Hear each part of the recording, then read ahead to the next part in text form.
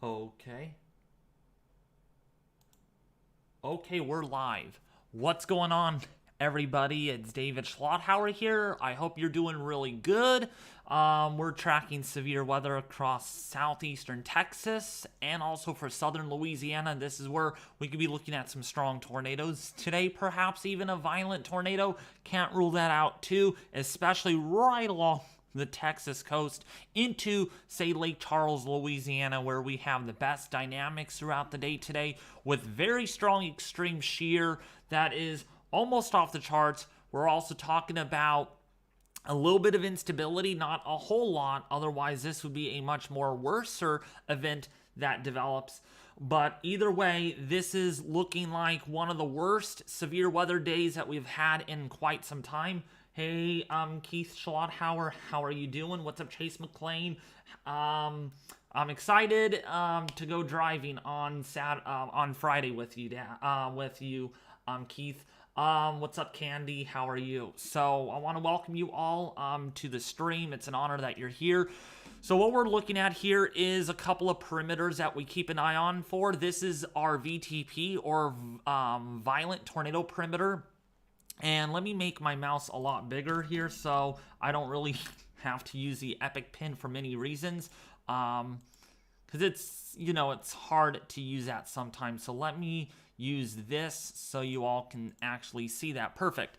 So this is our violent tornado perimeter. The higher the numbers, the better chances you have at seeing strong to violent tornadoes. Up here across, say, portions of Houston to the south where we have this warm frontal boundary, that's where you have better moisture advection, you have better quality moisture return, and a lot of deep layer shear within this regime. So we have anywhere between, say, a 3 to a 5 on the VTP in Corpus Christi, across Houston, Texas to the south, as well as north of McAllen here in Texas. We have a pretty good reservoir here of really elevated numbers of VTP, or violent tornado perimeter. And it's going to be this area where we really got to watch closely for any discrete storms. Those storms that are kind of on their own, they're rogue, they are not really interacting with the cold frontal boundary. These would be the storms to really watch for, significant tornado production and strong damaging wind gusts, as we have low-level winds that are very strong within this environment. All right. Another tool that I like to use is the VWP, or vertical wind profile for short, and it's a hodograph. So very similar to with what you might find on a SCUT sounding hodograph. I know these are a lot of meteorological terms out there. I'm going to try to simplify this as much as I can. This is out of, let's see here, this is out of KG or KHGX. This is out of Houston, Texas.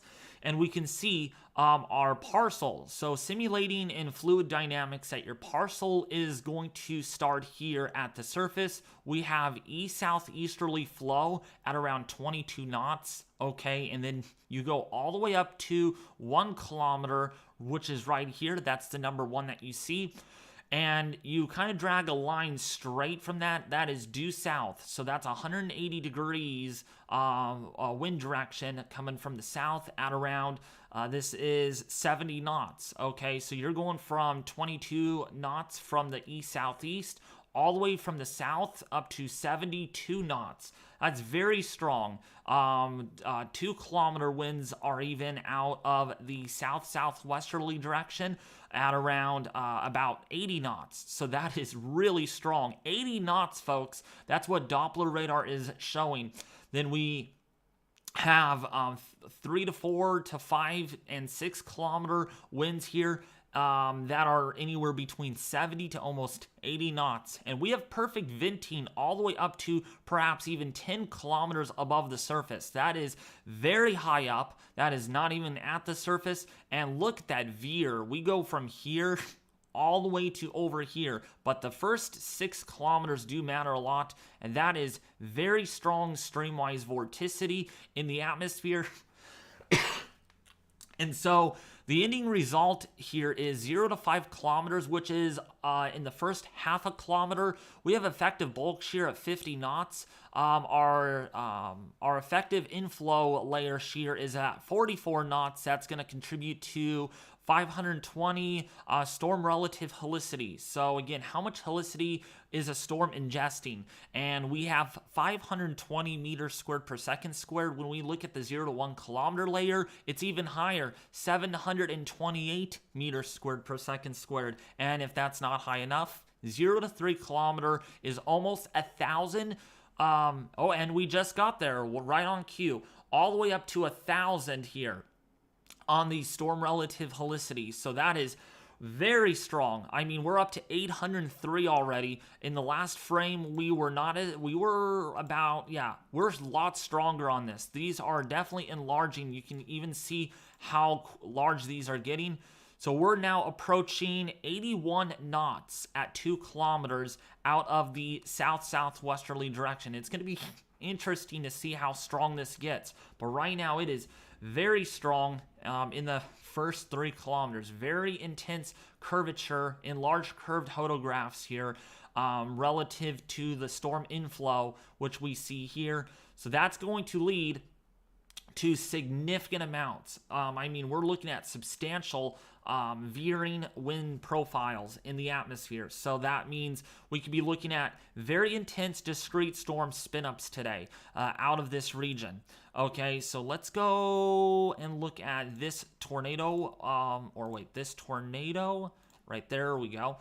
This tornado warning. Let me make my cursor a little smaller since we're not needing it as much. So let me make that a little smaller. That's the cool thing about Windows. You could actually change your cursor size. So right here is where we have a tornado in Victoria, Texas. A tornado warning right now expires in 23 minutes. If you're in the Guadalupe area, again, Guadalupe, you are now under a tornado warning. We got to really watch that closely downstream of this environment. It's very hostile. We're talking very strong deep layer shear. El Campo, we're seeing a nice confluent zone here with multiple broken semi-discrete storms right over Palquios in Texas. We even have surface winds 26 miles an hour there. So definitely a concern here for tornadoes, especially right in this regime where we have a narrow space corridor for very strong deep layer shear. If anything interacts with this, it's going to spin up very quickly. Also, speaking of wind, right off the coast, 40 mile an hour sustained winds with gusts nearing 50 miles an hour. So that just goes to show you surface winds are definitely increasing here. We have 35 mile an hour winds off of the Galveston, Texas area. And again, all these storms are going to interact with these very strong southeasterly winds. And when we get southwesterly aloft, we get veering, right? When we get a lot of veering, you get a lot of helicity going on. And when you get a lot of helicity, any discrete thunderstorm that develops, again, is capable of producing long-tracked, fast-moving tornadoes, all right, across this area.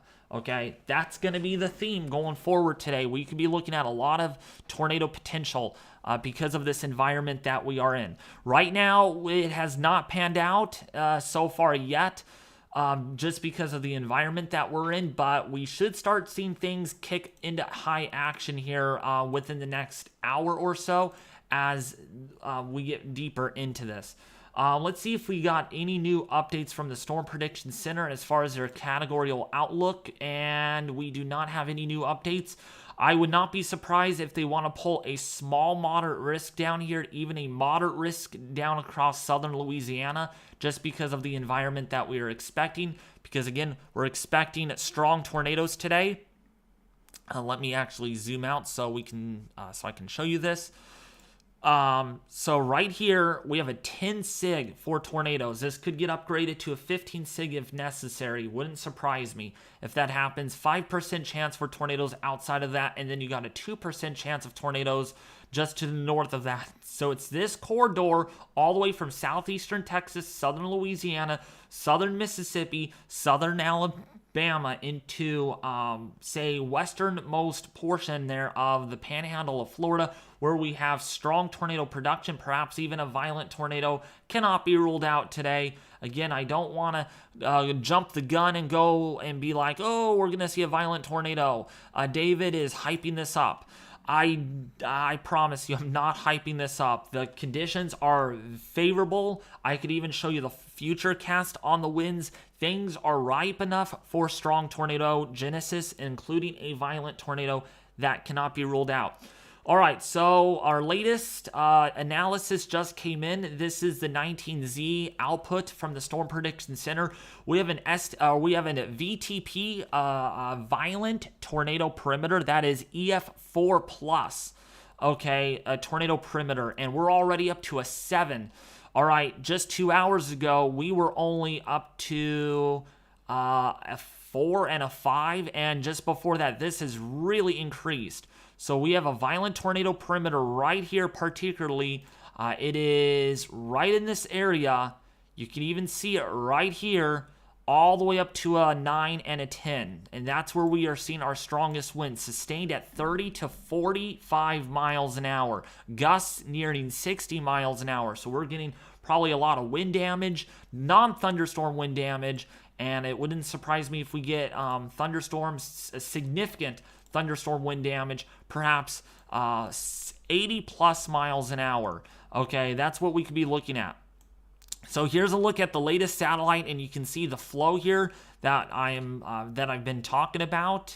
Let's make our cursor yellow so you can see. So right in here, southerly flow or southeasterly flow at the surface, but you can see in the mid and upper levels, the flow is going the opposite direction.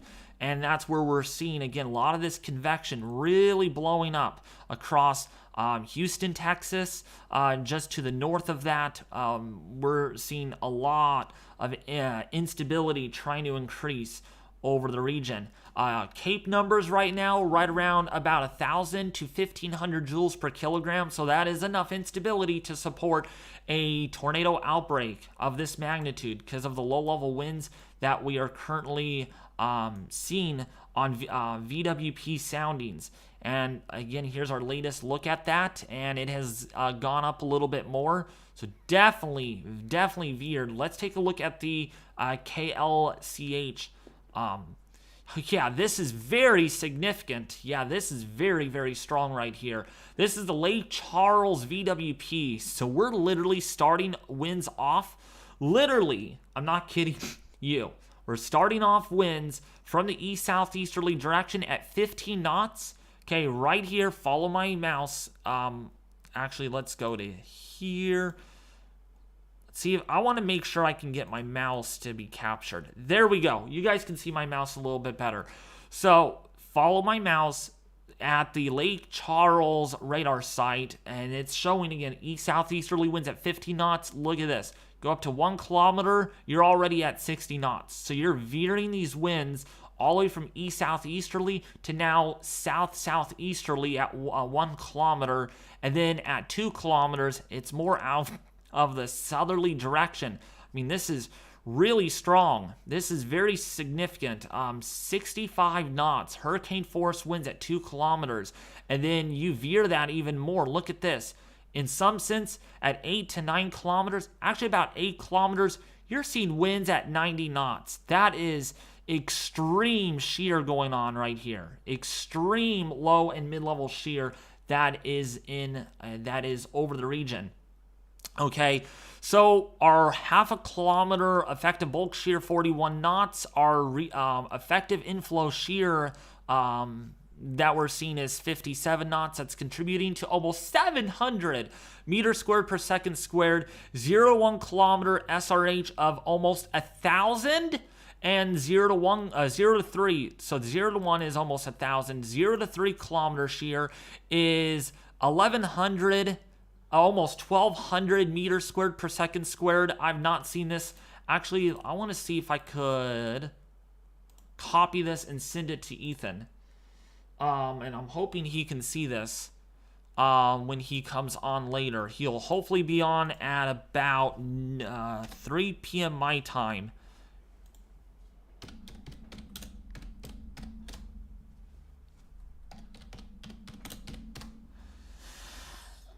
So definitely a lot of shear out there. My goodness, big time. If it's either gonna boom or it's gonna bust. All right, I don't want to say it's gonna bust, but it's that scenario. We are seeing a wide variety of scenarios here.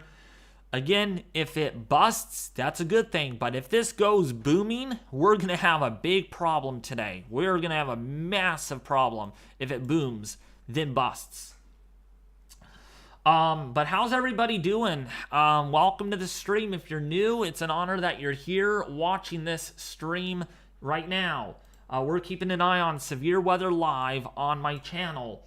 Right now, there's not a lot going on, but that's why I'm live to monitoring the situation as we're keeping an eye on Doppler radar.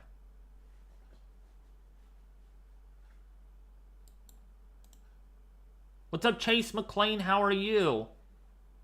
What's up, William?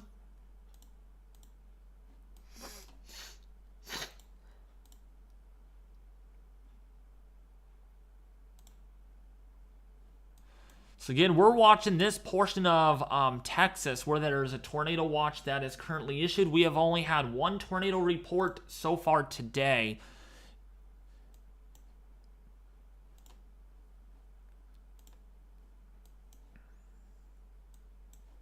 Oh yeah, I wanted to show you guys Weather Bell for those that are curious.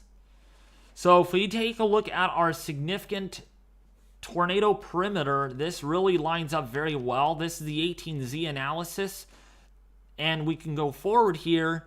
Let me make my mouse a little bit, let's use this color.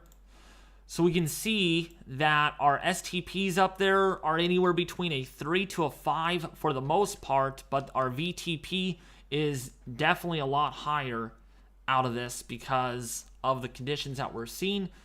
But most importantly, if we take a look at our surface winds, I mean, this is very scary. I mean, you got winds 30 to 50 miles an hour onshore over Lake Charles, even more further inland here. This is like tropical storm force winds. Pretty much it is tropical storm force winds. On top of that, look at these wind gusts, perhaps 45 to 60 miles an hour. But not only that, 925 millibar winds, very strong. This is about 6 p.m. today in Louisiana. 70, 80 knot winds at 925 millibars. That's 2,000 feet above the surface.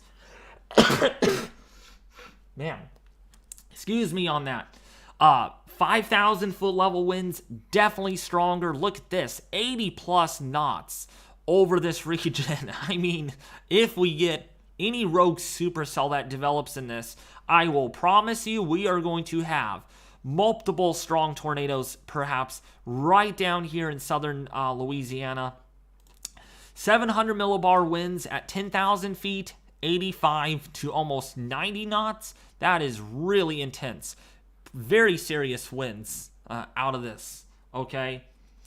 So we're watching this area for tornado genesis, and we're waiting for a new update from the Storm Prediction Center, because we have an enhanced risk that is issued with a 10% SIG for tornadoes. We have not gotten a new update yet. It is 119 over there, so they should be updating this quite soon. Really, really soon.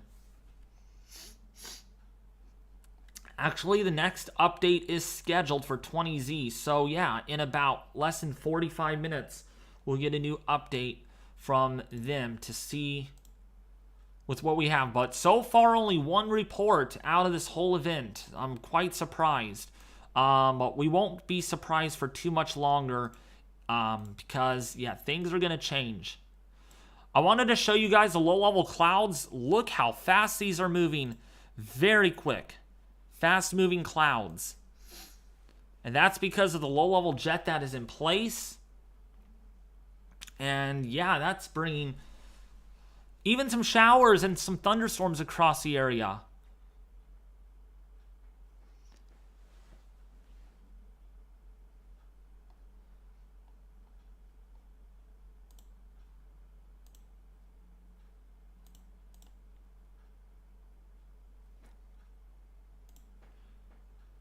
But yeah, look at these clouds. Oh my gosh, these are moving really quickly.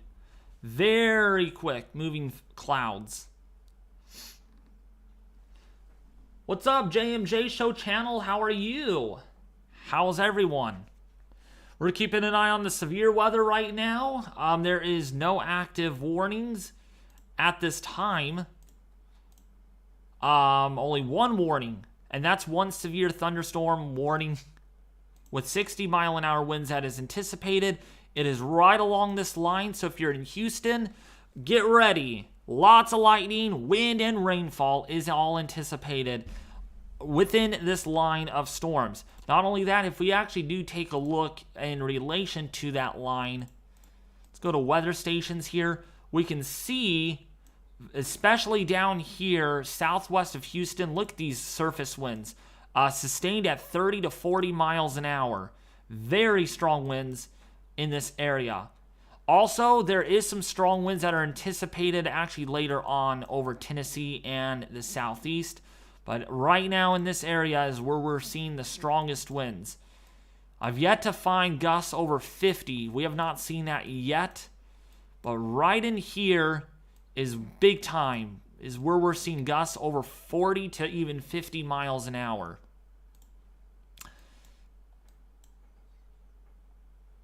Yeah, power outages will be widespread again. I'm certainly expecting that out ahead of this line and within the line of storms. Gosh, these dew points here are in the 70s. I mean, lots of moisture coming off the Gulf right now. Lots of moisture. Actually, this line here is intensifying. So it's going to be this area where we're going to have to watch for more discrete activity over League City, Texas, Houston, Texas. But for right now, we are seeing severe thunderstorm warning, a severe thunderstorm warning that expires in 8 minutes. Right now, it is really quiet at this time. But as we go and take back look at Weather Underground, I did want to show you all the rest of the storm really quickly, as this is a pretty big deal. Right now over Oklahoma City, that's where the snow is coming down very hard. Norman, Mustang, if you are in Chickasha in Oklahoma, we're talking light to moderate to even heavy snowfall. Wichita Falls, it's even heavier there. So not only we're dealing with severe weather for the south, but wow, to the north here, definitely a big snowmaker. We're also keeping an eye on Springfield for maybe some accumulating snow. But right now, this is a very wet snow.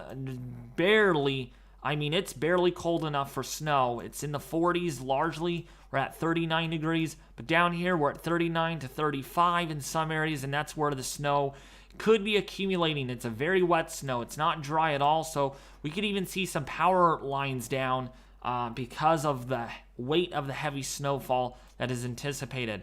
Let's go further north. Not too much colder at all. 27 to 35 degrees across northern Kansas. So this has limited amounts of cold air with it. It's not dragging too terribly amount of cold air with this. But out ahead of this, of course, we're seeing the severest weather with temperatures between 65 to 70 degrees with dew points that are definitely up there. And we got a wind report here right now. 40-mile-an-hour sustained winds, gusts up to 46. So not in the 50s yet, but wow, some very strong winds there at this given time. And those winds will definitely increase further. I think the strongest winds are anticipated over here like Port Arthur. Going to see some damaging winds. Gusts already up to 47 miles an hour as of right now. Let's go right back over to Doppler radar, where we are keeping an eye on a lot.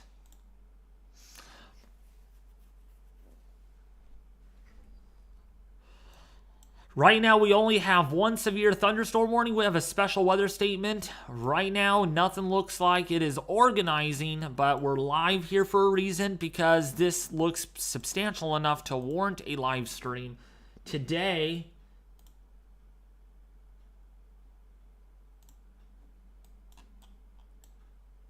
but can anybody hear me? Am I lagging really bad?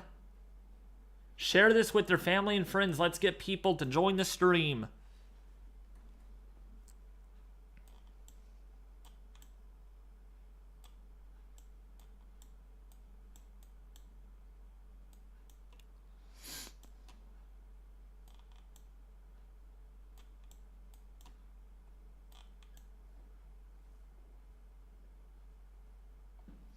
So again, if you're in Kingwood, if you're on Humble right now in Texas, severe thunderstorm warning right there.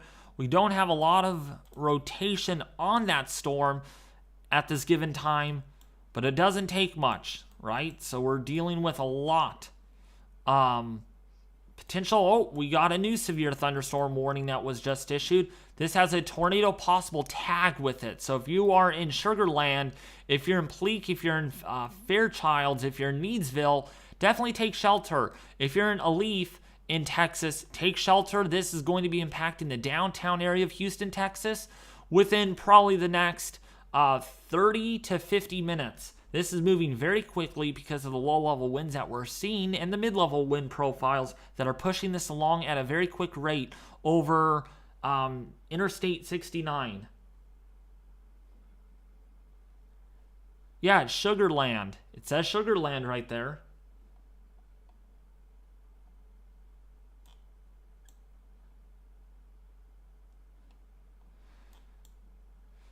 So if you are in Sugar Land, Alief, Houston, if you're in Pleak, Needville, if you are in Rosenberg, that's where we're seeing the biggest threat of severe weather right now. Severe thunderstorm warning is currently issued. We're going to see on how this line over Bay City organizes. It doesn't look too organized right now at the moment, but we're going to really have to keep an eye. This is a confluent zone that we are watching. But this is a look now at severe weather live.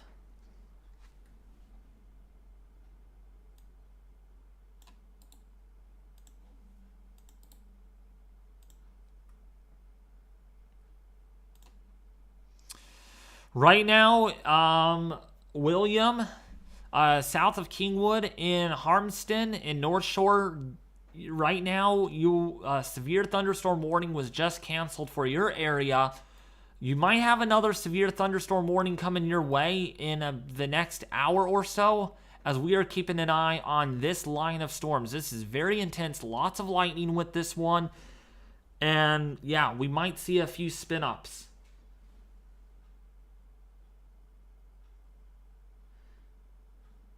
Can you check Blue Ball, Pennsylvania? Sure.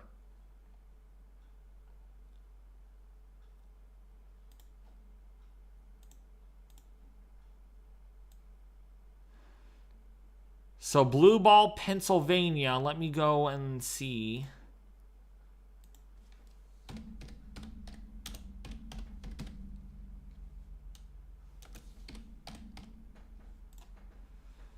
So Blue Ball, Pennsylvania.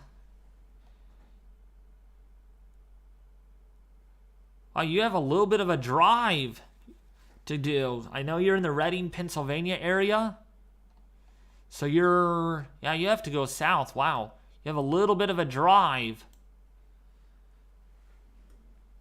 So that area is going to likely see, you might get in on some snow. Now, when you leave in the morning, you might have quite a bit of snow, a wet snow, and then it should transition over to rain afterwards. If we look at the NAM model on that, it is showing a little bit more different scenario. It has more of snow, then sleet, and then maybe some freezing rain briefly before transitioning over to rain after that.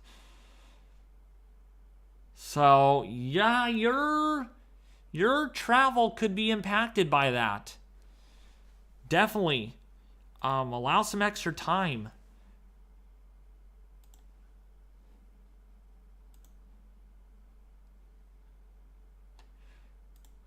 Alex, by the way, do you drive the speed limit, right? Or do you go a little faster than the speed limit?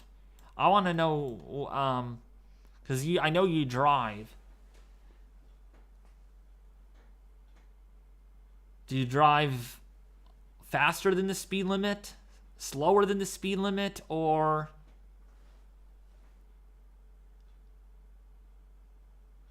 Big wave from North Jersey. Oh yeah, big wave, yeah. Hey there, Gario, how are you?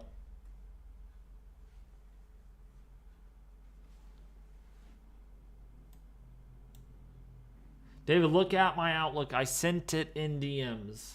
Let me see what you have to... Oops, no, not that. No. Why did it pop up with that? Okay, let's go to here. I don't see your out... Oh, yeah, hold on.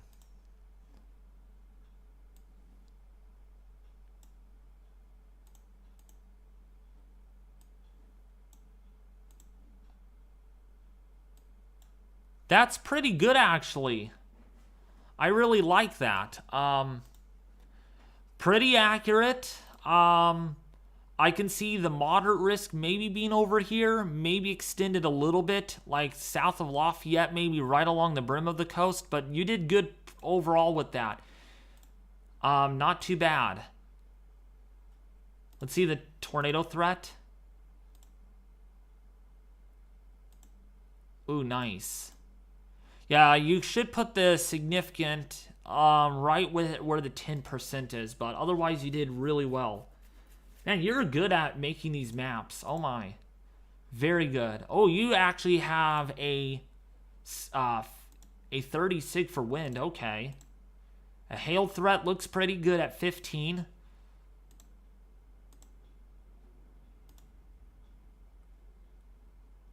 Wow, you really did good on this. Congratulations. 170 views on it, too. That's very good. So, yeah, again, this is not an official Outlook, so please do not be like, oh, we're under a moderate risk. You guys, look at this. Look at this. This is not official from the SPC yet. This is made by United Weather on Google Maps. So, yeah, do not take this seriously. Take it seriously, but you gotta still look at the SPC. Please look at the SPC, because that's where you can find official information. All right, Beaumont, Galveston under that moderate risk on Google Maps. So, pretty good.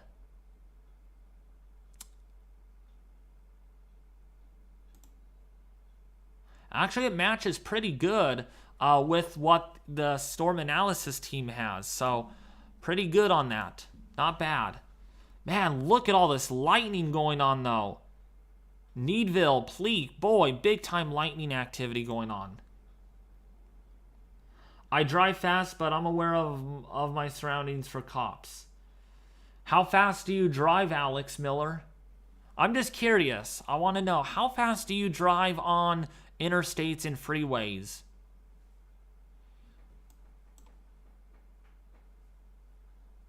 I'm on my way to the DMV right now, David. It's dumping and flooding everywhere. Oh, you're getting your driver's license, Chase McLean? You're going in the rain? If you're learning to drive out in this, oh boy. Oh boy.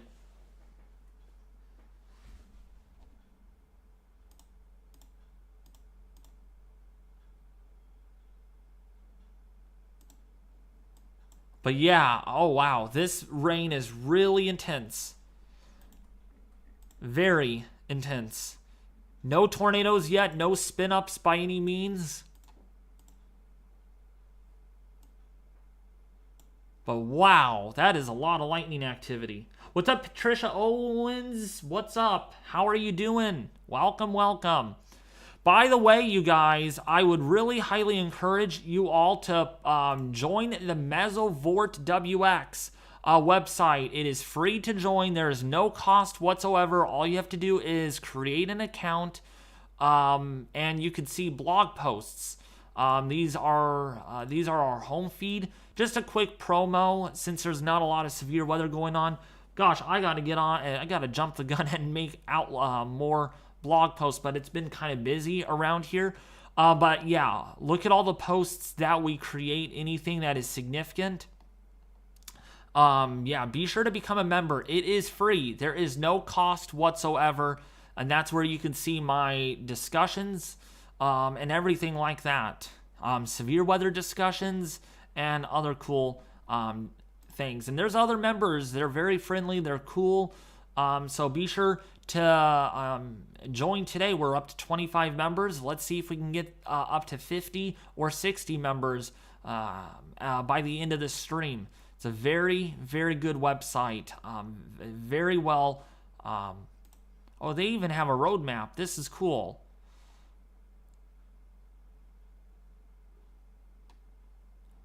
Oh yeah, this is the past roadmap. How things kind of evolved. But yeah, you can see their about page. So if you go to the about page, you can learn more about that. Very good website, though. I highly recommend checking it out. Evan James is the founder. He is a director of the website. So a big shout out goes to him on this. But yeah, it's very good. It's an awesome website where you can participate. Not only that, I do have a Sacramento Weather Center group too that I have tied into so every time I post on there on the Mesovort, I also put it here too. So if you haven't joined the Sacramento Weather Center group, I would highly recommend joining it too.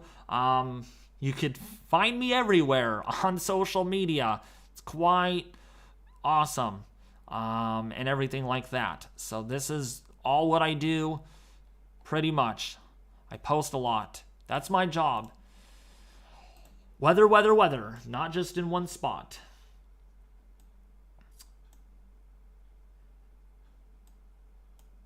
Candy, I just said it's free to participate in the Mesovort website. There is no fee at all. It's free. What's up, Brian?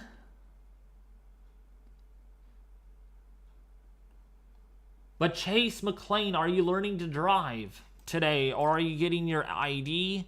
What are you going to the DMV for? I'm just wondering.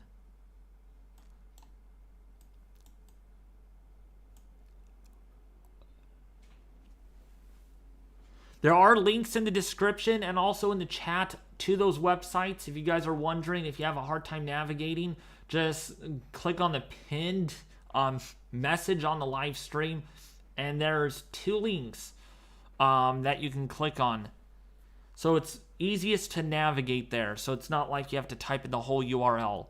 So severe thunderstorm warning now issued for Sugar Land at this time. Sugar Land under a severe thunderstorm warning.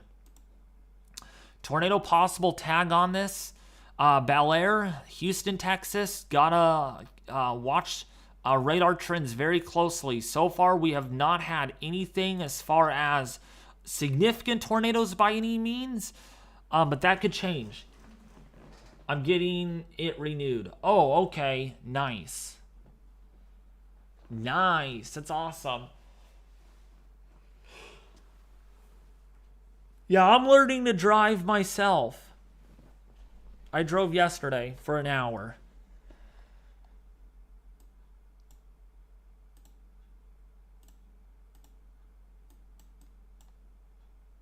But yikes, this rain is pretty intense.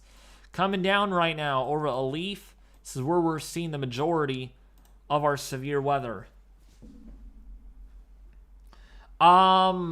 I want to learn to parallel park, but my family won't allow me to parallel park yet. They rather me learn to do residential street driving on main streets and stuff, learning to stop at traffic lights, stop signs and stuff.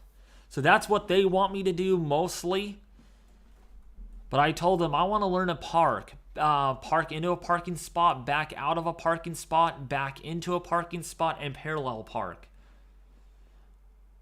But they said what's more important right now is you getting to learn to drive on these busy roads. Awesome. One step closer to storm chasing. Yes. Well, if there is ever severe weather here, right, I can go out. I probably won't do it right away because, again, my family has to feel comfortable about me going out by myself long distances to do that.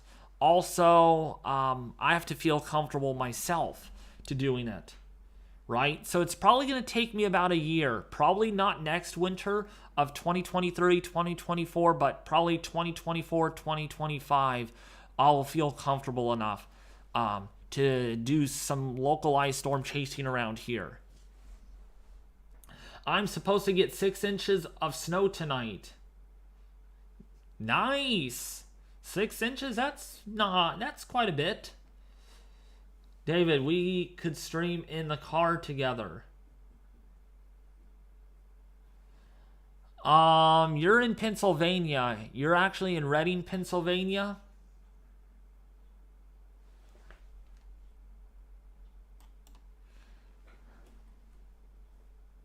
But if you're in Houston, Texas, rain's starting to come down there. We're keeping an eye on latest severe thunderstorm warnings. Right now, we only have one that is currently issued. We are watching for latest radar trends at this time. In fact, if we look at our latest VWP, oh, it gets worse, doesn't it? Oh my gosh, if Ethan literally looked at this, wow, he would have been...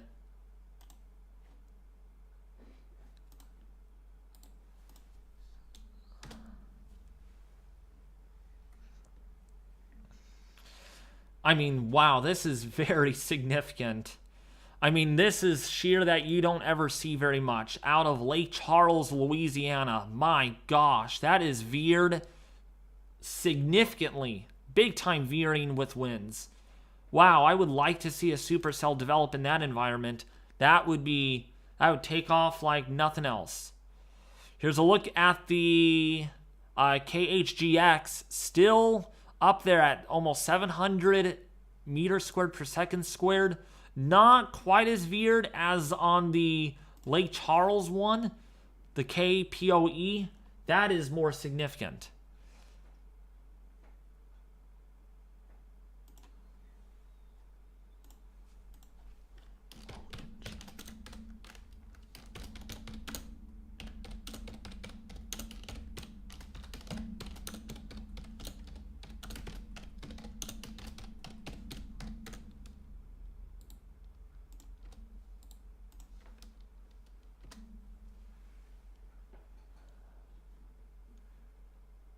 But yeah, that is, oh man, that's veered.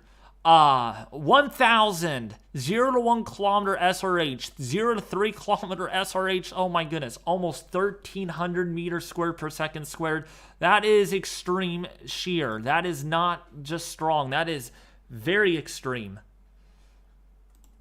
That is so extreme. I posted my 20Z outlook. Okay. Did you send me it? You did not send me the new Outlook.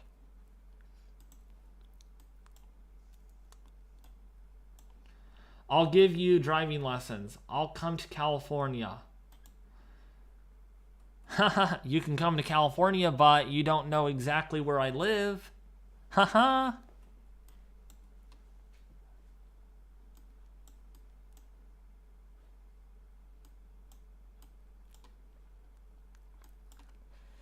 Roseburg, Pleak, Booth, right now, severe thunderstorm warning. This is where we have a tornado possible tag on this. This is the most concerning area right now in the short term for any possible tornado formation. Right now we don't. We might even, you know what, we might have something down here. They might have to issue another tornado warning down here near Thompson's Valley corner in Texas, southwest of Houston, Texas.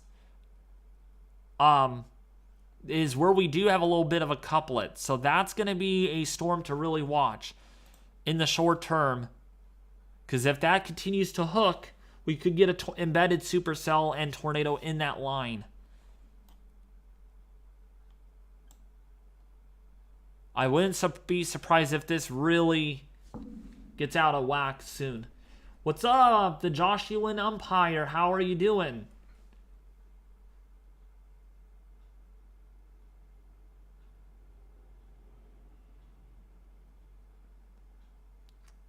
I'm currently driving through some street curb high water. Chase, be careful, please. Please be careful out there on the road. Don't hydroplane. Don't hydroplane. Oh. Now I posted it. When are you gonna look at an updated forecast on winter weather? I could do that now, I guess. Yeah, I could definitely do that. Norman, Oklahoma. Oh, wait, I thought that. Okay, yeah, this is Norman, Oklahoma. It is snowing pretty good up there. Yeah, if I'm covering something for too long, just let me know. Let me know when you want me to cover the winter weather for a little bit here. Definitely snowing here in Norman, Oklahoma. Storm Prediction Center location, right? Not here exactly, but definitely snowing there. Looks to be a wet snow because it's not accumulating on the driveways or roads yet, but it is accumulating on the lawns and backyards and front yards and roofs. And there's a garbage truck. Just goes to show you that they're not even snow plowing on that. 33.9 degrees on that station, and this is where we are seeing the snow coming down. Pretty good, actually, in Ada, Stratford, in the Oklahoma area, getting some more light to moderate snowfall. Winter storm warning is issued for this area. Again, up to 7 inches of additional snow is anticipated with this winter storm warning. If we go over a little further to Muskogee in Oklahoma, it's likely rain. It's not snowing here at all yet. Not cold enough, 38 to 39 degrees. Let's go even further in towards Fort Smith. That's where it's just moderate to heavy rainfall, coming down pretty good actually over that area. So it's going to be interesting. Does this try to change over to snow? Some of the models do suggest that will happen. But when you go up towards Springfield up here, it is likely just rain coming down. If we go to St. Robert, just rain coming down. And when we go to St. Louis, no rain yet at this given time. It's cool. It's in the low 40s. And the rain and snow will be arriving there very soon, within the next couple of hours. But in the short term, this is where we are seeing the worst of the winter weather right now.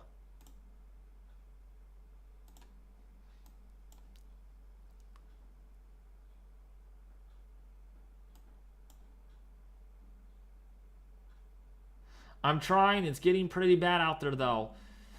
Yeah. Please be careful, though, Chase McLean. I know it's pouring and everything.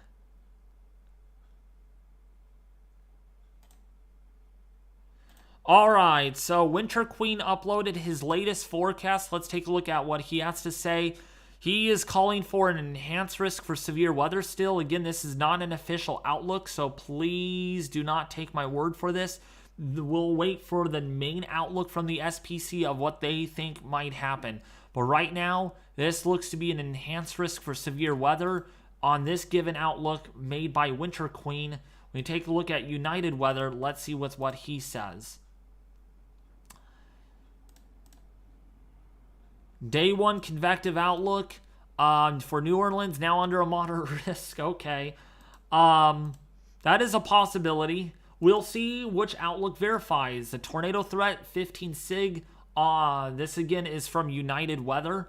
Again, this is not an official outlook. Oh, wow. He went a little higher on wind. Okay. You actually went higher. You went 45 significant for strong winds. That is... Okay, that seems probable.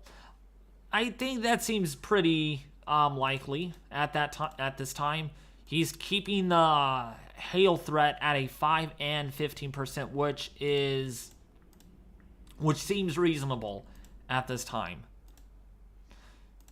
So yeah, good job on the outlook, United Weather. Hey, my channel used to be named United Weather, but Weather United. Just flip the 2 words around. Graham Cracker, how are you doing? What's up, Emily WX? Laughing out loud. I didn't do probs. Sorry. Oh, it's all right. Oh, are you Winter Queen Emily WX? I want to make sure because your name is different. It's okay if you didn't do probs. We know what the enhanced risk could be for. It's for 10 sig for tornadoes. Yeah, this is going to be an area we're gotta really watch. Right in here, this narrow corridor where there's some breaks in the sunshine. What's up, Emily WX? If you want to join the stream, I don't know if you're available. You got to take a look at these photographs, my guy. Because I know you're good at this stuff.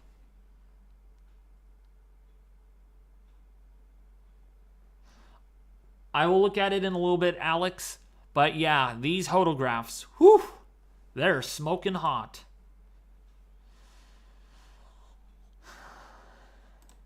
This one especially out of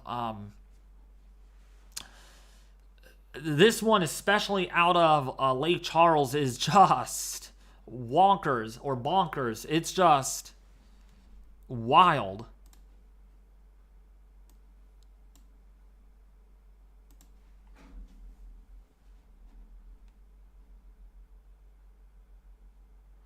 Oh, okay. All right, Emily. This is important, David. Intercourse, Pennsylvania. That's probably where you're headed down to, right? Intercourse, Pennsylvania. So for Intercourse, Pennsylvania, you're likely to see rain for the majority of the time. It's not going to be snow. Maybe a flake or two, but nothing to cause any road travel problems. I don't see that happening, Alex Miller. So if you're going down to Intercourse in your car, you should be fine. Lancaster might be a little bit more uncertain as far as snow and rain goes. But the further north you go, you have better chances of seeing snow. The further south, east you go in Pennsylvania, the lesser chance you see snow.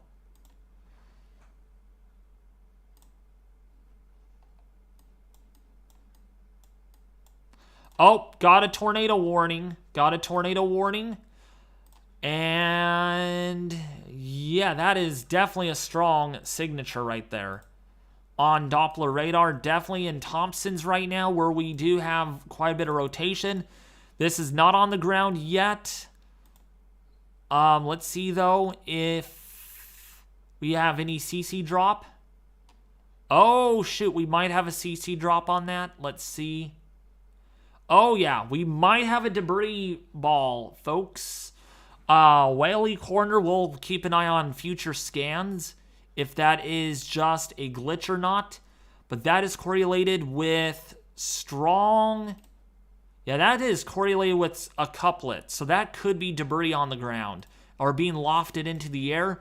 So if you're in Thompson's right now, Duke, Arcola, if you're in Trammels, if you're in Palmetto, in the Texas region, you need to be taking this seriously. This is a tornado, and again, the environment is supportive of strong tornadoes.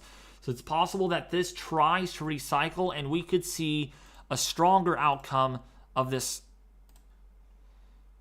Well, we're going to keep an eye on radar trends on correlation coefficient, which measures how much debris is in the air. What's up, Broken Wing Professional? Oh, yeah. Okay, yeah, that is a debris ball. That is a tornado on the ground right now doing damage. So if you are in the path, if you are downstream of this, plantation near Fresno, moving northeast at 45 miles an hour. We have our second confirmed tornado today, a tornado warning at least. A damaging tornado. Radar has confirmed this tornado. The flying debris will be dangerous to those caught without shelter. Mobile homes will be damaged or destroyed. Damage to roofs, windows, and vehicles will occur. Tree damage is likely. All right, so again, we are talking about a tornado that is on the ground right now. This is damaging homes. To be specific, if you're in Sienna Parkway right now, if you are in Mount Logan, Mount Logan right now, road, you need to be taking shelter. That is a debris signature. What's up, Ryan Teasdale? How are you doing? Okay. All right, what in the heck is this? Did they downgrade that seriously to radar indicated? I mean, it's on the ground. There's a debris ball.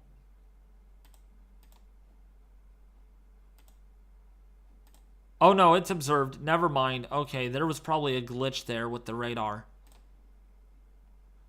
That is definitely doing some damage. When we take a look here at our correlation coefficient, there is your debris signature.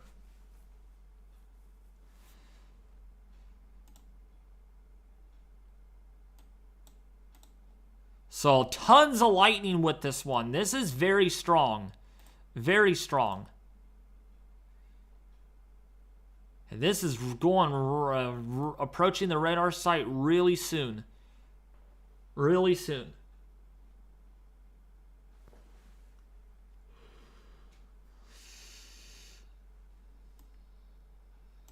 So, yeah, if you are downstream of this, if you're in Brookside Village, Elmeda, please take shelter. This is a rain wrap tornado situation. Let's see if we have any debris. Or any update on that? Not yet. Okay, it's broken up a little bit. Might be breaking up a little bit. But still, some debris being captured on Doppler radar.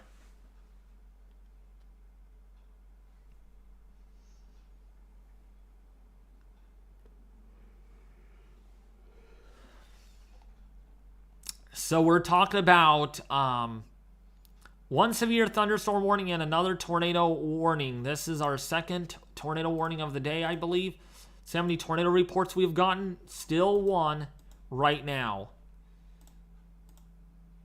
I'm going to see if they have updated this, so I'm curious. And they have updated this. They're keeping this enhanced. They are not going moderate. They are not going moderate, so they are keeping it enhanced as of this outlook from the Storm Prediction Center as of 1:51 p.m. Central Standard Time. So they are not going moderate, which is good. So this is not as big of a threat as what we could see. There's still a chance it could boom or bust. We just don't know these things, right? Only nature knows. But right now, given the fact that we have already seen a confirmed tornado along this line, we could see quite more activity.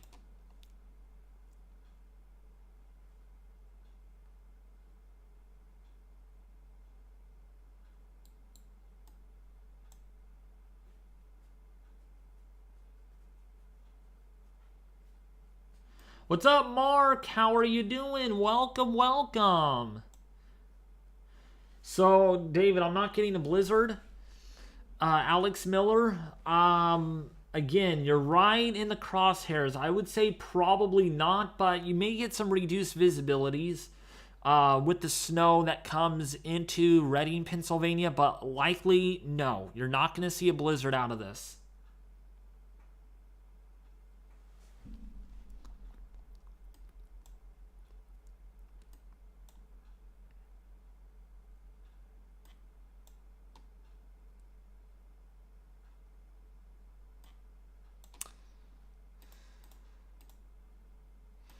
But yeah, we're going to keep an eye on this. Right now, this storm especially, this has my attention.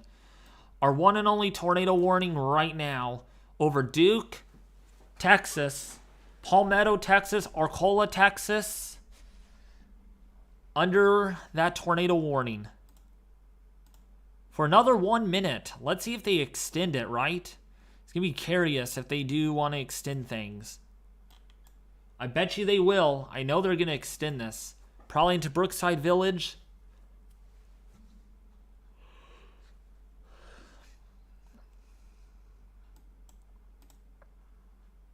There is a special weather statement, but my gosh, those lightning strikes.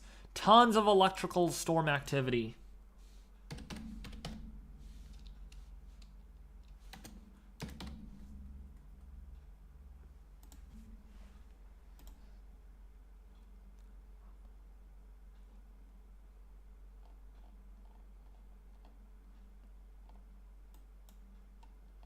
Yeah.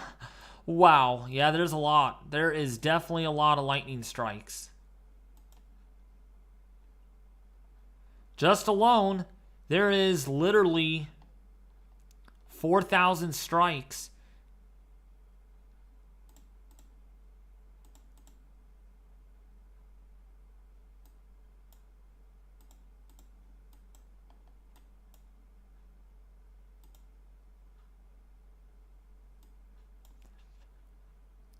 You can see all the lightning going on. Tons and tons.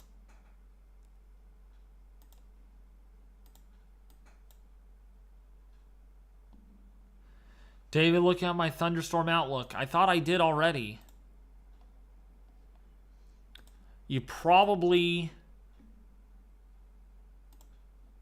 Yeah, I did already. Yeah, I saw it. Oh, new severe thunderstorm warning just got issued. 60-mile-an-hour wind gusts and tornadoes are possible with this. That's a big severe thunderstorm warning. So let's take a look. There's a lot of cities out in this. National Weather Service in League City has issued a severe thunderstorm warning.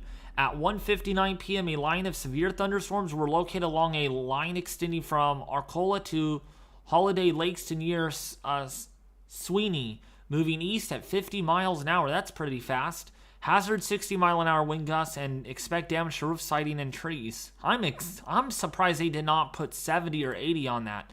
There's a lot of winds out ahead of this. But fortunately, there is no signs of anything suspicious as far as tornadoes go. This line is going to approach the camera. There's a camera right here in Dickinson, in Texas.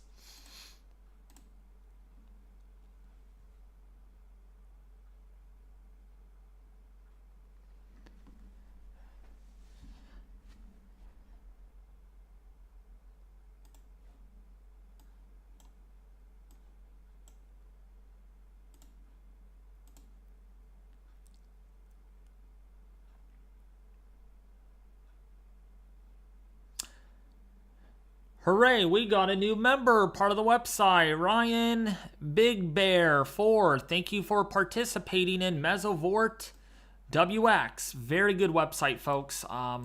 Again, just for those that are new, we do have a weather website that I would highly recommend participating in. It is completely free to become a member. $0. I promise. There's no cost to it whatsoever. All you need to do is join, create your account, which is free, and voila!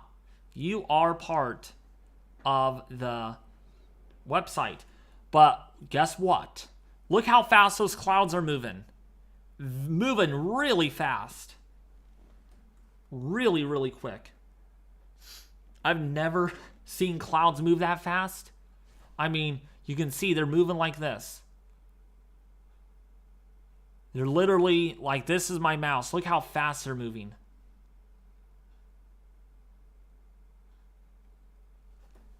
These are screaming.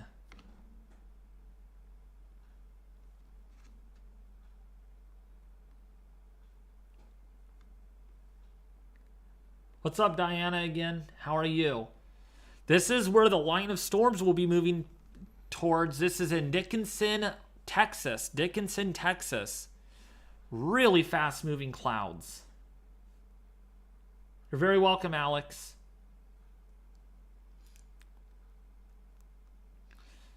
Really, really moving. That low-level jet is at least over 70 or 80 knots right now.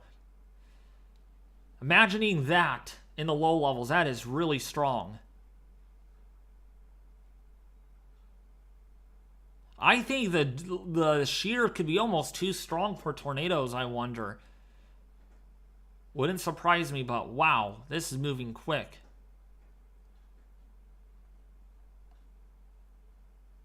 You join Mesovort WX. Let's see. Welcome, United Weather, to Mesovort WX. It is completely free.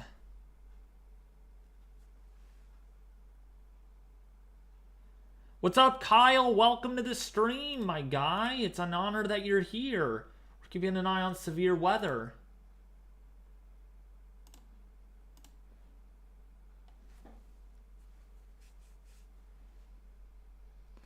Yeah, these clouds are moving fast. They are moving quick.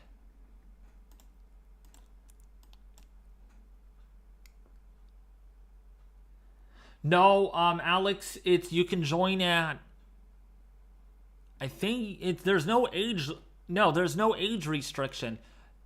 I'm sure you have to be 13 and over. I'm sure. I don't know if that's true or not. I think anyone could join. You're the people that could view the post. You're not able to post anything. You're just the viewer. So, like, you're able to view on what our latest posts are. So, like, if you go to home feed, so click on home feed, you're able to see what we have been posting.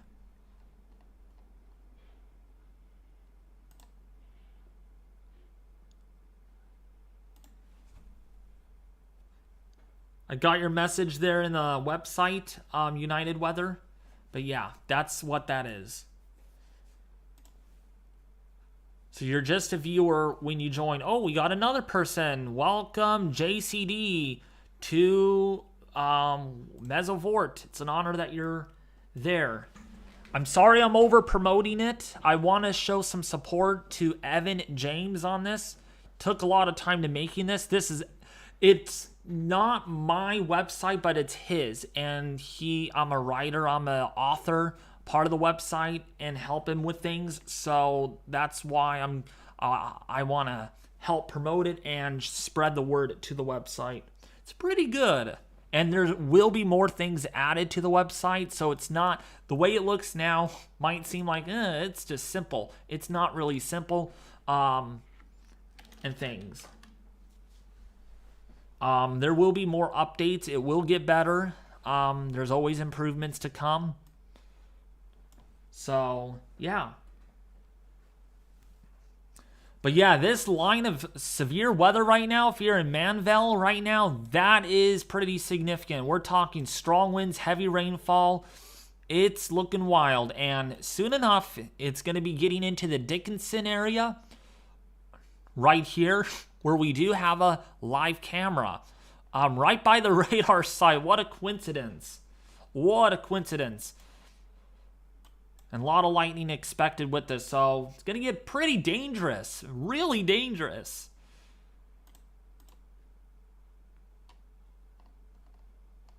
Still some rotation on this storm, though. Near Pearland.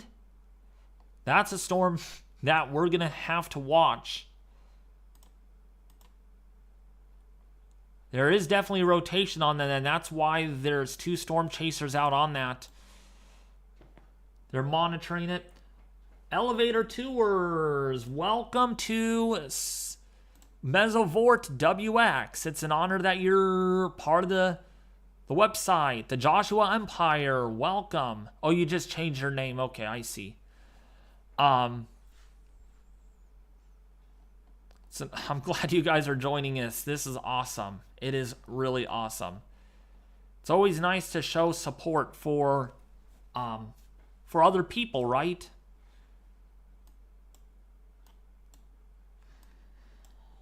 What's up, Lisa PM59? Welcome, welcome. Yeah, I got you, Joshua Empire. I saw you in the database.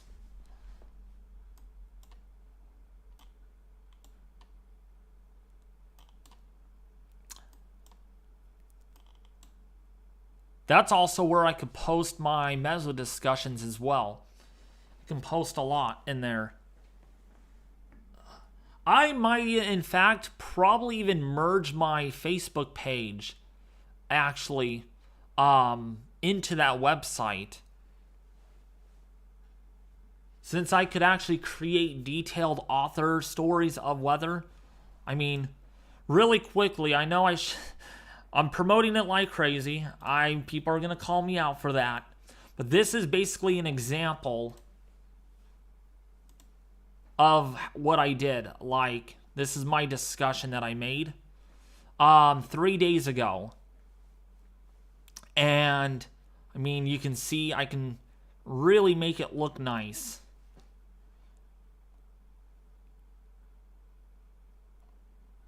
It's really, really cool.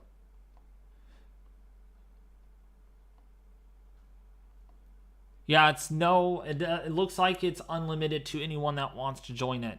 If you want to join, become a member, it's free. Based on what he said, I don't think there's any age restriction, which actually helps out a lot. I just want to make sure I'm providing the most truthful information on that. We also need to provide truthful information on this area of rotation. I'm surprised they're not pushing out a tornado warning on that. Close to Pearland. Oh, and I spoke too soon. Tornado, and it's observed. What do you know? It is observed.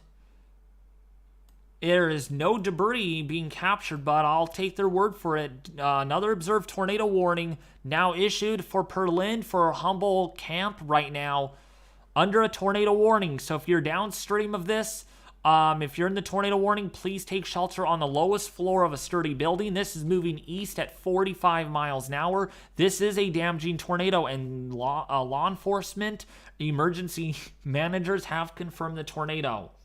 All right. Just issued an MCD on our website. Okay, let's see. Again, this is not official forecast. So let's just see what Sheriff Boy has to say. By the way, did you fix the login for me, Sheriff or Extreme Weather Team? Because I don't know if I'm able to log in still. I mean, it says user not found, so I'm hoping you could probably fix that. So let me see what he says here. I want to read this. Then we'll get to our tornado warning. So there's actually a couple. Well, this is public right here. Sheriff could promote it. Actually, click the link and you're able to see the discussion and stuff. Make sure you put this in your favorites bar, so you could basically see what is out here. Severe thunderstorm threat across Tornado Watch 04 continues. Damaging winds, large hail, tornadoes are all possible hazards. Again, this is not an official from the SPC meso discussion. All right. The threat for strong damaging tornadoes is also evident. Latest SPC meso analysis indicates that some SB instability has been able to form mainly near the coastal areas of southeastern Texas. SB Cape values in upwards of 1,500 is currently present in some areas in southeastern Texas. However, these instability values are expected to erode shortly as storms progress into southwestern Louisiana. Despite of the lack of instability across the watch area, effective bulk shear values in upwards of 75 knots is present, and this will help foster severe thunderstorm development. Shear remains quite strong with effective SRH values of 500 meters squared per second squared plus. Additionally, surface layer winds will be intense across the region, and this will enhance storm inflow. Any storm that is able to remain organized and discrete will have the potential to produce severe hazards. With all these perimeters in place, including strong shear and SRH values, the threat for a couple of tornadoes, some of which may be intense, will be present across Tornado Watch 4. In addition to the tornado threat, damaging winds will also be another potential hazards. In terms of severe hail, mid-level lapse rates aren't too impressive, and large hail will be possible with the strongest storms. Great discussion, Sheriff Boy. I really like that. So professional, very well written. I like that. I really like that.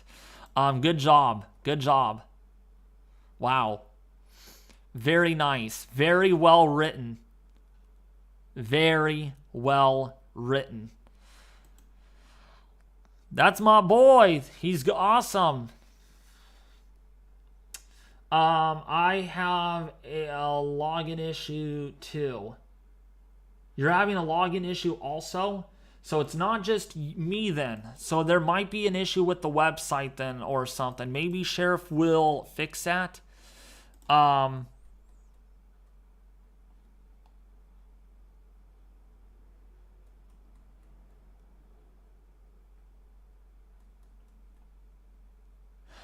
Sheriff Boy, by the way, are you available to join the live stream? Actually, let me see if I'm able to... You know what it might be? I bet you it is... Hold on a second.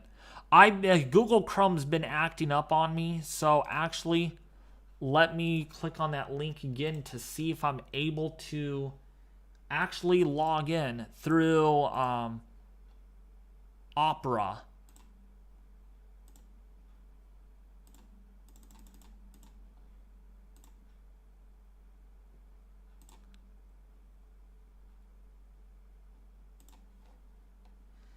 Okay. Again, I cannot share this on stream because it is my personal login credentials. I just want to see if I could fix the issue. And I bet you it's Chrome's fault. That it always glitches out.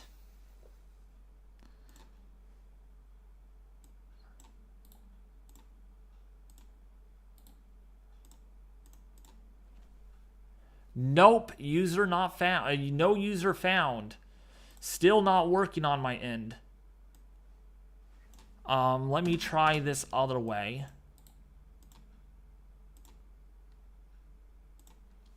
So yeah, Sheriff, you're gonna have to fix that, please.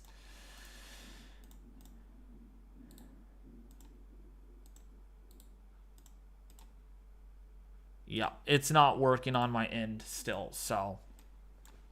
All right. What's working, at least on my end, is an active tornado warning. That is what's more important right now. We have an active tornado warning going on.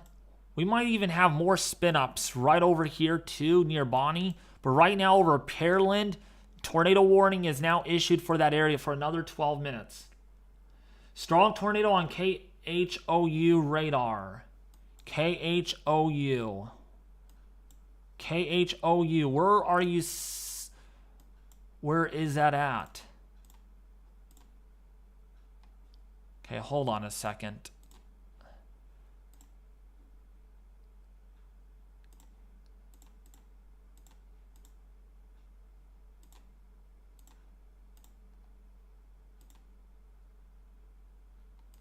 KHOU. I don't have KHOU. You probably have a terminal radar. That's what it is. It's terminal radar. I'll actually have to go on a radar scope and find it. KHOU, you said, right?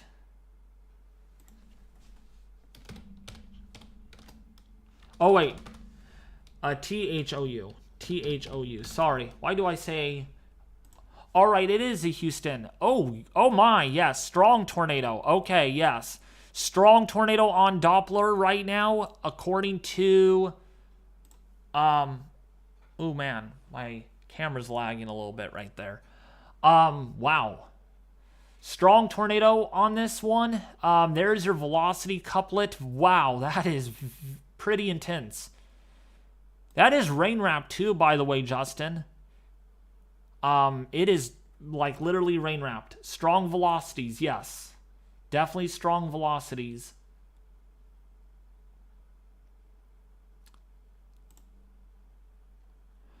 Oh my gosh, yes. Very strong tornado on the ground, potentially. 96 velocities.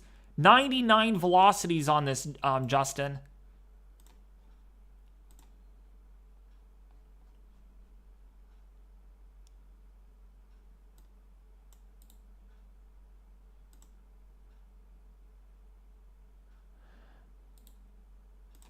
I'm not going to share it for the sake of things, Sheriff.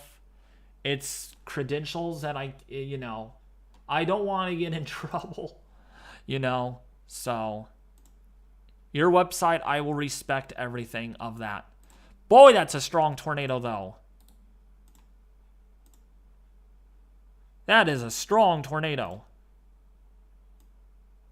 I hope I'm in. I hope this works. Please work.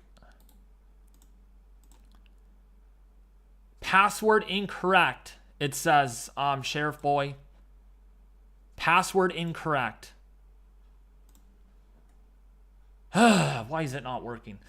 Whatever, it's fine. We can fix it later. Very deep TDS. Okay, let me go over to another radar then.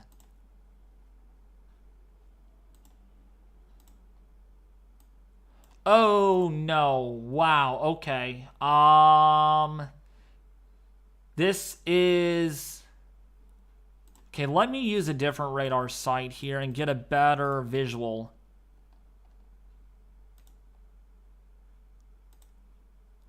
Oh my gosh, yes. Big debris ball. Yes, strong tornado on the ground right now. Moving over very populated areas. Strong tornado on the ground right now.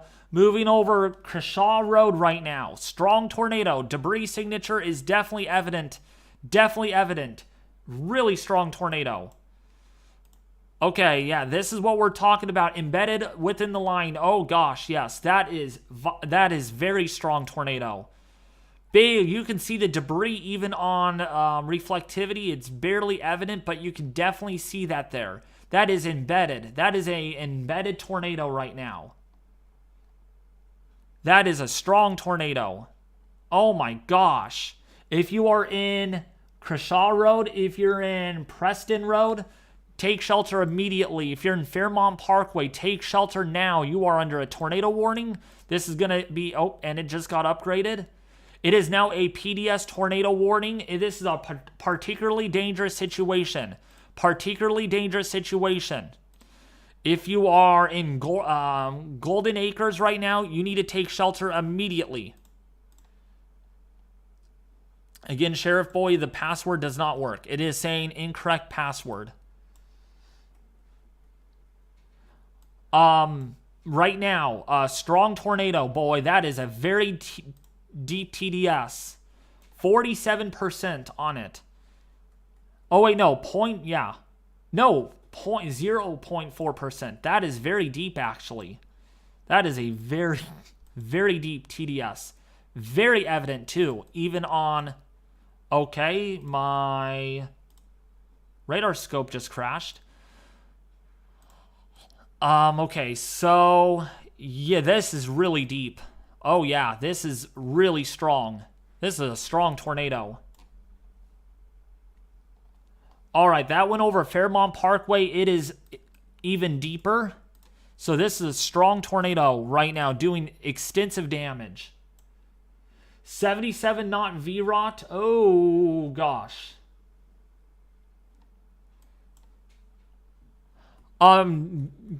Justin, can you join? Can you join? Can I give you a VC?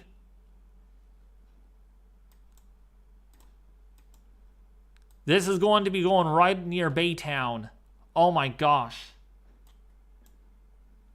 This is what we're talking about, folks. Embedded within this line, we could be seeing strong tornadoes, and that's what exactly we're seeing right now. A particularly dangerous situation going on right now. Again, a damaging tornado, if you are in a life-threatening situation, flying debris may be deadly to those caught without shelter. Again, may be deadly to those caught without shelter. Mobile homes will be severely destroyed. Considerable damage to homes, businesses, and vehicles is likely, and complete destruction is possible.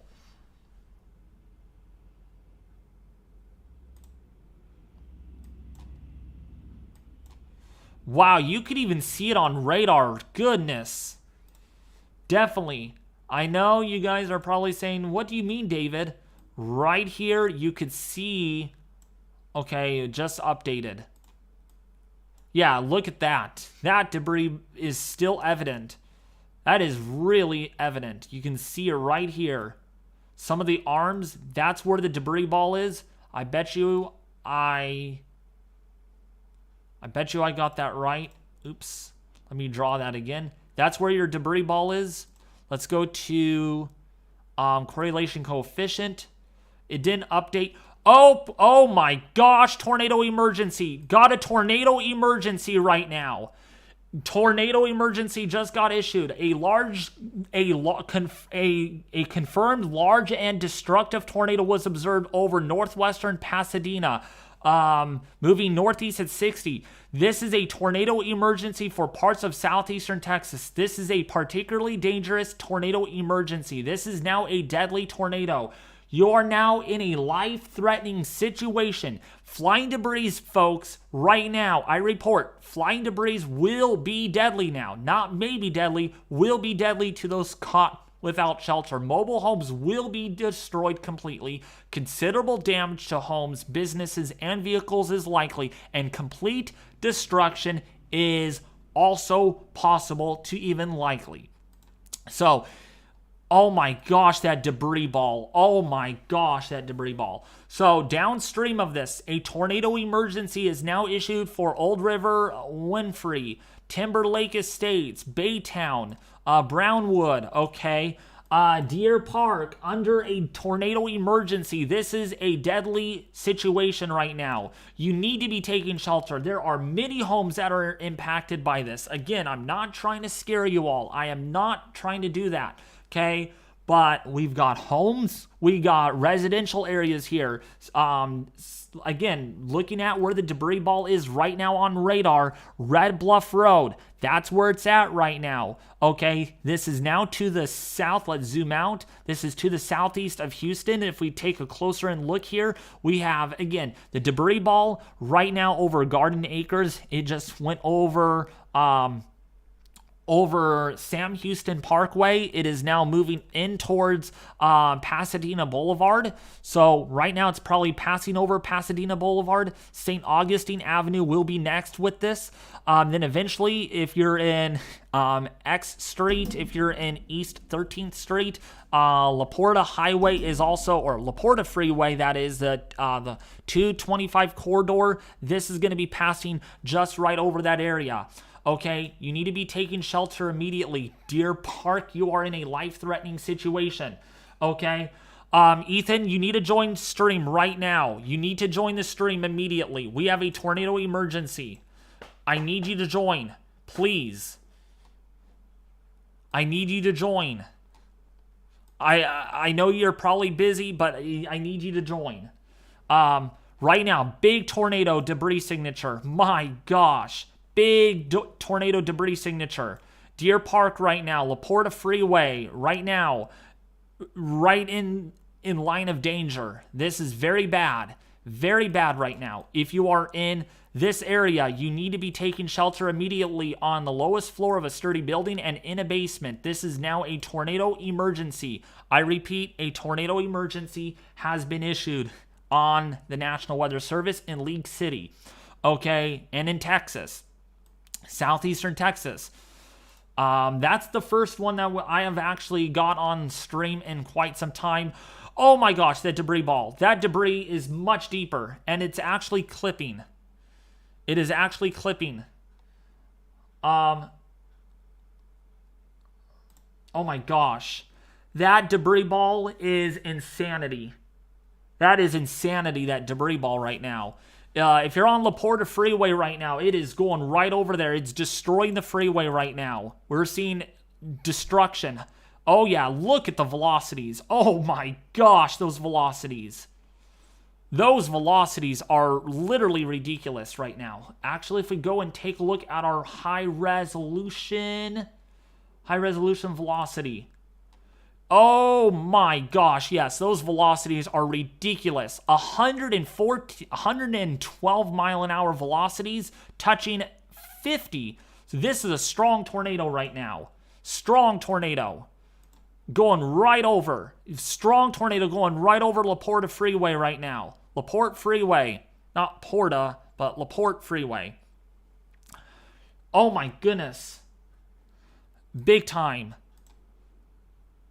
Big time. And it is, look, you can even look how large this debris ball is. Okay, we got a new update. Let's see. Yeah, we did get a new update. Yeah, look how big this is. So, downstream of this, Brownwood right now. Okay, new tornado emergency has been updated. This is a new updated tornado emergency right now as of 2 minutes ago. 2 minutes ago, moving northeast at 40 miles an hour. This is a deadly tornado right now. Deadly tornado, I repeat. Actually, let me see. Let me go to our GR2 analyst, and I want to see how high the debris is being lofted up in on this storm. I need to see how high the debris is being lofted.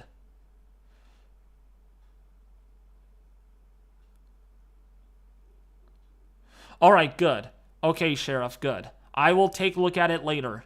Right now, a tornado emergency has been issued. Ethan, please answer.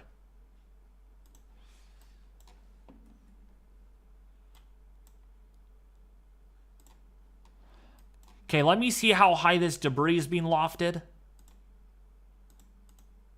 Oh my goodness. There is debris being lofted almost 15,000 feet into the air. That is a strong tornado. Oh my gosh. That is a strong tornado. There is your debris signature right there. Easily evident. You can clearly see it. Okay, debris might be dissipating a little bit, but still some strong velocities on this.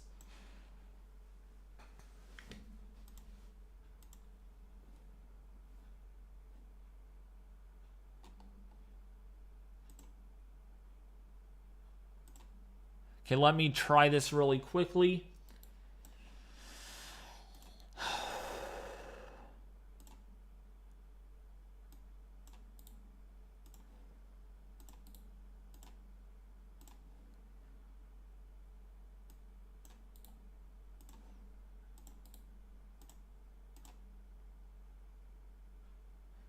All right, I am logged in, Sheriff. It was successful.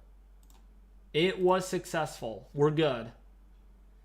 It was successful. Thank you, brother. It is working just fine. It works. Ethan, dude, tornado emergency.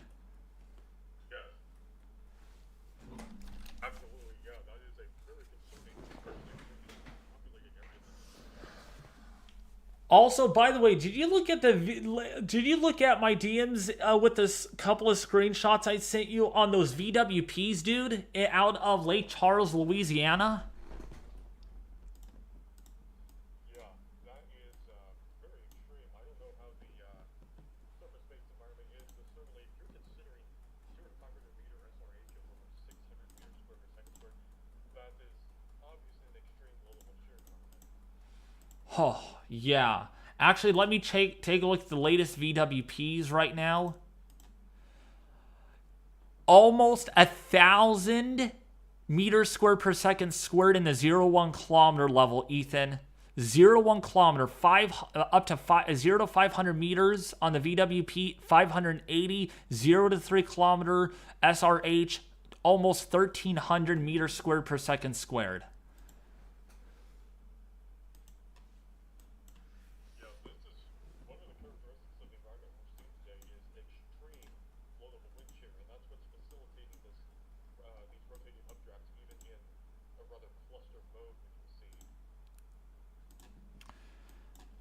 Gosh, tornado emergency, folks. Brownwood right now. Baytown, Cedar Bayou right now. Wow, that rotation, Ethan, is re-intensifying over Brownwood right now. So if you're in Brownwood, this is a very serious situation. And iterate on this, Ethan, right now. Let them know what a tornado emergency actually is. Yeah. You all can hear Before you do start, Chad Neeler just said, deadly tornado now labeled by the National Weather Service. This is a deadly tornado.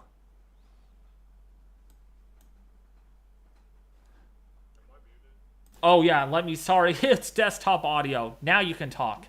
Okay, go ahead. Sorry about that, folks. Okay. Okay, yeah. Just a little bit of a technical difficulty there, but yeah, a tornado emergency is the most serious alert that the National Weather Service can issue. This is a rare product which they issue when a suspected strong tornado is moving through a populated area. And that's exactly what we're seeing right now with this tremendous debris signature. Very evident on radar, and the very tight TVS, the strongest that I have seen so far today, absolutely. And moving through heavily residential areas of Deer Park up toward the Baytown McNair area, very concerning, and that has warranted the tornado emergency issuance. Yup. And so what are we looking at downstream? Is this going to get worse? Are we going to see more of these down, or are we at the peak of this event?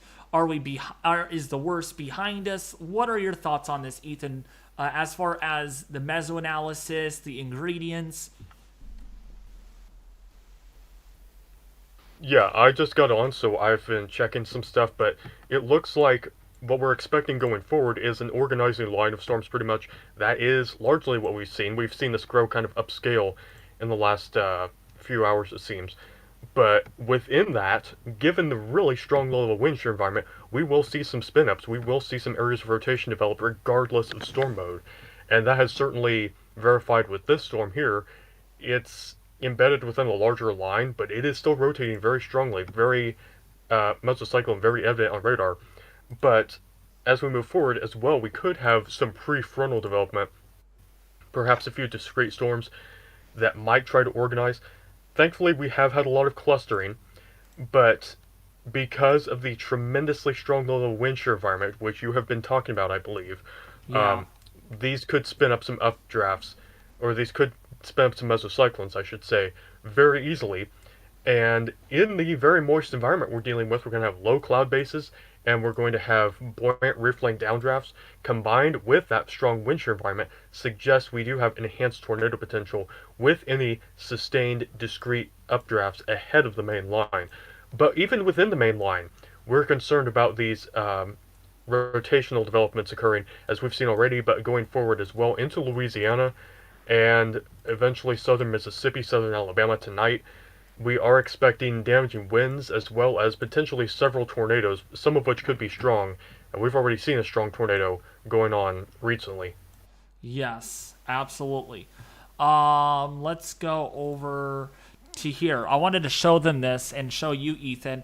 In the next 4 hours, so by about 5 p.m. Central Standard Time, southwestern Louisiana, Ethan, could have southeasterly surface winds 30 to 50 miles an hour. 30 to 50 with 925 millibar winds, Ethan. 925, not very far above the surface. 72 knots, 850 millibar winds, 80 knots, 700 millibar winds, almost 100 knots.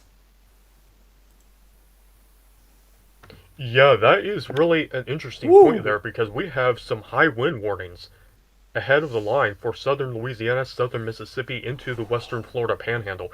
And that's pretty unusual to see this far south, but a tremendous low-level jet, certainly.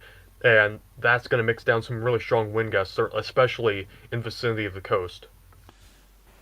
Yeah, but gosh, Ethan, those low-level winds, dude. Oh my goodness. They are extreme. That is the expectation. I don't think I've seen. Oh, and by the way, there was an AFD last night out of Mobile, Alabama. They even mentioned the words. These the photographs are bonkers and comical. I saw that, yeah. And I should say right now, I just got to checking the isolabars on the mesoanalysis page. The pressure is falling very quickly. We're looking at pressure falls of -5 millibars over 2 hours in Louisiana. Ooh. That low is organizing very fast, and that pressure gradient's tightening quickly. Now, that's going to be instrumental for a couple of reasons in increasing the low-level wind shear environment. Number one, it introduces an easterly surface wind component to the wind shear environment. So that's going to increase the curvature as we go aloft that low-level jets out of the south, and as we go further up, we're out of the southwest. So there you can imagine that curving of the vertical wind profile, creating enhanced wind shear. Also enhancing the wind shear is the fact that the pressure is falling so quickly. And that's going to lead to what you were just talking about, the extremely strong low-level jet, which is expected to develop further into the evening across the Gulf Coast states. Dude, this is, oh my gosh. Wow. It is concerning. That couplet is organizing very quickly again. That's tightening up awfully quickly. Near Cody in Texas, Texas, Cedar Bayou, on right to the south of the I-10 corridor, where that tornado warning is. I don't think it's a tornado emergency anymore. Or is it? I don't think it is. Yeah, sir. It is still a tornado emergency. Let me see here. No, it's not. Or no, it isn't. I'm getting PDS at the moment. Okay, it's not. All right, because my warning keeps on going back and forth.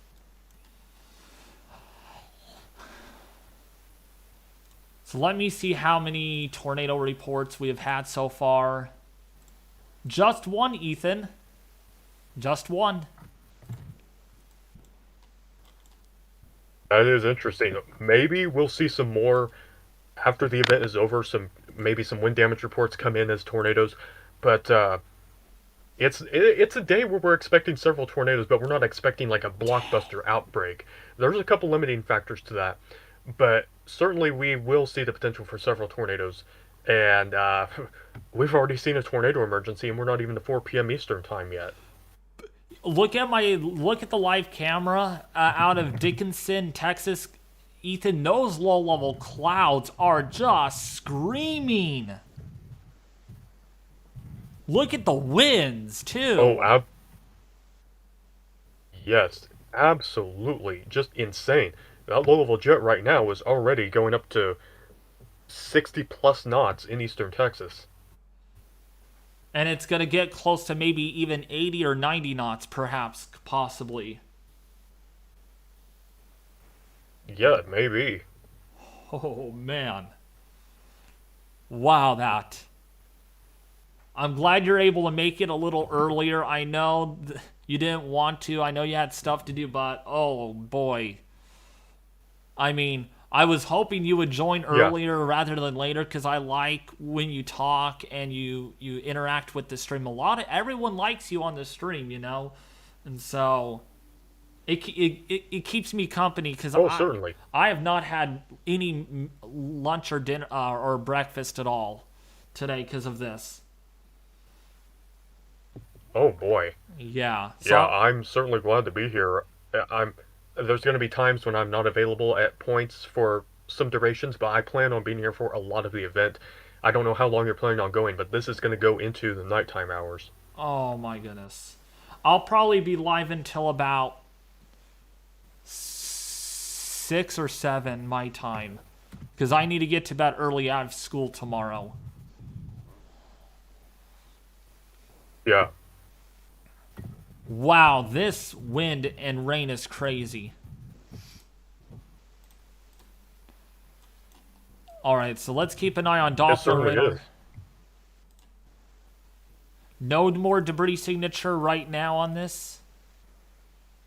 That definitely might have occluded, but we're going to really have to keep an eye on things.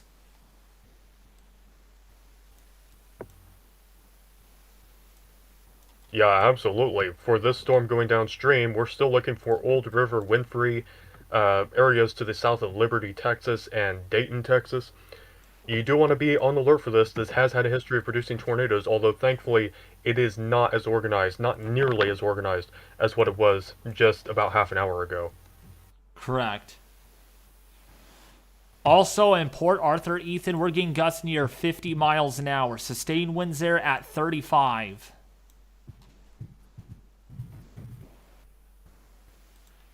Yeah, certainly.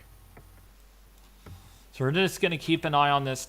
Yeah, it's down to radar indicated, so it's definitely weakened a little bit. Oh, no, it's observed. What the heck? Why does it keep on changing back and forth? Yeah, radar does indicate rotation. All right, so that's the good news. Let's take a look at our latest VWP soundings right now. Where are we at?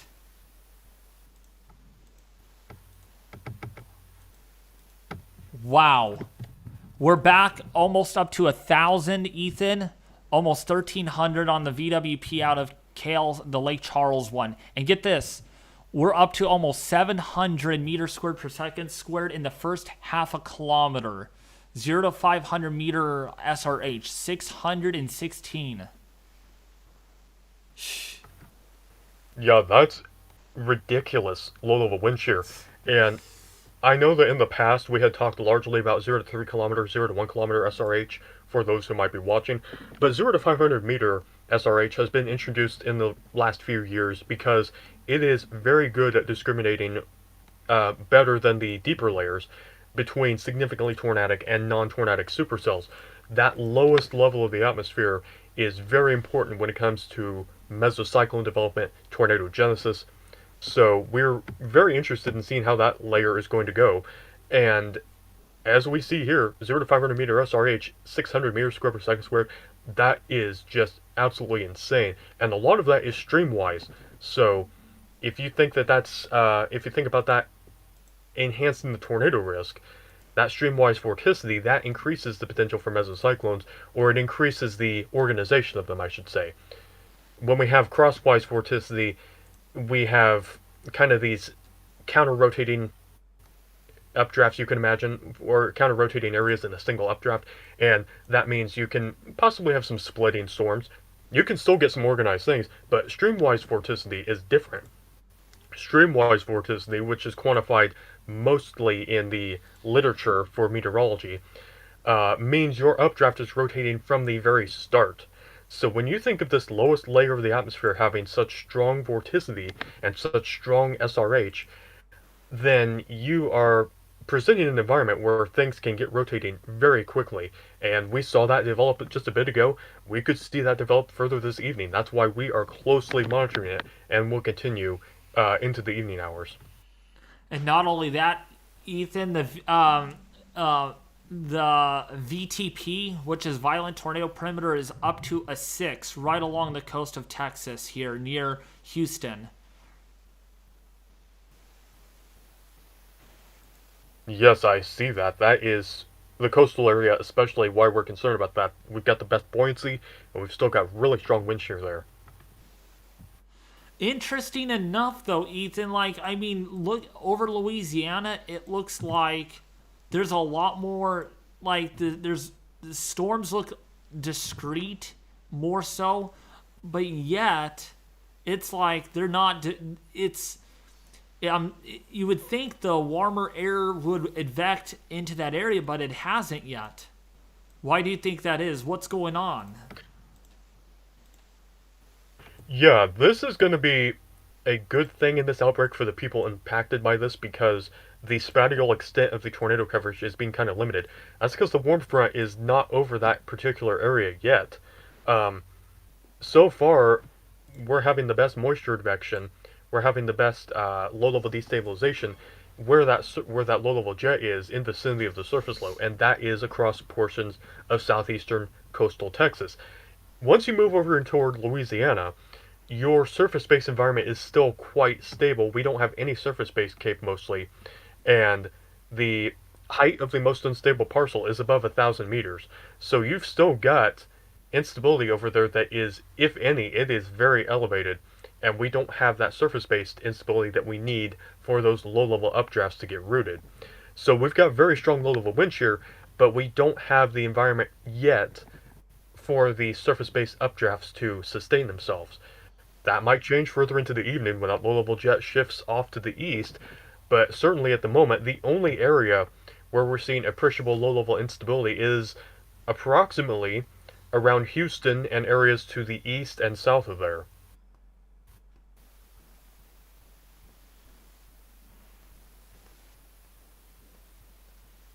Yeah. What's up, Diana? How are you? What's going on? I see you sound upset. I'm out of here. Done. I wonder what has happened. Hopefully you're okay. Um but yeah, we're seeing some moderate to heavy rainfall. Really heavy rainfall coming down right now over the Dickinson, Texas region. Part of that line of storms that is moving through. Really, really heavy rainfall. And actually, if we go to Doppler, let's take a look at that really quickly. Yeah, it is right over the radar site. That is some heavy rainfall, Ethan. Look at this. Yeah, certainly. We've got some isotropic lifting taking place too north of this front, so we've got pretty widespread rain over the area. Isotropic lifting.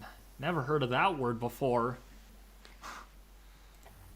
All these meteorological Yeah, isotropic lifting is yeah, that's essentially just a situation where you've got moist, warmer air riding up over a front, and on the cool side of that, you can have a situation where it's raining and storming a lot, but the instability is all elevated.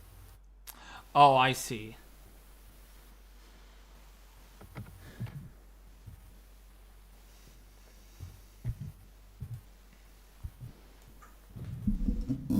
Yeah, let's not fight in chat, please. Let's make this a great, awesome environment for other new people. Okay, please. No more fighting. We're here to talk about the weather, not an arguing live stream. Let's focus. Okay, because I want this stream to go very well instead of fighting and arguing.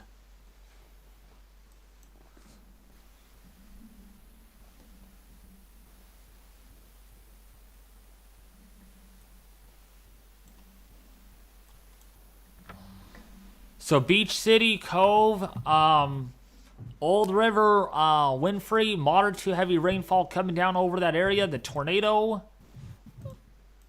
Let's see how that's coming along. Still some decent rotation on that. Big time rotation. My gosh, look at these velocities, Ethan. Not far above the surface. 90 to 100 mile an hour velocities. Gee whiz. That is significant. Yeah. It is significant, all right. Gosh, even the winds at around 5 to 10,000 feet high are at 115 plus miles an hour.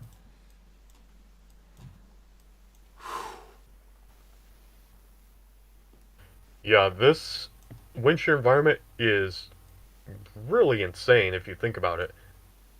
Oh, yeah. Okay, we got a new update, Ethan, from... You want to hear this? From the Lake Charles, Louisiana VWP. 0 to 500 meters. Okay, effective inflow shear 60 knots at 0 to 500 meters, okay? But hear this. SRH almost 700. 0 to 1 kilometer SR or storm relative inflow about 60 knots. But SRH 1012 meters squared per second squared. 0 to 3 kilometer SRH still close to 1300. And all in all, 0 to 6 kilometer, 0 to 6 kilometer effective bulk shear, almost 100 knots. Wow, that's Lake Charles, correct? Yes. Wow, that if that was a surface-based environment and we had surface-based instability, I'd be very, very concerned about that. But in any case, exceptional low-level wind shear, just tremendous. Tremendous. Sorry, folks, I'm not trying to laugh here, but I just like how Ethan V iterates things like, wow, oh my gosh, that's tremendous. I I call it mean, like I see it. you cannot get a curved photograph better than this. I mean, it is venting all the way out to 9 kilometers, even 10 kilometers. I mean, like, I'm going to send you the image in DMs, Ethan. I mean, you cannot get any better venting than that. I mean, that is phenomenal. I mean, look at your DMs on that.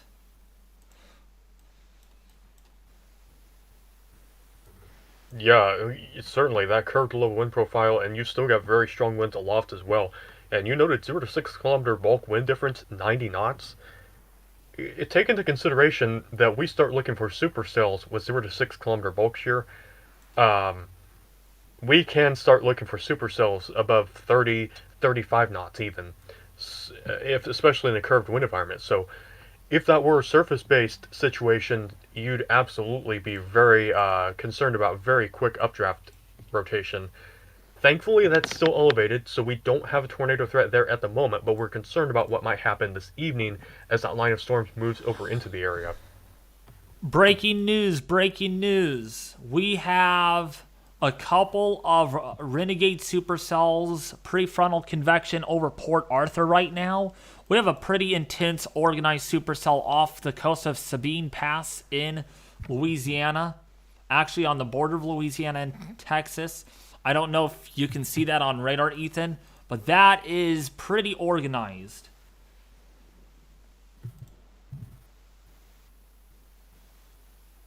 Yeah, and that's what we are going to especially be watching because those storms ahead of the line, those discrete storms, they will have the best potential to utilize that vorticity, that low level wind shear, and develop updraft rotation. Yup. United Weather, please relax and calm down and enjoy the live stream on severe weather. You're making it hard on folks. Please. Okay?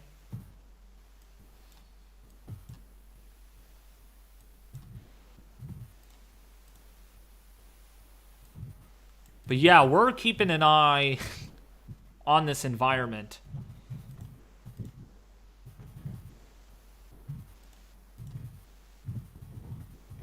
We may have another tornado warning issued soon, Ethan, near Willisville on Interstate 10, on I-10 corridor.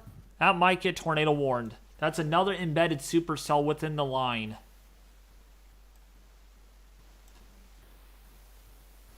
Yes, perhaps it could be.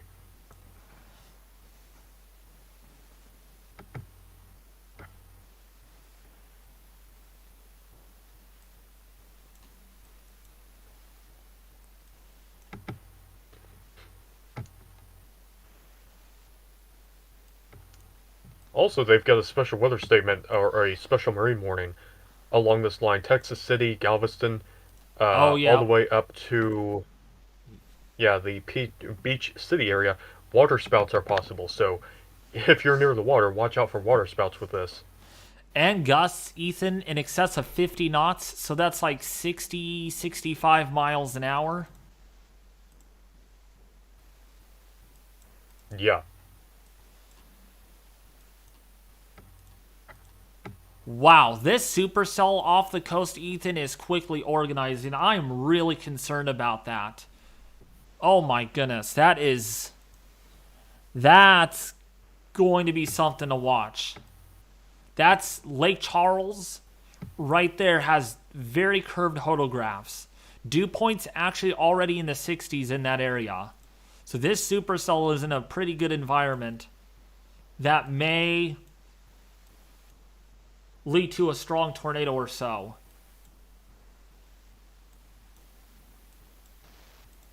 Potentially. If it goes north of the warm front, then that will be it would just be an elevated supercell. But if we get that moisture return inland, and we do maintain higher dew points, or we get higher dew points, that could end up being surface based. So we'll just have to watch that one certainly. Yeah. Yeah, I'm keeping an eye on that. This environment over Port Arthur right now, Winnie, has my concern. That's where we're seeing the highest VTPs, still at a 7. We're below 1,000 in Lake Charles as far as VWP, but still really high. Critical angles, by the way, Ethan, 70 degrees on that VWP. Wow, that is pretty high. I mean, almost perfect streamwise vorticity. Okay, we got another special weather statement. What is this for? Let's take a look. Special weather statement. Gusts up to 50 miles an hour, pea-sized hail, radar indicated. So, it's not severe thunderstorm warned, but it is special weather statement warned.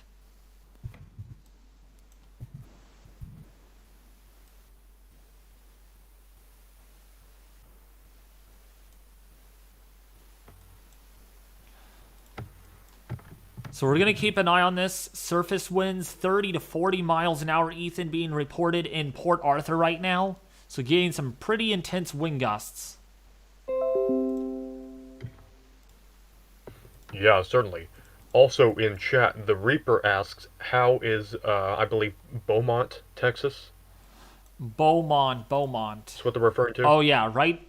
Yeah, so Beaumont is about to get hit with this line of intense heavy rainfall and strong thunderstorms. What are your thoughts, Ethan? Could we get a spin up out right before the line of storms comes through? I mean, that's kind of on the border. Or sort of. Like, what are your thoughts? Beaumont, could they see strong tornadoes perhaps? I think they could. There could be a tornado risk. It just depends on how that warm front changes into the coming hour or two if it lifts further to the north.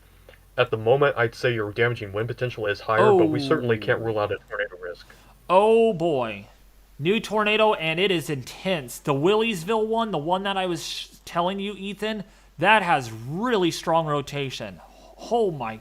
Oh, and a debris ball. We have another strong tornado on the ground. Another strong tornado on the ground near Williesville. Yeah, that is very evident on radar, and it's also rain-wrapped. All these have been rain-wrapped, Ethan. All of these have. Yeah. So that is, as David just noted, that's a tornado on the ground. The tornado warning doesn't say it's on the ground yet, but it is on the ground. That's a debris ball. Oh my gosh, Ethan, that just got so deep. Oh my gosh, look at that debris ball. That is deep. That is very deep. That thing blew up quick. Yeah. And that's one of the things we're concerned about. These are developing quickly because of the intensity of low-level wind shear. So you can get a severe storm develop and then produce a tornado within a short amount of time. My gosh, those velocities. Ethan, we have such a tight couplet. We have 100 touching 13. Literally, 100 touching 13 on this. Actually, no, 100 touching 2. Oh, wow. Yeah, definite circulation right there. Oh my. Ethan, the debris ball just got deeper. Much deeper debris ball. You need to see this right now. Big debris ball. Very deep.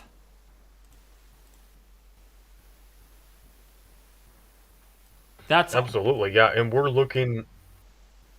Yeah, now we're looking above 2,000 feet above the ground for the radar beam, so this is getting lofted pretty high up into the atmosphere. You know what? Let me look at correlation coefficient. This is being lofted almost 10,000 feet high, Ethan. Oh, wow. Is it a PDS? It should be a PDS really soon. That's going to get confirmed. That's going to be confirmed at any freaking time.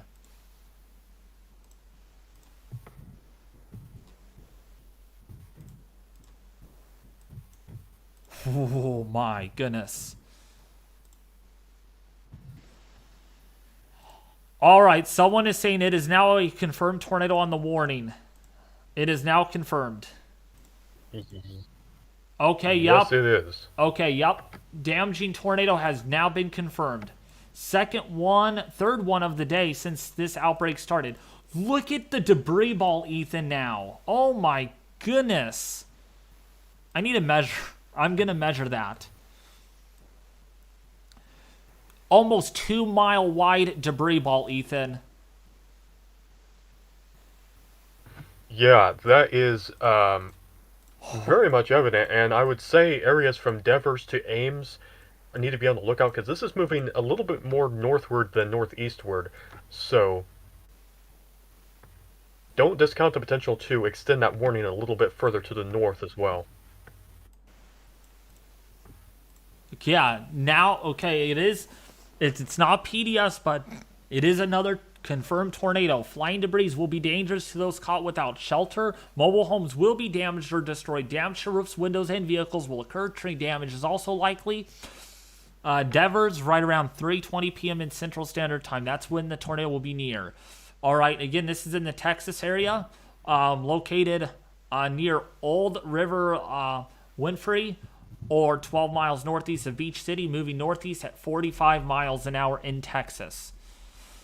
All right, so if you know your bearings, Devers right here.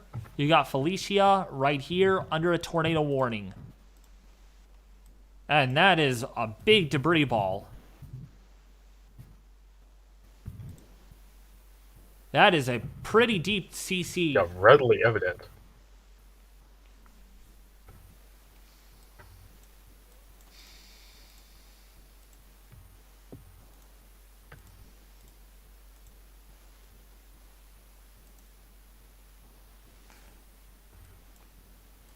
That's what you get when you got extreme shear, or what you call comical shear.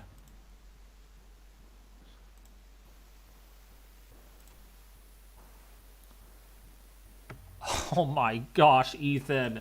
Oh my gosh. The Lake Charles VWP 0 1 kilometer helicity 1100 meters squared per second squared. Oh my gosh. Wow.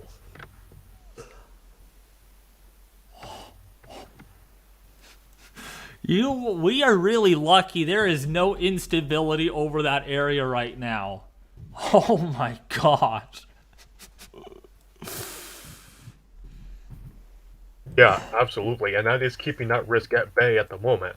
But again, we're going to watch what happens as we head into the evening. We might have some of that surface-based instability move a little bit further inland, and that could enhance the tornado risk in that area. Yeah. I think we have twin tornadoes, Ethan. We might have a twin tornado or something. There's 2 distinct debris ball signatures.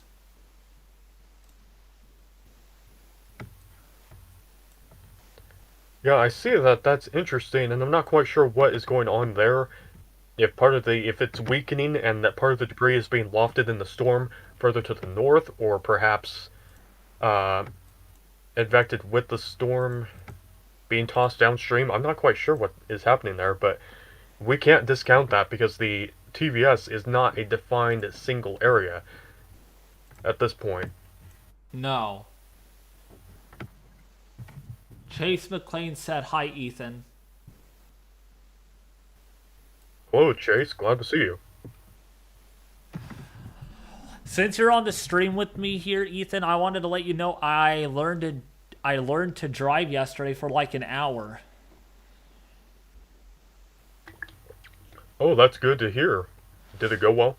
It did go well. A guy decided to quickly back out of his garage onto the driveway and onto the street, and luckily I saw him, so I slammed on my brakes and literally avoided a collision. I didn't honk at the guy, but it's like, dude, did you not see me? Oh yeah, those quick reaction times, that's going to be very useful when you're driving. Yup. David's growing up. Yes, I sure am. I'm learning to drive.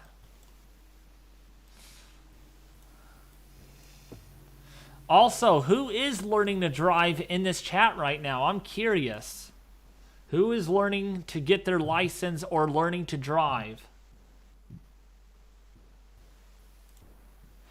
Gosh, that debris signature, Ethan, it's pretty solid over Shiloh right now in Texas.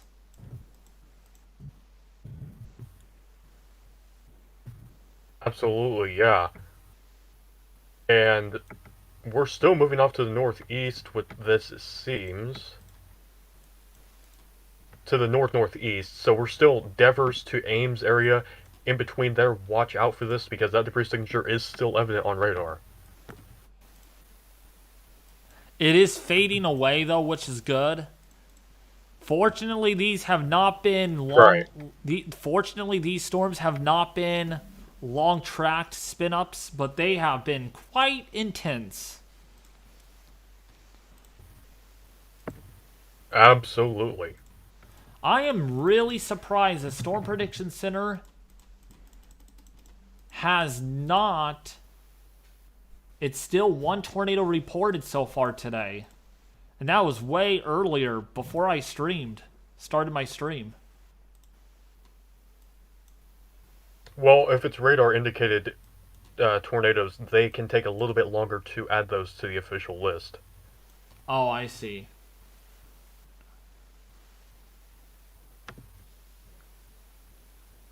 I can drive a golf cart right now. I own one, so technically I'm learning to drive. Oh, nice. That's cool, the Angelus. You have a golf cart. But also, you know what's so cool? You can be part of the Mesovort website. Look at that. Be sure to check that out. There's a link in the chat to the Mesovort website. Become a member today. This includes you, Ethan. It's free to join. There is no cost whatsoever. It is 100% free, $0 to sign up. Oh yeah, I am there. And we're already up to. Okay, I do want to mention. Yes. I do want to mention we have a new mesoscale discussion, number 96. Ooh, what does it let me read it then. Let me actually read that. Yeah. All right, let me go over there and see. Threat for tornadoes will continue for the next several hours. All right, let's see. Really good, Sheriff Boy, on that. He actually made a meso discussion earlier, and it's exactly in the same area. Good call. Recent surface analysis places a low about 50 miles northeast of KOU, coincident with the tornado-producing line embedded supercell moving out of Harris County into Chambers County. The warm front continues to extend eastward from this low, with mid-60 dew points south of the front across far southeastern Texas Golden Triangle vicinity. Low-level moisture has not penetrated as far inland across this region as it did across the middle Texas coast, likely confining the surface-based buoyancy to the immediate coastal areas. Recent trends have shown several other cells with low-level rotation and at attempts at more robust low-level updraft rotation or organization. Low-level winds will remain very strong and will remain supportive of line-embedded supercell tornadoes for the next several hours.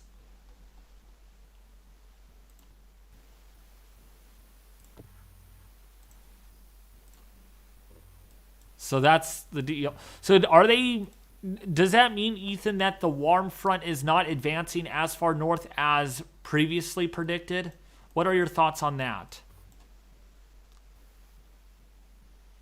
Not necessarily. It just means that up to this point, most of the surface-based buoyancy is in the middle Texas area, and that's largely what we were expecting to this point.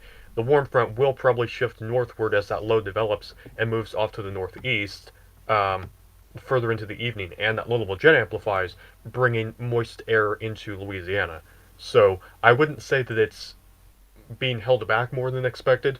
I'd say that to this point, the severe weather risk has largely been where it was anticipated to be. Okay. Sure thing. Oh, I understand. Winter Queen or Emily WX. I'm glad you're able to join off and on at least. Stay up to date, right? I love your name in the wintertime, Winter Queen. It's winter and it's the Queen of Winter. Speaking of winter, I think winter might intensify over the Midwest. To kind of go off topic here, you should have seen the GFS a few runs ago, Ethan. It wanted negative 60 temperatures in the northern plains.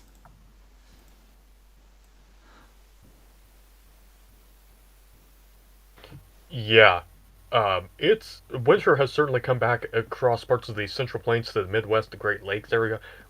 I'm sitting under a winter storm warning as we speak, so the winter side of things is really going to be impactful for the northern states. Southern states, you got rain and severe weather risk going on. Pretty typical for this time of year. And the large, ridiculous, resilient ridge is back over our area, Ethan.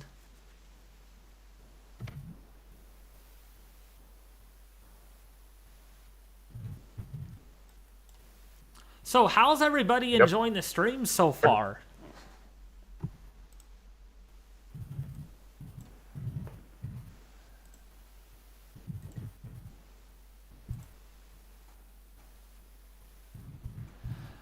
The Angelus, welcome to Mesovort WX.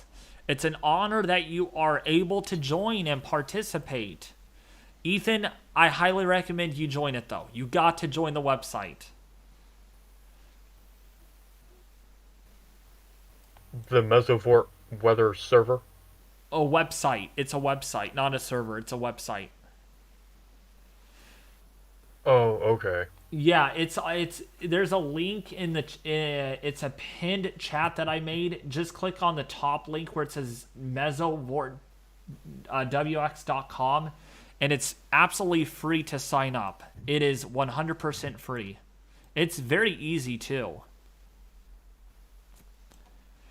That's where you can, if you ask Evan, I think Evan will approve you likely.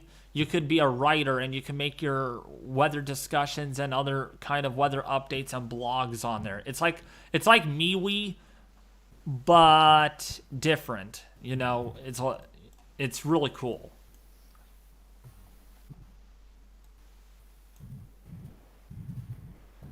I'm under a slight risk tomorrow. Yeah, so you're in the southeast, in the Georgia area, I take it. I bet you I got that right, the Angelus.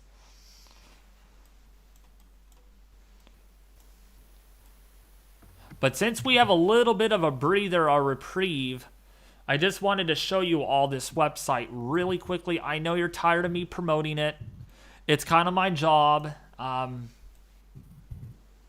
I told Evan that I would really get this out to a lot of people so we can grow this website. But this is what it is, folks. You could, only the people that are able to write, that are able to do this will be able to do blog posts like me. A few others are able to do it. And it's really cool. It really is. Here's a good example of one. Like this one. I mean, you could go on and on. It's really good. It's blog posting. You got a member chat, so you can chat with other members. It's pretty cool. It's a very good website. It is completely free.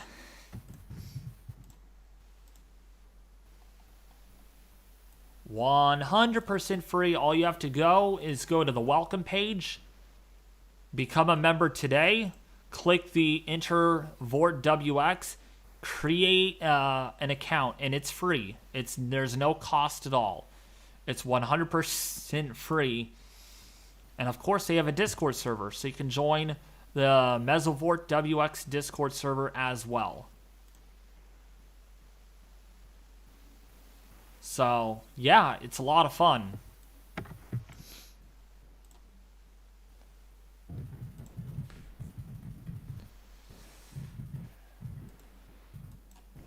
Are you signing up, Ethan? Not at this particular moment. Oh.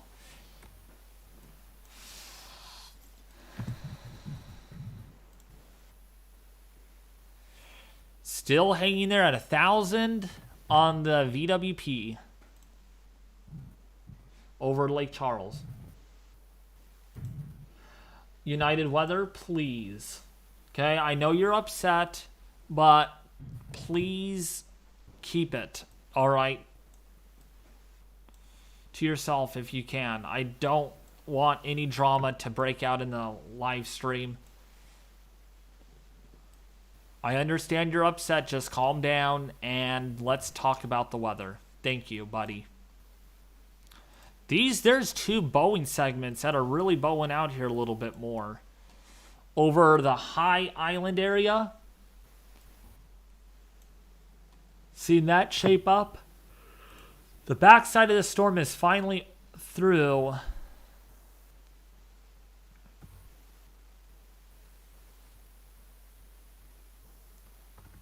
The low-level winds are not as strong like they were ahead of the front. Those clouds are not moving as fast. But yeah, we're going to keep an eye on the severe weather here for quite a while.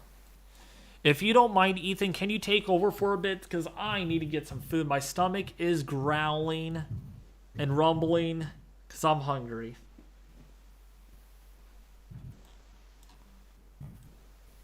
Yeah, just let me set a couple things up. All right. Thank you.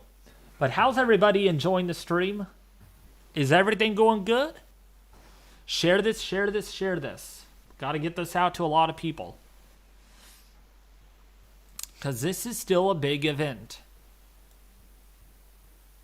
You already saw how bad it was. I cannot stream tomorrow. I have school. I've missed already 3 weeks of school because either we have had stormy conditions or there has been flooding. So I cannot miss tomorrow. I can't miss 4 weeks. I'm so sorry though. I wish I could stream, but I have school on Wednesdays and Thursdays. That's school days for me. But I'm hoping to have a video out in the morning though. I can do a video update.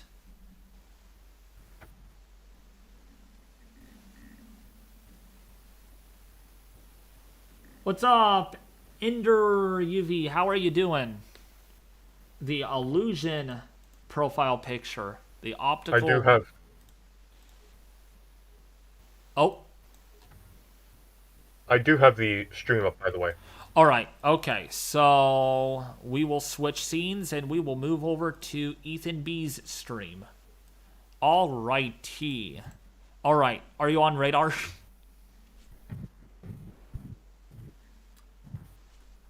Yes, I am. All right. Because it's showing your Discord.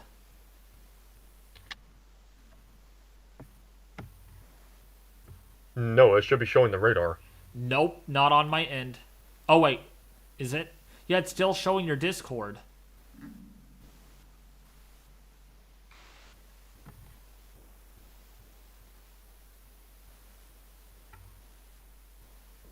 Hold on. Hold on, we're having technical difficulties, folks. Let me try that again. What's up, Nancy Morris? How are you? And introduce yourself when you start, Ethan, very professionally and everything, so viewers know who you actually are. All right, here we go. Okay, Okay, try that. Yep, it works. All right. So introduce yourself very professionally. I'll be back in about a half an hour. I gotta eat. I gotta eat. Yum, yum. Chirp, chirp. Okay. Yep. Sounds good. Well, hello everyone. Good afternoon. I am Ethan B., the severe weather analyst for David Schlotthauer's channel. I've been here in this position for quite a while. I've been live tracking severe weather with David for a couple years now, and have been chasing storms and studying severe weather for several years, for the better part of 10 years even. So I have had some experience in this and tracking radar live tracking severe weather events, including the December 10th tornado back in 2021. So uh, we're going to be tracking the storms this evening and this afternoon across parts of Texas where we do have a severe thunderstorm warning currently in effect. Portions of Jefferson, Hardin, Orange, and Jasper counties in southeast Texas. This does include the Beaumont area, so you are okay. Beaumont is now under a tornado warning. You have a tornado warning for northwestern Jefferson, southeastern Hardin, and northwestern Orange County in southeast Texas. I do know we have a member watching here who is from that area, and you do want to be on alert for this. I believe the Reaper is the name on here. We do have a tornado warning that does include Beaumont, Texas, also China, Texas, and we've got a very tight TVS you can kind of see here off on the right side of the screen. Look at this. That's tight. For reference, actually need to move this over a little bit so we can get a broader reference area. Focus on the right side of the screen. There is the TVS. And let's see. With the arrows, Beaumont, Texas is right here. China, Texas is right here. Nome is here. So that's where those arrows are pointing. That circled area, that is where we have the TVS. We've got some rotation going on. A newly issued tornado warning, moving northeast at 45 miles per hour. We're expecting this to be near Nome, Sour Lake, China about 3:40 p.m., so you got about 15 minutes or less there. Eventually, Beaumont could be in the path of this around 3:55 p.m. Central Time. So you do want to be on alert for this. If it pulls off to the north, then Beaumont should be out of the path of that, but if this maintains its rotation or gets stronger, certainly Beaumont is in the line of fire on the storm. Again, here is the Beaumont metro area, and off to the west, that's the rotation. The TVS signature, which has recently tightened, let's see if we have any CC drop yet. It does not appear to be anything too pronounced at this moment, but we are continuing to watch. This is currently south of Nome, Texas, moving off toward China, Texas, toward the northeast, and eventually, downstream of that, further in the warning, we've got Rose Hill Acres, we've got Bevel Oaks, and obviously Beaumont. It looks like that rotation is tightened a little bit. Again, Beaumont, Texas tornado warning is in effect right now, and there's that area of rotation has tightened up a little bit near Nome. Right along this highway, it is about to cross that. We played the last few frames. It is moving recently more northward than eastward, so that would be a good thing for Beaumont Pine Forest, but certainly be on the lookout for this as a tornado warning is in effect currently until 4 p.m. Central Time. Whoops, that was not what I meant to do. So we do have that TVS near Nome. That is the most concerning thing at the moment. We do have some areas to the south of there that I do want to say you need to be on the lookout for, maybe down here, if anything were to spin up, because we do have some more instability in that region. Also, some damaging winds in the Texas City, Galveston area. Looks like a pronounced line of storms, pronounced bow, with a strong wind shift moving offshore at this point. So you do want to be on the lookout for that, but certainly the most concerning thing at this point we're looking at is that TVS and potential tornado near Nome, Texas. I'm going to see if anyone has any questions. See if there's anything going on here. Let's see, United Weather, I would remind you to please behave if you're still here. We are trying to keep things professional at this point. David will be back after he has his lunch, but right now we're tracking this potential tornado developing near Nome in the state of Texas. So to repeat, northwestern Jefferson, southeastern Hardin, and northwestern Orange County tornado warning. The TVS has weakened a little bit. Okay, that is a good sign. It's still there. We do still have rotation, but it has weakened a little bit, very near the town of Nome right now. And if you're looking on the right side of the screen, we've got some more reference points. China, Texas, in that box. Bevel Oaks, to the north of there. Grayburg, up here. Sour Lake as well. So those are the towns that are in vicinity of this area of rotation, this TVS, which has weakened a little bit, but it is still present, so a tornado could still develop at any time.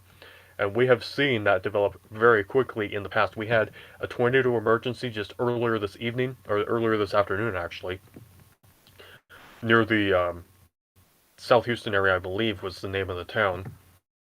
It's way off over here. Baytown, perhaps. But that was a tornado emergency that developed very quickly because, again, the low-level wind shear environment is tremendously strong. But the current storm, obviously, we are paying attention to is the one near Nome. That is the tornado warning storm. And we do still have tornado warning in effect for Beaumont, Bevel Hills, Rose Hill Acres, China. Depending on the path of this and any new rotations that try to develop, it could be the northern portion of this warning that is most concerning. Okay, we got a new update, and that velocity image has become a little more nebulous, meaning the rotation is a little more diffuse. Still maybe something trying to happen around Nome, but it is not nearly as organized as what it was just a little bit ago. That is a good sign. Still some damaging winds likely across the warned area. Could be 60 miles per hour with embedded hail being possible. Taylor Landing, Beaumont, the Port Arthur area, all the way up to Lumberton. You could be seeing some damaging winds with this, in addition to perhaps an isolated tornado threat. And I do want to know, I'm going to go back here. This was at about 10 minutes ago, when that rotation really got going. On the right side of the screen, there was the rotation near Nome, but on the left side of the screen, this is the reflectivity presentation, so you can kind of see a little bit of that curved structure there. That's where the rotation is. We had some inflow coming in on the eastern side. We had a downdraft sinking on the west side, creating that rotation. But what I really want to note is look at that that square in the middle of the screen. That's on the middle of both displays. That little red square right there and right there. These are in the same position, meaning the TVS was completely rain-wrapped. So if we get tornadoes this evening, they're probably going to be rain-wrapped. We've seen that already. Looks like... yeah, the warning is still in effect, but they might cancel that early because we don't see that rotation quite as pronounced as earlier. We'll have to see if it comes back, if any other areas of rotation develop. At this particular moment, though, it doesn't look like there's anything pronounced. So you're looking better than before, but still, if you're downstream of this storm, you do want to be taking shelter because it's nothing to mess with. It could spin up rotation very quickly. We have seen that happen already. We've seen that happen a couple times today.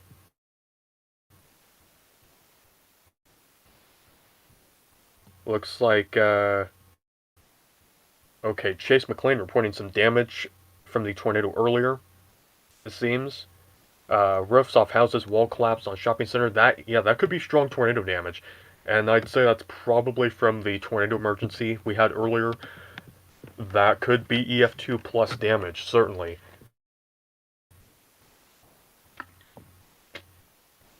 Depending on the structure. And depending on how it interacted with that structure. But again, we're looking at the current radar imagery. We got a couple severe thunderstorm warnings right now. I'm going to zoom out a little bit so we can get a broader view of what's going on. I'm going to mark over here, kind of in big letters. Here's Texas. It's a little crude, but you get the point. Here is Louisiana. And the border between them, you can see, here's where the storms are right now. That's where the severe thunderstorm warnings are, tornado warnings. We do have one tornado warning that is in effect. Also, looks like we got a non-thunderstorm wind report. David was talking about these really strong prefrontal winds earlier, because we got high wind warnings across this portion of the Deep South, and we had a non-thunderstorm wind gust of 55 miles per hour just a little bit ago near the... looks like Nederland, Texas area, just to the west of Port Arthur. Very strong winds ahead of this line, which would really cause some damage even before the storms hit, possibly. We're going to look further to the south. You can see an expansive area, even, of special marine warnings offshore. High winds water spouts being possible. So you could have impacts there. The line of storms is hitting Galveston, Texas, about to move offshore. So Galveston, you're almost in the clear, but you've still got some rough weather to go through. To the north of there, it's moving toward the Orange, Texas area. You're going to be next in line for this line of storms with embedded areas of rotation that have been developing pretty quickly. What's the biggest size tornadoes we can get today? Justin asks. Size, we're not really. Size is quite variable with these tornadoes. They could be large in some instances because of the moist environment we have. But if we're talking about the intensity, we could see perhaps a couple tornadoes that are in the strong, the significant range. Perhaps that's EF2 plus. So we are concerned about that. Maybe a couple of significant tornadoes. Especially earlier we had that, but we are monitoring to see if any of these storms rotate ahead of the line or along it. The SPC mesoscale discussion did mention a little bit ago, we've got potential for some embedded supercell structures within the squall line. That could facilitate some tornado development and could lead to tornadoes even within this line of storms, which we saw just a little bit ago. We had a tornado again south of Liberty. Now we've got a tornado warning near Nome, Texas, including Beaumont still. But we do also want to monitor these storms ahead of it. We might have a couple of storms in this prefrontal area headed up into Louisiana, try to get some discrete storm organization. You can kind of see this storm right here. It's a little bit of a curved shape to it. So it's interacting with some strong wind shear. But most of the instability right now across this area is still elevated, so we don't have that surface-based instability that we need for tornadic storms at this point. Okay, an update on the Beaumont storm. The tornado warning does remain in effect, but rotation is very nebulous. If there's anything in here, it's kind of weak, hard to pick out. Looks like we do have a new severe thunderstorm warning. Yeah, that's kind of in between the storms. So, new severe thunderstorm warning, northeastern Galveston County, northeastern Chambers County, and southeastern Liberty County. Moving east at 25 miles per hour, these storms could produce 60-mile-per-hour wind gusts, which is quite likely given what we've seen already. This is going to be to the north of the High Island Gilchrist area and to the southwest of Taylor Landing. Actually, that's an interesting signature right here. You can see storm relative, very strong winds right there. So we do have some strong wind concerns with that storm. And do we have any mention? Yeah, we've got a mention of tornado possible. So I don't know if you can see that, but this little tag right here says tornado possible within that severe thunderstorm warning. That's a little bit confusing, but the point is that this severe thunderstorm is mainly capable of producing wind damage, but it could spin up a tornado pretty quickly. That is something that is of concern and we're watching, but at this point damaging winds are more likely on it. We will continue to monitor that one though, to see if it does indeed develop any areas of rotation.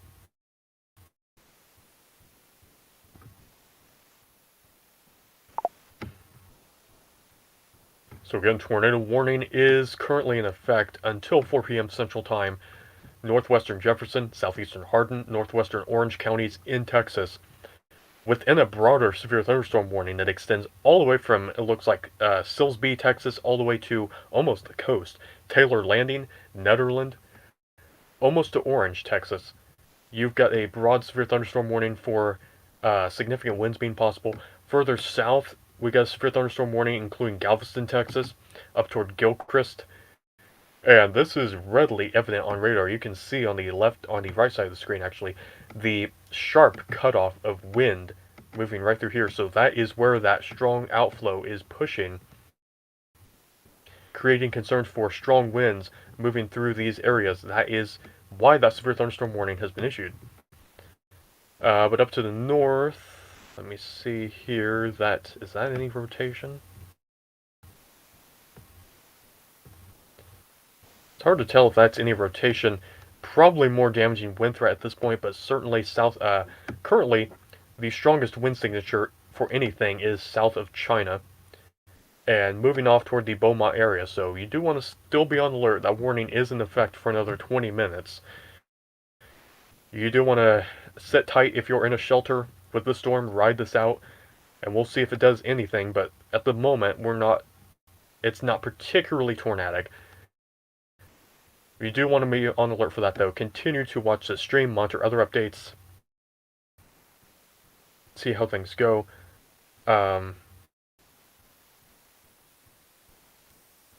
United Weather, again, I'd say please behave. I'm very focused on the weather radar aspect of this at this point. Let's see, that is over there. Okay. Briefly, want to kind of deviate from this, kind of show this photograph that David was talking about earlier. So we're switching tabs and we're looking at this while this activity is kind of steady. This is the wind shear environment in the Lake Charles area that David was sharing just a little bit ago.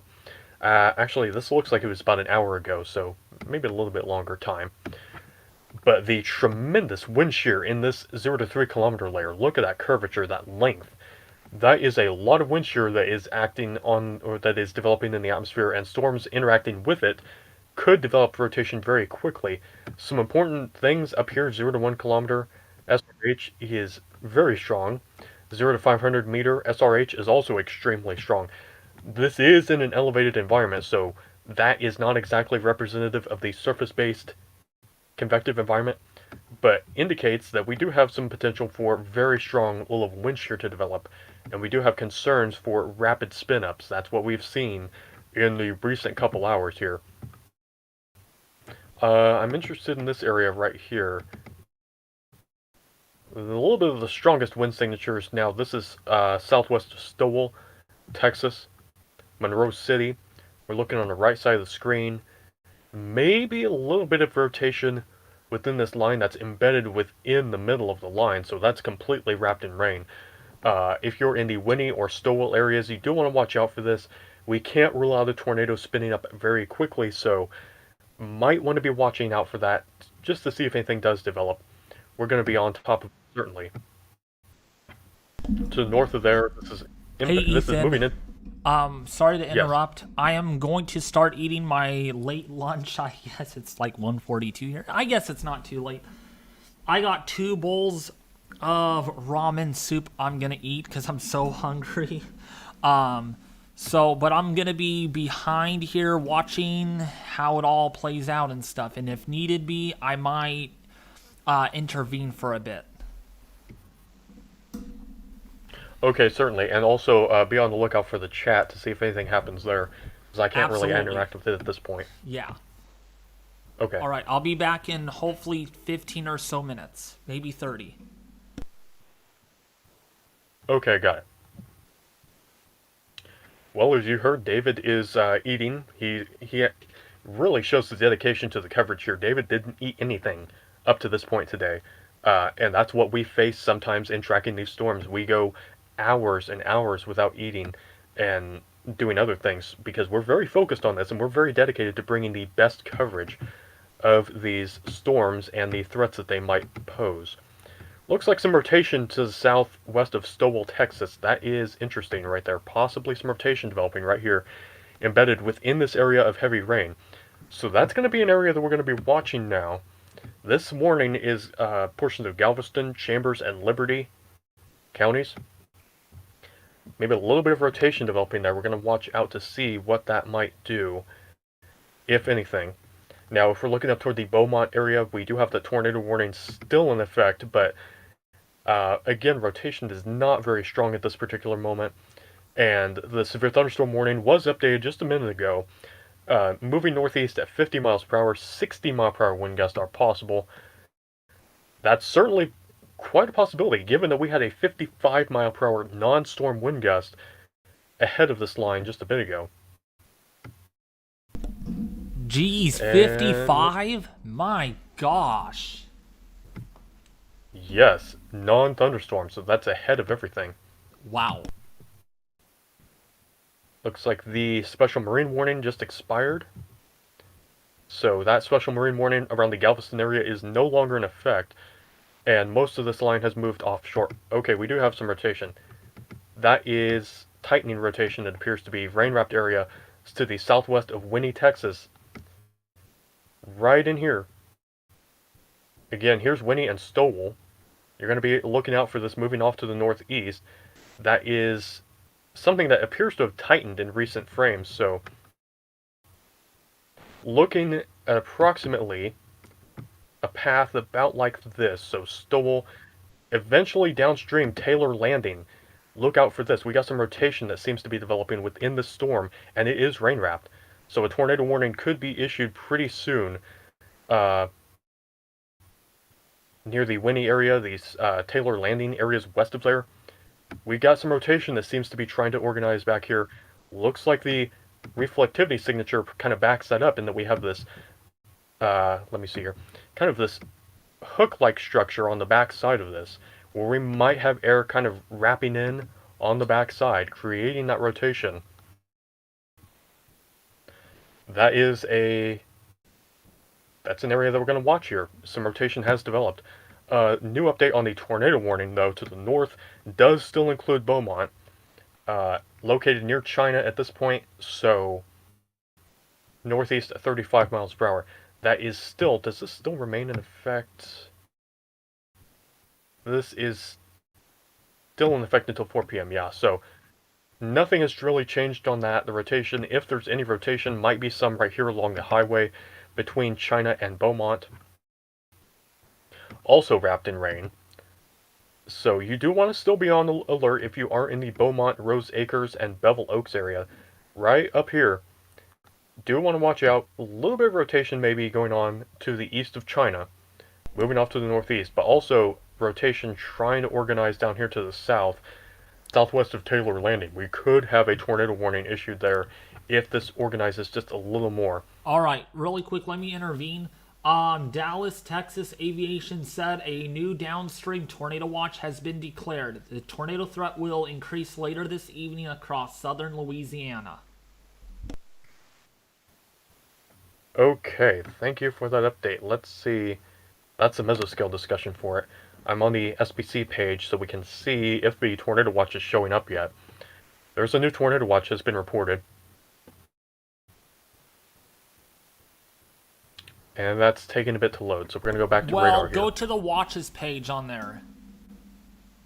I always do that. Go to the watches. And it should be, I guess, scroll down. Okay, yeah, it might take a little bit of time to load. Yeah, probably. So we'll give that a few minutes and we'll track the radar at this particular point. Again, between Beaumont and China, a little bit of rotation going on.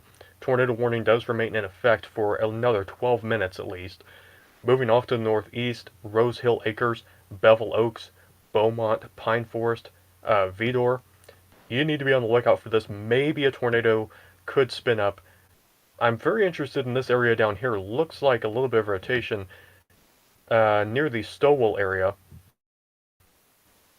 Could this produce something? Maybe. We will have to watch that. Looks like a little bit of a hooked structure right in there. You can kind of see clearer air on the backside, air kind of sinking on the front side, air sinking on the backside, creating that hook. And that is a small area of rotation, but an area of rotation nonetheless. So that is something we will continue to watch out for. If there's any any questions, we got past that.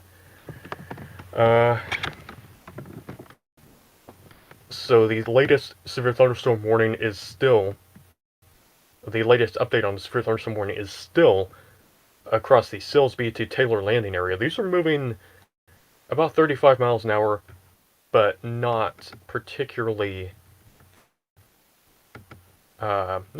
quickly, given the wind shear environment.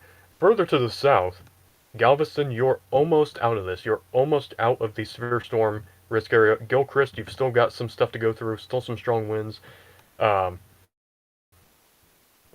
Obviously, offshore, there's going to be some very big wind concerns as that moves on. We've got extensive, if we zoom out here, extensive special marine warnings across the area. So any boating, any ships really shouldn't be in that environment, hopefully, given the rough weather that is coming in.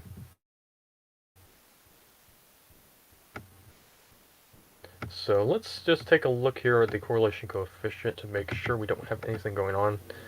No, nothing on that. That's a good sign. Still a little bit of rotation to the south of Stowell, very near that area. Also, no signatures of debris up here in this tornado-warned area, so that's a good sign. Still tornado warning for the Beaumont area, Rose Hill Acres. You do want to be on alert for that still. And to the south of here, I am still giving the possibility of a tornado warning being issued across the Taylor Landing area and areas perhaps back in this region. Possibly.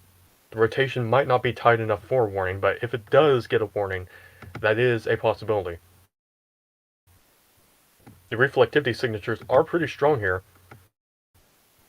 You can see on the left side of the screen a little bit of this kind of structure going on, where on the back side we've got winds racing in on this kind of rear inflow jet perhaps, and might be adding some rotation on this kind of bookend vortex structure. It's not very concentrated, so I wouldn't say that it's guaranteed for a tornado, but in this kind of environment, things could spin up quickly. Whoops. Also do want to say that a 1-inch hail marker is present on this storm down here. High Island, Gilchrist, you could have some large hail embedded within the very heavy rain. So be on alert for that as well. Quarter-size hail, that will hurt you. I've been out in it before. And being driven by that strong wind, it could cause even some damage. So, be certain to seek shelter indoors for any of these warnings. Even if it's a severe thunderstorm warning, it's best to be on the lowest floor of a building, away from windows, with the most walls between you and the outside as possible. That's what we really advocate for tornado warnings, but also for severe thunderstorm warnings, that's going to be the best bet to keep you safe, no matter how strong the winds end up being. If we have any rotation right now, it's very slight and very broad up near the Beaumont area to the west of there. Very diffuse. Maybe something down here, again to the west of Taylor Landing, but it doesn't look quite as concentrated as what it was just a little bit ago. But we could still have something try to go, so we'll watch that. Strong winds moving offshore from Galveston, still impacting the Gilchrist areas. Also High Island. If you're in these locations, you want to be on the lookout for strong winds, very heavy rain, and also some large hail being possible. Especially as you move up toward the High Island area, we've got a 1-inch hail marker on that storm at this particular point. Stowell, that little spin up is very near you now. It doesn't look tight enough for tornado warning, I suppose, at this point, but we could still see something as it moves off toward Taylor Landing. In any case, some damaging winds being quite possible with this storm. Now, this is going to be this kind of bow segment right here near the Winnie area. I'm marking this on the left side of the screen. And downstream locations, right about in through here on this dark box I just drew on the left side, Taylor Landing, Fannet, Port Arthur, Sabine Pass. Watch out for this, because you could get some damaging winds and spin up tornadoes along that. Certainly a possibility that we could see this evening. Now I'm going to see here if we have this new tornado watch up. And it has not loaded yet. Okay. But I'll point out the mesoscale discussion that was issued ahead of this. Tornado watch may be needed, so a watch is likely was issued earlier. In this mesoscale discussion, this is across southern central parts of Louisiana, also southwest Louisiana, ahead of that squall line. It says, expectation is for this line to continue eastward, potentially bringing a tornado threat into more of southern Louisiana. Additionally, persistent and strong warm air advection may contribute to more cellular development ahead of the main line. That's what we were talking about just a little bit ago. These leading storms may be able to deepen / mature as the low-level air mass improves during the next few hours. All these factors will contribute to an additional tornado risk this evening across southern Louisiana, and a tornado watch will likely be needed. So that's ahead of whatever any tornado watch might be. That's the general area that we're looking at for that mesoscale discussion, southern portions of Louisiana. Right into there. That's where we have a threat for tornadoes this evening, within the line and possibly ahead of it, given that really strong wind shear environment. Looking back at the radar here, the warnings haven't changed, but what they're talking about with the regards to discrete storms, here is on the right side of the screen. Well, no, on the left side of the screen. Well, okay, new tornado warning. There it is. At last they issued it. Taylor Landing, Fanet, a new tornado warning is in effect. Capable of producing a tornado, this is located over Stowell, moving northeast at 55 miles per hour. The west central portion of Jefferson County is under this tornado warning until about another 34 minutes. So that is a new tornado warning that has now been issued south of Beaumont. This includes Taylor Landing and Fanet. This is that little area of rotation that we were watching just a bit ago. And if we zoom in on it, it looks a little more diffuse than earlier, but I think this is the region we're looking at right here. If you're looking on the right side of the screen, that area that I circled, here is Fanet, Texas, and here is Taylor Landing, Texas. So you can see that rotation is moving up in that area pretty quickly and could spin up a tornado at any minute. So again, that's a tornado warning moving 55 miles an hour. West central Jefferson County in southeast Texas. That is the latest tornado warning to be issued by the National Weather Service, and probably not the last,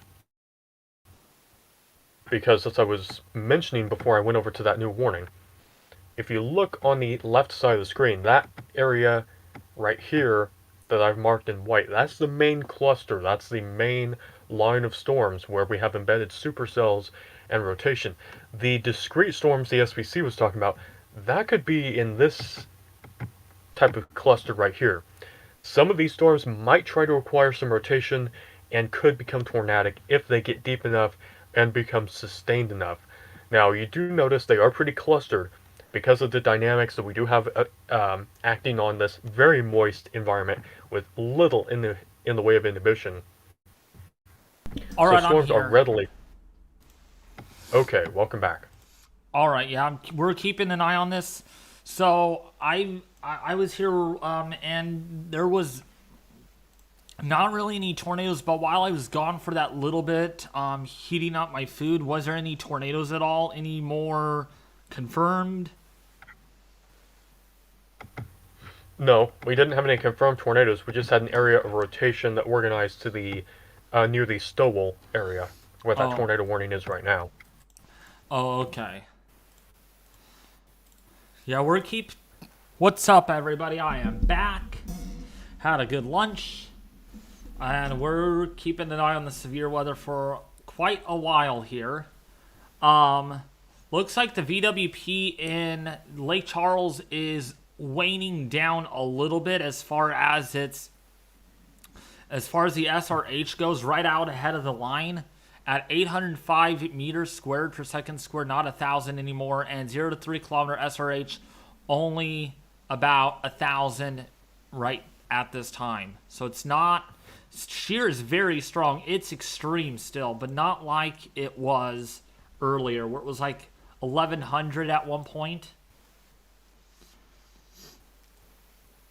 Yeah, that would be expected as the warm front lifts northward. The warm sector wind shear is not going to be quite as strong as the cool sector wind shear because that you do get enhanced curvature and enhanced speed shear on the north side of the warm front.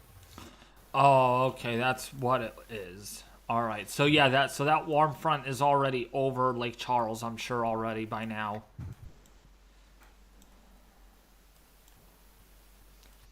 Dang, this thing is moving quick, Ethan. I mean, it's already out of Houston, Texas. Yeah, absolutely. We got storm motions up to 55 miles per hour in the latest warning. Wow, that is fast. Jeez. Yeah, here... Also, do want to say the Beaumont tornado warning has officially expired. Oh, it has? Okay. Yeah, I'm looking at meso. I'm looking at a meso satellite imagery. Boy, that shear is definitely evident. You can just see the low level flow out of the south. Dang. That's crazy. Absolutely, and the southeasterly winds being generated by pressure falls to the west. That is interesting because that increases the low-level wind shear environment by increasing the curvature of the wind profile, and that is something we're really watching here going into the evening. Yup. A lot of rotation. Oh, Ethan, if you take a good look at this too from earlier, this is earlier, even some of the low level cloud filaments represent mini hodographs over the Gulf. Ah, I don't know if you can see that. I'll zoom in a little closer so you can better see it. But see some of these low level cloud filaments right here? Look at these. They represent that of a classic supercell.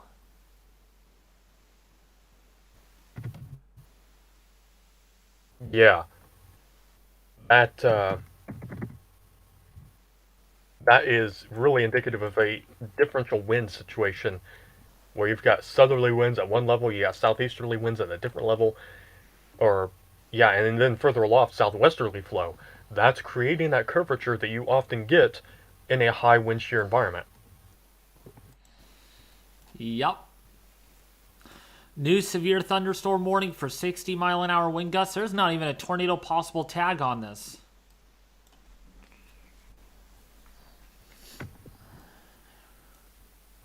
For the new severe thunderstorm warning. Yeah. No. It expires in 43 minutes. There's no tornado possible tag on it. Yeah, that is the first one that has actually moved into portions of Louisiana, actually. So that Ooh. warning does include portions of Cameron and Calcasso parishes in Louisiana. Mm-hmm. Interesting, they have that tornado warning out. Let's see if there's any rotation. There's definitely rotation on that. See, when you look at radar, Ethan, it doesn't look like there should be a tornado warning there, really, because that's kind of a solid line. But when you go to velocity, it's very different. That's where you have your rotation. Absolutely. That's why velocity imagery is vital when we're talking about covering these storms. Oh, yeah. So, Port Arthur, you're about to get impacted by this. I'm going to have to change radar sites if I can. There we go. Man, oh my goodness. All that lightning, Ethan, with this is tremendous. Absolutely. There's a lot of instability in the vicinity of the Gulf Coast that's being used up by this. In a relative sense, I mean, we don't have like 3,000 joules of Cape, but we do have a lot of moisture present and a lot of warm air in comparison to what we have up to the north.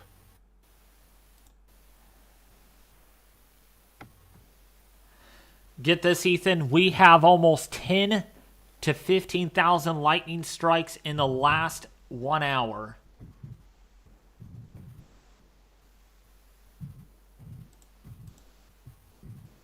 Wow. Very active. Yeah.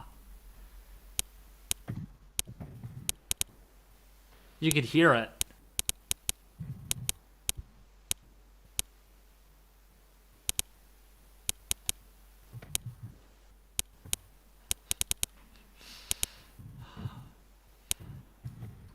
I'm counting at least, Ethan, I'm counting at least 100 lightning strikes per minute. Oh boy.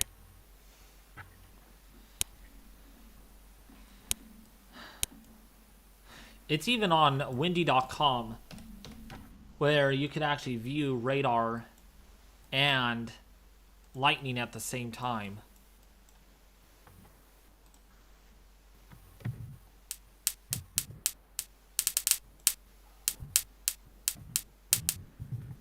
Oh my gosh, this is crazy. This is so crazy.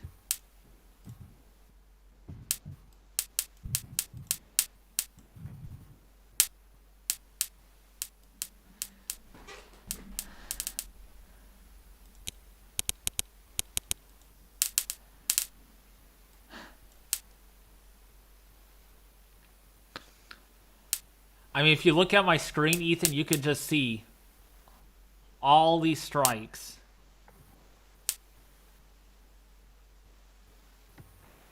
Oh yeah, that's a pretty good indicator of a strong squall line we've got going on too.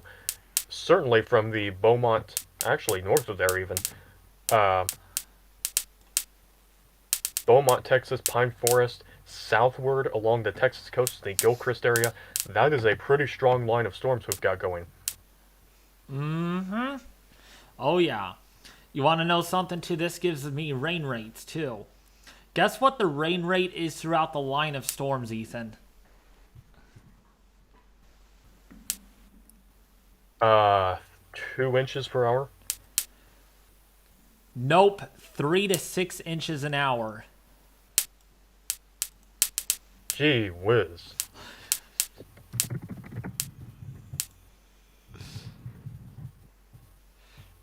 Oh, there's that supercell that's getting closer to Louisiana coming onto the coast. Rain rates with that, just a bit ago, we're at 7 inches an hour.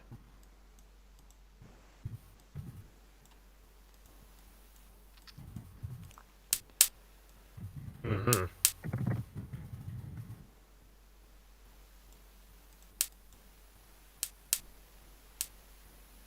Boy, you can see those storms moving onshore in southwestern Louisiana.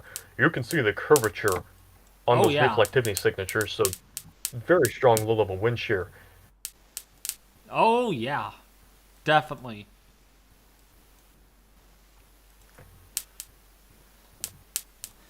And the cool thing about this is I can look at actual surface. Oh, we have a confirmed tornado now. Oh, really? Where? The Taylor Landing storm. That's just southwest of Taylor Landing. Oh, no. Another one. Oh, my gosh, Ethan, that is strong. Oh, dude, look at the velocities on that.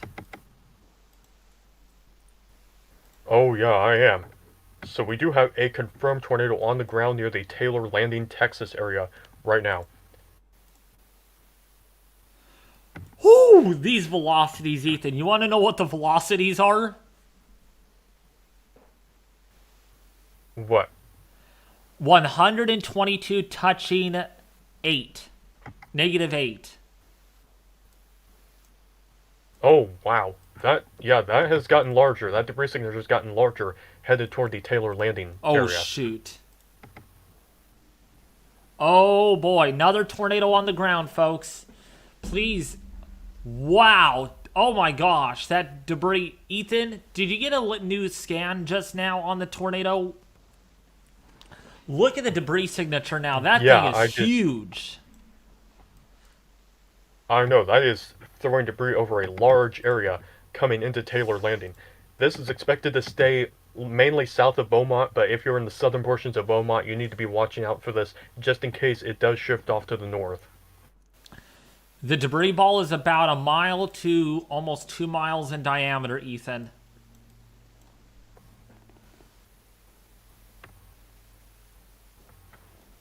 Absolutely. It is getting flung around in this storm. Shoot, dude. Oh my gosh. You know what? I want to see if he's on this. Wait, I need to just drive. Just drive.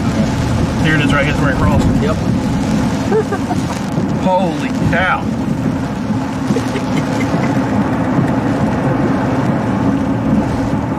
Jeez. My ears didn't pop that time. But I was holding the brake and it felt like the truck was Come on, perfect.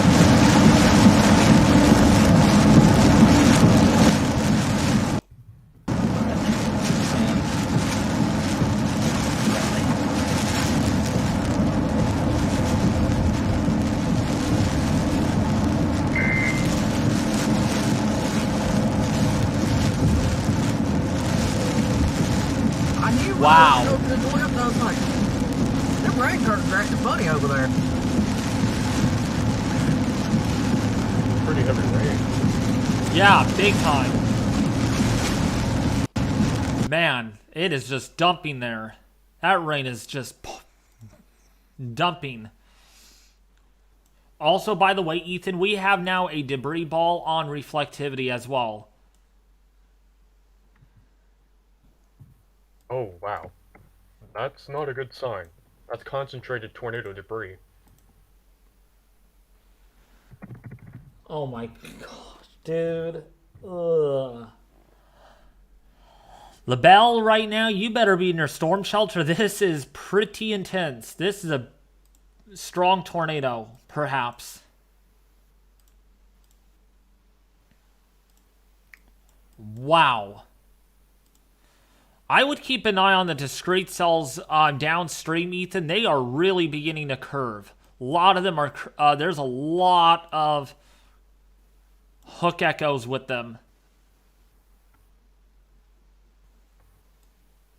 Yeah, that's something we're certainly watching here in the coming hours because, and southwestern Louisiana parishes, I should say, you need to be ready in case the tornado warning gets issued very quickly because some of these storms might try to organize a rotation pretty quickly.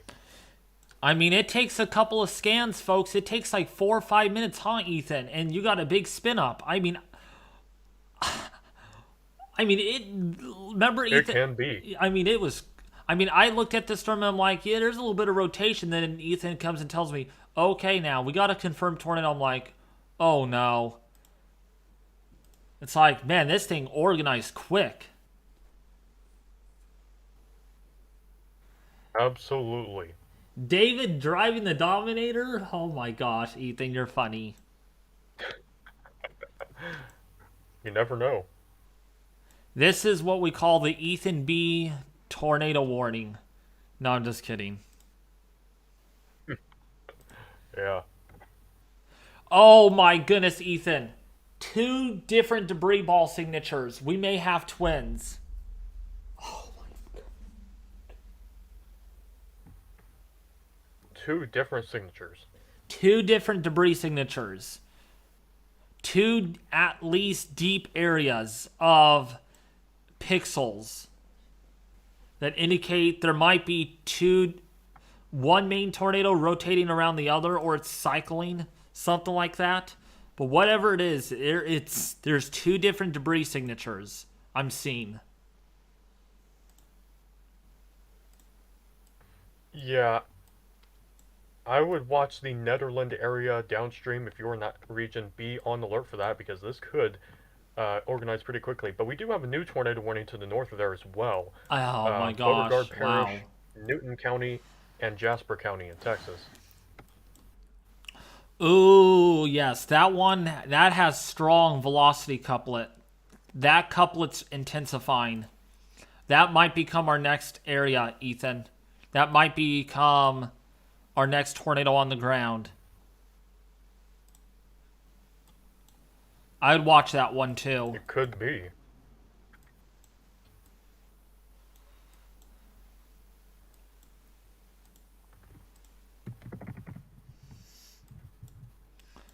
My gosh.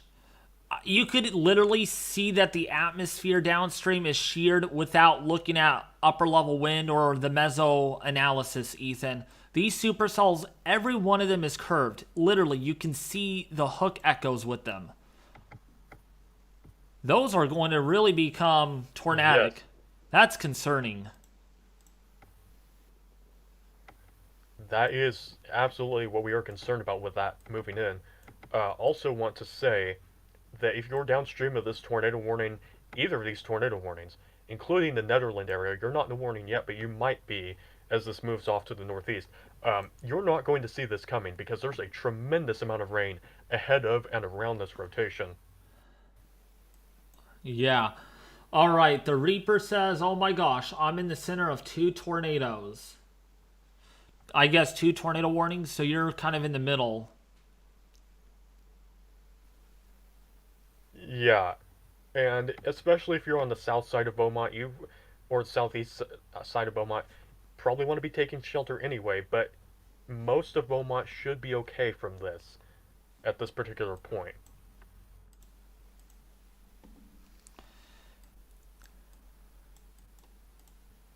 I'm watching that velocity on that tornado warning to the north. Nothing has changed with that one yet.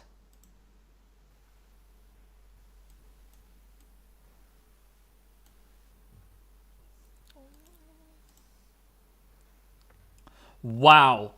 Ethan, there's a storm northeast of Constance Beach in Louisiana. Constance Beach in Louisiana. That one has a very, very tight hook on it. And a somewhat of a tight couplet as well. That might do something.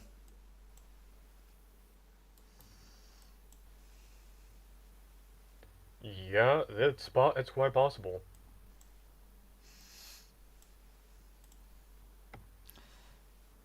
I need to see this significant tornado perimeter here again, see what it's showing. Jeez, Ethan, right off the coast of Louisiana, up to a 9 on the VT of the Violent Tornado Perimeter Index.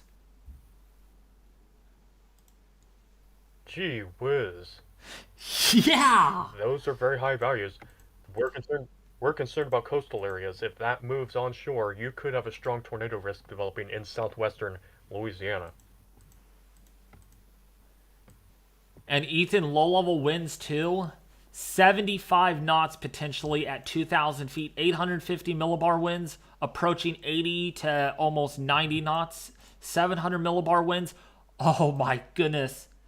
Perhaps almost 100 freaking knots. Actually, to be specific, by 06Z tonight over central Louisiana, 700 millibar winds at 10,000 feet, 95 knots, 850 millibar winds, of course. That's after the front goes through, but wow, big time jet streak over that area. Yes, certainly. Also, do want to say a new tornado warning has been issued. This is extending downstream of the Taylor Landing storm, east central Jefferson and south central Orange counties in southeast Texas. This is to the south of Beaumont, so this is extending over to Nederland and Bridge City, as well as the Groves area in southeast Texas. Watch when these go into Louisiana, Ethan. They're not gonna. It'll take them a while to issue tornado warnings. Remember that one time? Yes, I do. So, oh boy. I hope they're on it this time because these spin up quick. Yeah, so Nederland, you need to be taking shelter now. Absolutely.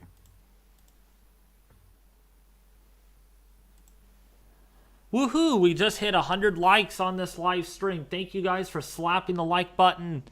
You are awesome. I love you guys. Also, I would love it if you do subscribe. Absolutely. I would love it if you guys subscribe, share, and like the stream. We're close to 5,000 subs, but not only that, check out the Mesovort website. If you're interested in participating in that, it's free. It's completely free to join. So Central Gardens, Nederland, Port Neches. Wow. Tornado warning for that area for the next 25 minutes. 3 tornado warnings, by the way, Ethan.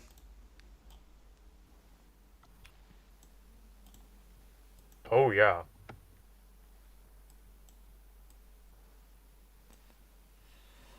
It looks like these storms down here near Cameron, Ethan, are starting to cluster up. And why could that be, do you think? Because, I mean, the environment is favorable for supercells. A lot of clustering going on. The wind shear environment. Yeah, the wind shear environment is favorable for supercells, but we've had a lot of convergence develop in southeast Texas. If you look at the surface isotherms, there's a lot of isotherm convergence around the Houston area to the east of there. So this is kind of developing a cold frontal boundary, which is forcing these storms into a broader kind of linear mode. All right, so where do I find that at? On the mesoanalysis. Yeah, mesoanalysis, you would just look at surface, and it's under temp, wind, and dew point. Temp, wind, and dew point. Let's see. Oh, is it the red meeting the blue, right? Because I don't see where the confluence is. Or a lot of whatever it is you're... Yeah, if you're looking at dew points, or the temperature, I should say, it's where the red lines switch over to brown lines. The blue lines switch over to... Oh, the red to blue... Okay. Red to brown. Red to brown. Okay, I see that. A lot of lines on the map here. Okay, I see that. Man, that surface flow is really deep.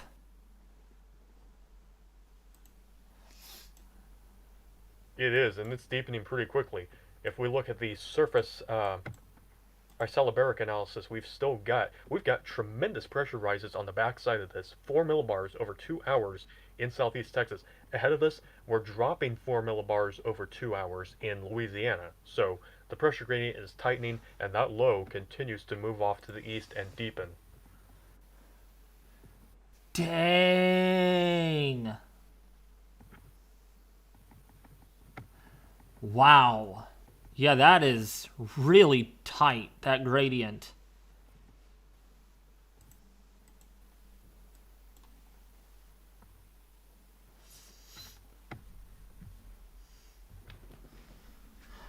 Hey, Ooga Booga Baby is here. What's up? Welcome, welcome.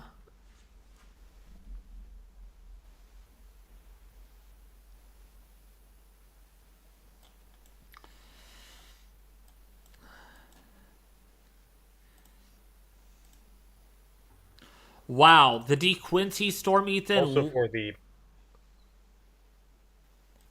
Oh, I'm sorry. The DeQuincy storm, gotta watch that. That has a lot of convergence along it. The DeQuincy storm, that might get tornado warned. It could if it's along the warm front. If it's north of there, that would be more questionable. But if it is along that warm front, then it might try to do something like that. Also, do want to mention for the Beaumont, Texas area, you are almost completely out of the storm, and you're almost in the clear, as this has largely moved off to the east of that area. There's a flood warning. Wow, that's one big flood warning, Ethan. Oh my goodness, flash flood.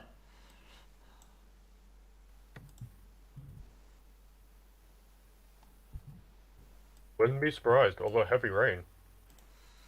Oh yeah.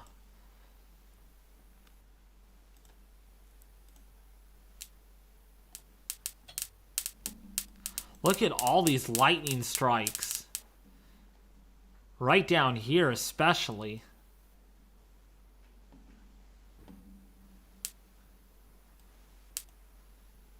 Yeah, certainly.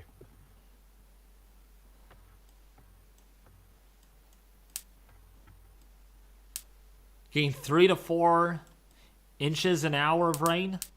5 inches an hour in some areas. Wow.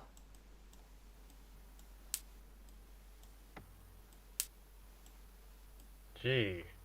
6 inches an hour over DeQuincy right now. Rainfall rates.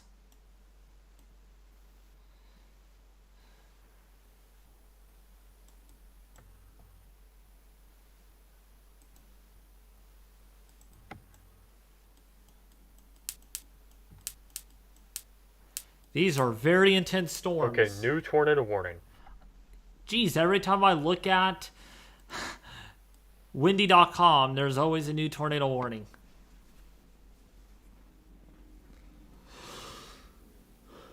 Yeah, this would be located over Vidor, Texas. So that is to the east of Beaumont. And it's starting to move over into Louisiana. So we've got Calcaso Parish, Louisiana, Newton County, Texas, and Orange County, Texas. Portions of these counties under a tornado warning now, as this moves off to the northeast. Man, we have 3 tornado warnings.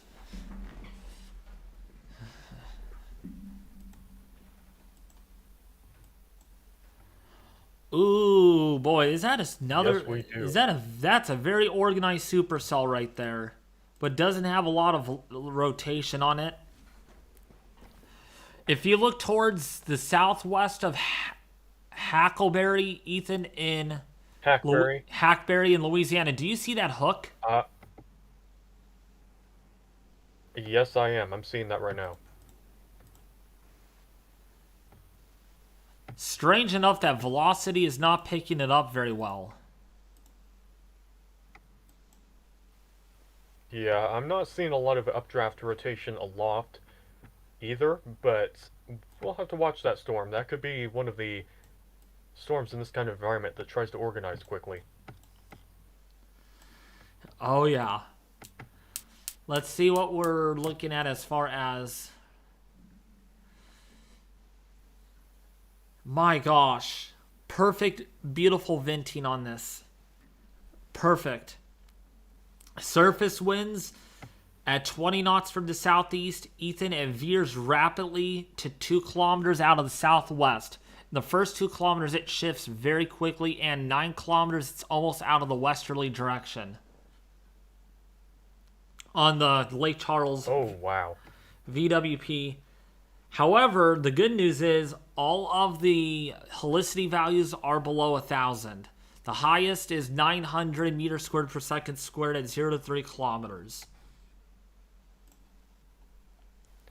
That's good, but that's still very high amounts of helicity. Still, but it's not 1,200 or 1,300.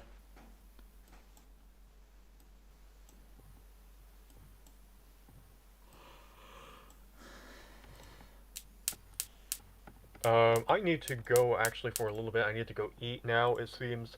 So I will be back in a little while. After I eat, and I then will return. Oh, you will return after you're eating, right? Yes. Perfect. All right, I will see you really soon then. Okay. What's up, everybody in the chat? How are you all doing? We're tracking 3 tornado warnings right now. Yeah, 3 tornado warnings. None of them are strong at the moment. We're not seeing any debris just yet. Nothing that gets our attention, but definitely some damaging winds with this. You can definitely bet on 60 to 80 mile an hour wind gusts with these storms. What's up, Aiden? How are you doing?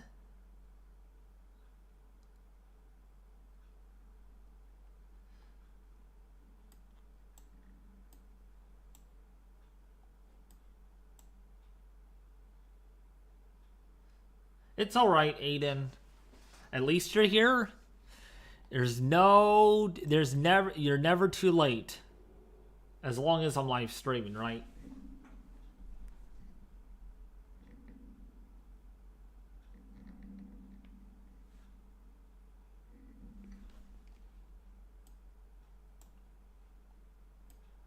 But yeah, definitely a lot of moderate to heavy rainfall that is coming through the area. Lots of lightning strikes. That is a guarantee. So if you're in these tornado warnings, folks, Deweyville in Louisiana, Bancroft in Louisiana, Fields, Louisiana, if you're in Orange, Louisiana, please take shelter. There are tornado warnings. You're not avoiding these tornado warnings, okay? So please take shelter if you can. These are packing a punch. The threat for heavy rainfall, of course, is there. We are seeing rainfall rates that are pretty significant. If we take a look at our this is our windy.com app. Definitely a lot going on Lots of lightning.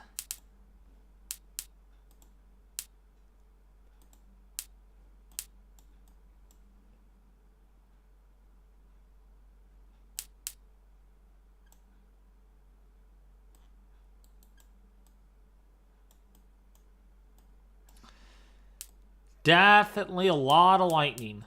Wow. Tons and tons of lightning. It's pretty crazy. These rainfall rates, pretty high. Really high rainfall rates.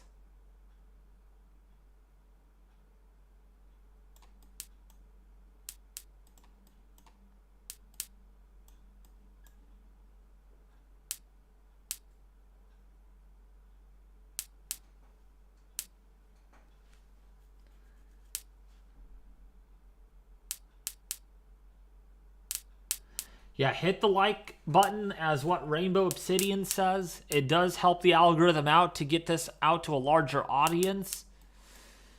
The goal is to let people know about severe weather. Let's get this out to as many people as we can. Because we have a website too that you guys are going to like.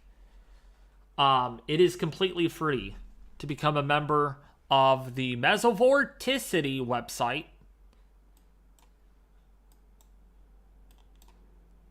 It's a lot of fun.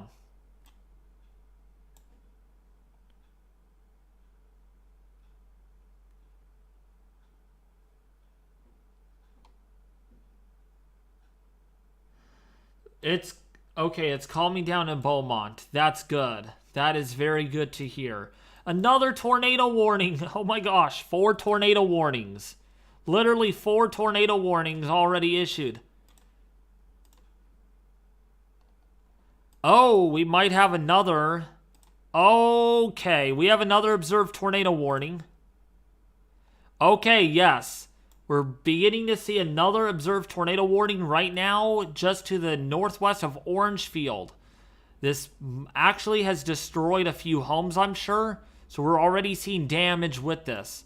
If you're in Previto, if you're in Gratis, if you're in Stark, if you're in Bancroft, downstream, you need to be taking shelter. We're already seeing debris. Oh my gosh. Big CC drop. Big CC drop right now. North of Orangefield in Louisiana.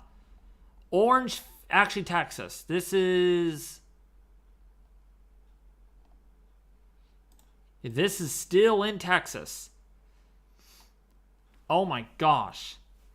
Big debris ball.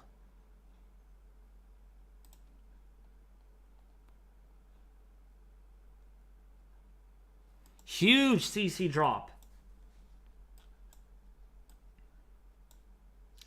I can see your chats, United Weather. Yes, I can see them.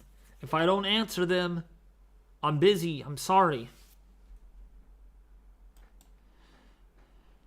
So if you're in Previto, if you're in Gratis, if you're on the I-10 corridor, we got a tornado that is on the ground doing damage. We definitely have debris on the ground. Or being lofted, I should say. We know it's on the ground. It's being lofted right now.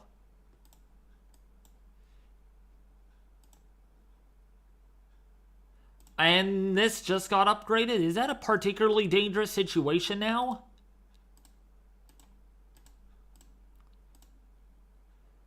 Okay, yes. This is a PBS tornado warning right now.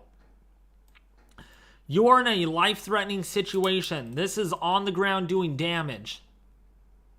This is on the ground doing damage right now. 112-mile-an-hour velocities on this, touching 3 coming from the other direction. Strong velocities on this.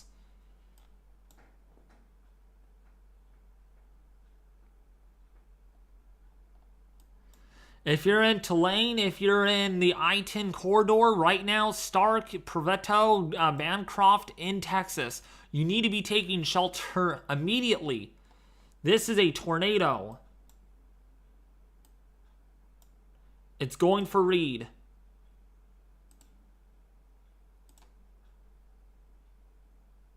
west now. I've got westerlies. Well, now I'm just driving in circles. Okay, I've got west. Oh, it's right over top of me right now. Correct. Oh my God, I'm actually, dude, we got rotating rain curtains right now. Oh shit. Oh my gosh. A sign just, oh my God, get east. Oh shit, I'm in it. Hey, hunker down, watch for power lines and watch off for debris. Dude, we got flying debris. We're gonna put the helmet on. I'm in it. I got power flashes all around me, debris, big time debris. Copy that, keep me updated. Where are you?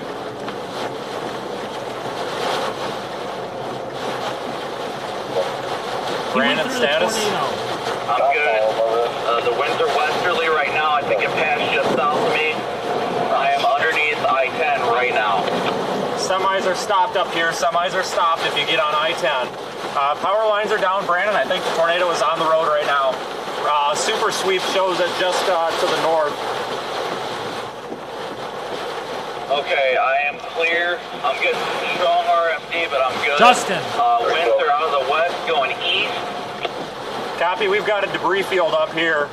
Use the left lane, take the emergency shoulder. It looks like we may have some vehicles impacted. I can't confirm. Okay, take it real slow when you pass, after you get an exit or so up. We've got major debris, a lot of buildings in the road. Building damage, and there's barbed wire. Big time debris.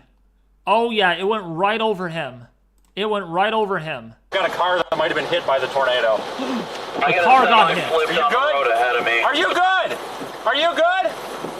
Good, keep going. It was a tornado. Sir, that was a tornado. Keep going. Semi flipped on the road. Big time debris. 332 from dispatch. Okay, I just told everybody to keep going because we're about to get rear-ended here. Let's see here. There's a lot of debris in the left lane. There's a lot of barbed wire coils. Just avoid those. You should be okay otherwise. We've got, looks like some minor tree damage on the left. When you pass a cell phone tower, it looks like there's power lines that got lofted up into the cell tower. This must be where it crossed. I can't move because I got a bunch of traffic just wants to fucking sit here. Get up here right now. This is, we might have buildings slabbed. I can't tell if that's old or new. Ooh. Shit. Okay, we've got significant damage off to the right of the road up here. I'm going to take the next available exit. I'll get you a number. Alright, I gotta get out because I can't. I'm trying to get up to this guy, but nobody's getting out of the way. Copy, we've got significant damage up here. Copy, yes, I've got significant structural damage here as well. Looks like buildings destroyed to the southeast. Yeah. Let me know. Gosh. Oh my goodness. That is really bad. That is a particularly dangerous situation. A particularly dangerous situation. Wow.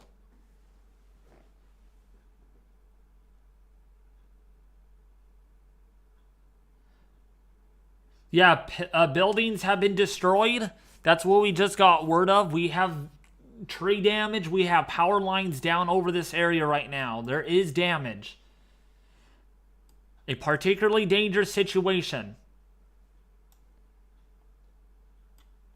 If you're in Little Cypress right now, Toomey, Niblet, Bluff, Morgan Bluff, downstream, you need to be taking shelter immediately. Live is across the highway. Man, we can't get good service there. Wow.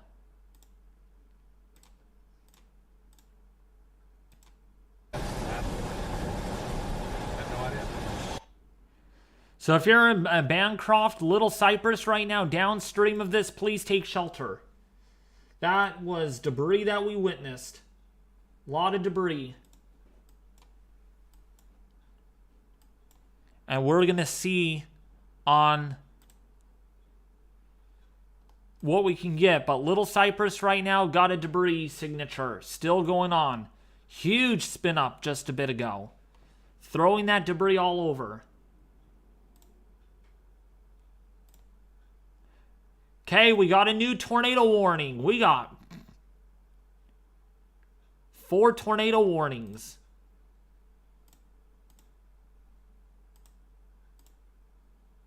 We might get another spin up down here near West Orange. New spin up. We could get another spin up.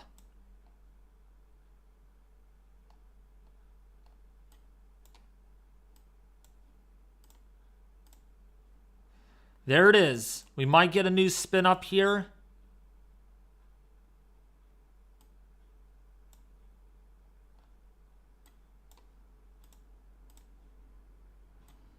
Wow.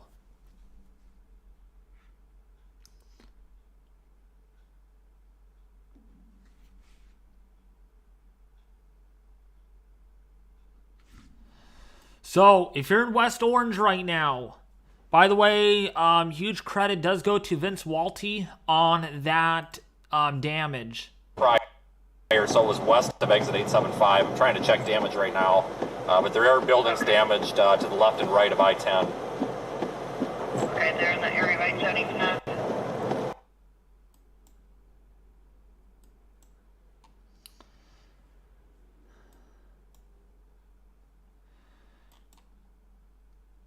Yeah, we got to watch this one. Near Orange, that's a tornado warned area. If you're in Ged, if you're in Toomey, if you're in Vinton, if you're in the Carlis area, if you are in Sulphur, if you're in Brimstone, please take shelter. This is kind of paralleling with the I-10 corridor. We have tornadic storms, embedded supercells within this line. A couple of strong tornadoes even with this. History of producing strong tornadoes.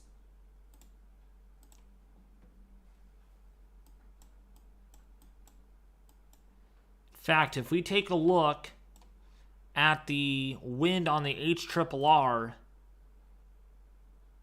it's pretty much what we're seeing. Strong winds, look at this.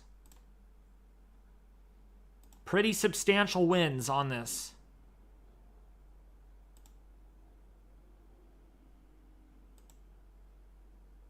I mean, we got 45, 50 mile an hour winds off the coast of Louisiana.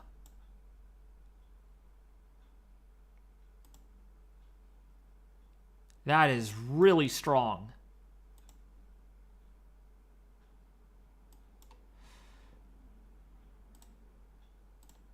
So that's where a lot of this is taking place right now. 3 tornado warnings are left.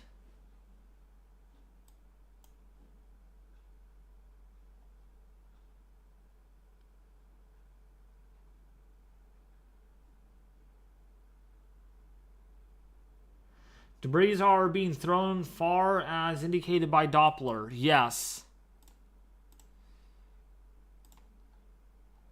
Okay, this is going to recycle. I think this is going to attempt to recycle again.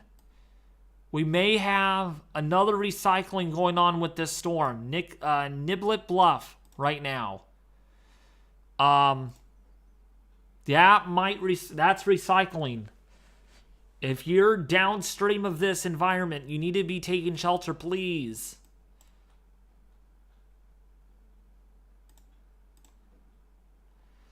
I mean, we are talking about velocities that are tight, folks, in Niblet Bluff. In Big Woods in Louisiana, if you're in Edergly, downstream of this, under a tornado warning, really big area. Rather small in synopsis, but, you know, when you zoom in, it's impacting a lot of people. This is getting into Louisiana right now. Niblet Bluff in Louisiana, Vinton, Louisiana, Big Woods, Louisiana, Starks, Louisiana. I mean, we might have a recycling storm.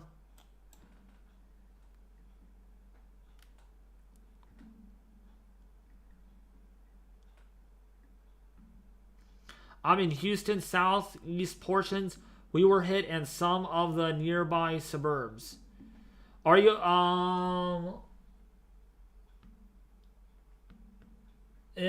Gal 2000, Libertarian, I think that's how you say your name. Are you okay, though? I mean, did you get hit by a tornado, or did you just get hit with the line of storms? Because that area had a tornado emergency earlier. That was bad. That was really bad. Okay, this is intensifying. This is re-strengthening. Velocities are re-strengthening on that. We might be having another debris signature pop up here. It's still kind of evident. Kind of evident. There is a very strong couplet right here. Northwest of Niblett Bluff right now.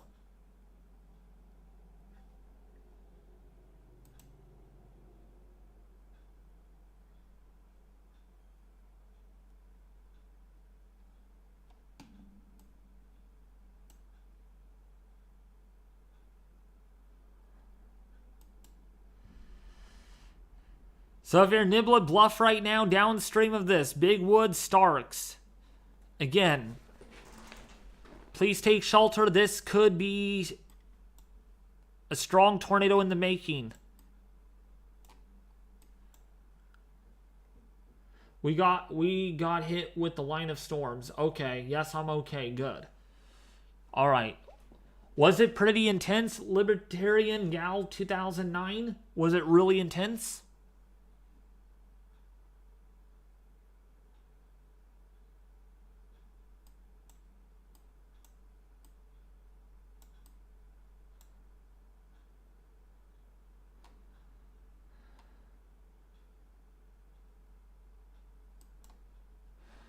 We're going to watch for newer frames on this.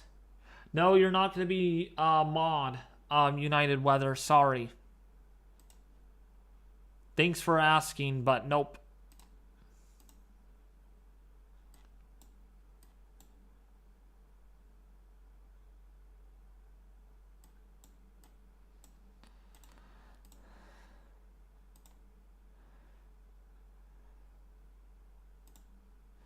Wow. We're going to keep an eye on this tornado warning right here. That is going to probably get upgraded to an observed if it continues to keep up.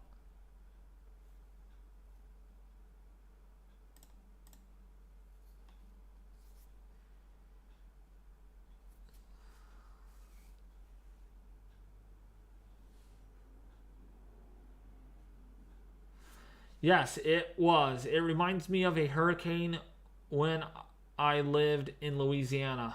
Oh my goodness. Well, I'm glad you're okay. Did you lose your power, Libertarian Gal? Did you lose your power at all?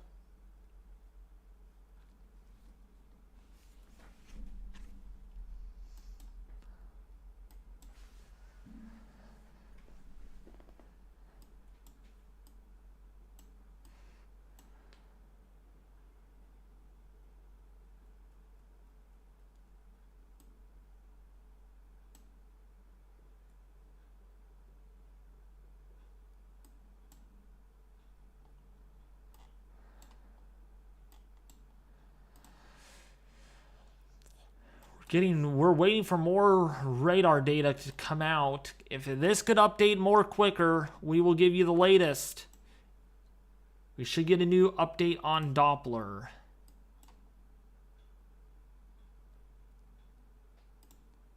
All right, I think that just updated. That is that confirmed? No, it's not confirmed, but whoo, that's strong. Really tight couplet on that. 116 touching 7. Negative 116 touching 7. Very tight couplet on that. Really tight. We might get something forming up here too.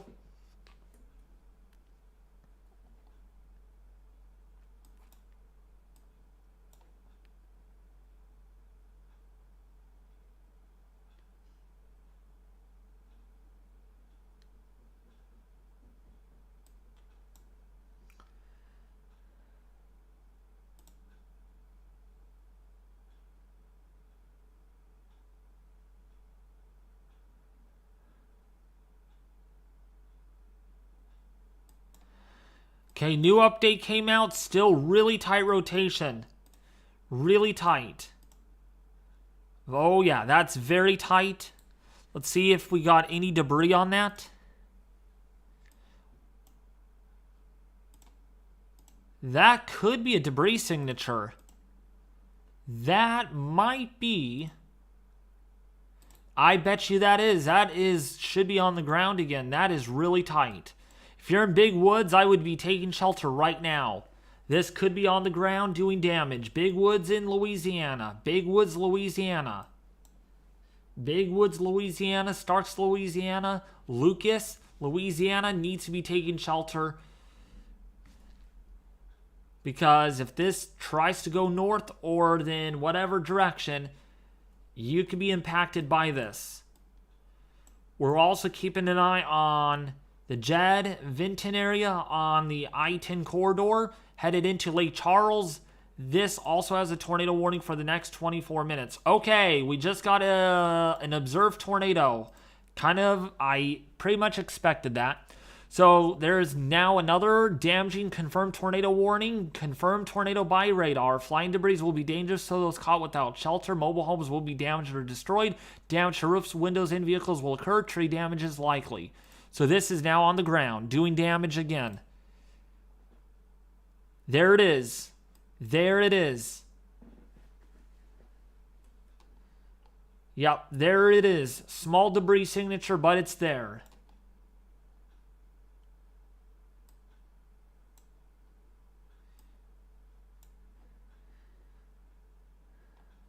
Not Alex. United Weather, please. Can you cooperate? Thank you. Thank you. All I ask is you cooperate, or else my moderation team will take the appropriate action.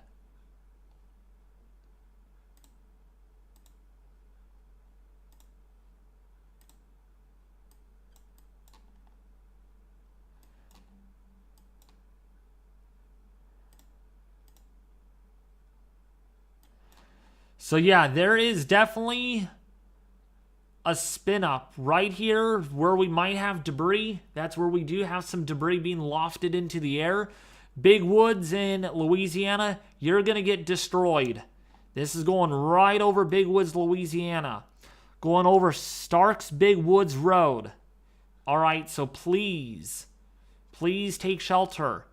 This is literally on the ground.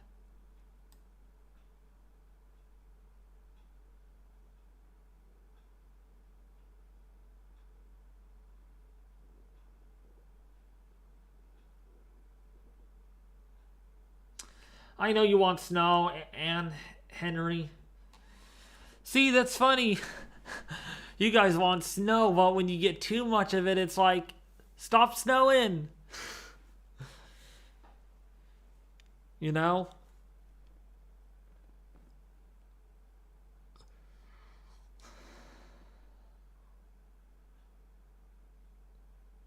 You're probably seeing a very wet snow, rainbow obsidian. That's pretty much what you're dealing with. Now, we're going to take a quick update and look at the winter weather side of things. Let's go over to Norman, Oklahoma, where we are seeing quite a bit of snow coming down there right now. Roads are not covered yet in snow. It's that really wet snow, very slushy. It melts right when it hits the ground, but on other surfaces, it's accumulating a little bit. Got a little bit of that accumulating wet snow going on right now on the roofs, on the grass, as well as on the trees. And you can see it coming down. It's a really wet snow, so don't expect it to kind of hit the ground yet or stick there, which makes accumulation a little bit more difficult and tricky because it melts right when it wants to melt. Right when it hits the ground, so.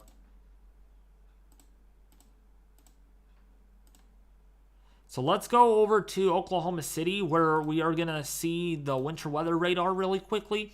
So right now in Sulphur and Pauls Valley, in Seminole, we are seeing some light to moderate snowfall coming down in that area. In Duncan, 33 degrees. It's snowing right now. If you're in Lawton, we got some light snow going, flying about in the atmosphere there. If you are in Weatherford, a little bit of snow coming down, but not as hard as it was earlier. But if we go further east, like in the Fayetteville area of Arkansas, the snow is coming down pretty hard here. 34 degrees is your temperature. If you go further south into Huntington, where we are seeing reports of some sleet and freezing rain at times, Boonville, Paris, Russellsville, that's where we are seeing a mixed bag of rain and snow at this time with a temperature of 34 degrees. And if we go over into Missouri, like Springfield, under a winter storm warning, there is a little bit of snow coming down there. So it has transitioned over to snow in the last couple of hours. Current temperature there, 33 degrees. Monette there, 34 degrees. Joplin, 36 degrees. If we go into the St. Louis area, it is currently cloudy with a temperature of 44 degrees. If you're in Sylvan, 41 degrees. Pretty cool out there. If we go further south, it's currently mostly cloudy with 42 degrees, maybe a couple of showers here and there otherwise. That's a look at your weather. Let's get back to severe weather.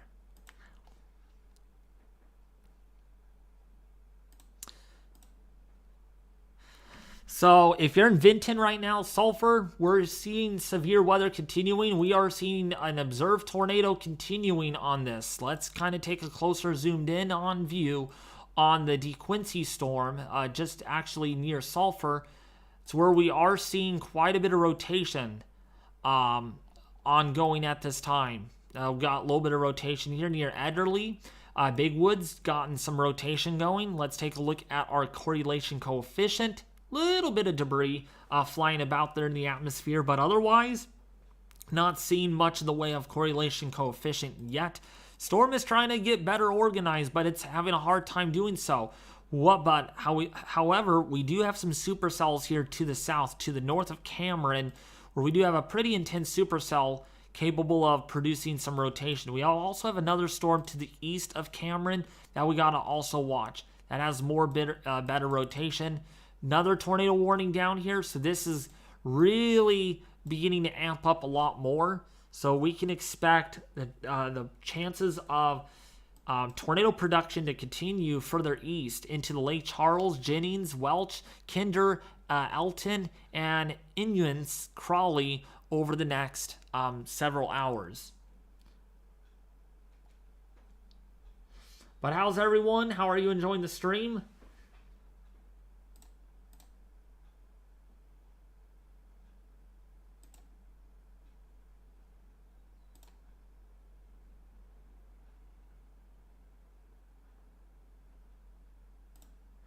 All right, United Weather, I can't deal with you. I'm sorry, you're gone.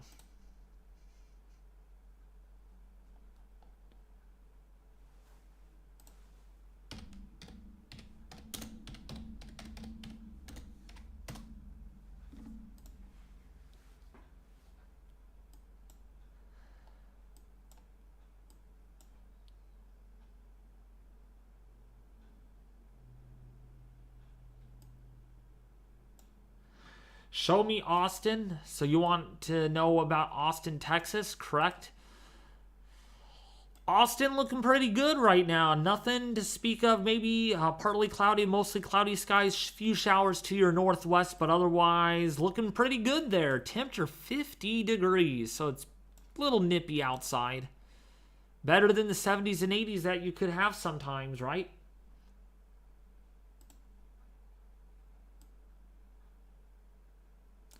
I took care of it, folks. I took care of it. He's hidden.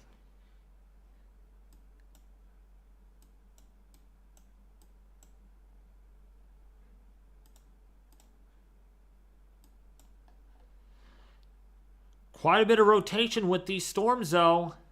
Gotta watch these. These two storms right here will be the storms to really watch. I don't know if you're back, Ethan.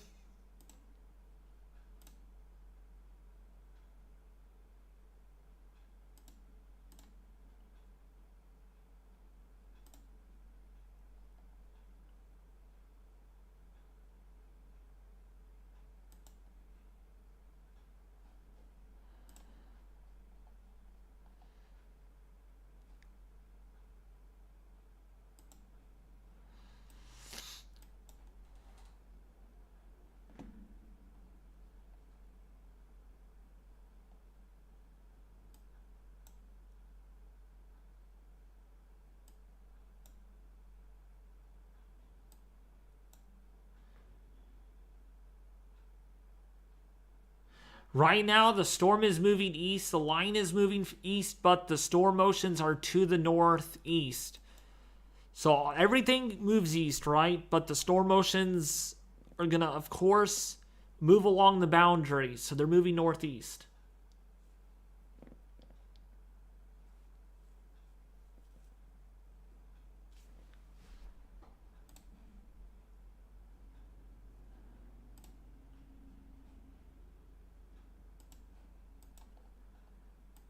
But here's a supercell that we got to keep an eye on. Also another one here. And another one here. So we got 3 areas down here to watch for possible tornadic activity. Because these have strong velocities. It's not lowering at all, Justin. It's pretty high still.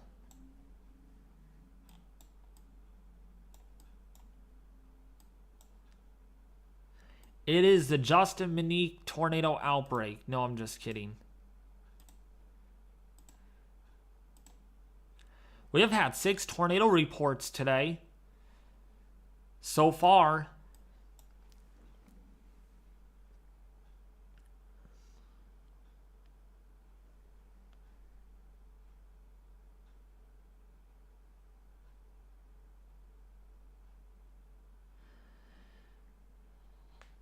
So, yeah, so much of this winter storm is going to head into Quebec area of Canada.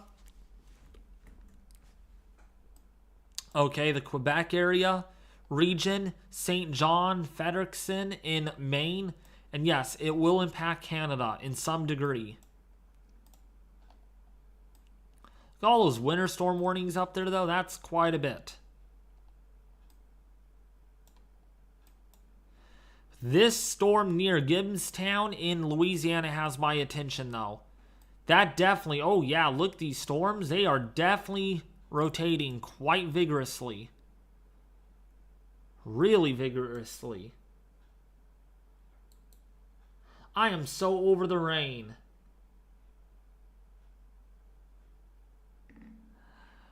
Oh, that's... Okay. Oh, Ann Henry, what part of Tennessee do you live in?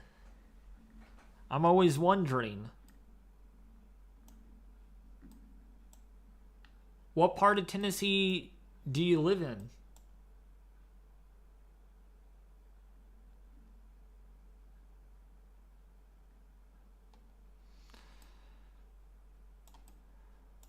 But yeah, definitely seen a lot of storms really blowing up.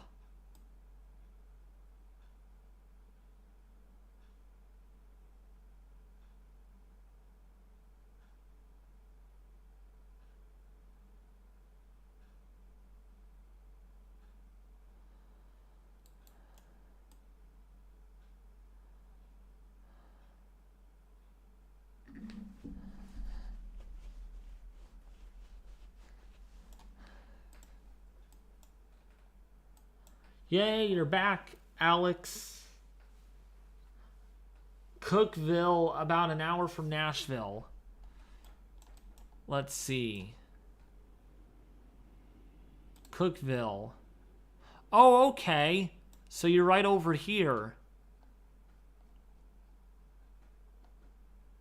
Yeah, you're supposed to get quite a bit of...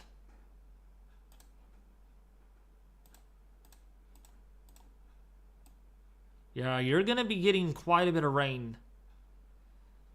Right now, your area is likely to get at least maybe about an inch of rain out of this storm. But it's going to be windy. That's what you're going to feel. Those winds look pretty dangerous, actually. Gusts probably up to about 45 to 55 miles an hour. So big time winds expected for the Tennessee Valley.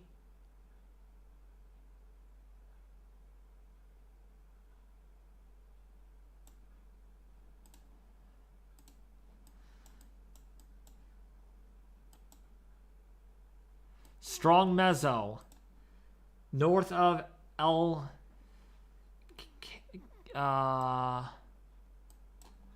Strong Mezzo North. Oh, yes. I'm watching it, Justin. Yes, I see that. I do see that. There's another area to watch, too. My Justin G is on. How's my viewer Justin coming along?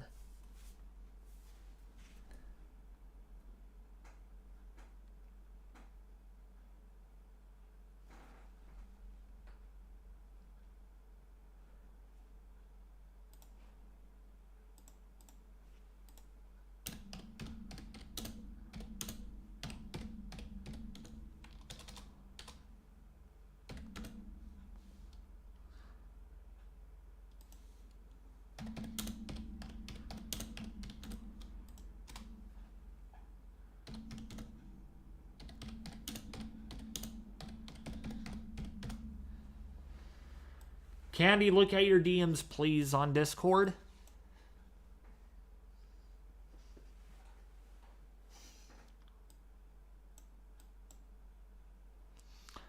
So we do got a tornado near Moss Lake.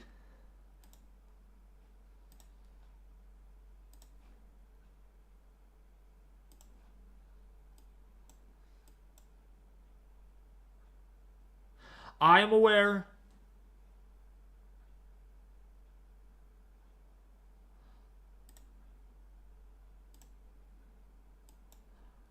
I am aware. Tornado debris signature. Let's see. Let's go and see. Because I've not seen a tornado debris signature. Where is that at? I don't see. I don't know where you see it, Justin, yet.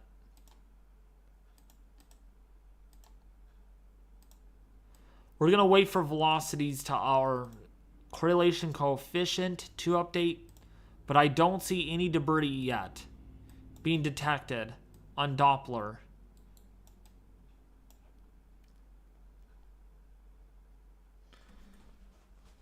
Thank you, Candy, for that. He is gone. The alt account is gone.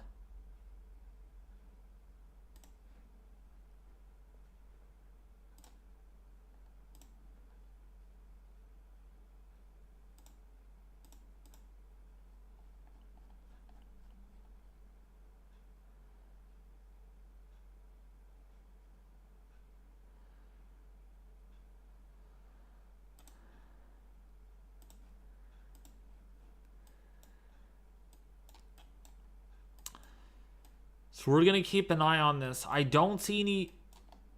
Okay, there it is. I think that is it. Yep, we might have another... That's what Justin was saying. Yep, we have a debris signature. This is going to be a strong tornado too, it looks like. Yep, I see it right now, Justin. Very strong. Justin, can you join the VC with me and Ethan? My viewer, Justin.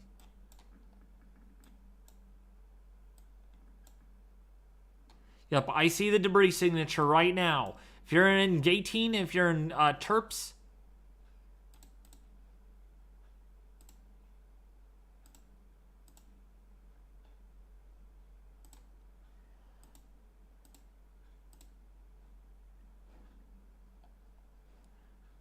Gonna add you to the call.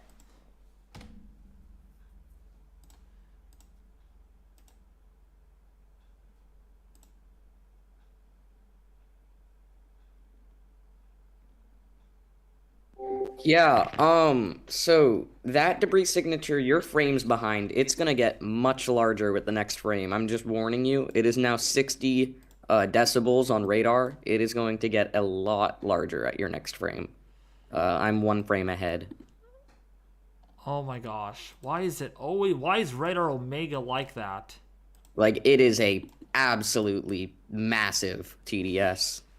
That's all I can say. Probably the biggest one I've seen all day. Oh my gosh. Okay, I'm bringing up my GR2 analyst. I know it's confirmed. Let me see. Like, it is beyond. Oh my gosh. Oh yes. Okay, that is huge. Oh my gosh. Oh wow. Okay, that is huge as heck. Okay, yep, oh wow. That popped out of nowhere. Dang, look at the velocities on that, Justin. Yeah, very strong tornado. Jeez. Holy There's now moly. 80 VROT. 80 VROT. I'll be right back. Now you leave.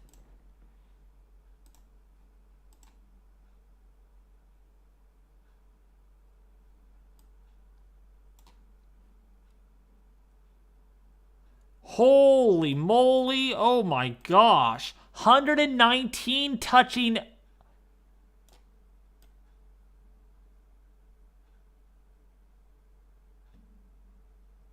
Oh wow. That's 140 velocities. Oh yes, that is very strong. That is very strong. That is a very strong tornado right there. Wow. If you're downstream of this, this might be a violent tornado. This could be a violent tornado. All right, answer the call, Justin. I'm going to call again.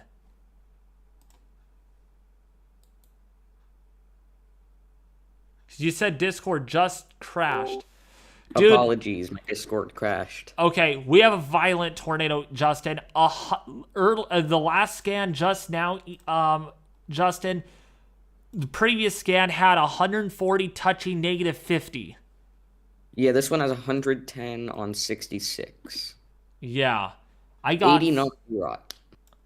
Oh my gosh. If you're in the path of this is a big tornado. Violent tornado, maybe. This is a particularly dangerous situation. Radar confirmed tornado. You are in a life-threatening situation. Wow, this is really bad. So, Justin, what are your thoughts so far? Do you think this is panning out like scenario 1, scenario 2? Because you had the scenarios down last night, right? Right. So I would say it's probably panning out between scenario 1 and 2. I wasn't expecting the QLCS tornadoes to be of this intensity, you know, in the strong, maybe even violent category. But we didn't get much of that, like, discrete supercell activity to do much. You had the supercells. The issue is they were north of the warm front, so they were basically just being starved of any thermodynamic support. They had, like, nothing earlier north of Houston, and that's why those discrete supercells really didn't do anything. But I was not quite expecting the intensity that these QLCS tornadoes are coming down at, even though, you know, the environment's there kinematically. These QLCS tornadoes are some of the higher end that you'll probably get. I mean, look at that debris signature, Justin. Man, it is just ripping up stuff. It's just ripping. Yeah, it is. And ahead of that tornado, there's probably 80, 90, maybe even 100-mile-per-hour winds. So it just actually kind of cycled a little to the north and looks just as intense, if not stronger now. Oh, So. no. Oh, no. No, no, no. Wow, those velocities are... Man, that debris ball is just insanity. Right. To the person saying tornado emergency, I don't think this will, considering it's probably not going to be super long-lived. It's also in the absolute middle of nowhere. So, tornado emergency probably isn't going to happen with this, but regardless, this is a tornado emergency caliber style tornado. So, And here's the thing, just because it's not a tornado emergency does not mean that, oh, it's not that bad. At least it's not a tornado emergency. No, don't base your preparations on a type of warning, tornado warning, because this is just as destructive as anything. Okay, we got a new tornado report. Radar indicated a TDS.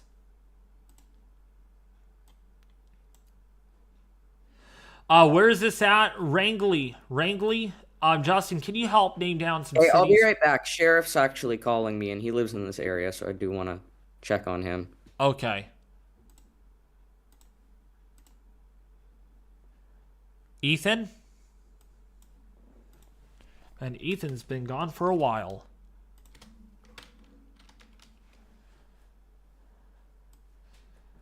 If you're in Kerman, downstream, Bell in Louisiana, Reeves in Louisiana, Dry Creek in Louisiana. Downstream, please take shelter. This is a very strong tornado right now. Really strong tornado.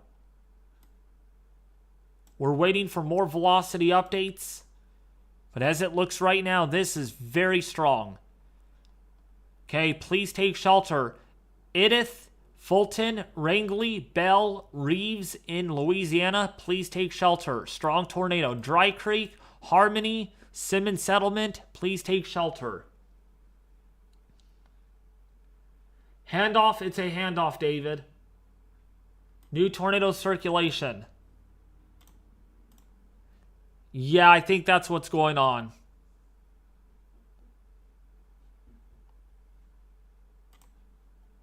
Yeah.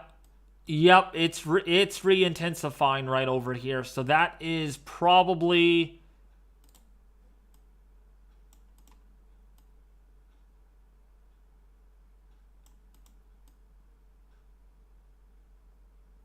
Yeah, very tight rotation. That definitely looks to be...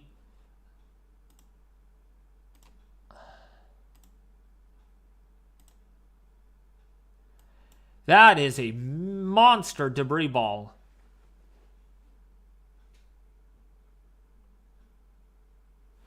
All right. Okay. Let's do the main group then.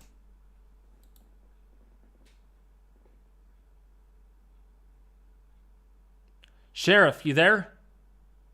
I am so sorry, but... I am here, yes. Dude, this is pretty significant, this tornado. I would have to agree with that sentiment. Velocities look like a mushroom if you tilt your head sideways.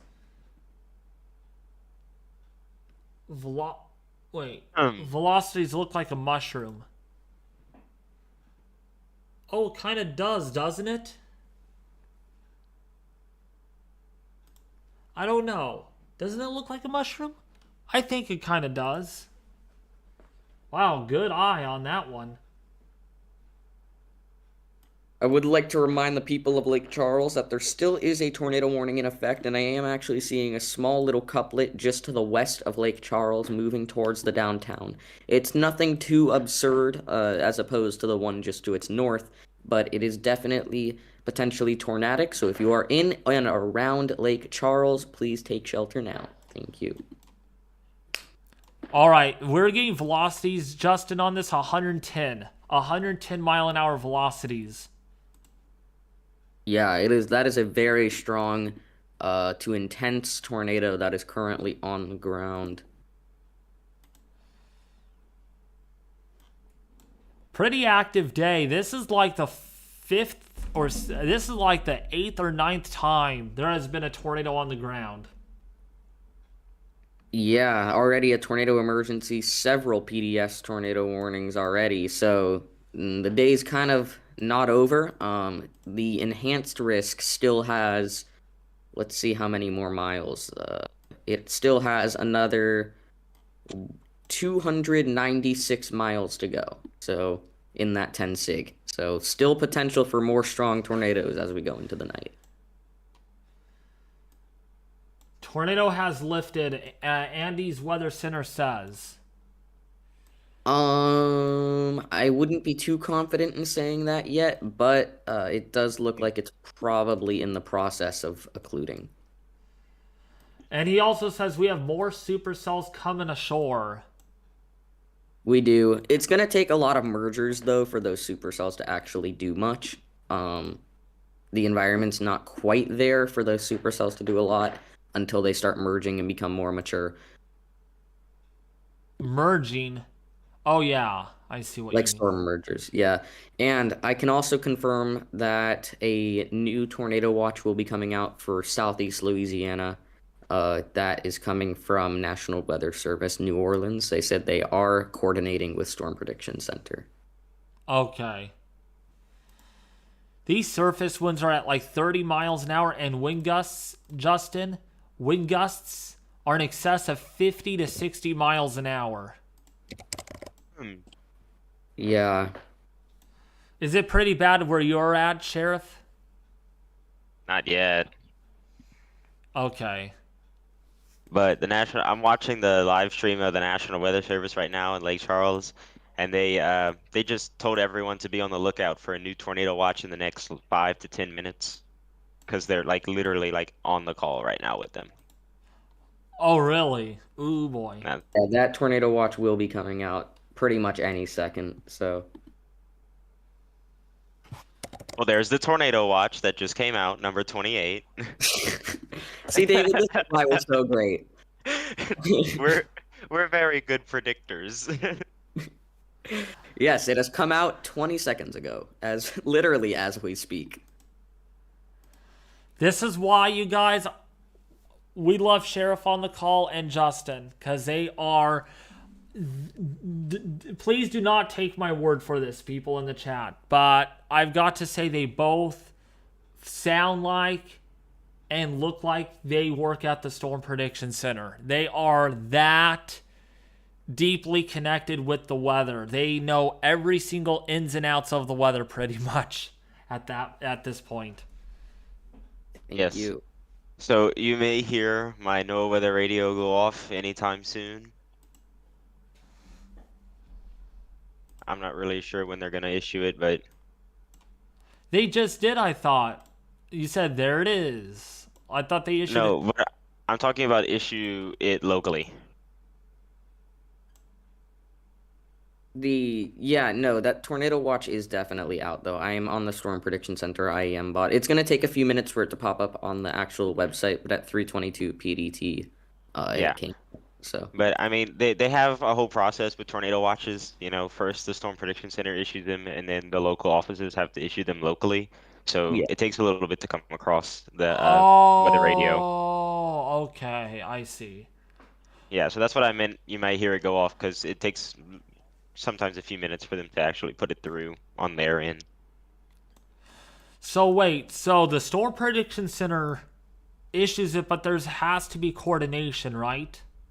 Yeah, so the Storm Prediction Center issues the watch itself with all the counties and everything, or parishes, in coordination with the local offices. And then the local offices from that point go into a program in AWIPS and issue the watch locally that then goes out to the NOAA Weather Radio, shows up on weather.gov and all that. Okay. Yeah. The newest NWS New Orleans AFD has basically nailed what's happening. They said that if the dew points that are currently in place were in place for about 1 to 2 hours, which they have been, the potential for tornadoes and damaging wind, possibly on the extreme side, given the low-level winds, are expected. Well, that's that's... There it is. I heard the radio. Yeah, there it is. Well, Justin, given I'm looking at the 1,000 foot level winds on the HRRR, literally over the lake, just east of Lake Charles in the forecast at 4 p.m., 60. Okay, these are 1,000 foot level winds. Okay, 60 to 70 miles an hour. Let's go up 1,000 more feet, 2,000 feet. Winds 70 to almost 80 miles an hour. Let's go up to 2,500 feet. How about 80 to almost 90 miles an hour? Let's go up to 3,000 feet. Same thing, 80 to 90 miles an hour. But most importantly, about 5 to 6,000 feet, almost 100 mile an hour winds. Yeah, that's crazy. Another thing I want to note as we move eastward, the thermodynamics are not going to get better. In fact, they're probably going to get worse as we move eastward. Given the kinematics, it's not going to matter much, but it's important to note, given that there's such little instability at the surface, that a lot of the signatures you're going to see within these supercells especially, those are not going to actually be producing tornadoes. Those are going to be more elevated signatures, and I'm more speaking to the chat because I know, David, you know this. Yeah. So even some of these signatures that we might see later into the night, those might not be getting warned just because they're not surface-based. And so don't be, hating on the NWS when some signatures don't get warned tonight. And NWS New Orleans most specifically actually said that, so... Yeah, it looks like that has kind of... It's not on the ground anymore, I don't think. No, I don't. No. By the way, Sheriff Boy, I was able to log into the website just fine, and I hope it doesn't have any issue for me again, to where it just locks me out and I can't... It says no user found and stuff. No, it shouldn't. I think I corrected the problem. What was the issue? It was actually a thing with your password that I had to fix. Oh my gosh. Okay. Because I was literally in the middle of typing up a mezzo discussion before my live stream, and then all of a sudden it's like, what? What? Why was I logged out? And I tried logging in and it was like, user not found. And I'm like, oh my gosh, not this again. So, I'm glad you fixed it. Is Ethan alright? I don't know. He's eating. He'll come into chat. Oh yeah, he's back, I think. Let me call him. I'll just add him to this call.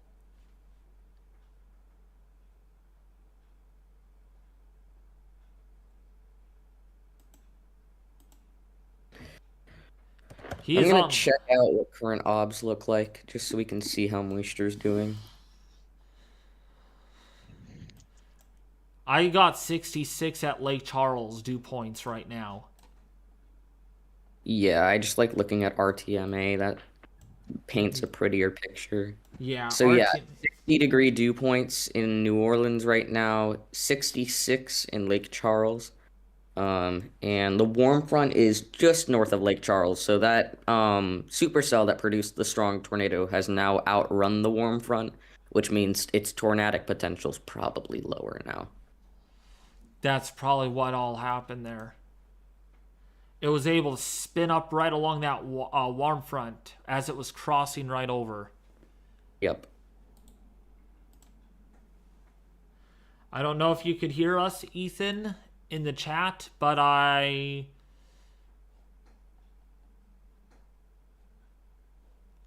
because I see his dot is green, so he is online.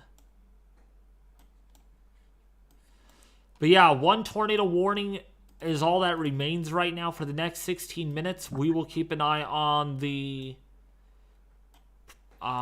severe weather for the next 3 or 4 hours to see if we get any more spin-ups. I'm sure we will. This won't be the last one we get.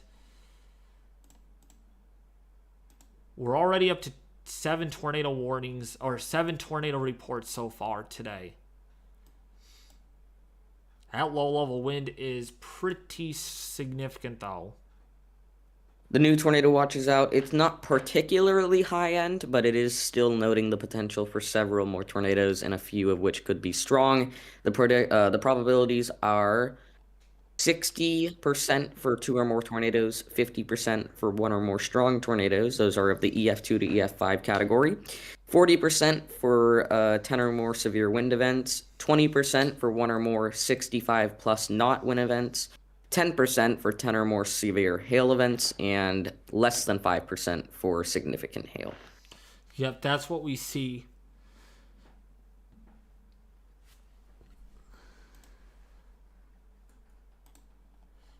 So that's the probabilities as far as this watch goes. It does highlight a moderate risk for strong tornadoes, though. And a Yes. moderate risk for severe wind, and of course a moderate risk for tornadoes. So it's kind of a middle class tornado watch. Not too strong, not a low end, just kind of right in the middle. Yep.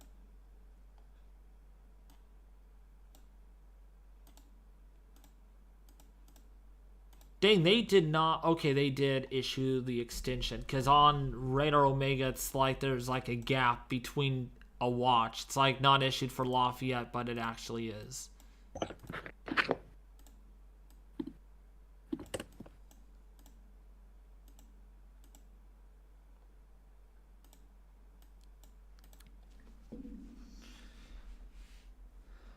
Justin G's Owly Giant says, "What are the echo tops on it?" That's for you, Justin. The echo tops on which? I'm assuming he's talking about that tornado warning storm. All these storms, I think. Echo tops don't matter much, but I'll still check them. Not super. They're kind of low topped, not of that actual like class, because that is an actual thing, low topped supercells, but they're not particularly high topped either. The tornado warned one at its peak was about, I think, 43,000 feet. The highest I can find is with that coastal supercell at 44,000 right now. Dang, that's pretty high. Yeah.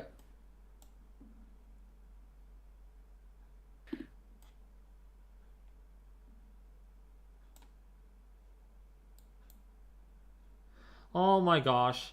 Here comes Tristan Lava Command ranting at the Storm Prediction Center. I love how the enhanced risk for damaging wind is in the watch for only 40% potential. That does not make any sense. Because it's a 30, right? Non-sig for damaging winds, but they put 40%. I think that Lava Command has interpreted the Storm Prediction Center risk levels incorrectly. So let's just go into this real quick.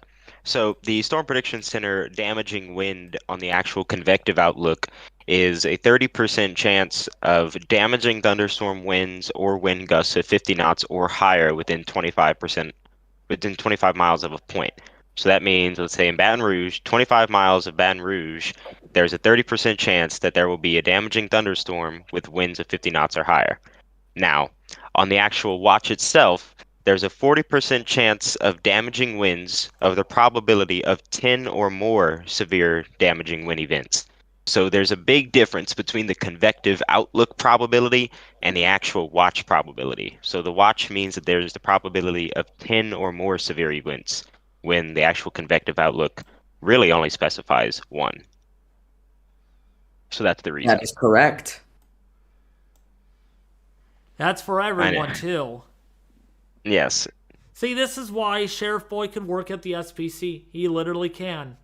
Actually, technically, we I want to show them the website, of course, because you guys are special. If I can get to it here. I mean, a lot of work does get put into this. It is called, let's see. It's called the Extreme Weather Storm Analysis Team. Let's bring it up. I just wanted to show you guys this. This is why they could almost... And why is this not even working? I love how it doesn't work. Okay. Let's go over here and bring it up on here.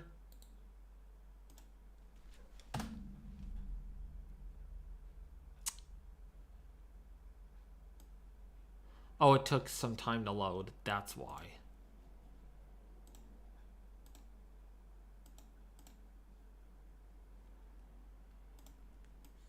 New tornado warning for Lake Arthur. Yep, I see that one. So new tornado warning has been issued for that area. If you're in Jennings, You're under a tornado warning. Lowry in Louisiana.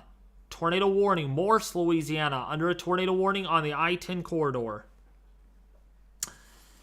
Yeah, so this is the website really quick. I wanted to show you all this. All right. Whatever you see here on the website does not apply to the Storm Prediction Center by any wishful means at all. So if you come onto the website, like in this case, there's a moderate risk for day 1. That does not mean there's an official moderate risk, okay? It is us as a team. Sheriff, me, Justin, other people, Ender, Andrew, Jensen, Sam, that make these outlooks possible. And so it's our opinion. So if you want to visit this website, Sheriff Boy has put it in the chat before. If you want, Sheriff, you can put it in the chat again. Whatever you see here is not official. It is not official. I repeat, not official. Yeah, and we very much show that it's not official. We start every discussion with this is unofficial. We put unofficial on all our graphics. We put unofficial at the bottom. We put unofficial pretty much everywhere. It's literally everywhere. Yeah. But I just wanted to note real quick that I'm watching the National Weather Service in Lake Charles, and their main AWIP screen just froze, and everyone was blaming it on the government internet. Oh my gosh, are you serious? Yeah, like my favorite forecaster who's there right now, he was literally there and he was like, "Well, guys, this is what you get with $20 government internet."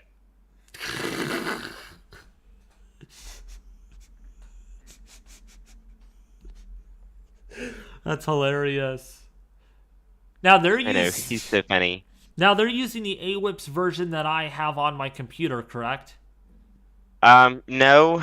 NWS came out with a kind of new AWIPS version that looks a lot different. I can post a picture in the chat real quick to show you what they're using. Oh, okay. Because I'm curious, because...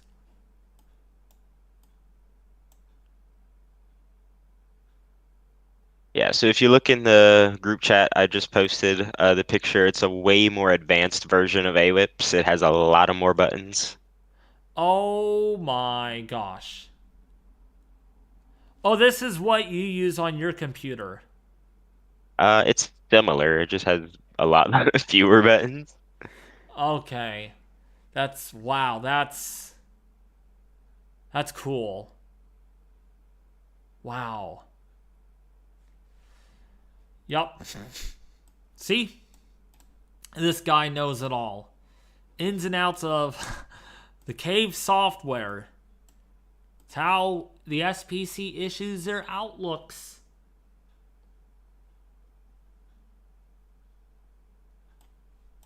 So, tornado warning does continue for Lake Arthur, for Morse, for Easterwood. If you're in Crowley on the I-10 corridor, tornado warning does remain in effect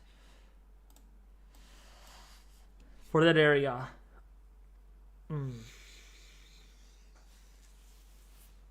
I promise, though, Sheriff and Justin, when I have the time, I'll be making outlooks. I feel so bad that I haven't done anything. I was gonna do something today until the website logged me out. Yeah, you're all good, but I think it is important to note for those on the stream that there has been tornado warnings that the Lake Charles office has issued for storms that originated from a special marine warning. So if you're in the area, especially those who are closer to the coast, it's important to note that even though there might be a special marine warning for a line of storms that's actually over the water, they could still come on land and produce water spouts, and then, over water produce water spouts, and then on land turn into a tornado. It doesn't happen often, but we did see a few tornado warnings come out like that, so it's important to note that that can happen. Yes. It looks like there's a line handoff. It looks like the line in the back is beginning to weaken and the line out in front is beginning to take hold. Do you notice that, Justin and Sheriff? Yeah, I kind of do. I wouldn't be surprised if, considering the line in the back's moving a bit faster, if that one kind of just like combines with the one in front, that could enhance the tornado potential because the one in front is basically just made up of a bunch of supercells. um, but I don't think they're just gonna be two separate lines. They'll probably just combine into one. I'm keeping an eye if that. Okay, see the last few frames if that line is. That line is almost stalled out. My goodness, it's been raining over that same area for a while. What's up, Grizz8? How are you doing? Welcome, welcome. It's an honor that you're here.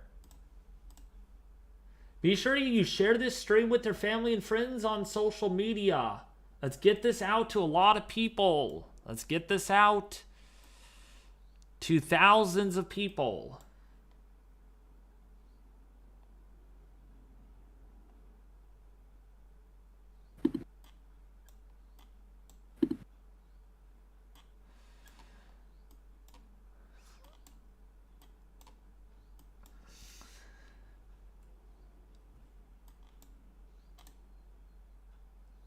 All right, if you guys can talk for a little bit, I need to get some water. And Yeah, Sheriff, you're gonna need to talk. I have to actually head off for about 30, 40 minutes, You so... always are busy, Got it. Justin, even during events like this. I know, I'm a busy guy. I'm sorry. See ya. Sheriff, can you do the talking, please? Got it. Yes. Thank you, SPC forecaster. Sheriff boy. Just kidding. All right. So in terms of the current tornado warning that's by Lake Ken, Arthur. You want to share your screen? Actually, I forgot that. Yeah, I can. Okay.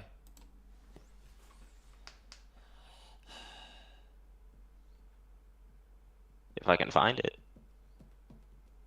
All right, there we go. Okay, SPC forecaster sheriff takes the road. Here we go. I'll be back in about a few minutes. All right. So guys, in terms of the tornado warning that was just recently, disappeared off my screen. That was just right here.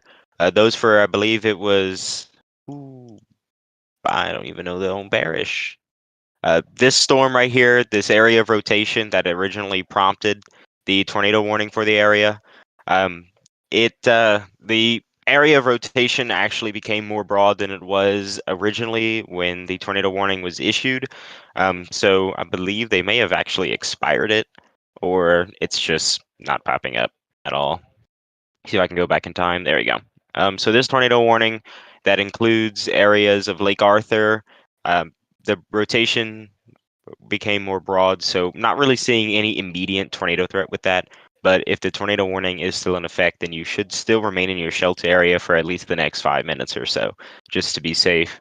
But it did seem to weaken quite substantially over the past few minutes or so.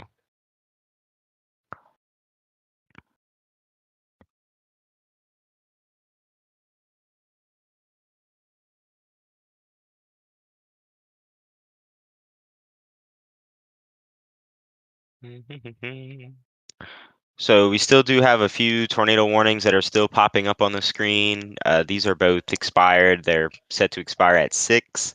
So not an immediate tornado threat with those either. Not really seeing anything with that. The severe thunderstorm warning seems to also be expiring at 6.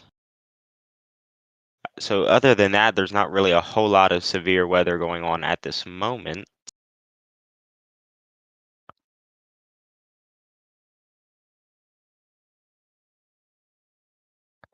But we will keep on the lookout.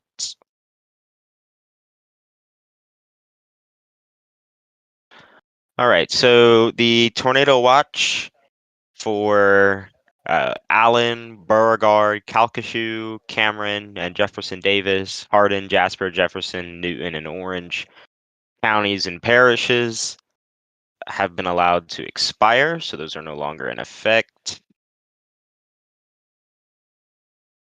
And those will expire at 6 p.m. So essentially, that includes cities like if you're in Beaumont, Lake Charles, Those will all expire because the line of storms is pretty much out of that area, so not expecting any more of a tornado threat right here. So that tornado watch will expire at 6 p.m. as well. So pretty much you can kind of see, we'll kind of switch radar views. We kind of have two different separate line of storms. So we have this first one right here, and then the kind of second one that's kind of behind it. And pretty much from here on east is going to be where your main tornado threat is going to be. And that not only a tornado threat, but damaging winds and large hail also remain possible with those storms. So I want to keep that in mind.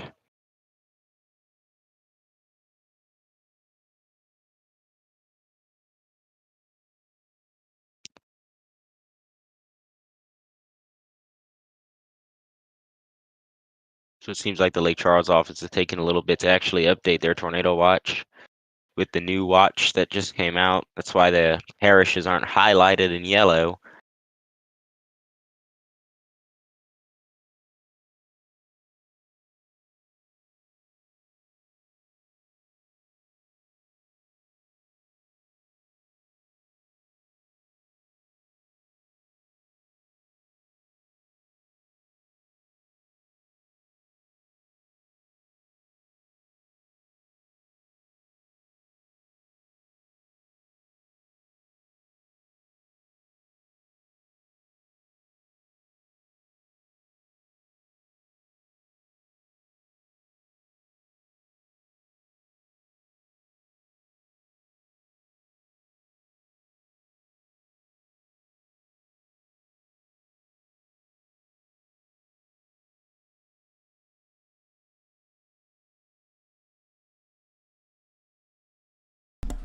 I am back.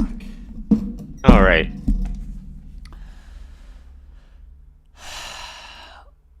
All right, so let's see. One tornado warning, 12 more minutes left on that. So we're going to keep an eye on things as this moves into Lake Arthur, Crowley, Jennings. Let's see what we got. We got more storms coming on shore. That second line is actually getting closer to the first line out ahead of it. And we will see if we get any enhancement out of that. But right now, it does not look like anything is extremely tornadic, but that could change.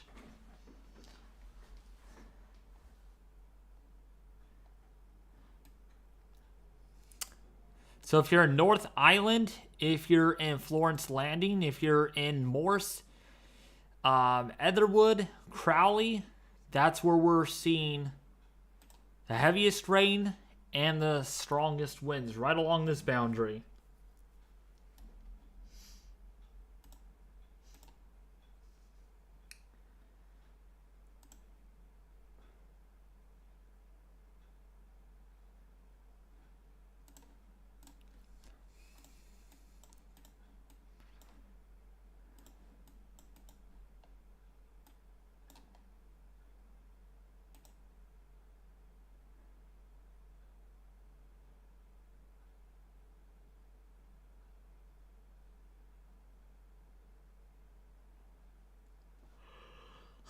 But definitely a lot of storms trying to pop off right off the coast. Lots of lightning strikes as well.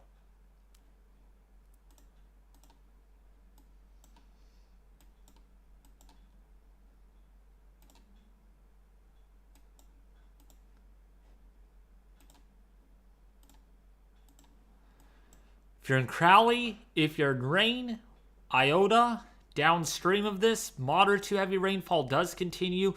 Let's actually take a quick look at our winter weather.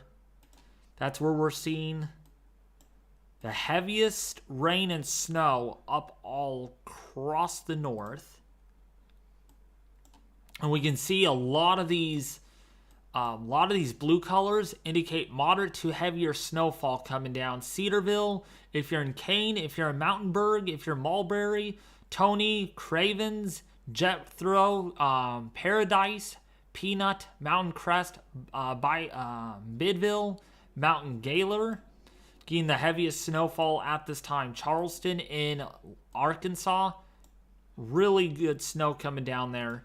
Has transitioned from seeing a rain-snow mix to a snow mainly at this point. And actually, let's take a look at that. You can see that transition right there. And just recently, it has turned over to snow. So that's what we're seeing.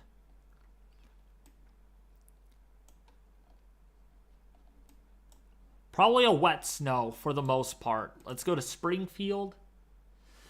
That's where we're seeing some of the more rain-snow mix at this time. If you're in Ozark in Missouri, if you are in Mountain View, West Plains, if you're in Salem, St. Robert, more of a rain-snow mix. Further south, it's kind of that same deal. Rain-snow mix, 32 degrees. Fayetteville, 34 degrees at this time. If we go further to the eastern portion of Missouri, that's where we are seeing some light to moderate rainfall approaching. But right now, still looking dry in St. Louis, but it will change overnight as the heaviest the strongest portion of this storm rolls through. But yeah, this is what we're seeing right now in Tulsa, Oklahoma. Kind of mixed bag of rain and snow. Just kind of all over the place.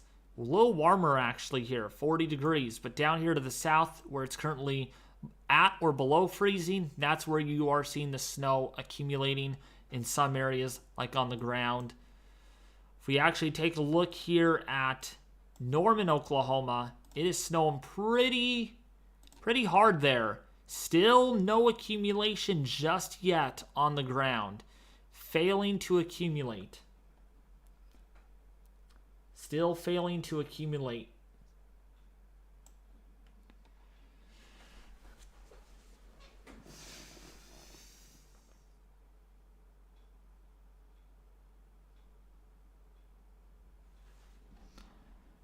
But still snowing there pretty good.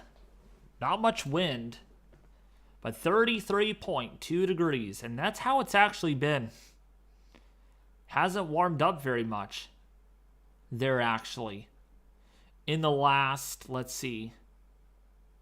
In the last 10 minutes. I guess it gives you 10-minute winds. On average. But definitely some snow coming down there. Let's go to Dallas. See what we have in Dallas. Mainly rain coming out of that general direction. Winds fairly light, anywhere between 9 to 10 miles an hour out of the northerly direction. But when we get back down here into the deep south, that's where we have the severe weather. That does continue.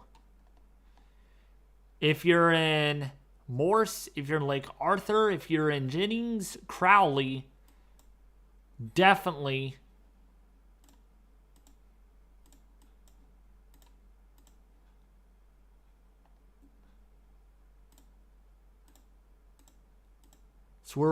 there's a tornado warning that still is in effect for another 6 more minutes.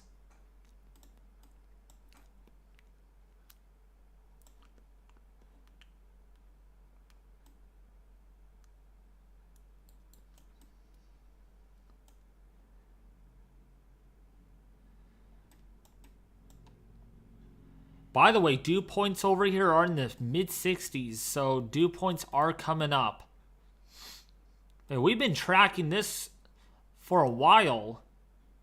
Ever since it was near College Station earlier. Wow, it's been going on for a while since been live streaming for forever, only almost 5 hours.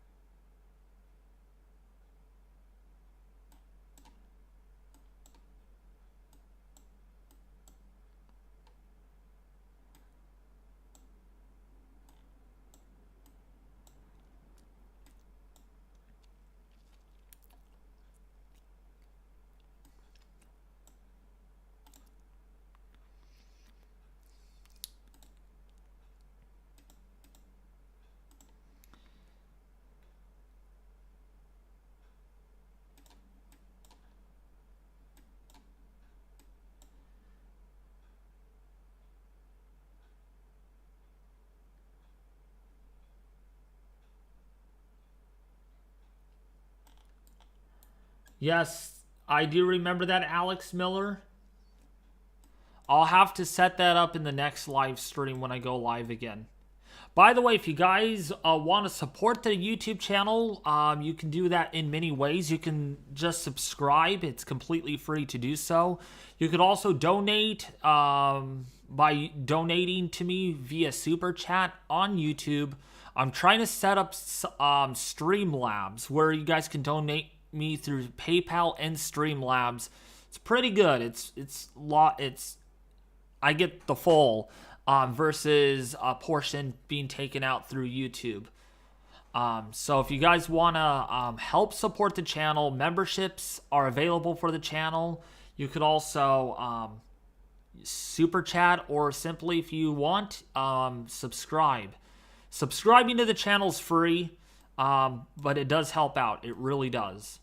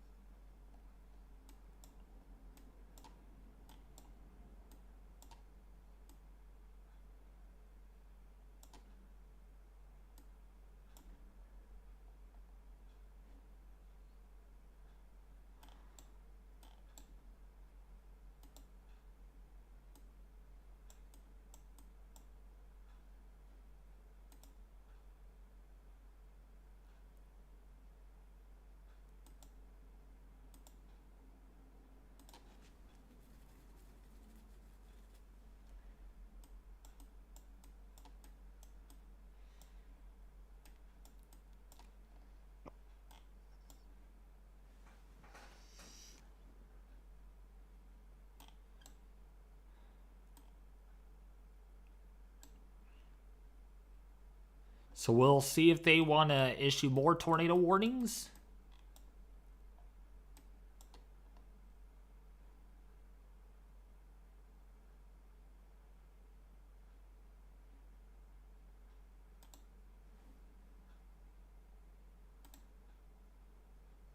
Well, they did just issue a new severe thunderstorm warning. Oh, they did. Okay. And it is a tornado possible, so.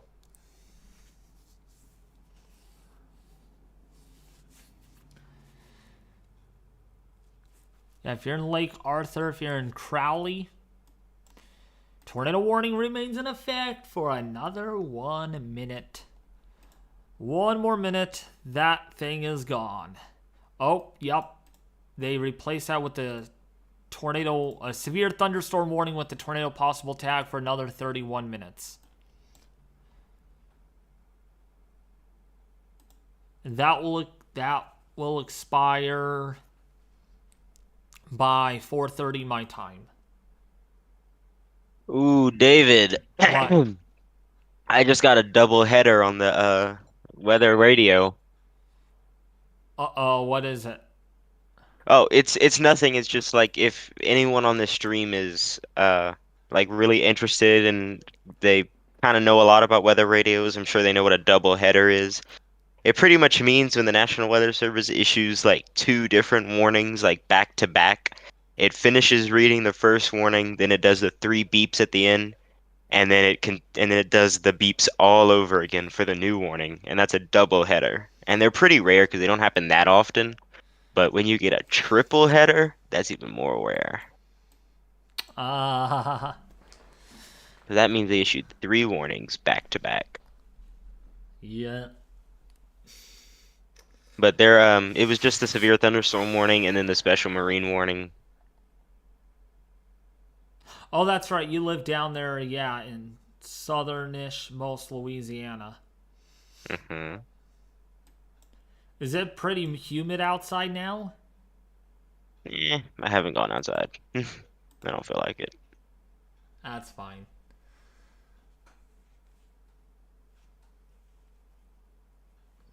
Man, chat is so dead in my YouTube channel all of a sudden. Of course, there's not a lot going on.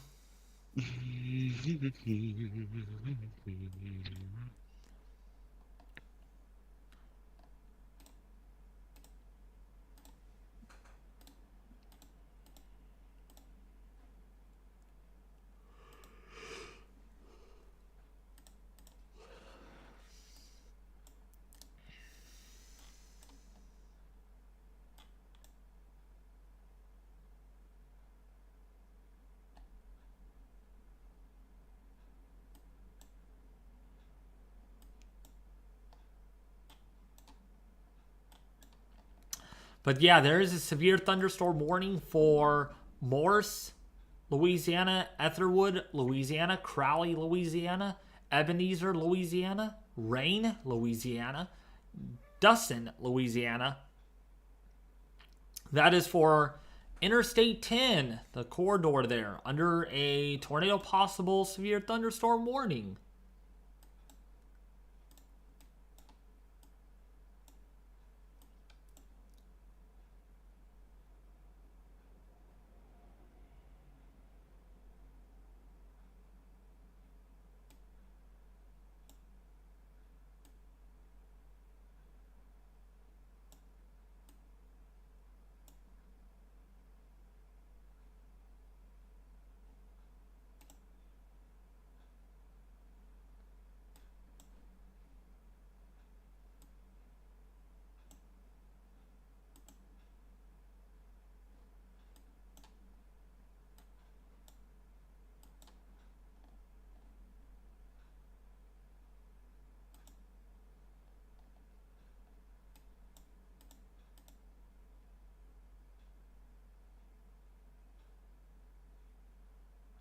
All right, David, I'm gonna head off for a little bit, and I'll be back on later. All right, see ya. Thank you for tuning in. You're welcome. Yep.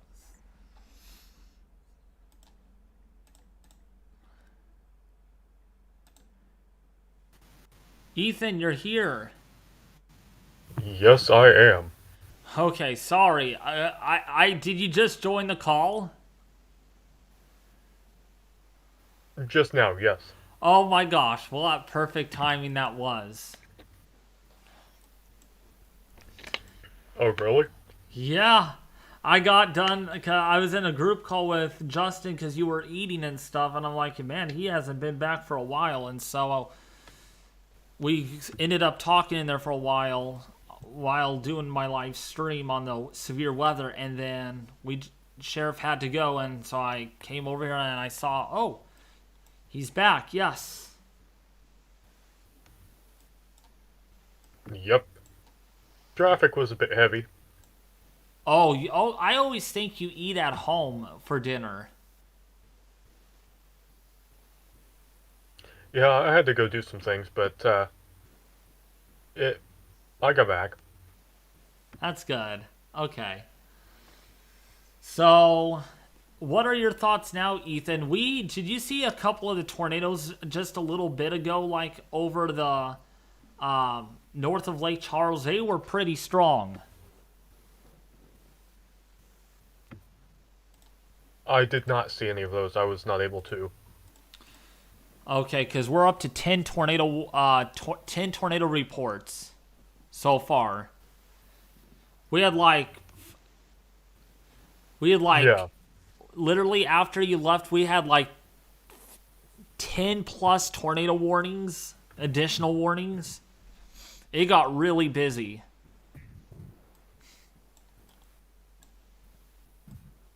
Gee whiz. Well, I imagine some of those were with the cells coming on shore. Yeah. They were within the line though. They were embedded supercells.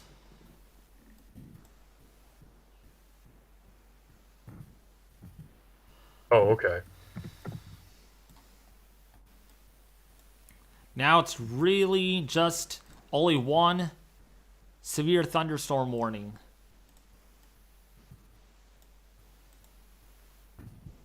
Yep, that seems to be the state of it.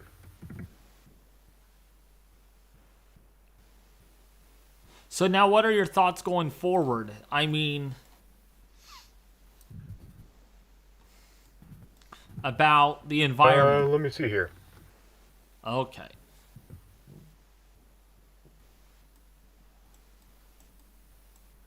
Yeah, it looks like right now we've got a very narrow area of onshore appreciable buoyancy, and that is in the southwestern part of Louisiana. Basically, where we do have that warning continuing, and some of those cells just offshore. But storm modes are pretty clustered. We've got a lot of moisture in the air. Precipitable water values 1.5 to 1.7 inches, so a very moist air mass, absolutely, we're dealing with over Louisiana. That low level jet is very, very strong. It looks like it's about 80 knots now, at least, in parts of northern Louisiana, Oh my west central gosh. Mississippi.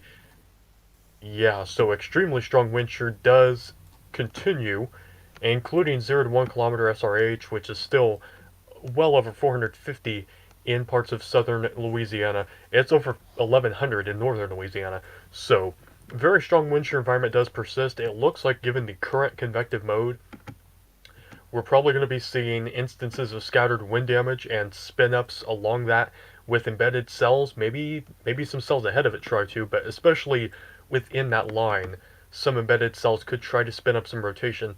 We're going to need more instability to move onshore if we're going to continue this further to the east. So probably the southern areas of eastern Louisiana will be most at risk for a couple tornadoes in the coming hours. But certainly damaging winds do remain probable as we head eastward as well. Okay. Because I'm keeping an eye on things.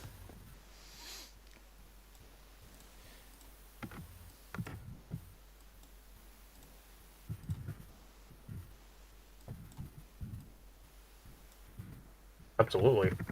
There's a lot of spin-ups coming off the coast of Louisiana. We'll see if those actually generate anything significant. But as soon as they come on shore, Ethan, the rotation does subside.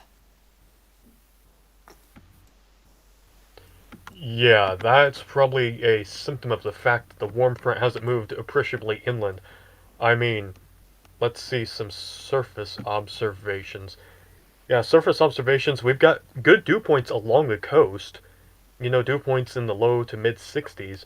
But once you head any further north of that, your dew points start to drop off, your temperature falls, and your winds switch to more easterly, which indicates that that area is probably north of the warm front. So the warm front still hanging out in the vicinity of the coast, most likely, meaning significant onshore advection of moisture and instability isn't really happening to a large degree.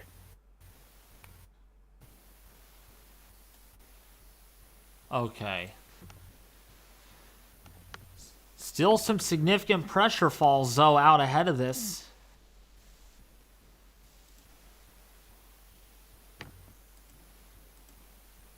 Yeah, absolutely. That low is down to 1004 millibars. Jeez. I do want to say, the pressure falls being strongest in southeast Arkansas, central Mississippi. That does indicate that the surface low is going to start moving more northeasterly than easterly. So it's going to be lifting up. As it does so, we might see that warm front lift northward a little bit, and that is why we think a severe weather risk could continue across eastern Louisiana and the southern counties of Mississippi and Alabama into tonight.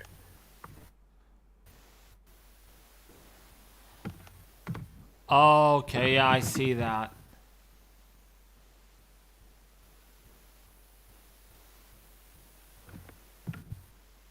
Yeah, I see what you're saying. Yeah.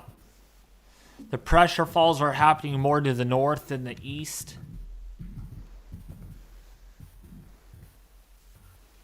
Right. Dang.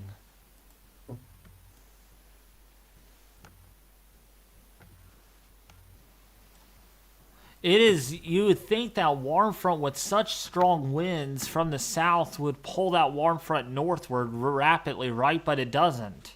It's just hanging out there along the coast still. Yeah, this is a situation where we've really had a cool and dry air mass really built into the area, and we didn't have any moisture recovery, any return flow up until this low developed. So if you were looking at a more substantial severe weather event, you'd want to certainly see moisture quality increase probably in the days leading up to the event instead of, the hours leading up to the event. Correct, yeah. Well, that's what happens in January. Yep, we got some powerful systems.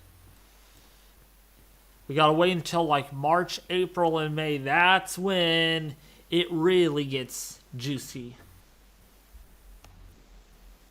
Oh yeah, that's when we get lots of instability start to return.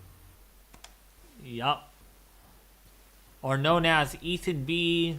Juice. No, I'm just kidding.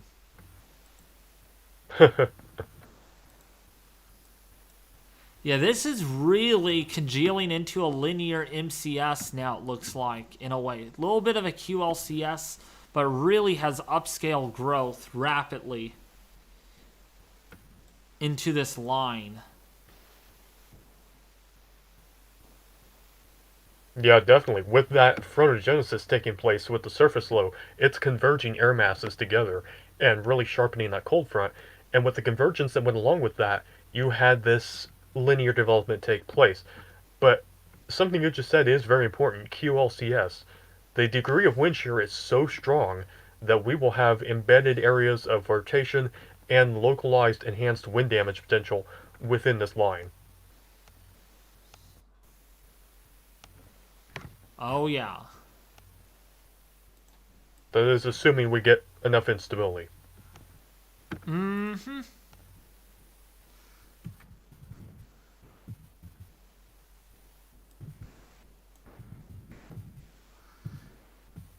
Yeah, Ethan, Aiden asks, Ethan B, can you explain why is it showing for most parts of Oklahoma, but just not a small area?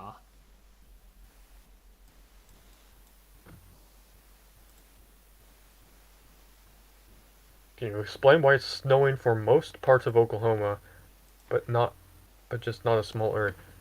That is the cold side of the system. Yeah, he's probably talking about Broken sure Arrow, Tulsa, Oklahoma. Why is it raining there, but it's snowing around it? Oh, okay, I see. Yeah, if we're looking at surface observations I've seen recently, Tulsa area is reading upper 30s surface temperatures, while southern Oklahoma, western Oklahoma, and northern Oklahoma are down more toward, 34 to 32. So the northwestern part of Oklahoma, or northeastern, I'm sorry, seems to be above freezing enough to where it's mostly rain instead of snow as you'd see further to the south or the west. What is the specific reason for that? I'm not sure. I haven't been looking at this particular system too much, aside from that it's just been warmer in the northeastern part of the state. Maybe it's a little lower. Maybe there's some adiabatic warming, maybe? Or maybe you didn't have a chance to cool I don't know, down. but when you're looking at the radar is going to take those surface observations into account, and it's going to estimate that around the Tulsa area, that is rain falling instead of snow. Now, it might still snow in some areas if it's 35, 36 degrees, but the radar is going to assume that it's rain falling at some of these locations. So if you're going based on the radar, it's not going to always be accurate for precipitation type.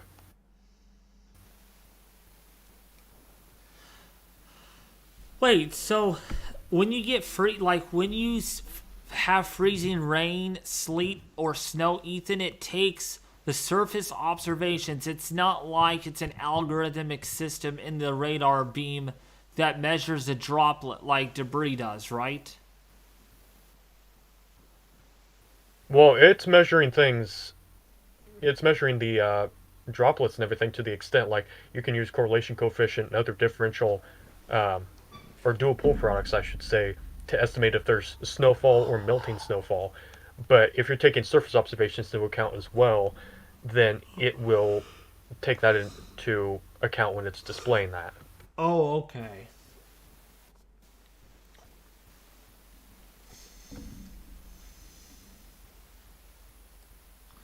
We've now seen over 100 tornadoes so far this month. Lily says, Ethan. Wow. That is pretty extraordinary. But it fits with the theme. We've had a La Nina winter, and that tends to favor a lot of tornadoes in the southern U.S. That means, what are your thoughts about the severe weather season from March through, say, June or July, Ethan? Could it be worse this year than last year?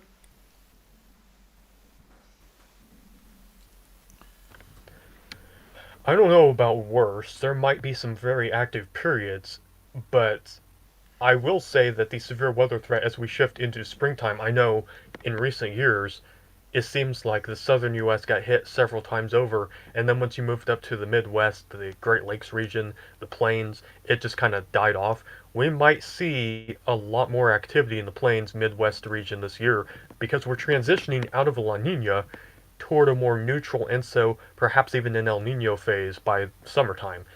That's going to result in some shifting patterns, and we might see that severe weather zone as springtime goes forward shift out of the south more northward, and you normally expect that to happen. That's what we see, but this time we might have severe weather events actually make it further northward than what we had in, a couple of recent springs. Okay. All right. You know what's always interesting about the seasons, Ethan, is like when it's been cold for so long, it's like, man, I want summer back. We need the warm weather. But then by the time we get into late summer, early fall, it's like, oh, can we get winter? It's too hot. It's like, it's like, Uh-huh. I guess our bodies are adapted to that. Yeah, we're always just a bit uncomfortable, I guess. Yep. 12 more minutes left of this severe thunderstorm warning. We'll see if we get any more tornado warnings, but right now, it looks... I do want to say there's a new mesoscale discussion in central Louisiana. Oh yeah, I think Sheriff Boy was reading that earlier. Oh wait, no. No, this is a different one, okay. Can you read this one if you don't mind? This was just a few minutes ago. Yeah, let me get to it. Okay, this is mesoscale discussion number 99 for southern Louisiana and extreme southwest Mississippi. A tornado threat will spread eastward across southern Louisiana into extreme southwest Mississippi this evening. Here is the discussion.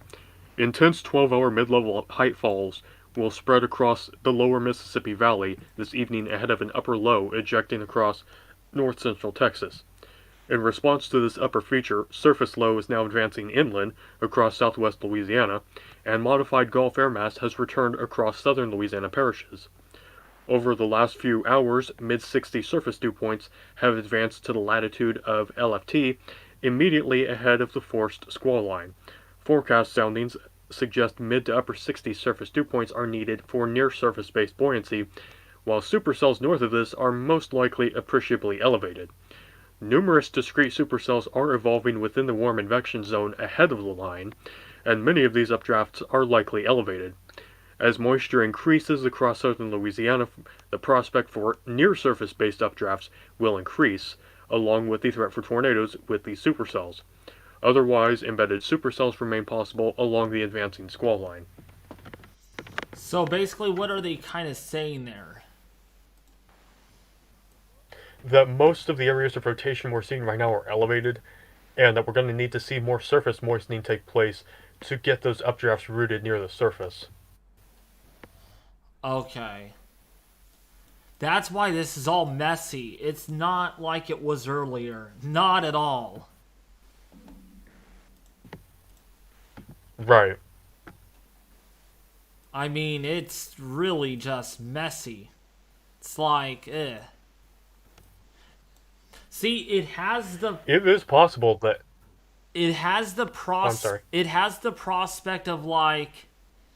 Are we... I mean, I'm not saying we're done with the severe weather, but it has the prospect imagery of like... This is so messy, it's like, I don't think it's going to continue much more. I think it's almost done. But then you see this stuff down to the south here off the Louisiana coast, and it looks a little more energetic. It's like maybe it will try to move onshore, but by the time it even gets onshore, it just is this very smooth looking line of heavy rainfall. It's like, it's not really, it's so messy. Right, and that kind of fits with what we were talking about earlier. We were not expecting this to be a huge outbreak of tornadoes or severe weather, but we were anticipating several tornadoes. And as you said, not to say this is over, because the rapid refresh model suggests we're going to have surface-based CAPE building up to about 500 joules, maybe a little more, around the New Orleans area within the next couple hours. So, southeastern parts of Louisiana into coastal Mississippi especially, that's the most likely area where we could get surface moistening take place enough to get surface-based destabilization. Oh, new tornado warning, Ethan. Oh, whoops. Okay, yeah, there it is. Florence Landing, there's like a pretty intense area of rotation. Guyadin, right? Lions Point, Crossenade, Ebenezer, Ryan, Dustin, under a tornado warning.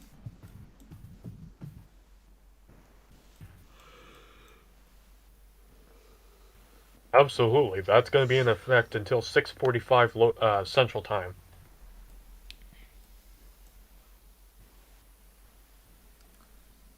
Yeah, that's. Oh, did you see the storm motion on that? No. 65 miles per hour. Oh wow. Jeez. That's moving. That is moving fast.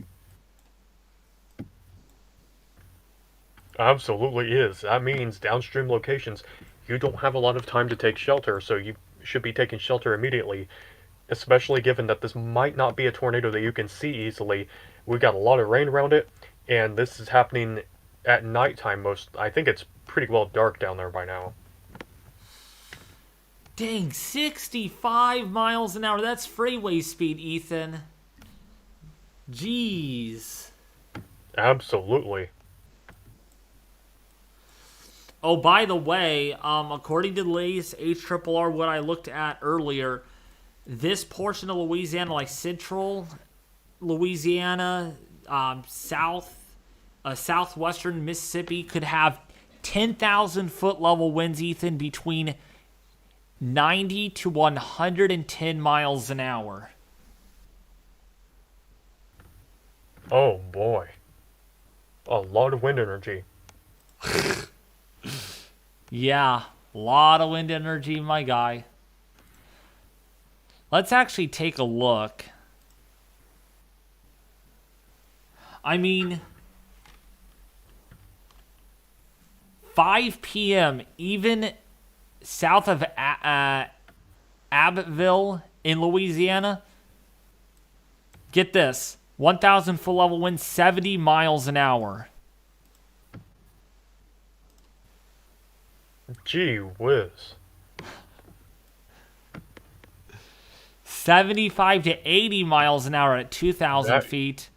And then 80 miles an hour at 2,500 feet, 3,000 feet. About the same speed, 70 to 80 miles an hour. But when you get up to, like, say, 5,000 feet, that's when it rapidly shifts over to the southwest at 80 to 90 miles an hour. Then let's go to 6,400 feet. That's when you have the strongest winds. But get this, Ethan. Over northeastern Louisiana, 10,000 foot level winds, 110 potential miles an hour. Oh, wow, yes. 95 mile an hour winds at 5,000 feet. That's almost 100.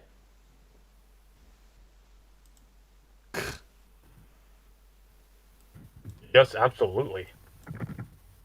That's destructive. Oh my gosh. It's one of those things, Ethan. We are very lucky the warm sector is not any larger than it already is. I'm telling you right now. Yeah, this kind of situation, if you had a lot of instability to work with, would just be littered with severe weather.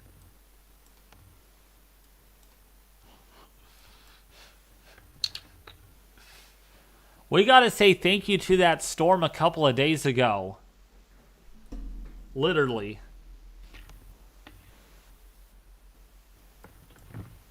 Which one? The storm 2 days ago, because that's what kept the moisture. If we didn't have that system, the moisture would return well ahead of it, right? Ahead of the system. Oh, yeah, if you didn't have the high pressure move in, it probably would have been at least somewhat better moisture quality.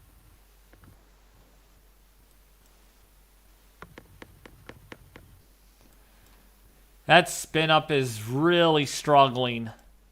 I mean, it is starting to fade away. Once that moved onshore, it's just kind of like, it's failing. It doesn't have much left with it.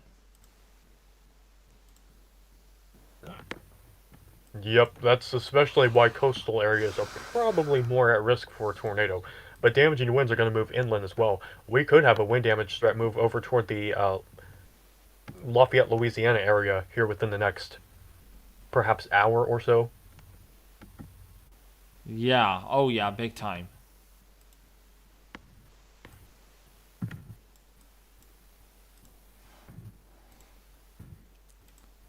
We're now up to 10 tornado reports, Ethan. 0 wind reports, 0 hail reports.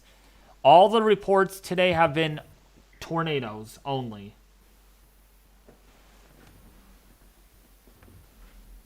Yeah. I imagine they'll fill in some wind damage reports here in a little bit. But I do want to say, too, Aiden had a question earlier about the winter weather forecast discussion, so I might as well mention this a little bit. Just for some variety of discussion, because we do have a pretty significant winter storm going on at the same time. Yeah, let's talk about that. Ejection of a potent upper-level trough is underway in the southern plains. Moisture return ahead of this system has yielded a general winter weather threat, mostly due to heavy snow, mainly centered in eastern Oklahoma to Arkansas. As the system continues to propagate eastward, northeastward translation and further development of winter precipitation is expected. The main driver is isentropic ascent, north of a relatively sharp warm front draped across portions of south-central Louisiana and southern Mississippi. The rain-snow line is currently located far behind the front, extending from southwest to northeast through central Arkansas. Due to the overall evolution thus far, and short-term guidance, the location of the rain-snow line is not expected to change very much during the next few hours. Within this time frame, localized maxima in low-level frontogenesis within the broad moist advection regime associated with isentropic ascent are expected to yield bouts of heavier snowfall rates, which is 1 to 1.5 inches per hour.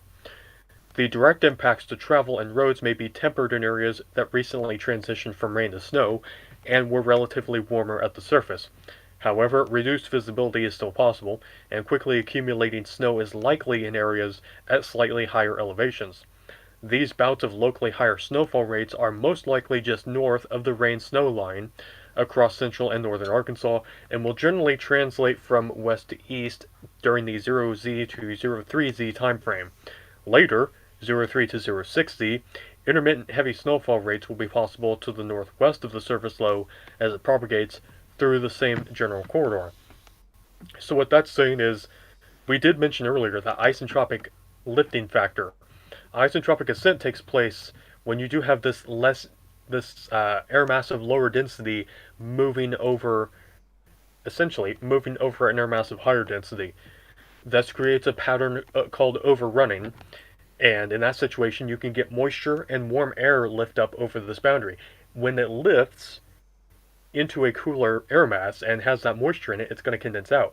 Since the thermal profile is favorable for snow once we get into Oklahoma, Arkansas area, that's going to favor snowfall. So all that moisture and temperature being forced up over the warm front and up over the system is falling as snow through these areas. And the snowfall rates tend to be heaviest just to the north of this front because that's the transition from rain to snow. That's typically where we get some of the heavier precipitation rates. And that's likely what we're expected to see in the coming hours. Low-level frontogenesis being very important for all this. It's at 850 millibars. The further north you get, the stronger this frontogenesis is aloft, because that frontal boundary is slanting off to the north. And so where you get these areas of strong frontogenesis, like at 700 millibars, it is centered right now pretty strongly over northern central Arkansas into parts of east central Oklahoma. That's where you're getting the strongest lifting in the air because you're getting the strongest dynamics from a frontogenetics standpoint. And because that boundary is slanting northward with northward extent, your upper level frontogenesis is getting stronger the further north you go, and that's favoring the snowfall to continue as the precipitation type mainly across this region. Really good scientific discussion, Ethan. See, this guy is. Thank you. Ethan, Thank you very much. Yeah, Ethan, Justin, and Sheriff Boy are triplets as far as severe weather tracking. Pretty good. Including myself. I'm glad to do it. Yeah. Oh, yeah. They might drop that tornado warning, Ethan, right there. There's barely any rotation left. They could. It's scheduled to expire pretty soon anyway. Yeah. 12 minutes left.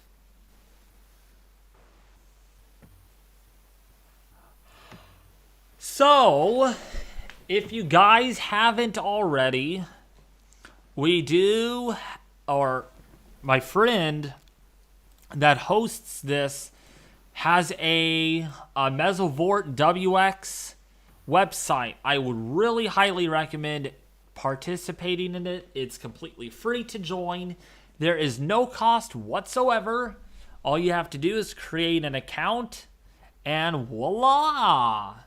You are actually in the web. You're actually are able to see the website and support the work that Evan James actually does.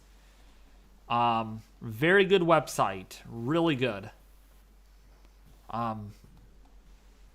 Yeah, so if you haven't already, I would highly recommend participating in it. This is who we have in the website. We have already 33 people.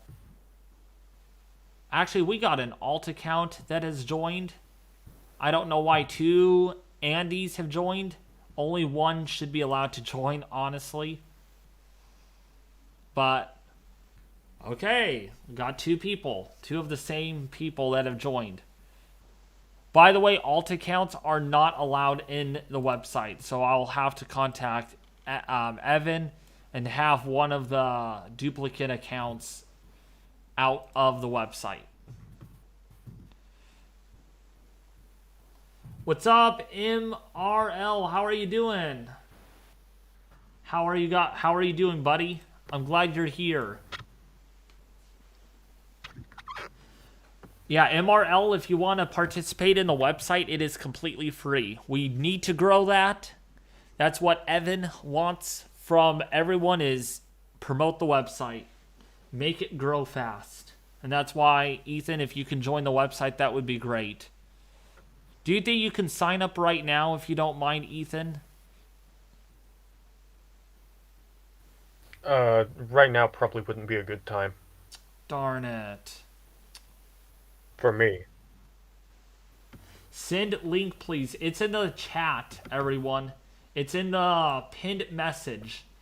So if you go to the top of the chat, it's a pinned message where it says join these websites today. Click on the first one where it says www.mesovortex.com, or you can join the Facebook weather group one. I'm probably going to merge them both up into the website.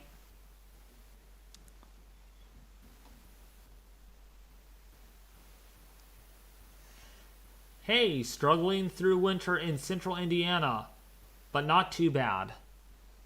Oh, so you're in central Indiana. Nice. So you're in the Indianapolis area. Let's take a look. Nothing there right now. Not snowing at all. I'm sure it's cloudy, though. Not yet. It's cloudy there. Oh, it is very cloudy. Dang, you haven't seen much sun at all. Or actually, you haven't seen any sun at all today, Ethan.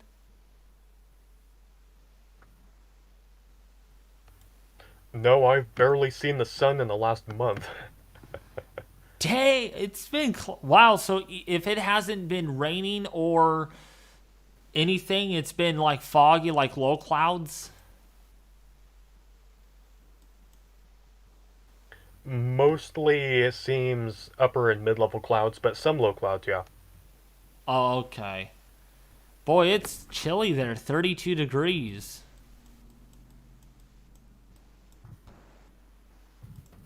Yes, it is. What's up, Alex? Just found you all again. Sweet. I'm glad you found me. Awesome, awesome, awesome.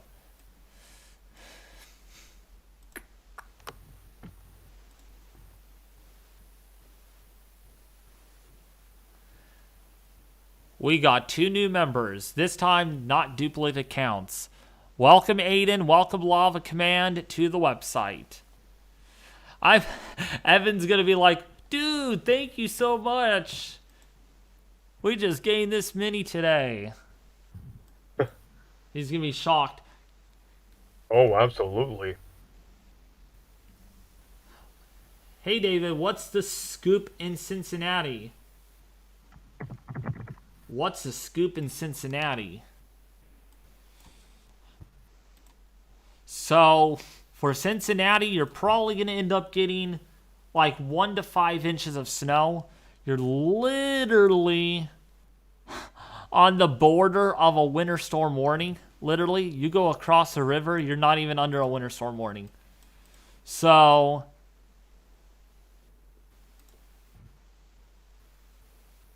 you're under that winter storm warning for a while, for probably a few days.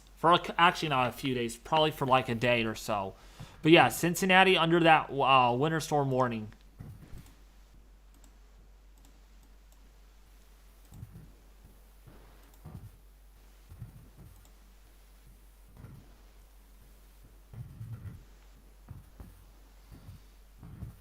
But yeah, you're going to see quite a bit of snow. And some breezy winds. You haven't seen the sun also for 5 days. Wow. So, you have a local, Ethan, that's watching the live stream just like you are.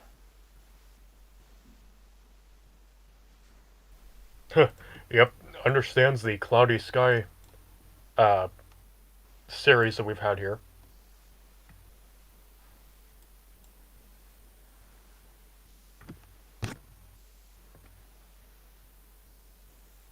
What about the severe weather for Myrtle Beach?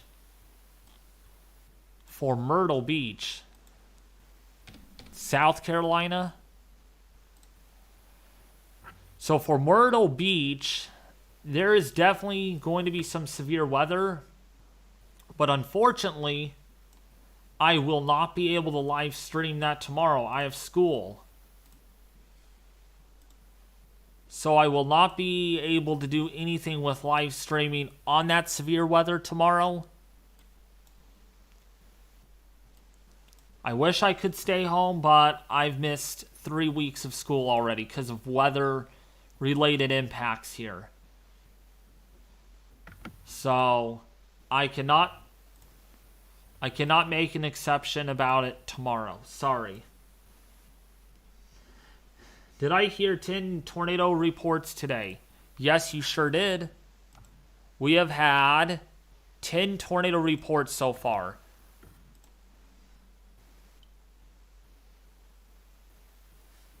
There's no bad weather here, Candy. It's sunny. No rain in the forecast.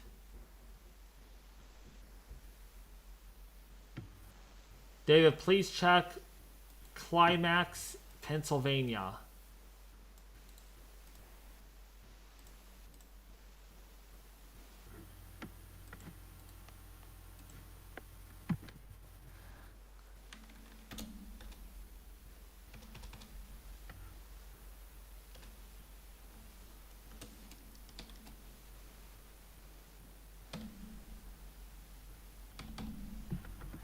There's no Climax, Pennsylvania. Try again.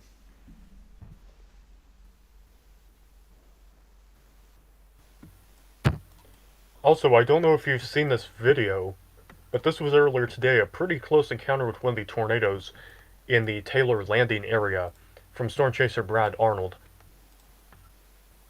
Ooh, let me see.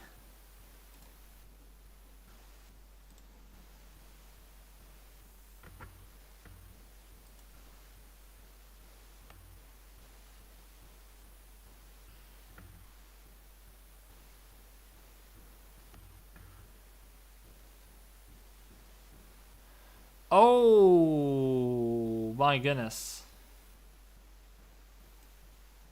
Oh, boy. Yeah. That's a position you don't want to be in. Oh, my gosh.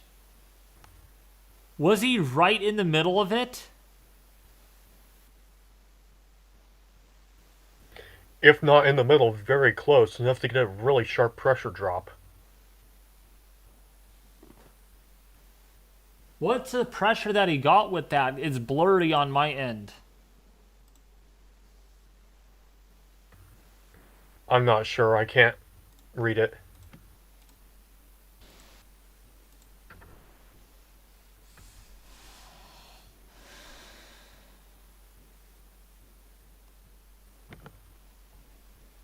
Wow.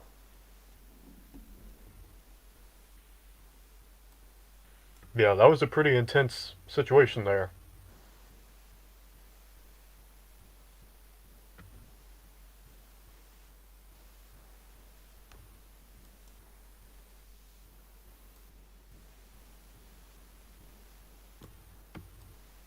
New tornado warning, someone just said. Extension.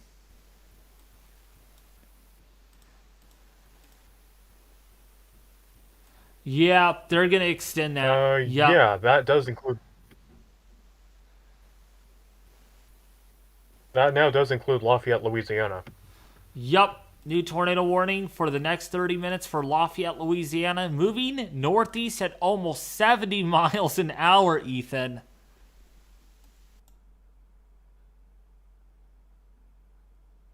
Hello?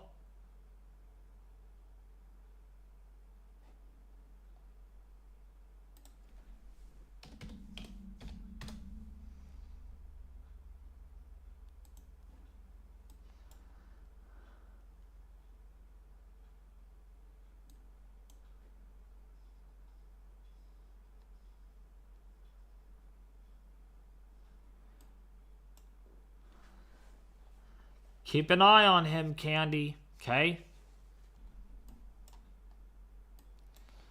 Kaplan, if you're in Maurice, if you're in Lafayette, Scott, Dewson, got a tornado warning. Got another tornado warning. This includes for Lafayette Parish in south central Louisiana, southeastern Arcadia Parish in southwestern Louisiana, north central Vermilion Parish in southwestern Louisiana, west central St. Martin Parish in south central Louisiana until 7:15 p.m. Central Standard Time. At 6:42 p.m. Central Standard Time, a severe thunderstorm capable of producing a tornado was located near Kaplan, moving northeast at 60 miles an hour. Hazard, tornado. Source, radar indicated tornado rotation. Impact, flying debris will be dangerous to those caught without shelter. Mobile homes will be damaged or destroyed. Damage to roofs, windows, and vehicles will occur. Tree damage is likely. This dangerous storm will be near Dewson, Maurice, and Ridge around 6 6:55 p.m. Central Standard Time. It will be near Lafayette at around 7 p.m. Central Standard Time. Scott Correro Broussard around 7:05 p.m. Central Standard Time. Other locations impacted by this tornadic thunderstorm include Milton. This includes the following highways. Interstate 10 in Louisiana between mile markers 91 and 107. Interstate 409 between mile markers 1 and 7.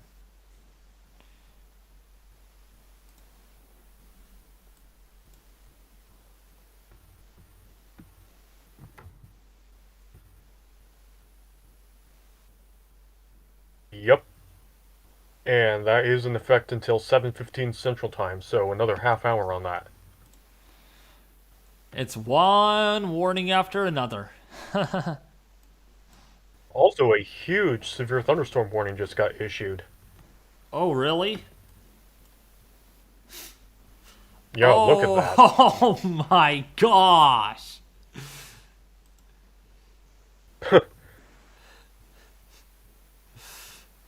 We've got portions of 7 parishes in that warning. Jeez. That is a big warning.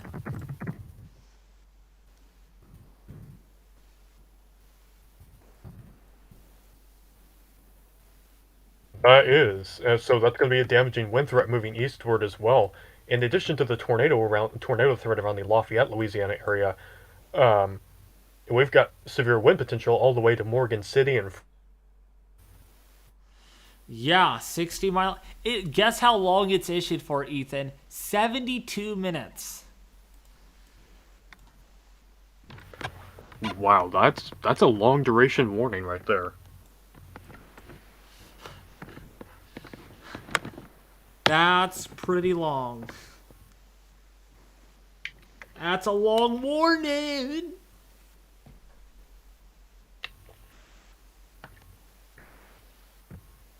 Yes, it is. Oh my gosh, United Weather. Literally making fun of Ethan, that's not appropriate.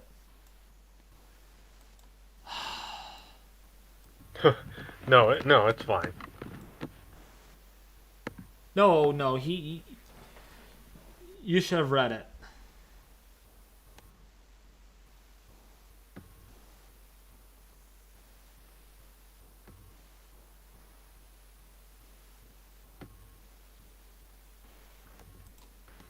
All I'll say is that, again, please behave.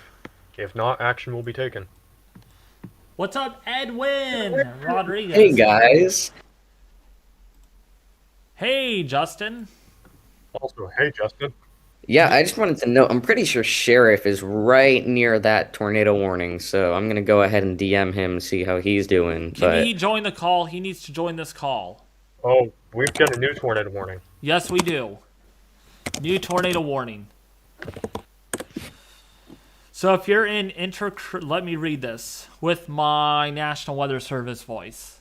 The National Weather Service in Lake Charles has issued a tornado warning for northwestern Iberra Parish in south central Louisiana, southeastern Lafayette Parish in south central Louisiana, eastern Vermilion Parish in southwestern Louisiana until 7:15 p.m. Central Standard Time. At 6:48 p.m. Central Standard Time, a severe thunderstorm capable of producing a tornado was located near Pecan Island, moving northeast at 60 miles an hour. Hazard: tornado. Source: radar indicated rotation.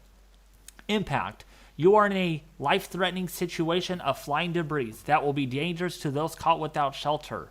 Mobile homes will be damaged or destroyed. Damage to roofs, windows, and vehicles will occur. Tree damage is likely.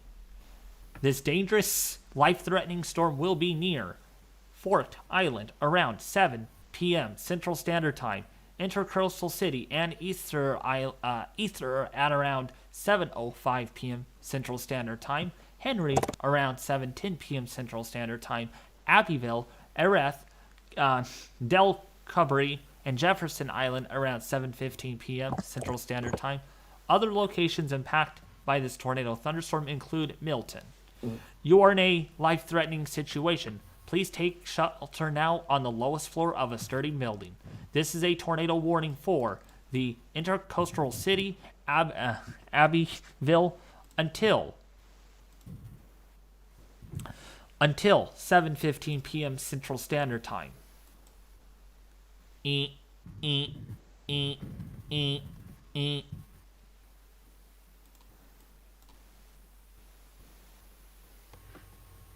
Yep, pretty much. So yeah, once again, downtown Lafayette is in a tornado warning as of now. There is more rotation, including a stronger couplet coming ashore right now to the south of Lafayette. Ooh, yes, But if you I are see in a that. tornado, please take shelter.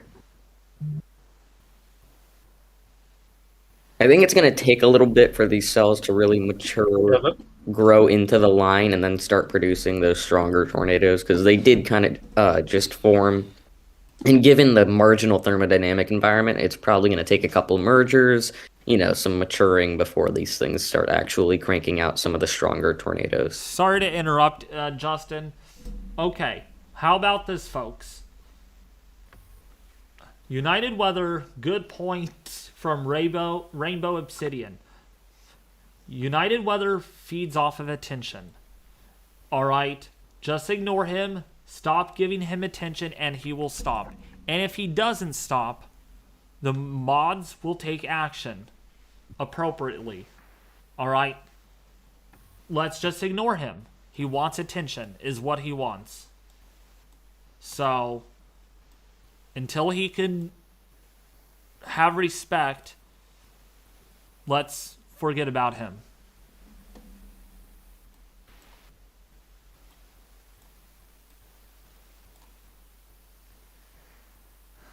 Get the David Weather Radio for $24.99. Oh my gosh.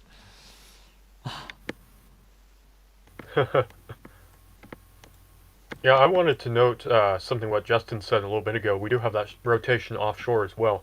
We could have several areas of rotation move onshore in the next little bit here, near the Forked Island to intracoastal city areas and south of there. So I know that's a lot of swampy area, but those locations could see several areas of rotation try to move onshore here as this line moves off to the east. Also, that rotation is significantly tightened up on the new scan, just southwest of Intercoastal City. I did want to note that very significantly. It went from a very weak couplet to a rather strong couplet in one scan. Oh boy. That is maybe some diminished reflectivity there too, so that might be not quite a bounded weak echo region, but some diminished precipitation where the updraft is.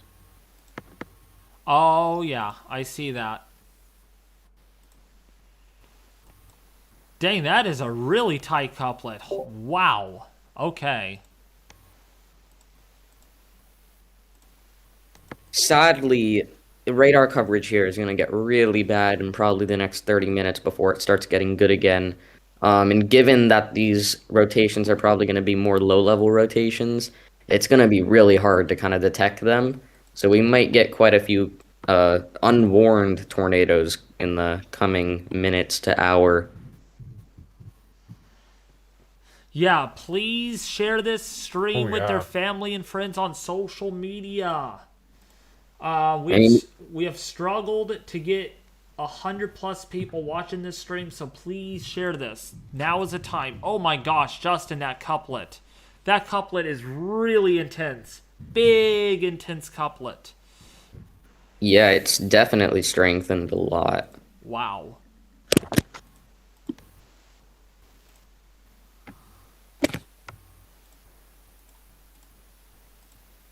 That means we are concerned about the Forked Island, Intracoastal City up to the Abbeville areas for this tightening area of rotation in this newly tornado-warned storm. Take shelter immediately. This is moving quickly and is likely pretty rain-wrapped. Dang, that really popped up, Ethan, very quickly. That thing spun up like nothing else. Yep, it sure did. Again, dealing with that really strong wind shear environment. These can spin up really, really quickly. for sure. And like I said, if you are between, I'd say Lafayette and Baton Rouge, especially those areas, it's going to be really hard to detect these low level rotations in the next 30 to an hour.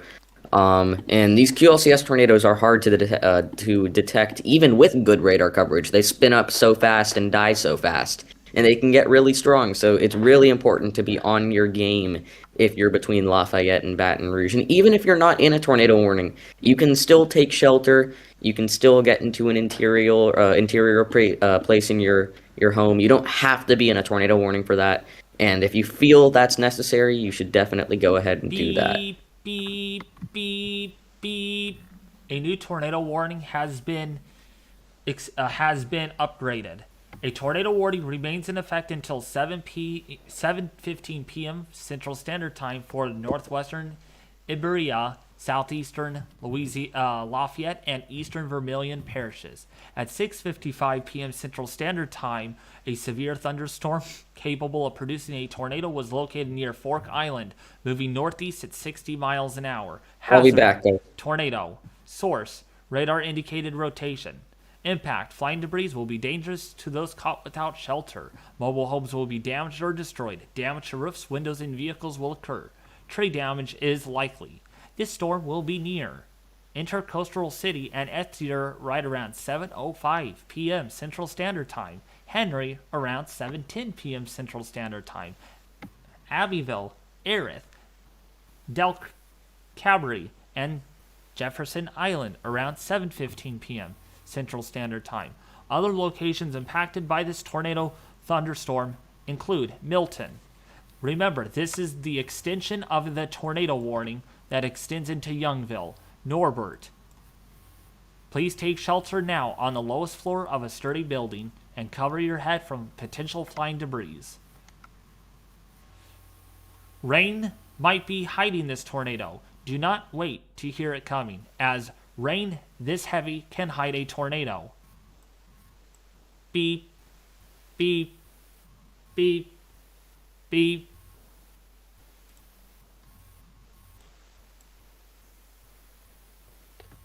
Yep, that's what we're dealing with here. That is now just to the southeast of Forked Island, moving northeastward for that new tornado warning. Sorry if I do interrupt sometimes. Right when a warning comes out, I'm just gonna be like that. It seems like people like that a lot. So if I get a new warning, I will interrupt. Just how it is when you have a weather radio. I do want to say, too, a really good thing that Justin mentioned just a little bit ago is as this heads eastward and gets into an area where we have pretty poor radar coverage, if there's a severe thunderstorm warning, it's just best to seek shelter as if there was a tornado warning anyway. So, lowest floor of the building, away from windows, most distance between you and the outside as possible, keeping yourself protected from flying debris. That is going to be a good thing to do, even if you're in a severe thunderstorm warning. It's unlikely that your area will be hit by a tornado. It's not likely at all. But, just in case something were to happen suddenly, then you'd be in a good position anyway. If it's not detected by radar or spotted by spotters, then you'll be in shelter anyway, just in case something happens. Whatever you guys do, cover your ears. It's about to get loud very quickly. Cover your dang ears when watching the stream.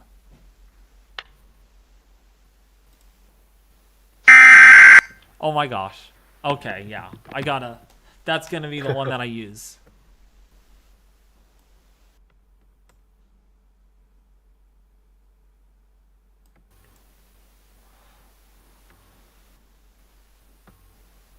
Man, that storm near Forked Island is moving northeast at 65 miles per hour.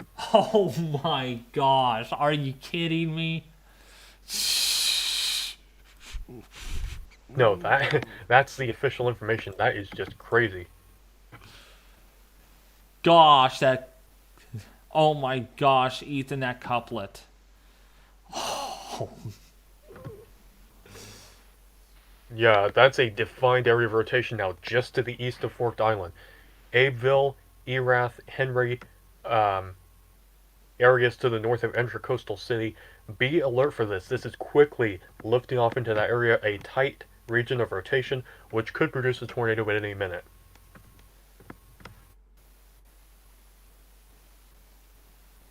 Yep. I hope that was not loud, you guys, because if we get another warning, I'm going to hit the EAS button.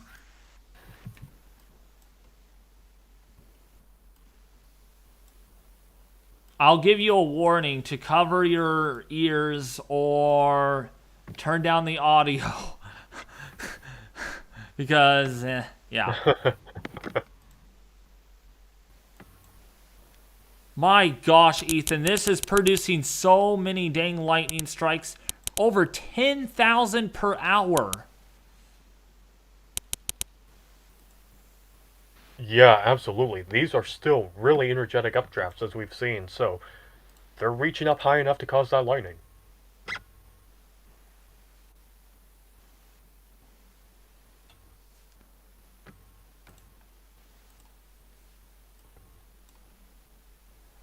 Oh, I got something that people may or may not like.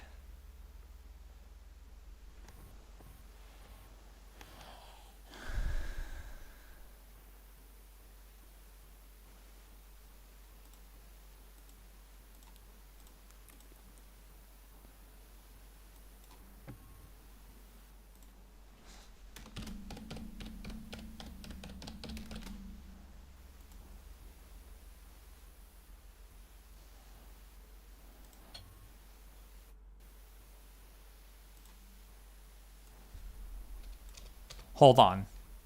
Hi. Okay, perfect.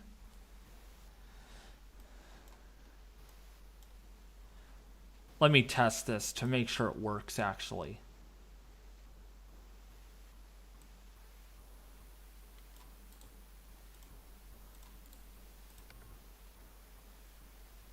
Okay. A tornado warning remains in effect until 7:15 p.m. Why does it say that? Okay, that doesn't work. Hold on. I'm trying to make this more realistic. A tornado warning remains in effect until 7:15. That's better. Okay.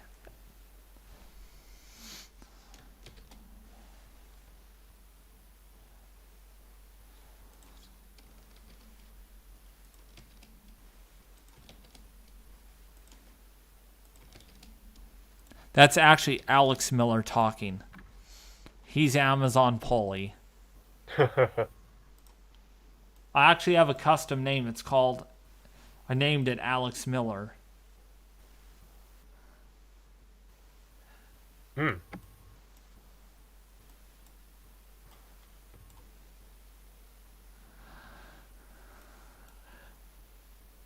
We got another area of rotation that's getting tighter.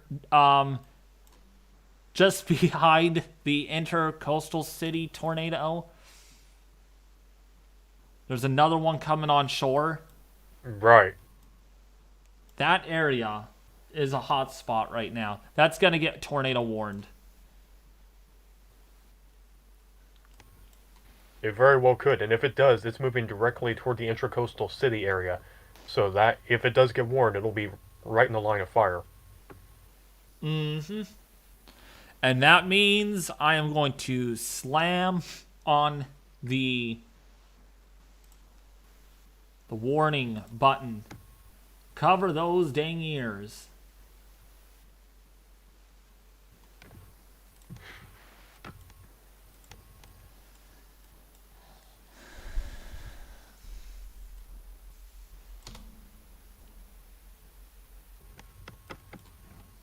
Gosh, that couplet, Ethan, near Perry. Good grief, that's tight. Yep, it's still readily evident. I am watching the latest CC scans and not seeing any debris, so that's a good sign. And we are looking at about 5,000 feet, so it is feasible that the tornado could spin up and not be detected on correlation coefficient. So if you're in this warning, treat it as though there is a tornado already on the ground. Yes.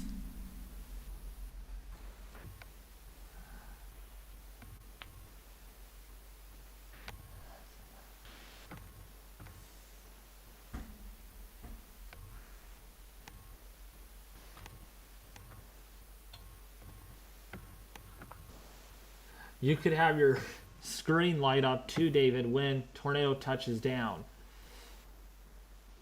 I'll have to figure out software for that. I don't know. I don't have software to do it. But I'll give you guys a warning if a new warning gets issued. Like a severe thunderstorm warning or a tornado warning, cover your ears. Because this EAS alert system that I have is pretty loud. At least to some people's ears.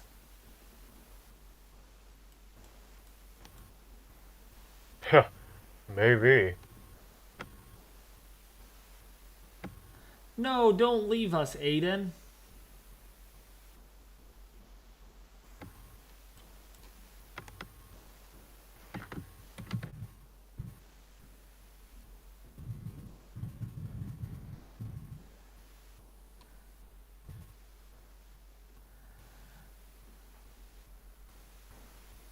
We do appreciate everyone who is here and who has stuck around this evening for this stream. It's not the most active severe weather day, certainly, but we've seen a lot of powerful storms across Texas and Louisiana. So we do want to extend our appreciation to all of you who are watching this and sharing it, especially getting the word out. And part of that is liking this video and subscribing to the channel. That means YouTube recommends it more across its platform. But another thing you can do is to share this to Twitter, because during active severe weather situations, a lot of people are checking Twitter, and the more people we can notify of dangerous weather, the better our outcome can be. Yeah, so sharing is caring. That's gonna get tornado warned, Ethan. You watch this. It's gonna get warned. Oh my gosh, that couplet. You can't miss that at all. Going right towards Intercoastal City, Louisiana. It certainly has the right shape for it. We do have some rotation developing right there. Come on, National Weather Service.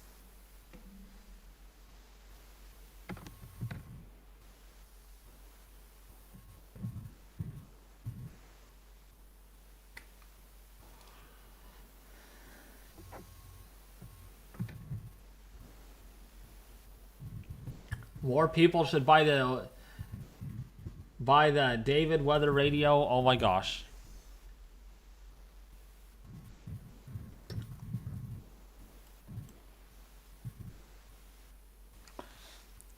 I want to use Alex Miller as my text-to-speech for Polly.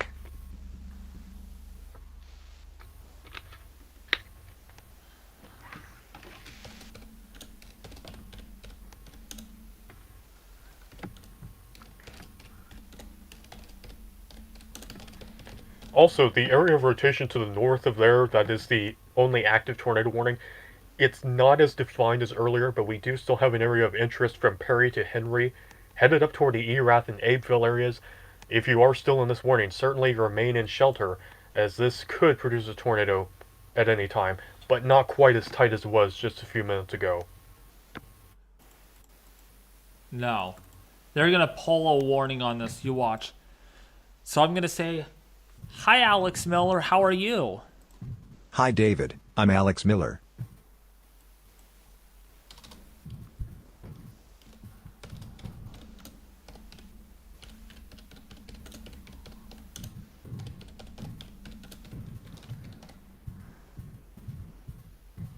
Nice to meet you, Alex Miller.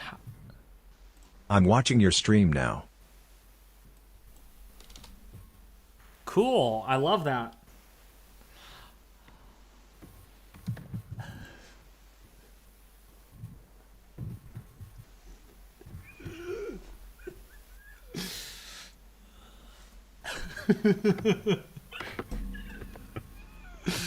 Uh,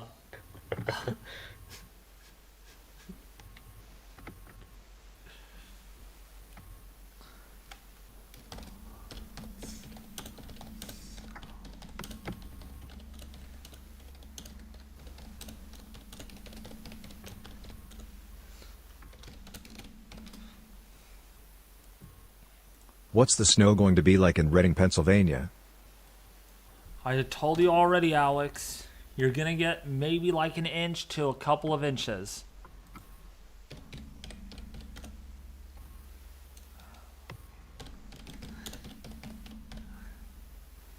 Okay, cool beans.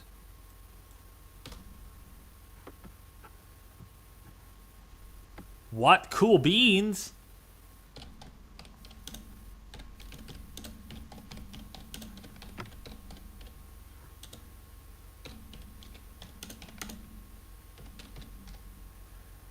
Yeah, cool beans, David. It's a joke.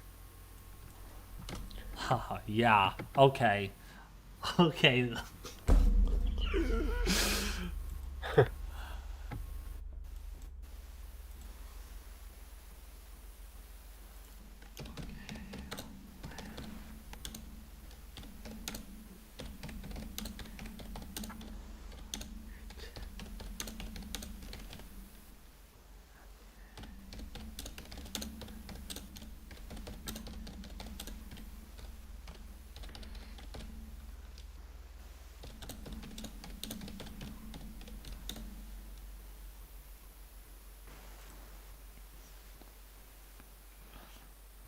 Okay, let me take care of chat as Candy S is over here luaing up a storm.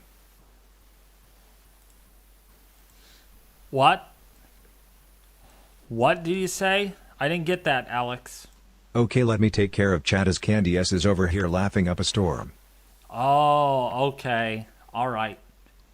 You take care of chat.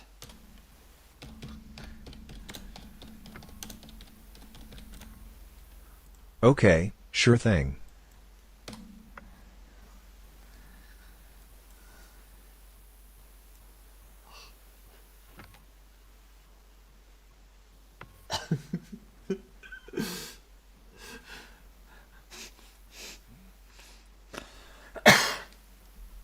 Wow, we have a storm coming onshore, Ethan. Getting close to Intercoastal City. Again, it's in the same-ish area. That coming right on shore is also concerning. Another tight couplet with that. Indeed, it is. I do want to mention, too, recently we had a new severe thunderstorm warning issued that does include new roads and portions of Baton Rouge, Louisiana. This is in effect until 8 p.m. Central Time. Lots of different parishes involved in that, but that's to the north of the current warning. Also want to mention that we did get a report of a thunderstorm wind damage incident in Acadia County Parish, Louisiana. Semi is overturned near the town of Rain. So, a semi overturned as this line of storms went through. A semi overturned. Oh my gosh. Jeez. Wow. Yeah, you don't want to be on the highway, especially in profile vehicles, while this is happening.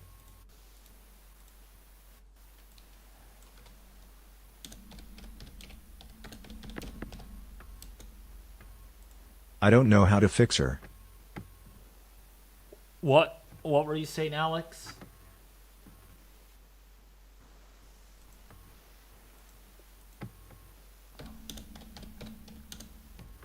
I said I don't know how to fix her. Who's her?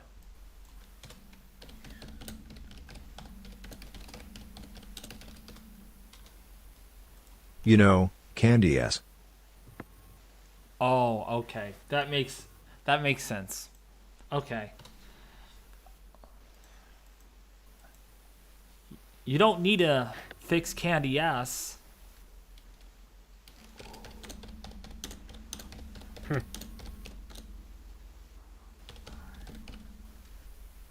Oh yes, I sure do, buddy.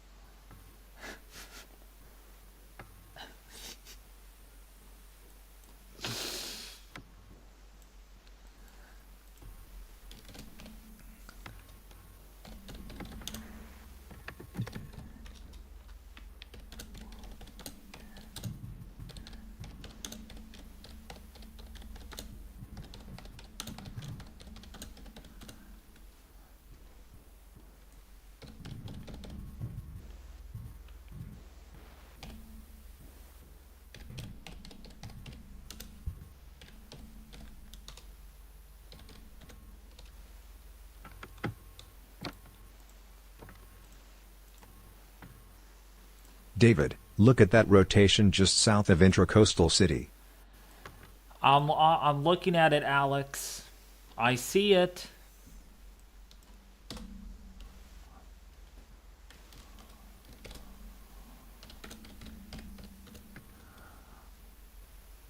Oh, okay.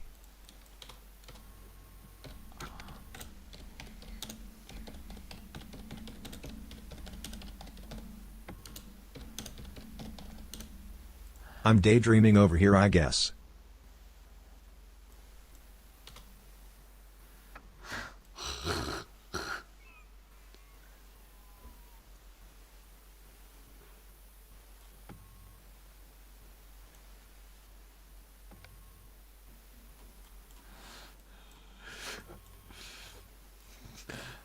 Okay. I guess you're daydreaming then, Alex.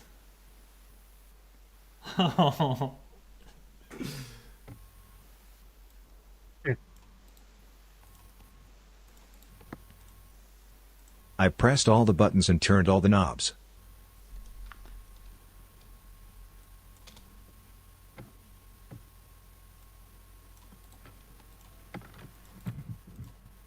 Ethan, you there, buddy? Ethan says yes.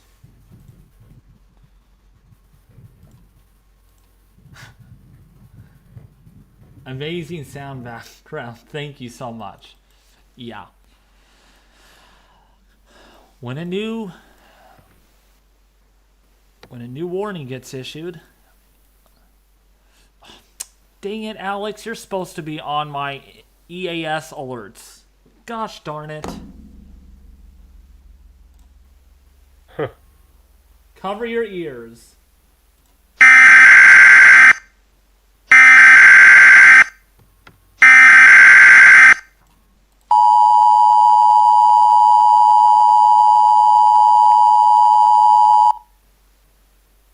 National Weather Service in New Orleans has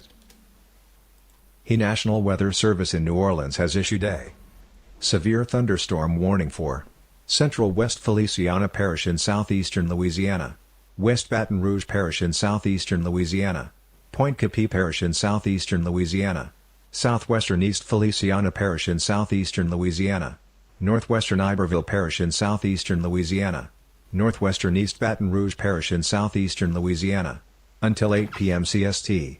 At 7:08 p.m. CST, a severe thunderstorm was located over Lottie, or near Krotz Springs, moving northeast at 50 miles per hour.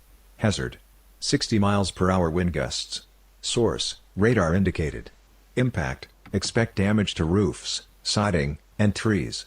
Locations impacted include Baton Rouge, Zachary, Baker, New Roads, Jackson, St. Francisville, Brusley, Livonia, Maringouin, Slaughter, Fort Doche, Rosedale, Grosse Tate, Morganza, Wakefield, Bachelor, Irwinville, Ramah, and Lottie. This includes Interstate 10 in Louisiana between mile markers 129 and 152. Thank you, Alex Miller, for that. Yep. Sure thing, Big D.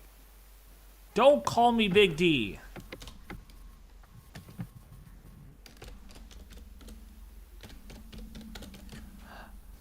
Lol, come on. Laughing out loud, come on.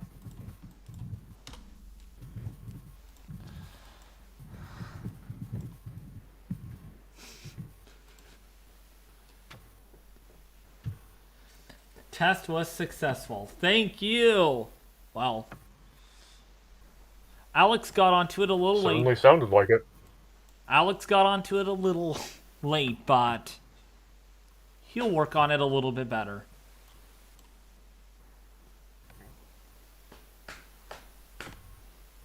People like this, actually, so I think I'm going to, because I cannot read every single name correctly, so I might have Alex Miller help me on that, which he did.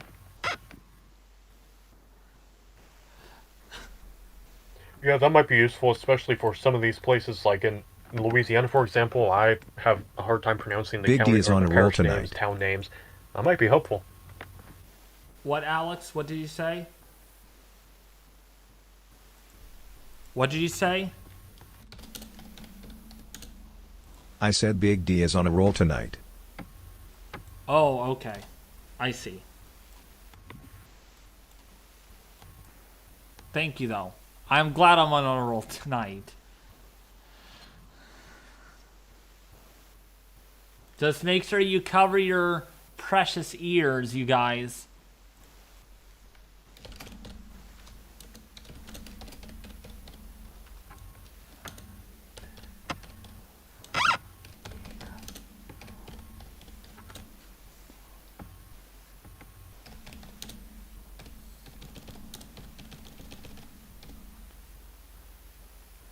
Yo, David, that ease alert was so good.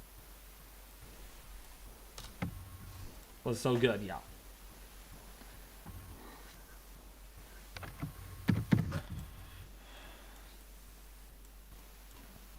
I'm not joking. That is literally the name of the pulley system that I have. The voice of the voice of Alex Miller, and it says /mail.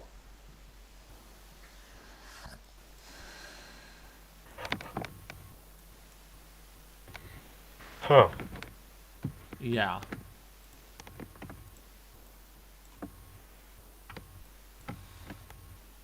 And this is in a really bad radar site, these storms now.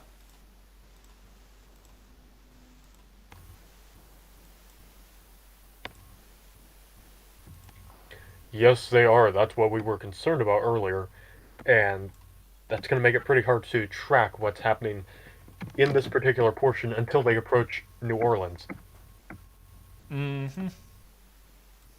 We only have 2 warnings in effect right now.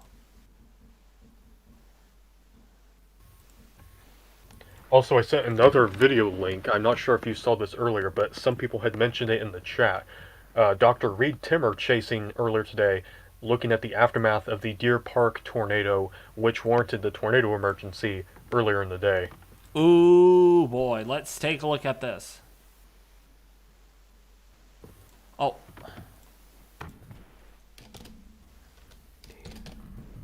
Hold on.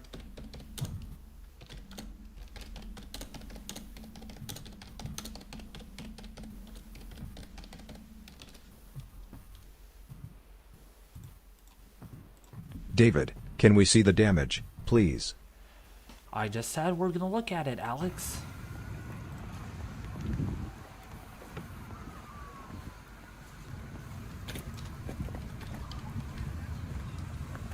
Okay.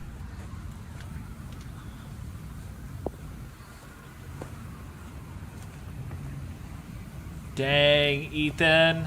Look at this. You guys okay? Absolutely. Oh my gosh. Rode it out into Little Caesars. Back in the cooler.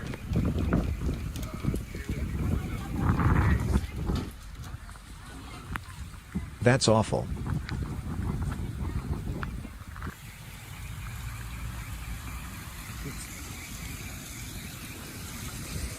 Some holes back here we gotta search. Everybody okay? How big was the tornado, David? Everybody okay? Hold on, Alex. Okay.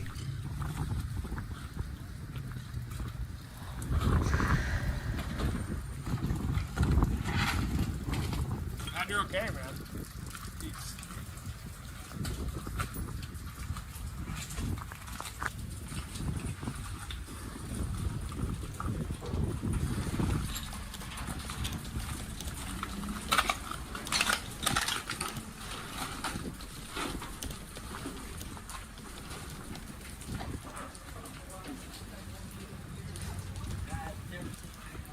Some of the stuff just stripped from buildings.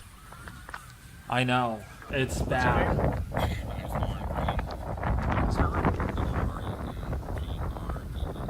So what happened? Strong tornado. Tornado just. Yeah. We were in the Gosh. doctor's office over here in the lobby. And,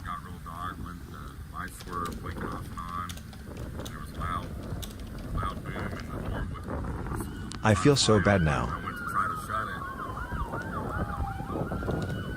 and that's whenever I saw everything. You could see the swirling of debris, and then the windows blew out, and we all ran back into the office. I hate seeing this damage. Everybody's okay.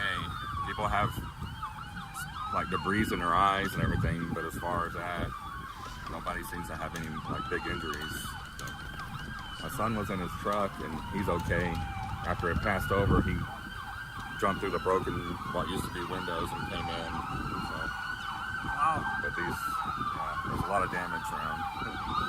Glad you're okay. Yes, sir.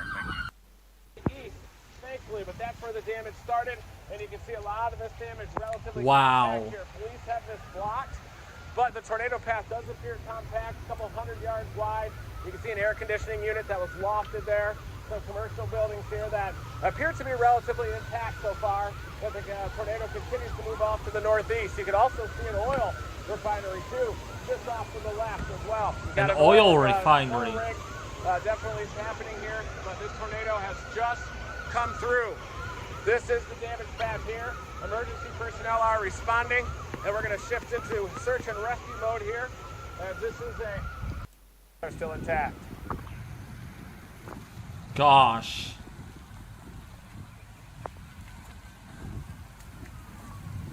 Indeed. Wow. Relatively compact.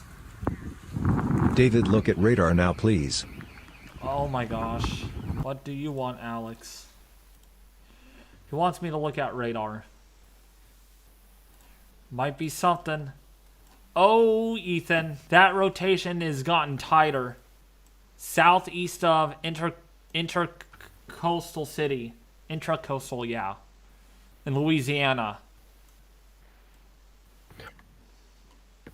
Yep, that's the area we're looking at mainly at this particular moment to see if there's any rotation developed. The area south of New Iberia, toward the Avery Island and Weeks areas, we could have some spin-ups develop here. We do have some rotation indicated on radar. Strong couplet. I know, Alex.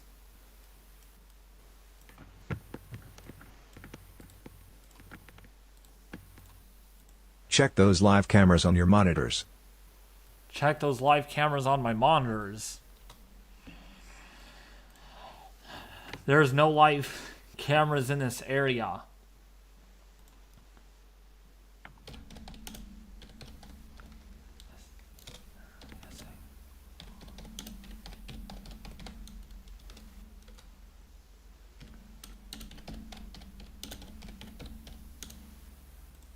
Yes, they are cameras, crazy David. There's no cameras. Where are you looking for cameras at? He says there's cameras down there, but I'm not. There's Surfline cameras which I cannot use because it's copyright protected.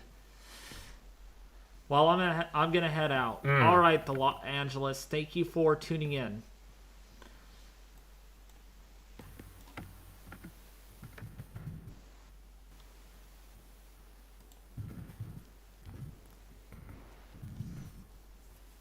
I might check back in later. Okay, that sounds good, the Angelus.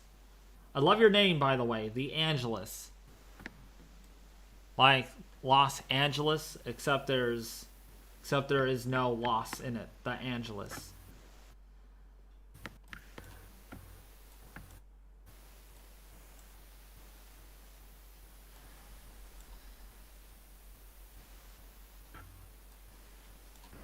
It's really interesting to see that this has been quite dead for, no, not completely dead, but like no tornado warnings for a bit here. See if that changes.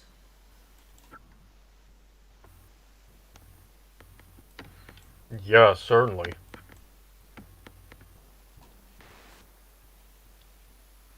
And if it is going to change, if we do get a tornado threat here in the short term, it's probably going to be, again, south of the New Iberia region, where we do have that rotation. We have better surface-based instability near the coastline. Can I get an update on Blue Ball, PA? Not right now, Alex. Hold on. Okay, continue, Ethan. Okay, I guess. I was just saying that if we have a tornado threat here in the short term, it's going to probably be near and south of the New Iberia area, because that's where we have the relatively better moisture, and we do have some slight rotation indicated on radar, so more surface-based instability is available across that area toward the coast.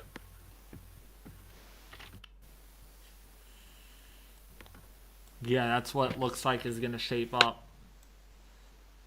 Wow, this is really in a bad spot of radar coverage. Ugh, can't even stand it. We got to get better radar coverage.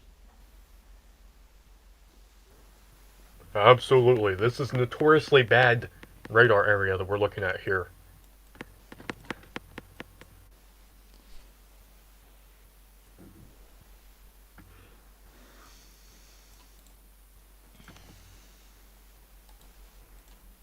Stay hydrated, David. Yes, Alex.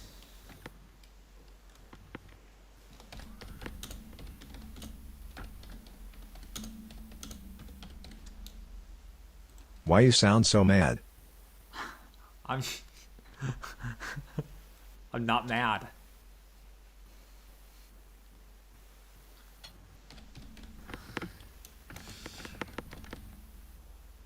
You sure? Yes, I'm sure.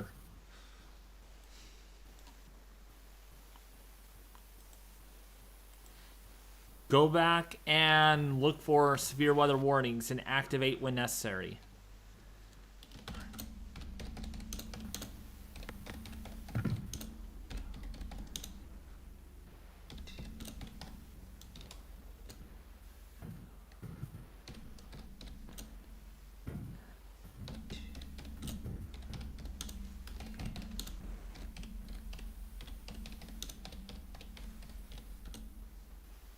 I need a secret code to be put into the EASE database system. You're activated already.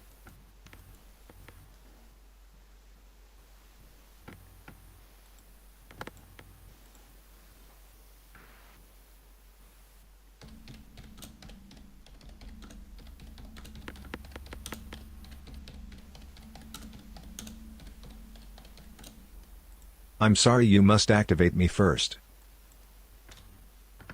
I did.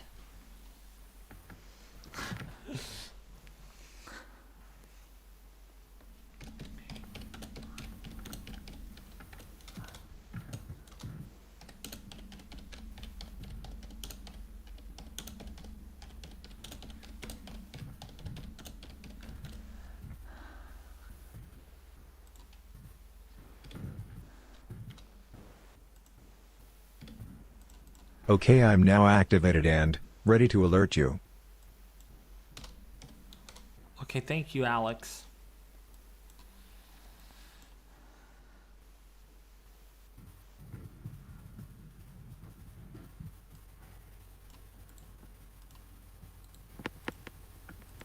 David, is the Peacock still in the workshop?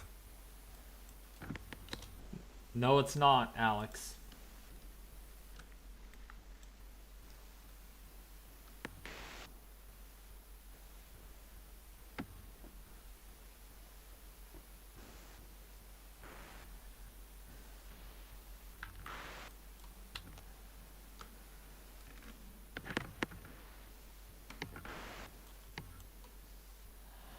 So we're going to keep an eye on the severe weather.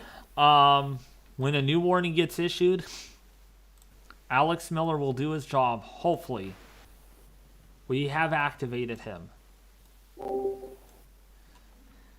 Hey, Justin. Hey, I just wanted to note, I was talking about those unconfirmed potential tornadoes earlier, and northwest of Baton Rouge, I'm noticing some strong rotation. You can view it on the New Orleans or Fort Polk South radars. Lake Charles has it, but it's harder to tell because it's range folding. But definitely some rotation northwest of Baton Rouge. I'm not sure if that's elevated, so I don't know if that should be warned or not, but that's something to note. Let's see. Hold on. I'm downloading radar data.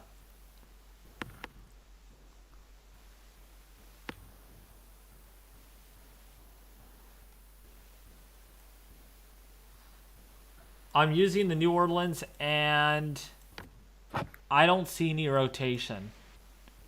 No, it's well northwest of Baton Rouge. It's in that severe warning near like St. Francisville. Oh, I see it. Yeah. Yep. Yeah, I wouldn't be surprised. By the way, velocities, Ethan, on radar at 17,000 feet are reading 95 knots plus. Oh, wow.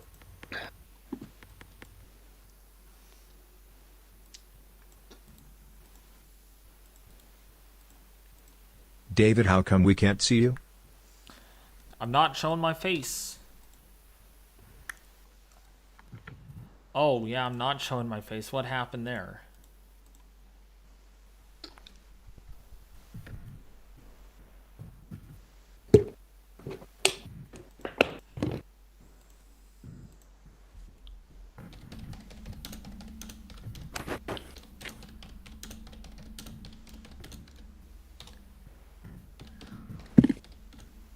There we go, I can see you now. Yep.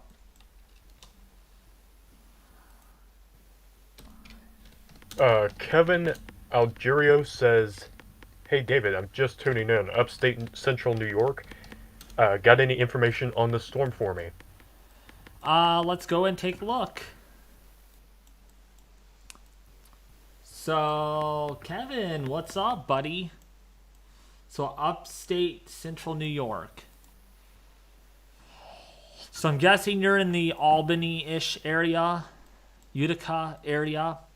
So, with that being said, let's go to the models and take a look at that. Close that first. Let's see.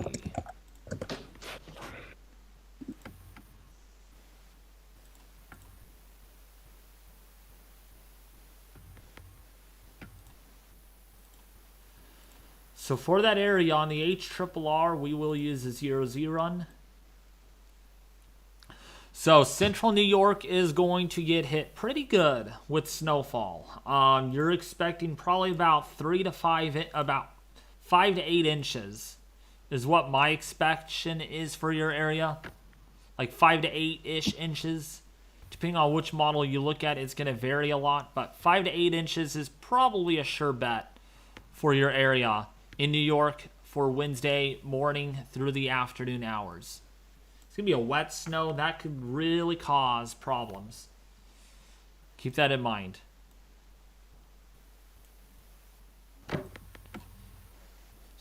right now, depending on where you're at exactly, you are or are not under a winter storm. This is broken, I think. You're under a winter storm warning, even so it doesn't show anything. There's 2 counties to the south that are under a winter storm warning, but the others are like, okay, there's no winter storm warning there, so.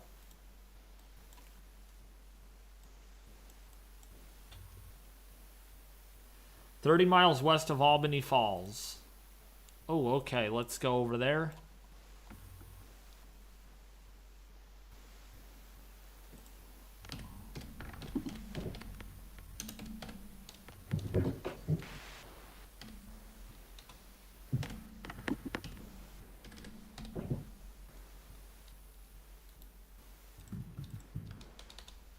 It's not in the database.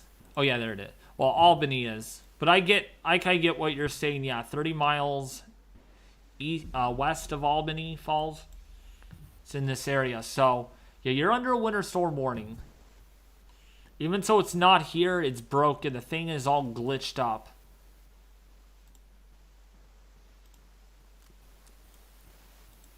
Because it assumes that, I mean, the winter storm warning in Toledo, Ohio, Ethan, expires in 90 minutes.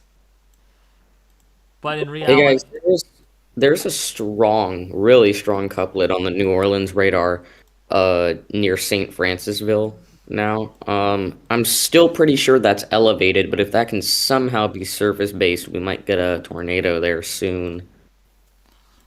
and our great Alex Miller will activate the EAS if it gets warned. Ethan, do you see that one? Yeah, we'll certainly. I do see that. That's definitely some rotation, but as you noted, it might still be elevated to this point. It depends on the exact position of the warm front. Yeah.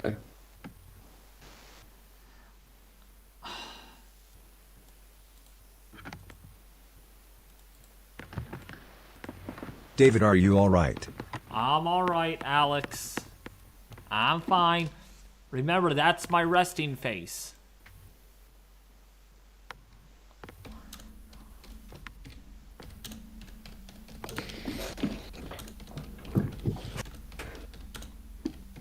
We do have some rotation too to the south of New Iberia. I don't it's care readily about that. evident in the You always reflectivity look signature mad. as well, but apparently not tight enough for tornado warning just yet. Yeah, that one most likely will be surface-based if it is able to do anything, considering it's right along the Gulf Coast where that moisture and instability are maximized. Absolutely.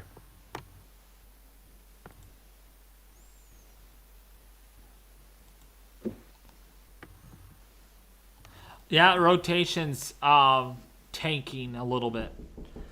Yes.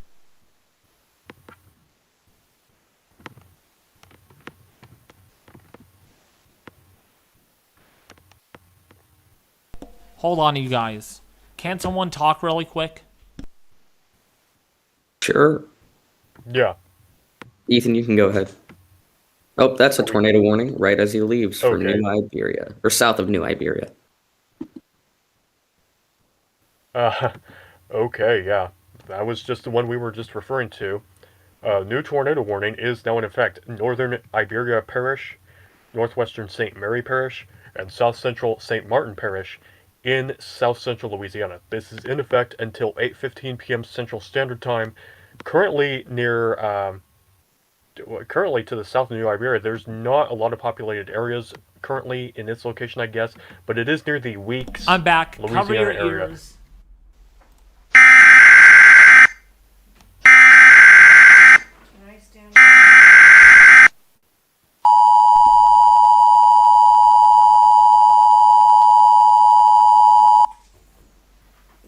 The National Weather Service in Lake Charles has issued a tornado warning for Northern Iberia Parish in south-central Louisiana, northwestern St. Mary Parish in south-central Louisiana, south-central St. Martin Parish in south-central Louisiana, until 8:15 p.m. CST. I'm At sorry, is somebody 7:43 talking? p.m. Or... CST, a severe thunderstorm capable of Holy. producing a tornado was located can't near tell. Cypress Moore Point, moving east at 60 miles per hour. Hazard, tornado.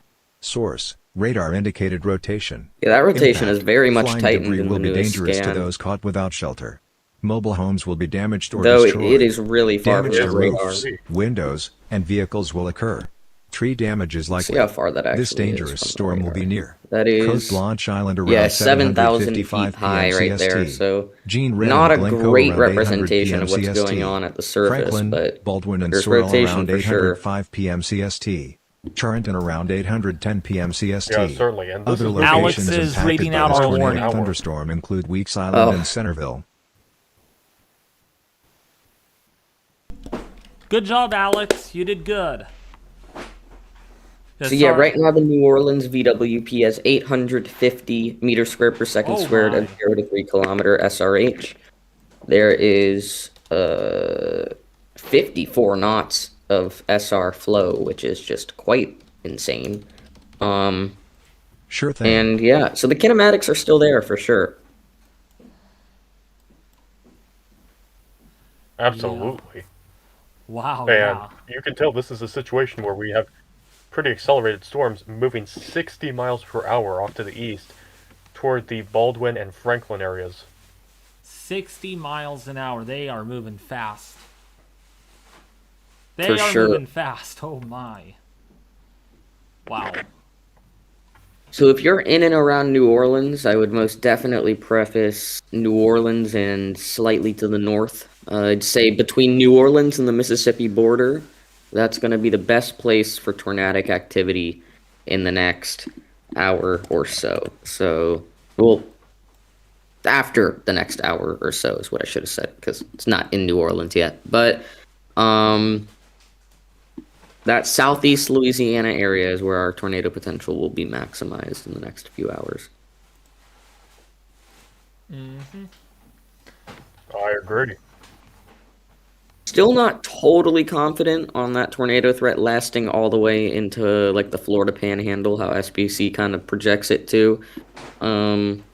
Thermos there are just kind of god awful, and the cams predict that that line's kind of just going to fall apart, which I kind of buy.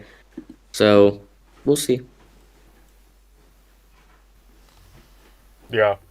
It'll depend on how much moistening we can get, how much instability can occur with the movement of the warm front. And if it is able to move northward, then coastal areas certainly still need to be on alert for this into the coming hours. We do still have a tornado watch in effect for south central and southeastern Louisiana going in effect, or remaining in effect, until 1 a.m. Central Time. Yep. Dew points are up to 62 degrees in New Orleans, 62 degrees in Baton Rouge, 61 in Slidell. The warm front is passing Lake Pontchartrain right now. And that is as of 7 p.m. CST, so 48 minutes ago. Okay. The areas near there and south of there, that's going to be the primary area of interest when it comes to these surface-based updrafts and potentially some tornadoes this evening.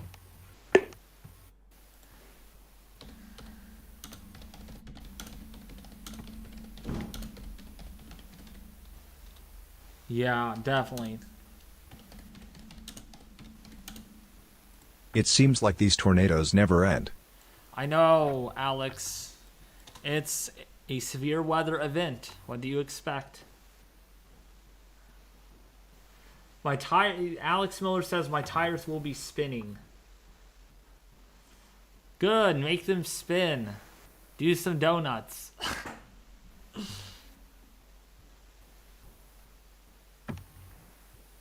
Yeah, just stay on the road. I dare you to crash your car. No, I'm just kidding. I would advise against that. I know. No, but when he does donuts, and if he loses control, you'd be like, oh crap, I crashed.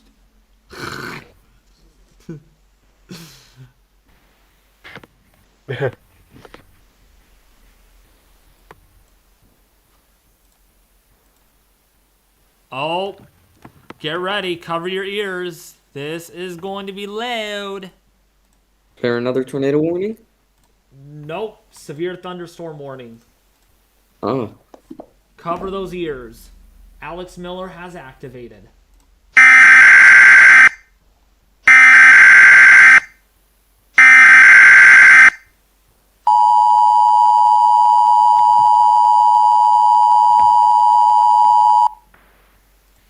The National Weather Service in New Orleans has issued a severe thunderstorm warning for southeastern West Feliciana Parish in southeastern Louisiana, north central West Baton Rouge Parish in southeastern Louisiana, western St. Helena Parish in southeastern Louisiana, southeastern Pointe Coupee Parish in southeastern Louisiana, northwestern Livingston Parish in southeastern Louisiana, East Feliciana Parish in southeastern Louisiana, northern East Baton Rouge Parish in southeastern Louisiana, until 8:30 p.m. CST.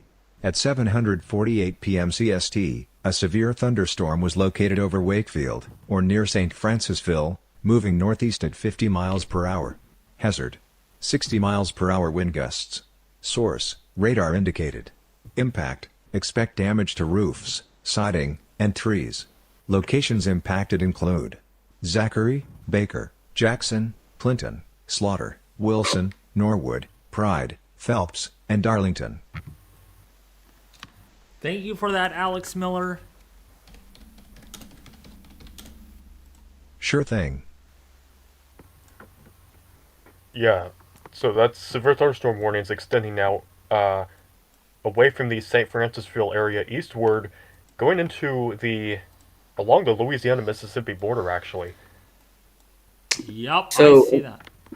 meteorologist in Mobile said on Twitter, "What does a beyond bonkers kinematic environment look like?" That's kind of like a joke back to that AFD that I showed you yesterday.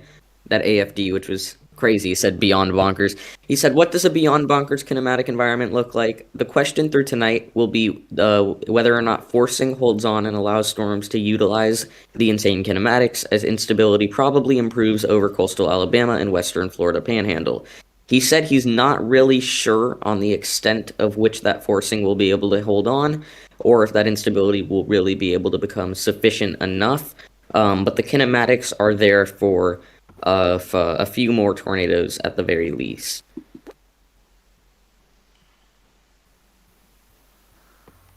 Yeah, that seems reasonable. And a good point out of that, which that meteorologist did mention, and Justin relayed here, is that we might have a tremendously strong wind shear environment. But the question is, do storms utilize that? Do they interact favorably with it? We can think of north of the warm front, obviously. We've got tremendous amounts of wind shear on all levels of the atmosphere, but we're not getting any tornadoes because these updrafts are all elevated.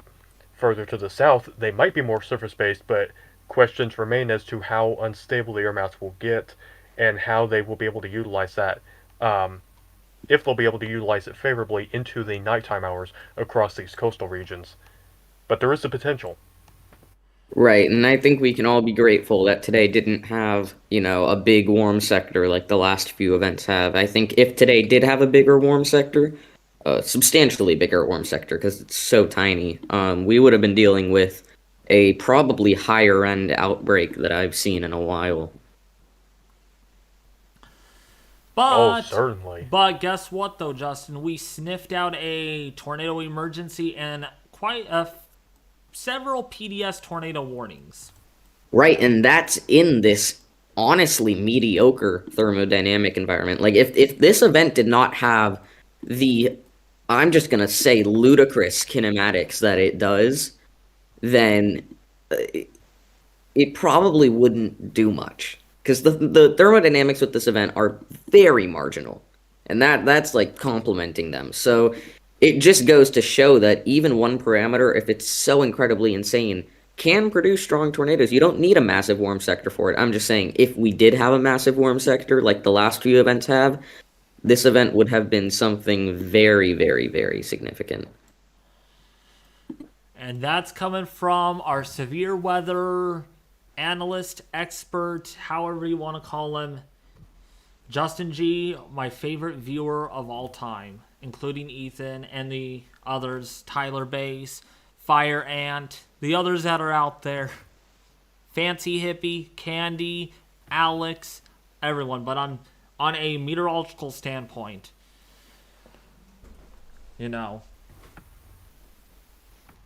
Oh, certainly. And that is an advantage here for those people who are watching and might consider sharing this with others.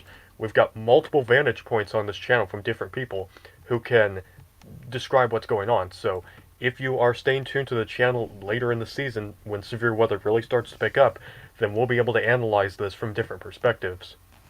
Not just from Justin. We might even get a few VIPs in here.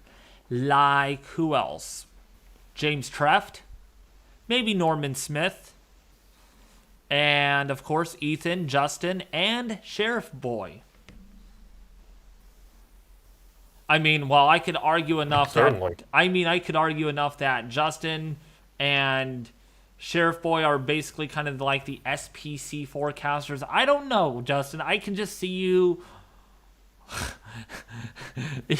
You issue outlooks very well, so that's probably why I can just see you working at the SPC.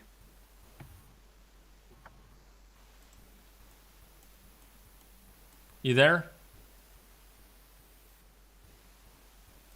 Boy, he went silent. Justin, or he turned off his headphones. Oh, okay.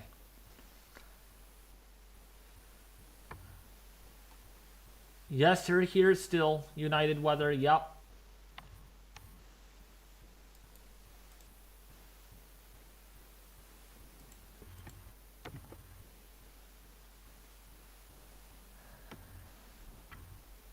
No new warnings recently.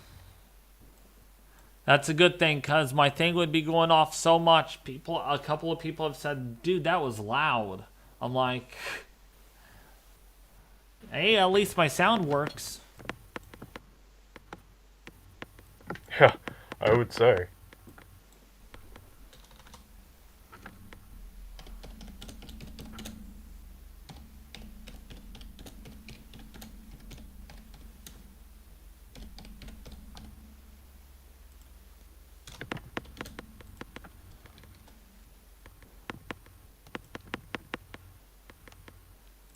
Are you saying I'm loud, David? Or loud.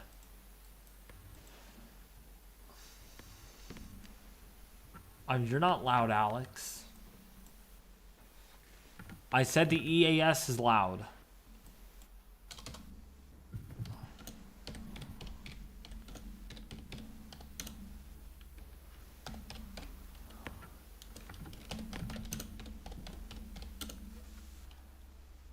I don't know what he means.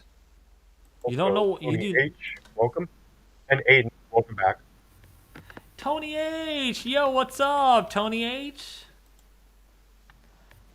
Good thing I shouted all of you out there. See? I got eyeballs watching behind my head. If I shout out one person, I gotta shout out almost everyone, because if not, I get told. Like, David, why did you not... Ooh. You know. I'm back. Yeah, you're back. Yay. Welcome back. I'm honestly wondering, given that there's just this like kind of lull in activity, if maybe that is something it could do with just the worsening thermodynamic environment, but I'm also wondering if it has to do with, given that these circulations are primarily going to be at the surface and very low level because they're QLCS tornadoes. I'm wondering if because of this radar hole, we're just not gauging the amount of circulations that there are, because I've noted that when QLCSs get closer to radars, they tend to just explode in warnings. And I don't think that has as much to do with actual like intensification of them near radars, but more so just the increased coverage. That might be something to think about, but that's kind of my two piece on why there's such little activity right now in terms of tornadoes. Good point, Justin. I did not even realize that. Wow. It could also just have something to do with the decreasing thermodynamic environment, but it's harder to warn things when you can't actually see them. Yeah. One thing for sure, Justin, the kinematics are there. We can't argue about that, can we now? No, there's no arguing against that. The KLIX radar VWP is pretty insane. Yeah, for sure.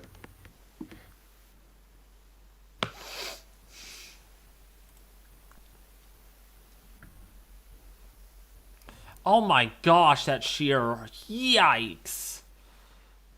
And you can just tell the shear is insane, because even these little showers that are ahead of this QLCS in the New Orleans area, I'm looking at the TMSY radar, those are even rotating. And those are just tiny little showers. Those aren't going to have a ton of tornado potential, given that they're likely not going to be surface-based. They're going to take time to mature, but those are even rotating, and those just, like, formed. It's crazy. Wow. Also, just letting you know, the VWP... That's the kind of situation. I'm letting you know the VWP out of Mobile, Alabama... Oh, I'm sorry. ...has 1,000 meters squared per second squared of 0 to 3 kilometer SRH. Yeah, that's crazy. Yeah. This January has just been wild. I mean, 2 tornado emergencies. I think it's actually like 8 tornado emergencies, because there were like 6 with that one cell in Alabama on the 12th, or 4 or something, I don't know. But this January's been wild. This is the 2nd significant outbreak. Actually, the 4th significant outbreak. Wow. The 2nd, the 3rd, the 12th. And we've had from a variety of systems, too. We've had... Go ahead, Ethan. Yeah, we've even had tornadoes up to Iowa and Illinois. Yeah. Man, And I think that storm over Lockport on the terminal radar, boy, that thing is pretty intense. south of the terminal radar. Yeah, Lockport, Matthews in Louisiana, that's a pretty intense hook echo and even a couplet in that. Yeah, like I said, that's kind of where I got that these showers are rotating thing from. Like most of them are rotating and have that hook look to them. But that I would highly doubt that that's surface based. It's gonna have to go through some significant merging and then like maturing, and it would take a lot for that to produce a tornado, and I just don't think that's gonna happen. Okay.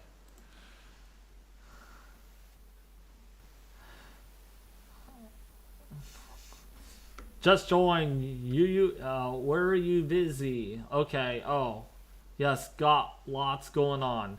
Yes, we do. Yes, Alex.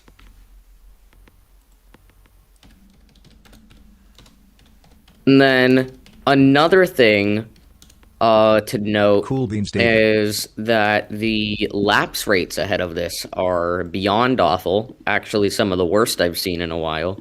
I'm just going to send that in chat. They're actually below 5 ahead of this, which is yikes for tornadoes. Oh my gosh. Wow, they are horrible. Oh my goodness. And what could be causing that, Ethan? Is it just there's not a lot of cold air aloft?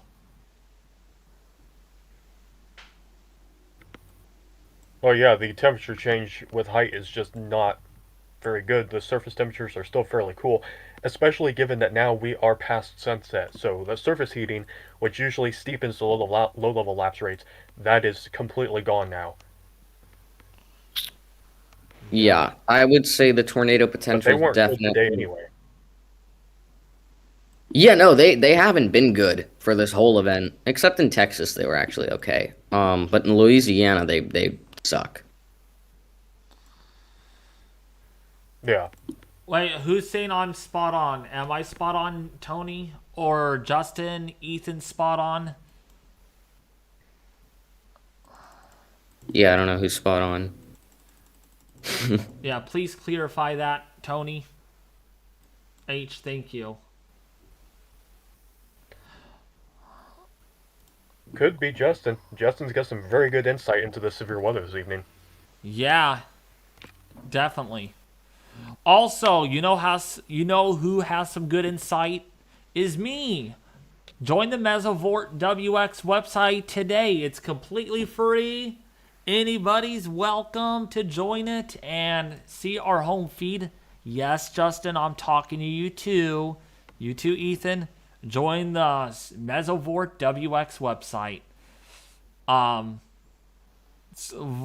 There's a chat. There's a members chat. It's completely free. It's a pretty good website. Check it out and ask yourself, should I join it? I think you should. Become a member today. It's completely free. There's a link in the chat. Yes, it's pinned to this live stream. Oh, Rainbow is spot on. Okay. Rainbow Obsidian. We can actually look at mesoanalysis because kind of starting to question what the environment ahead of it looks like. Oh yeah.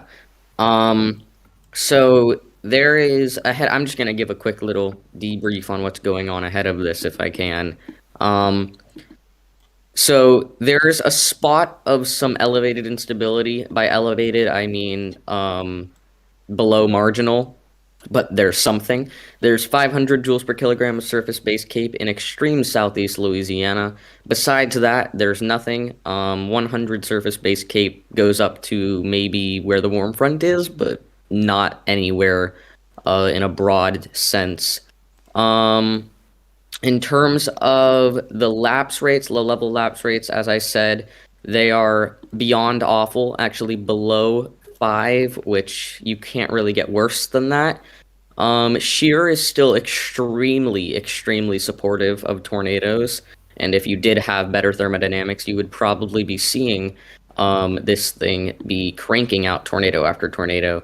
But besides that, I think the tornado threat, though it still exists, I don't want to, downplay or say the tornado threat's gone or anything. But given just how marginal instability is, and let's just take a look at moisture too. Yes, 60-degree dew points extend up to about Baton Rouge, and the warm fronts crossing Lake Pontchartrain, as I mentioned earlier. But given how marginal the thermodynamics are ahead of the line, I would say the tornado potential likely is on the decrease, though one or two more stronger tornadoes still are a possibility given the, I'm just going to use Mobile's wording, beyond bonkers shear profiles ahead of this thing. So, yeah. Yeah, I'm seeing mixed layer cape below 500 on this too. 850 millibar jet with 70 knots, winds of course shear is good. Oh yes. Fire Ant, did you even happen to check the the VWPs? Look at this. I mean, that's pretty significant. That is strong. I mean, out of the New Orleans radar site and Mobile radar site, that shear is extreme. As what Justin would use the wording bonkers. Or Mobile. Yep, and this is very different from, I'd say, earlier where we were seeing the stronger tornadoes from Lake Charles to Houston, where you had about 1,000 to even 1,500 joules per kilogram of surface-based cape, which given the shear profiles we had, that's not even just enough. That's like way more than enough to get strong tornadoes. And we saw one or two even pushing violent intensity, I would say. So that's why I put my bullseye kind of in the Houston to Lake Charles area, and that kind of verified pretty well. But from this area, it's just gonna be tough to get those kind of intensity tornadoes. But we'll see what this line can do. Yeah. Yeah, you did pretty good with that today. Also, United Weather's asking, did my outlook verify? He put it a moderate risk, by the way, over New Orleans, Louisiana. Justin, with a 15 sig for tornadoes and a 45 significant for damaging winds. I'm gonna say no. I don't think it was unwarranted necessarily, but I don't think that's gonna quite verify. I think if you put a moderate, like some of my friends did, over the Houston to Lake Charles area, that would have made a bit more sense, and I think that kind of almost verified. I don't even think that verified. But I think a 10 sig across the board verified very well today. Already 17 tornado reports, and pretty much all the tornadoes wow. today. So I would say a solid 10 sig verified today. Yeah. I agree.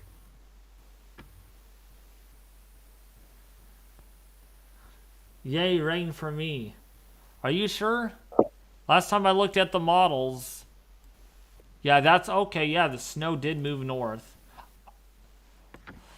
You might get a flurry or so in northern New Jersey. You might get a little bit of snow here. Fire Ant. And then it's all rain. It's going to rain.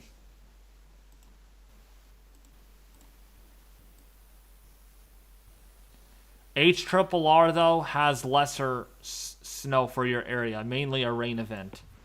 However, your winds could be quite strong, though. Big time winds, actually. Fire Ant, what are you disagreeing with? You gotta be a little more specific with these comments. He's probably tired from work, if he even worked today.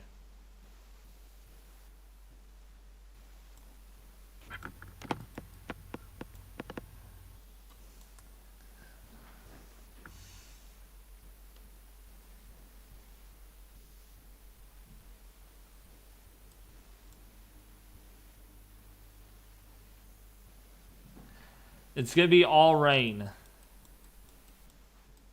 Well, Yeah, firing. I agree. It definitely verified a 10 sig.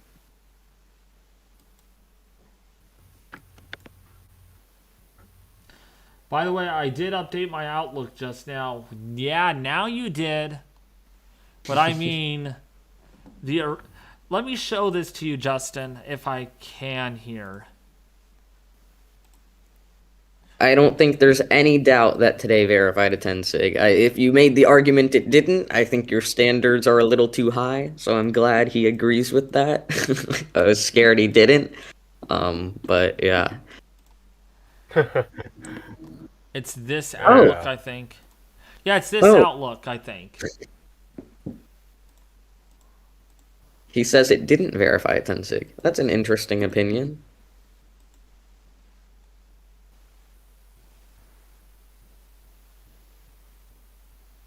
Yeah, we have had several tornadoes today, and at least one strong one. You know, I would say at least 3 strong ones. There were the 2 in western Louisiana, and then the one in Houston. David said I'm getting a blizzard. I did not necessarily say that, Alex. Don't be putting no words in my mouth. I said you might get some heavier snow that may lead to some reduced visibilities. That might make it feel like it's a blizzard, but not necessarily a blizzard. I'll be right back, guys. Okay. Yeah, I'm going to wait until 7 o'clock, and if nothing even really pans out, if it's like this, I'm probably going to call it a night. I need to eat dinner, take a shower, and get ready for school tomorrow. I've been live for a while. We've been live for, let's see. Yeah, we've been live for...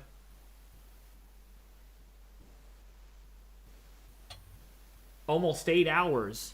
That's a work day right there. 8 hours. But I will be live still. Yeah, don't go anywhere. Quite a stream. Yeah, don't go anywhere, folks. I'm still live. Don't think I'm ending it in 2 minutes or 3 minutes.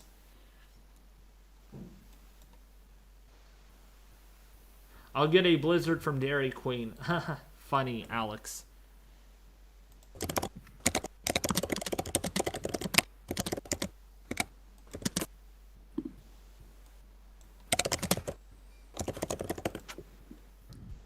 No new warnings yet.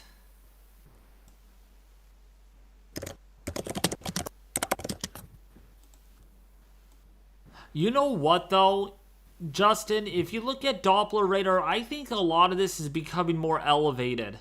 It is so messy. It is not even organized like it was earlier. Again, that could be that it's away from the radar. It doesn't look as organized, because when it's away from the radar, it's kind of harder to tell. It'll look more elevated. Hold on 1 sec. But yeah, I'd agree. It's probably starting its process of becoming a bit less organized.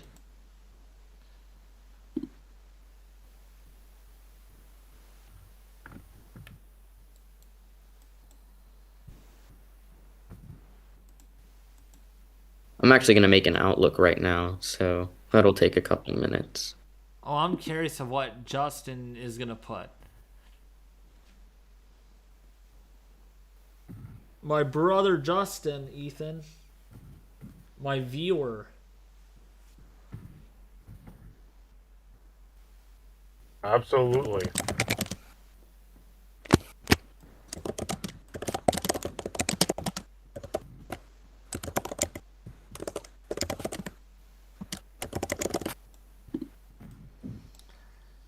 I didn't get snow. I forgot where you live, Johnson Empire. Which state? See, I forget where all of you live. I only know about like 9 or 10 people where they pretty much live. Because you said you didn't get snow, but depending on where you live, you might have.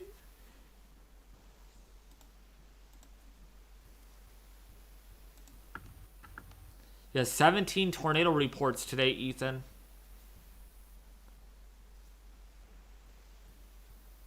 Yeah, absolutely. And, with these reports, not all of them are going to be tornadoes necessarily. That doesn't mean we had 17 tornadoes, but we had 17 reports in that area.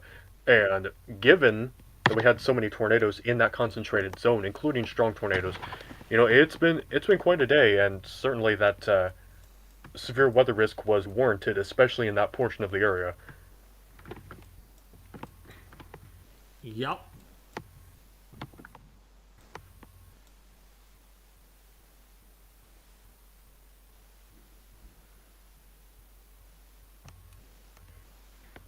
FYI, we only have had 1/100th of an inch of snow here. Yeah, you barely had anything.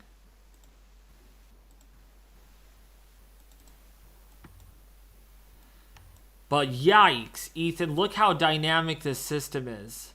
Look at that comma head shape of the storm. Absolutely. The upper level dynamics really instrumental in getting this going.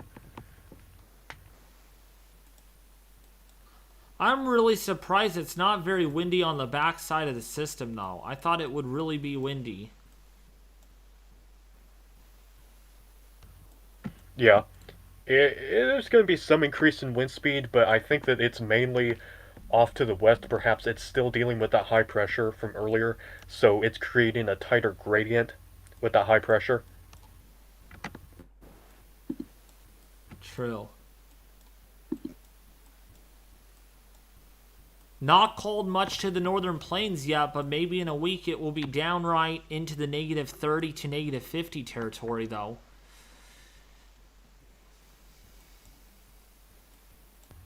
That would be brutal. Actually, you know what? Let me check the GFS model. I bet you it's even colder.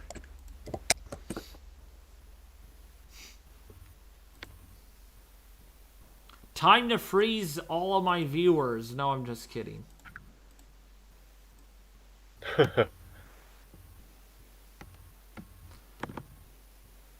Oh my gosh, Ethan. Holy moly. What is it? -45, close to -50, as far south as Iowa.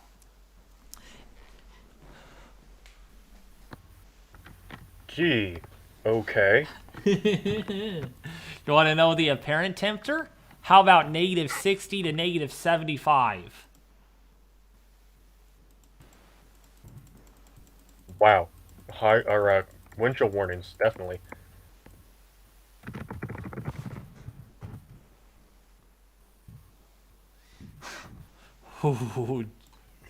Oh yeah, that's cold. Chase McLean, have a good night, and thank you for being here. All right, Chase McLean, thank you for being here, brother. I do appreciate your support.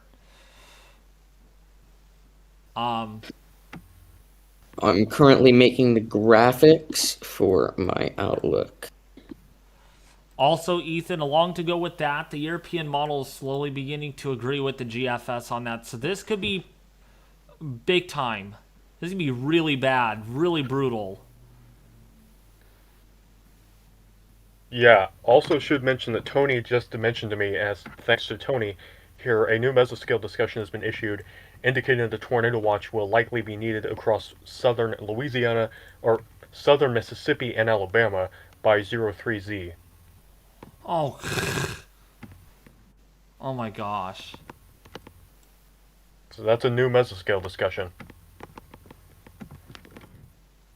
Tornado watch may be issued. Also, he said check DMs too. Right. Okay, you got that. All right.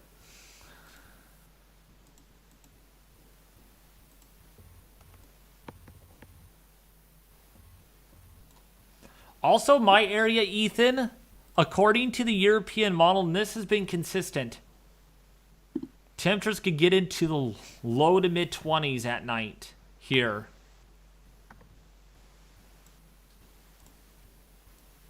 Oh boy, that would be pretty cold. That would be near That would be monthly record low temperatures for early February.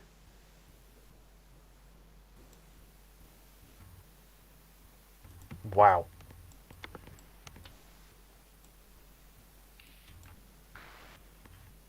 United Weather, don't ask that.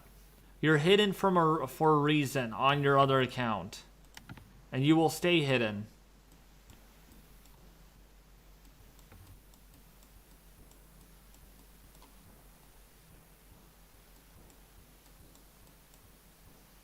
If you want to know why you were hidden, talk to Candy and the moderators. And they'll be gladly to explain to you why you were hidden. New Mezzo discussion got issued. A tiny one. Little baby. Yeah, I should say too,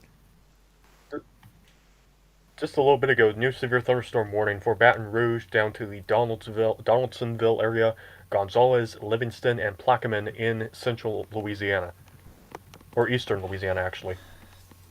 Alright, I'm going to deactivate Alex Miller here. Which means he will not activate. I don't need him anymore to do the alerts.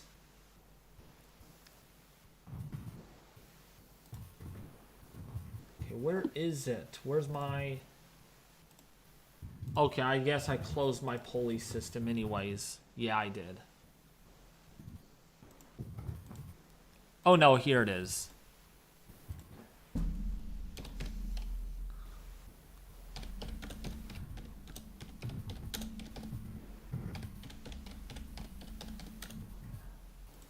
Okay, I'm not deactivated. Okay, I'm now deactivated. I'm now deactivated. So he is not operating anymore.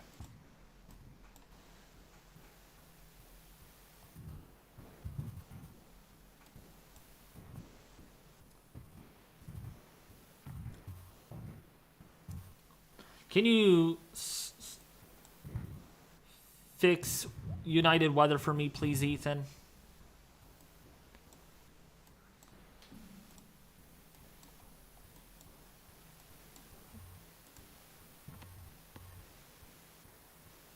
Hide.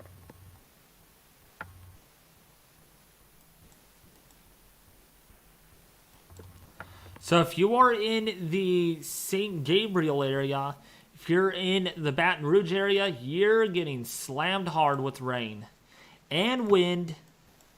It's pretty rough there.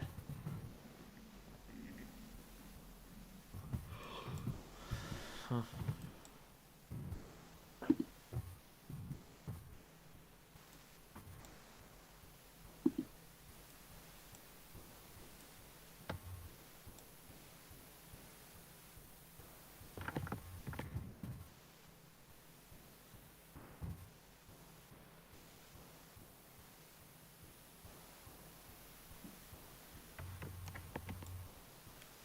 David, don't give up on that line.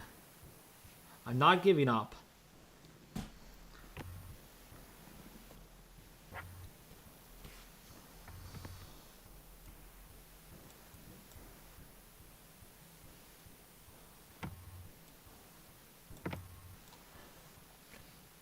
So, Gonzales, Louisiana, Walker, Louisiana, Baton Rouge, getting slammed with rain and wind.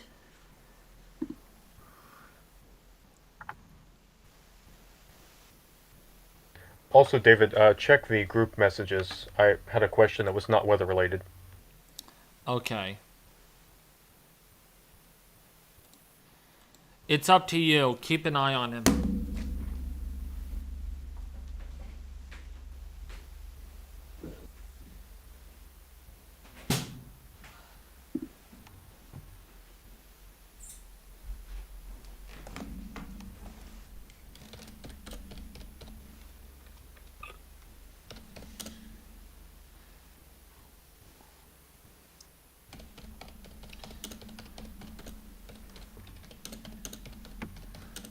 So 3 severe thunderstorm warnings right now. Okay, look in the group.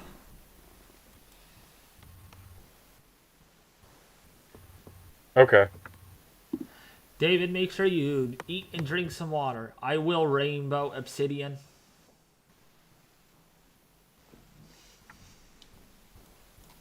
The Rainbow. That's your nickname, Rainbow. I'll just call you Rainbow.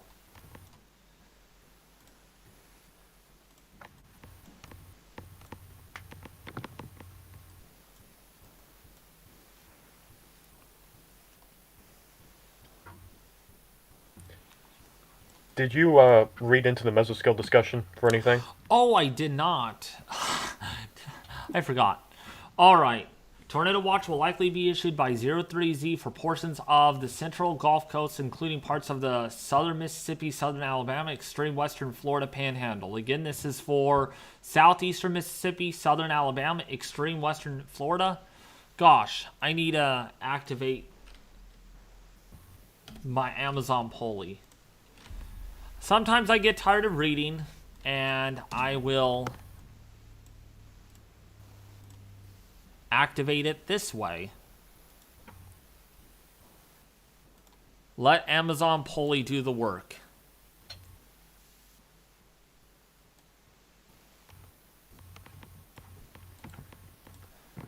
All right, are you guys ready?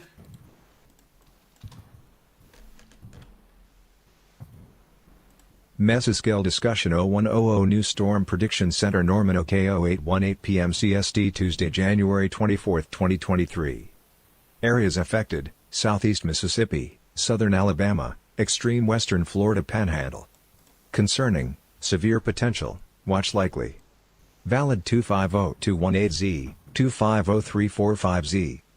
Probability of watch issuance, 80%. Summary: tornado watch will likely be issued by 03Z for portions of the central Gulf Coast, including parts of southern Mississippi, southern Alabama, and extreme western Florida Panhandle. Discussion: surface low has moved inland across south-central LA and is forecast to track into west-central MS late this evening. LLJ will also translate inland and focus over northeast MS/northwest AL as the upstream low ejects toward the Arclitex. As a result, low-level trajectories are becoming more favorable for modified Gulf air mass to move onshore along the central Gulf Coast. Latest observational data suggests mid-60s surface dew points are about 50 mi south of Pascagoula, with upper 60s observed at buoy 42,040. This air mass should continue advancing inland, and buoyancy will increase across southern MS/AL into the western FL Panhandle over the next several hours. While a large-scale forcing is beginning to focus more across the Mid-South region, isolated supercells should continue to evolve within the warm advection zone as it shifts east. Additionally, frontal squall line will also surge east into this region with embedded supercells. Tornado threat will increase as surface dew points rise through the mid-60s. New tornado watch will likely be issued by 03Z, Darrow/Geyer. January 25, 2023.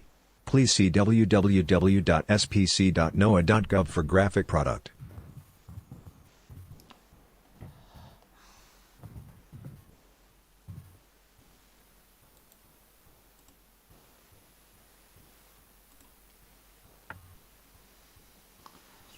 Yeah, so that's what we're seeing. They're still thinking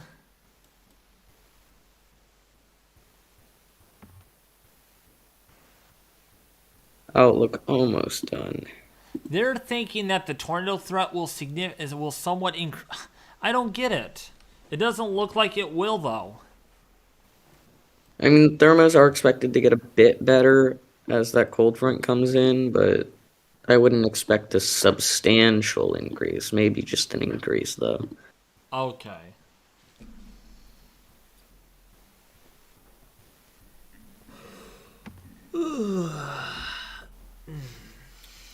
How's everyone doing? If you haven't subscribed already, I truly would appreciate it if you can. I do these live streams quite often when there's a weather event. Also, I do a lot of weather uploads too. So if you want to see more of my content, please consider subscribing. It does help out a lot. I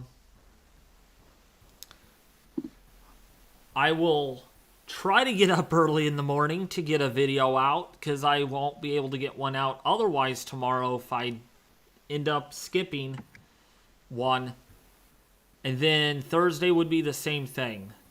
That's why I think Wednesdays and Thursdays would be in the morning with my uploads, and the other days would be in the afternoon. It's going pretty good. Rainbow Obsidian. It's a filming photography class that I'm taking, so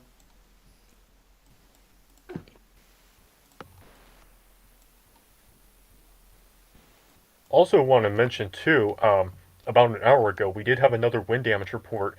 This was from the New Roads area in Louisiana. Mobile homes overturned on Morrill Lane and trees down in the area also, time estimated from radar. So mobile homes overturned with this powerful line of storms moving through. Even if you don't get a tornado, damaging winds are still a hazard if you're in a mobile home. oh my goodness.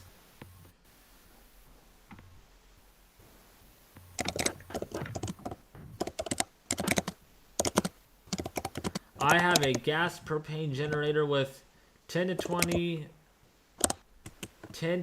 pound tank food for a year water. So let it snow, let it snow, let it snow. Oh, nice. When it snows, you store your water in those tanks. That's good. That's great.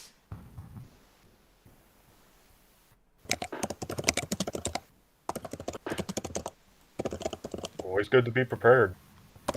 Weather United, if you want to talk to me, you're going to be talking to my staff, or at least to a couple of people. I'm not talking with you alone. Alright? So if you want to talk to me, I need you, Justin, Sheriff Boy, some of the main staff. And we have a new tornado warning. Oh boy. Oh my gosh. Get ready. Cover those lovely ears of yours. Cover those ears. 'Cause things are sure to get loud. Where's that warning for? That is north of Baton Rouge. North. Okay, I see. Surprised that's actually surface-based. All right. Me too. Get ready. It's gonna get loud. Take off your headphones or turn down your volume.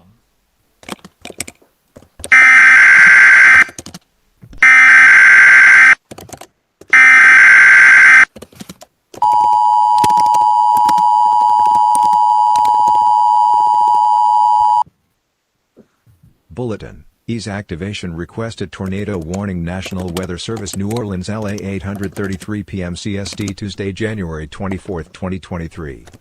The National Weather Service in New Orleans has issued a tornado warning for southwestern St. Helena Parish in southeastern Louisiana, northwestern Livingston Parish in southeastern Louisiana, southeastern East Feliciana Parish in southeastern Louisiana, northeastern East Baton Rouge Parish in southeastern Louisiana, until 9:15 p.m. CST.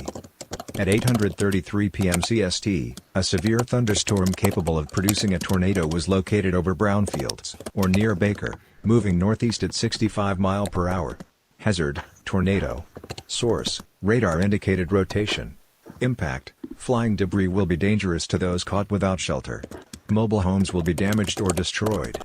Damage to roofs, windows, and vehicles will occur. Tree damage is likely. This dangerous storm will be near Pride around 8:45 p.m. CST. Other locations impacted by this tornadic thunderstorm include Baton Rouge Airport. Precautionary/preparedness actions. Take cover now. Move to a basement or an interior room on the lowest floor of a sturdy building. Avoid windows. If you are outdoors, in a mobile home, or in a vehicle, move to the closest substantial shelter and protect yourself from flying debris.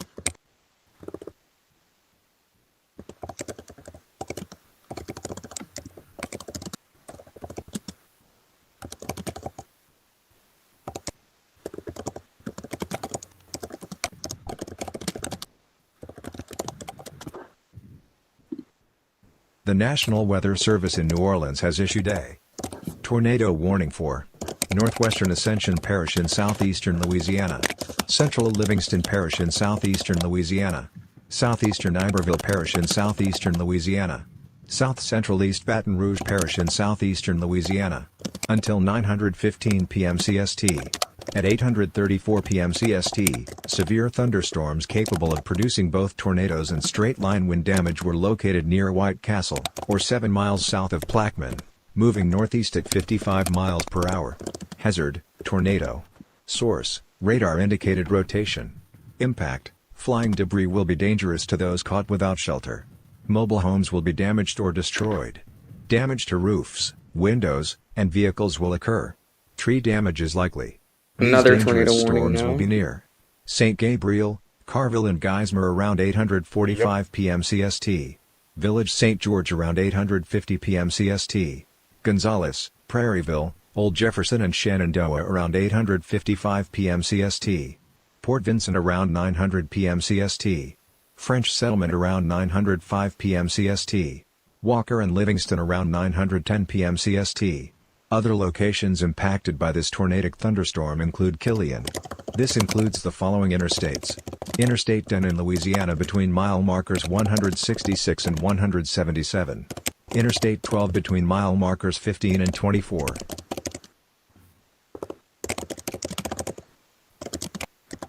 I got the 2 tornado warnings.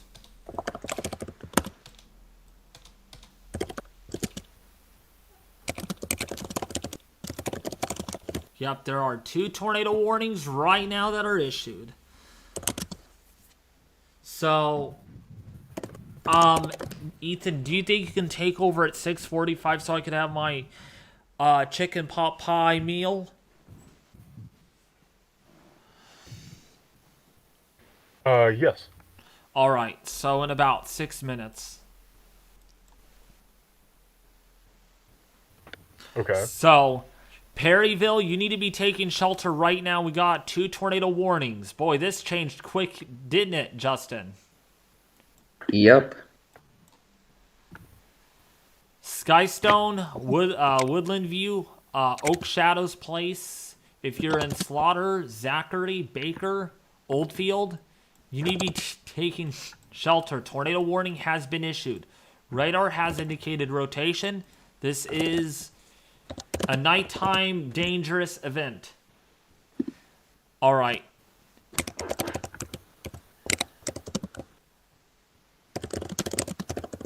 Let me on that call with United Weather. All right, I will do that. When I'm done with the stream. My Outlook will be out within 3 minutes. All right, Tony, can you probably wait until 7:30? About 7:30, I think. Hopefully until 7:30.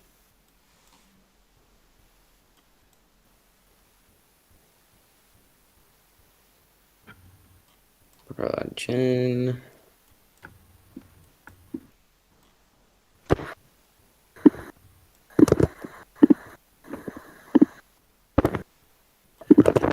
But I got your message, all right?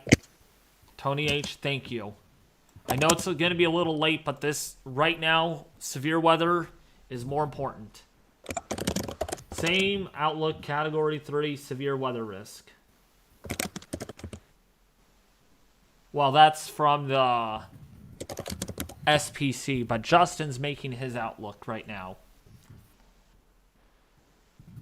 Oh, you're free for the night. How did work go today, Fire Ant? Did you land plane safely? I'm sure you did. Hopefully. Maybe you should have tried to work in Houston today, landing planes in the strong winds. Or in New Orleans, or Baton Rouge.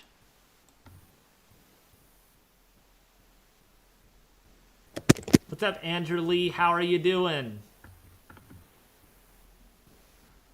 How's my brother? Or how's it going? All right. Uploading the final photos. Ooh, I need to see it right off the pan.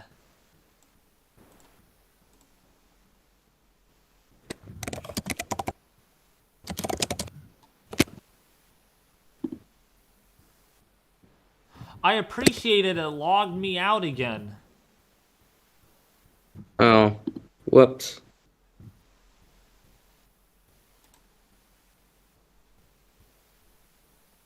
Let's see, did it come out?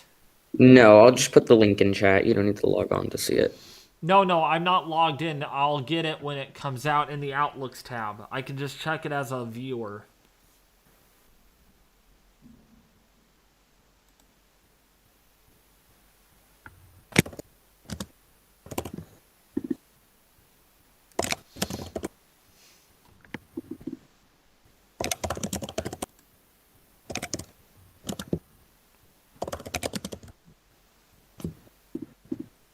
Boom.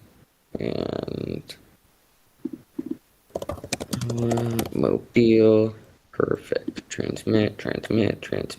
Oh boy, that's how you felt today? Oh boy. I'm sure it was stressful. Okay, and it is...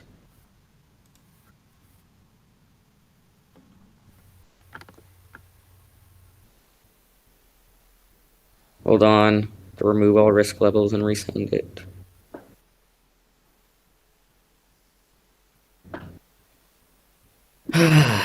Okay. Did it go through? Almost. Okay, yeah, it went through. Oh, let's see with what Justin said. I'll send the link in chat.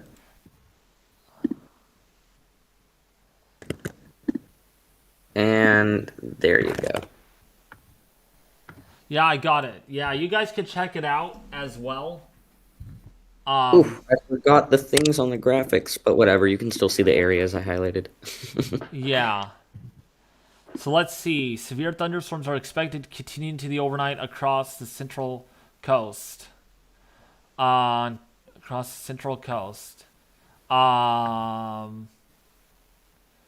Mesoanalysis shows marginal instability slightly growing in spatial extent. Approximately 500 joules of SB Cape exists across extreme southeast Louisiana, where moisture continues to deepen. RTMA analysis shows 60-degree dew points advecting northward, with a slowly lifting warm front just north of Lake Pontchartrain. Shear profiles in this area are exceptional, with nearly 1,000 M2 S2 0 to 3 kilometer SRH. Given these upper colon kinematic profiles, an LLJ in excess of 65 knots, photographs are extremely large and curved. And even with mediocre thermodynamic support, some form of tornadic activity is possible. That being said, the overall tornado risk will likely increase some in the immediate short term as an organized cluster approaches the New Orleans area before gradually weakening. Should any embedded supercell latch onto the warm front, enhanced tornadic activity is a possibility, though a main risk driven by embedded mesovortices should drive the risk. The tornado threat will be maximized in general New Orleans region within the next hour or so. Afterward, damaging wind will be the main threat. This is an official outlook. For all official information, I know. Unofficial. For all unofficial information, for all official information, visit weather.gov. Use of this outlook in life or death scenarios is highly discouraged. This outlook was issued by a private citizen for learning benefits. You there? I am here. Okay, Ethan must have muted. Oh, there he is. Okay, you're static. All right, Justin has issued that outlook. Good job, Justin. Let me see the wind outlook. Okay, so it's not significant. And no hail. All areas less than 5%.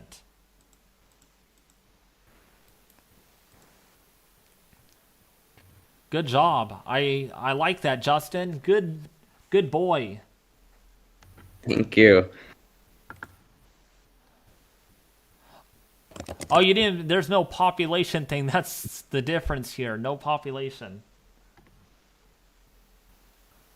Oh, did I not put a pop? Yeah, because I had to clear all the risk levels at first, but yeah. But yeah, that's my general thoughts. I think the tornado risk will gradually increase a bit as it moves into like the New Orleans area before decreasing substantially as it moves past New Orleans more into the Mobile area. Mm-hmm.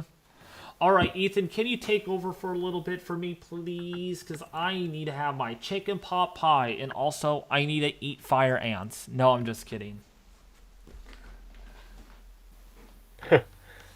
Yeah, hold on here.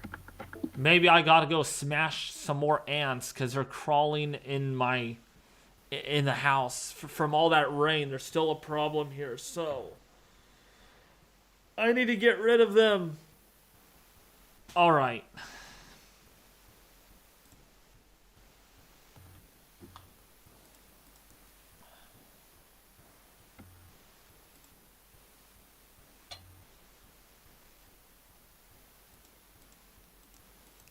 You got it? Okay. Let's move on and let's do this. Okay. All right. Here we go. Okay, I'll be back. It's time for my dinner, my happy, awesome dinner. I'll be back in a little bit. Okay. Continuing coverage on severe weather this evening in Louisiana. We have, 2 tornado warnings currently in effect across portions of Louisiana. This one up here is currently near Pride, or 8 miles southeast of Clinton, moving northeast at 45 miles per hour. The rotation is visible. We can see, actually, it's a little hard to tell, but there's a little town there called Watson, Louisiana. So this is a northern warning. You can see down here, if I mark on the right side, a little bit of rotation down here, near the town of Watson. Kind of moving off to the northeast. This warning is a bit small, so because we have slower storm motions, relatively. But if you're in that warning, which encompasses portions of St. Helena, Livingston, East Felicia, and East Baton Rouge parishes, then you do want to be seeking shelter. This could produce a tornado at any time. To the south, we had a new tornado warning, which was recently issued. The rotation on it is roughly south of the Village St. George area, right in about here. Moving off in this direction again, toward the Livingston area. We did get a new scan there. Looks like the rotation's still kind of holding on there. Actually, you can see both areas of rotation right here in the same frame. If you look on the right side of the screen, here's the Village St. George rotation. Here's the Watson rotation, both moving northeast. The southern one is moving up toward the Livingston area, and this is for Ascension, West Central Livingston, Eastern Iberville, and South Central East Baton Rouge parishes. Hey Ethan, I'm gonna have to head off for a little bit. I'll be back later if stuff picks up. Okay, sounds good. See ya. We do have this in a squall line. So being in a squall line does mean potential for damaging winds and tornadoes being embedded within it. So, and you do note here, these tornado warnings are embedded within, or that mainly the southern one, but they're embedded within the severe thunderstorm warning that covers many parishes until 9 p.m. Central Time. So that goes for another 9 minutes or so. It will probably have to be extended a little bit, either in time or aerial coverage. But certainly, some damaging wind risk with this as it spreads off to the east. And if we kind of zoom out on that, we look at on the left side of the screen, here's New Orleans down here. Here's Hammond. Here is Macomb, Mississippi, all the way up here to the north. And Morgan City, Louisiana is way down here, the southernmost one. So those are some of the major cities that are in the path of these storms. Macomb, your severe weather risk is not great, because you do have more elevated instability there, elevated meaning above the surface. That diminishes severe weather risk. But Hammond, New Orleans, Morgan City, you have a severe weather risk immediately. specifically in the Morgan City and Hammond areas. New Orleans, we could be seeing the tornado risk increase later tonight as the storms move off into that area, as with what Justin was saying earlier. We could be seeing that as the low-level jet goes. Could see that move on in. Common head features, damaging winds could be locally enhanced with the threat of tornadoes. Also, absolutely, Lava Command, yes. With any common features we have with this, you could see that because you do have enhanced storm scale rotation, and that can increase both tornado risk and damaging wind risk. At the moment, the tornado risk is highest in the tornado warned areas, these general locations. We don't have anything on the ground at this point, but also take into consideration that we are looking from the New Orleans radar roughly 6,000 feet above ground. So, if anything's happening below 6,000 feet, we're not getting a really good view of it. And because of that, we're not getting the best radar presentation of what's happening near the surface. That was a shelf cloud from July, actually. But these are going to be moving eastward as we head into the evening, providing continuing severe weather risk, and a tornado watch is going to be issued further off to the east, it seems. All tornadoes are dangerous. Absolutely, Rainbow Obsidian has a great point here. All tornadoes are dangerous. Even an EF0 tornado will cause substantial damage depending on what it hits, and if you are not in the proper shelter area, it can be very dangerous to you. Even if it's a low and weak tornado. Even straight line winds can cause life-threatening impacts. We saw just a little bit ago, if I zoom this or play this back, mobile homes overturned in the New Roads, Louisiana area. So even straight line winds, non-tornadic, we can get some life-threatening impacts. That's why we do advocate for seeking shelter in severe thunderstorm warnings, basically as you would for a tornado warning. You're not as likely to have a tornado, but it's going to be best for you because you'll be in shelter in case anything more serious does happen, including significant straight-line winds. Those tornado warnings do continue. The northern tornado warning is in effect, looks like for another 20 minutes. The southern tornado warning is in effect also for another 20 minutes. And all along this line, we could have areas of enhanced wind damage as well as tornadoes. So Morgan City all the way to Donaldsonville, northward to near Clinton in Louisiana, could have some damaging wind risk as well as embedded tornadoes. We have seen that recently, or we've seen that earlier this evening, I should say. And we could see that continuing further off to the east. Tony, thank you for letting me know. I am really at this point kind of unable to check my messages on Discord or anything, so I'm not going to be able to see that specifically.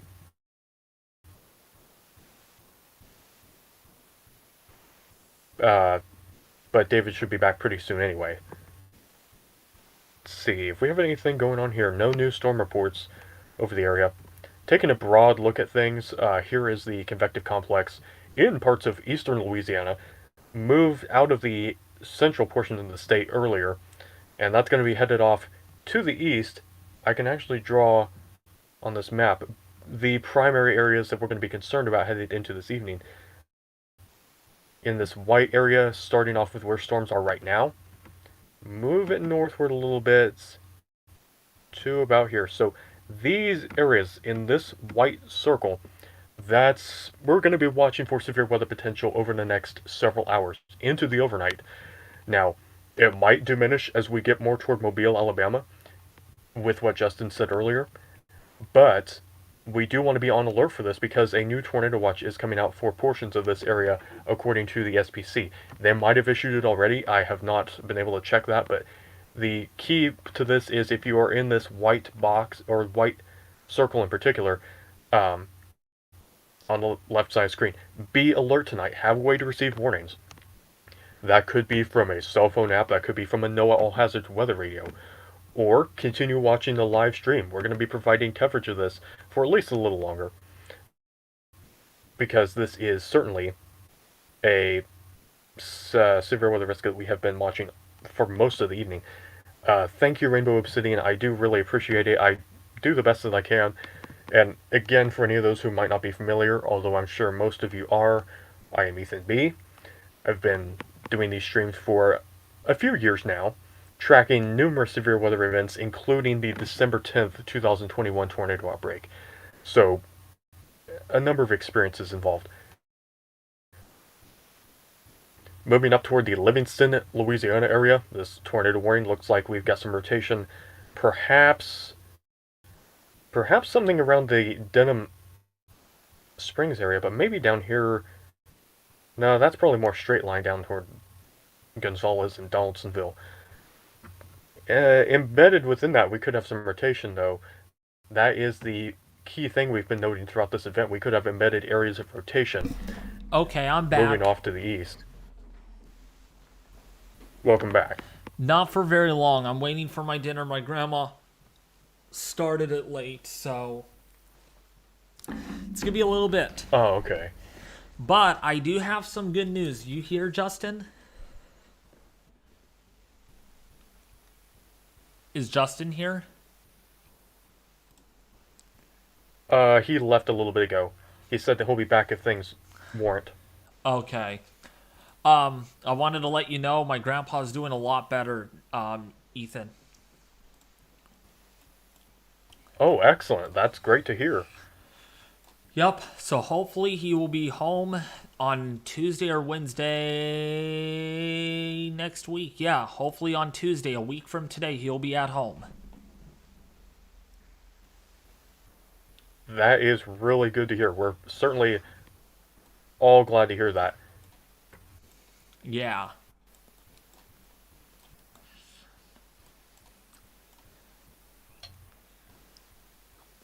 He wasn't doing too good a couple of days ago, so, but he's doing a lot better today. Way better.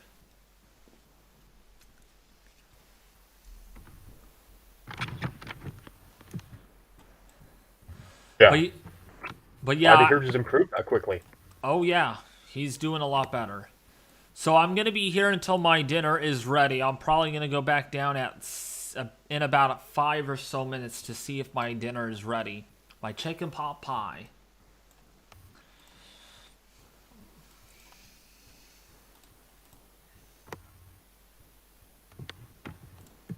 By the way, if you haven't liked the stream yet, please consider doing so. It really means a lot. Get this out to a lot of people. Share it like crazy. Also, subscribe if you're new. It does help out a lot. Not only that, I got a surprise for you all. If you are interested in becoming a member today for the Mesovort WX, it is completely free to sign up. There is no cost whatsoever. All you have to do is click on this button, enter Mesovort WX. In my case, I'm logged in.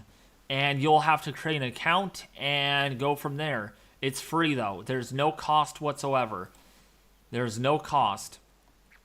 It's a very, very good website. And we got 2 new people in the website. So, yeah, thank you all for able to join. We're almost up to 40 people. We started off with 20, so I'm glad you guys are able to join it. You'll get home feed, so make sure you check the home feed quite frequently to get latest updates, okay? It's a very good website. Blog posting, much more, everything like that. If I click on my own blog post 4 days ago, you can see how nice it is. It's kind of like, a blog post, like what people do professionally, like a newspaper writing. So it's really, really good. Ethan, I know you're probably tired of me reminding you, but please, you got to join this. It's a lot of fun. You have to join it right when we're done with the live stream. Promise? I'll have to look at it and see what it is about. Oh, okay.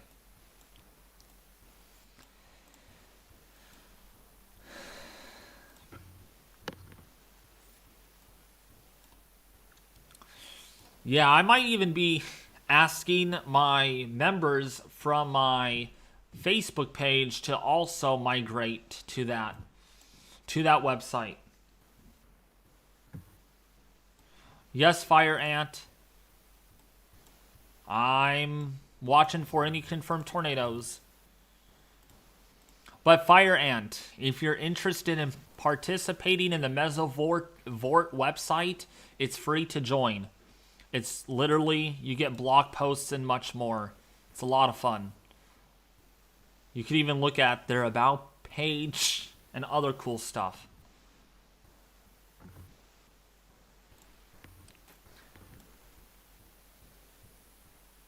Yep, I'm checking.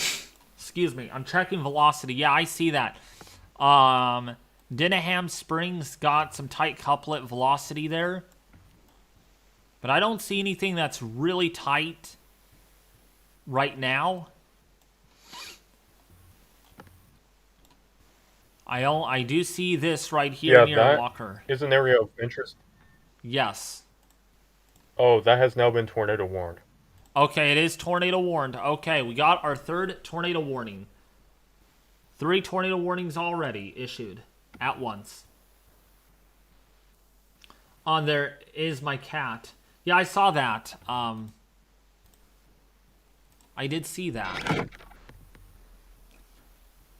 Let's see. Oh yeah, Aiden Weather. You could also follow other people. So I can click follow, and so I'm following Aiden.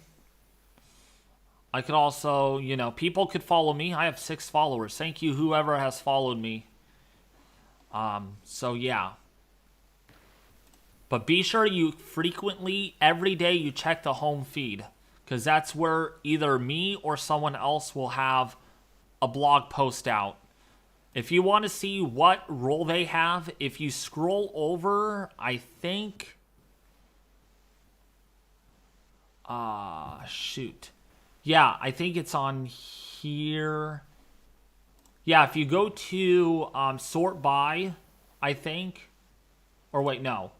Yeah, if you go to all members, go to writers, it'll sort them out. So this is all the writers that we have right here.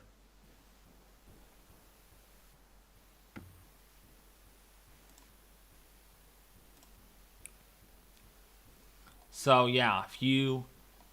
Sorry to promote that too much. I gotta get back to severe weather. But you get the idea. I promised Evan James that I would promote his website like crazy. So that's what he kind of wants me to do. That's what I'm going to end up doing.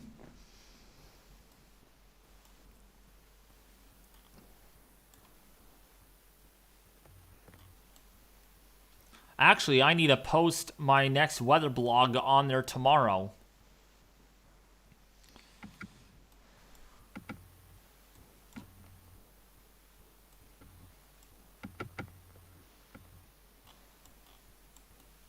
Also, if you do want to join, there's a link in the chat too to that website. So if you go, it's a pinned message by me. There's 2 links. One is to join the website, Mesovort. The other one is to join Sacramento Forecast Weather Group, which I think I might close that down, as I'm going to try to get people from on my Facebook page over to the WX website. And everything like that. I'll have to see on how that's going to work. So click on the first one. Don't really check out the Sacramento Facebook group. If you want to, you can, but we're really trying to get this one out to a lot of people. That mesovort.com. And guess what? We have mesovortices going on with this storm, so it all ties up really well. Yes! All right, dinner's done, Ethan, so please take over. Okay. All right. All right, you guys. Ethan has the floor. Have severe thunderstorms. I'll be back hopefully in about 15 to 30 minutes. Okay, got it. Yep. Yeah, we do have several tornado warnings, actually. 3 of them going on right now in Louisiana. And we've recently had a thunderstorm wind gust measured 65 miles per hour. This is near the Westminster area in East Baton Rouge Parish. Handheld anemometer measurement of 65 mile per hour wind gust by a trained weather spotter. That had to be a pretty windy experience, I would imagine. But we've got this tornado warning, and now we are down to 2 tornado warnings. This most recent one is for southeastern St. Helena, northwestern Livingston, and west central Tangipahoa parishes in southeastern Louisiana. This is in effect for about another 40 minutes, a little less, so in effect for quite a while. And it is moving off to the northeast. Montpelier is going to be in the path of this. Independence, Amity, also Roseland, going to be in the path of that as well, as it does move off to the northeast.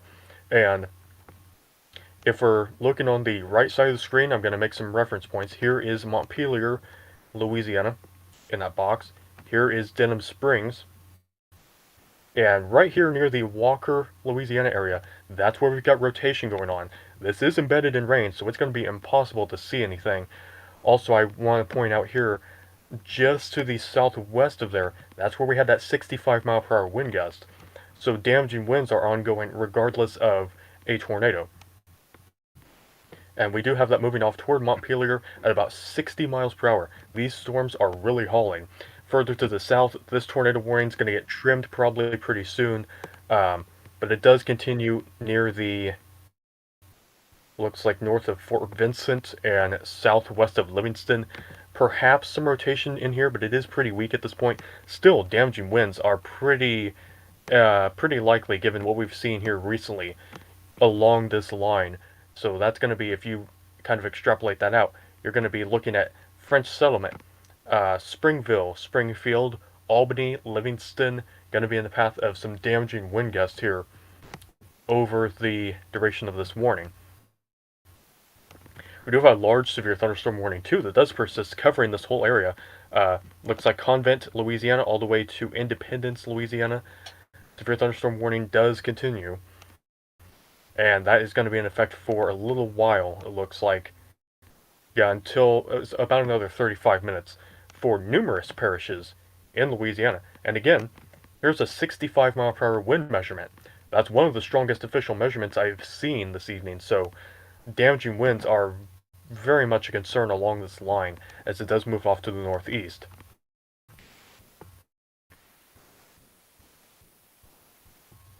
Monitoring damage reports, okay, very good.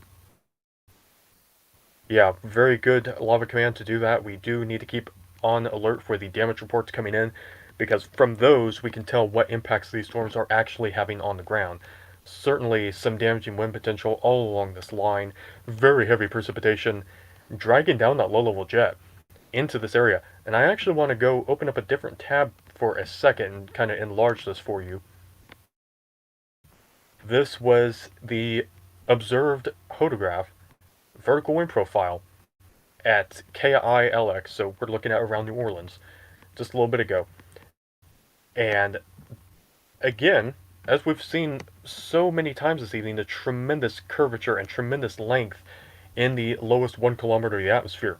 That represents very strong wind shear, both speed and directional. That's how you get that wind shear develop, is to get a difference in wind speed and direction with height.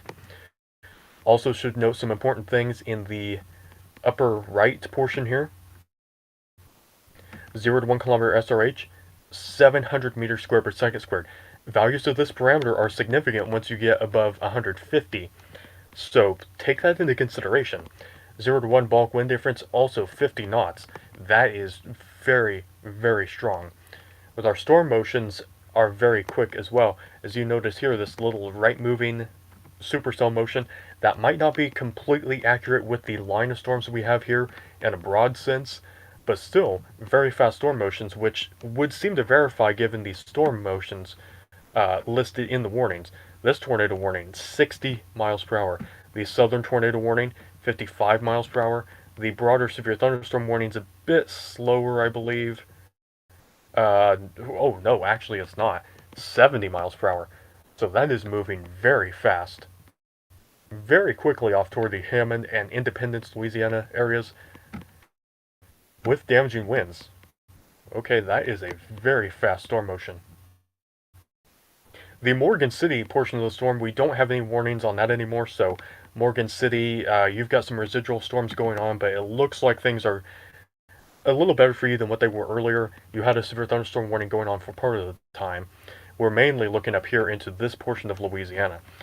And we are interested in what's going to happen downstream from here, specifically down into this area, because that's where we do have a better parameter space for supercells and tornadoes. That's not to say we're going to get supercells, but it's a potential that is represented in the continuing tornado watch. So you're not out of the woods yet. Also note these storms up here, these are elevated, but we've got some kinks in the line right here, enhanced wind, kind of some updraft rotation trying to go here, and some enhanced wind as a result of that. But this isn't an elevated storm environment where we don't really have a tornado risk, although we do have a severe thunderstorm warning now. This is the first one in Mississippi.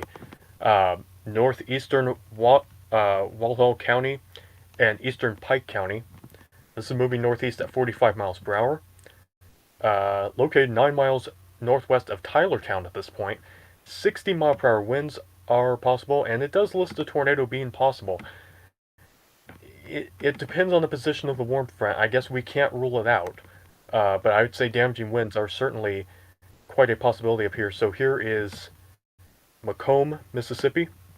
Here is Tylertown. Tylertown, you're going to get hit by this very soon. And areas north of there, damaging winds are looking like quite a possibility here within the next several minutes. So again, that is a new severe thunderstorm warning that has been issued near Tylertown, Mississippi, and areas north of there. I'm going to go back over here so I can see the chat. Make sure I don't miss anything. Again, you're free to ask questions, free to interact, and see what we can come up with. I'm going to have to check this live on the stream here.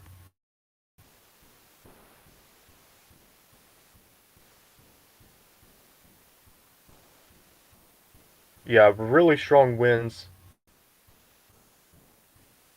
Really strong winds, certainly up in that portion of Mississippi, and possibly some rotation in association with that.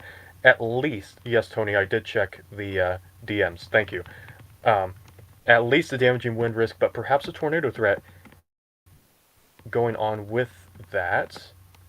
It looks like we've lost the southernmost tornado warning at this particular point.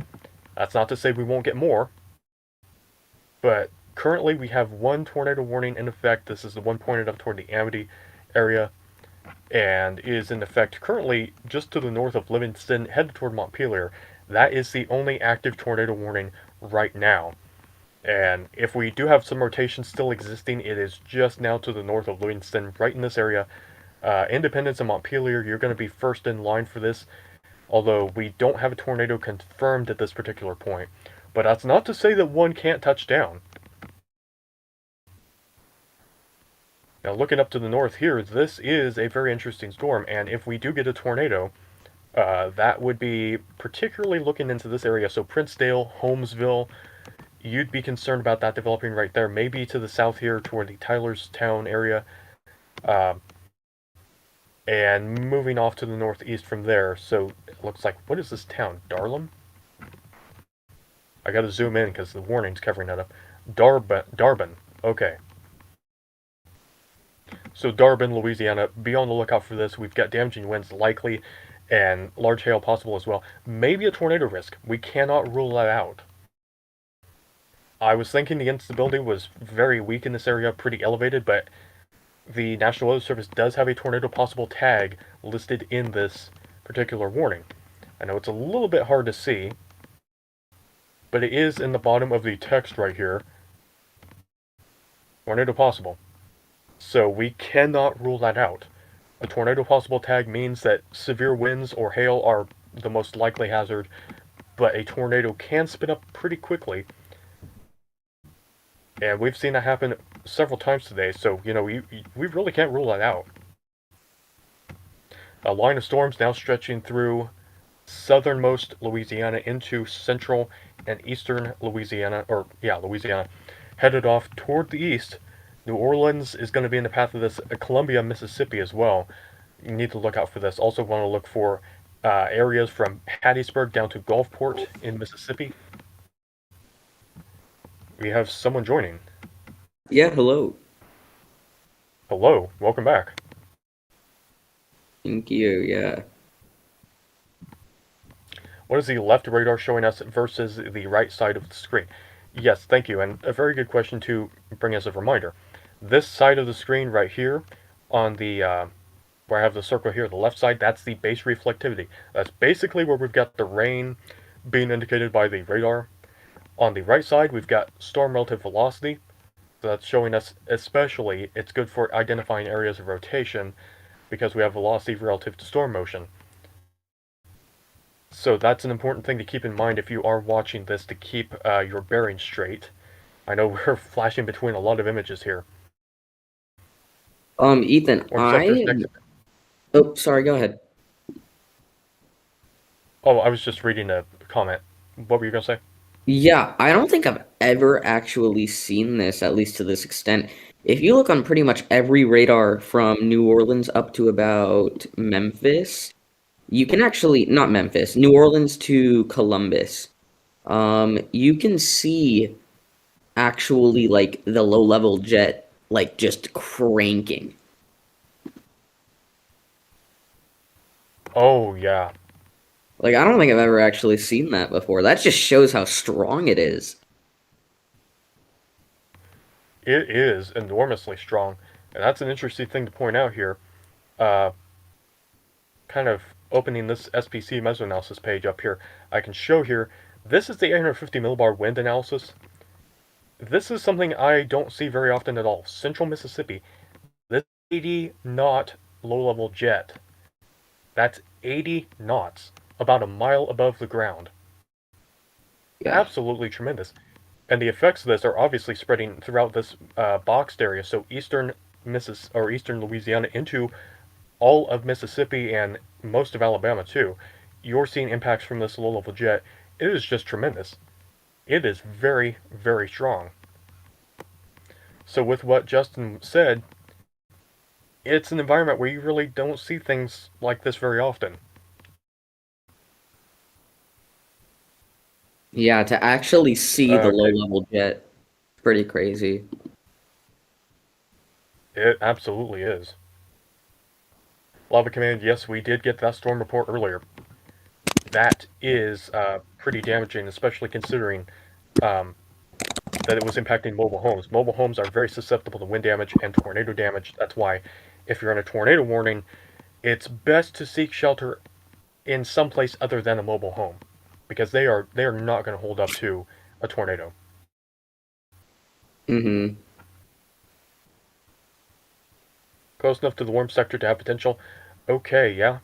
So I suppose we have enough instability perhaps up to the Tylertown, Mississippi area where we have a non-zero tornado threat. So I do want to kind of highlight this area all the way to Columbia, Mississippi, at least for damaging winds, but possibly a tornado threat. We don't have a tornado yet, nor do we have a tornado warning, but that is a potential that we cannot rule out given the very strong wind shear that we're dealing with. And I would not be surprised in Tylertown if you're probably getting winds in excess of 70 at this point. I mean, it wouldn't shock me.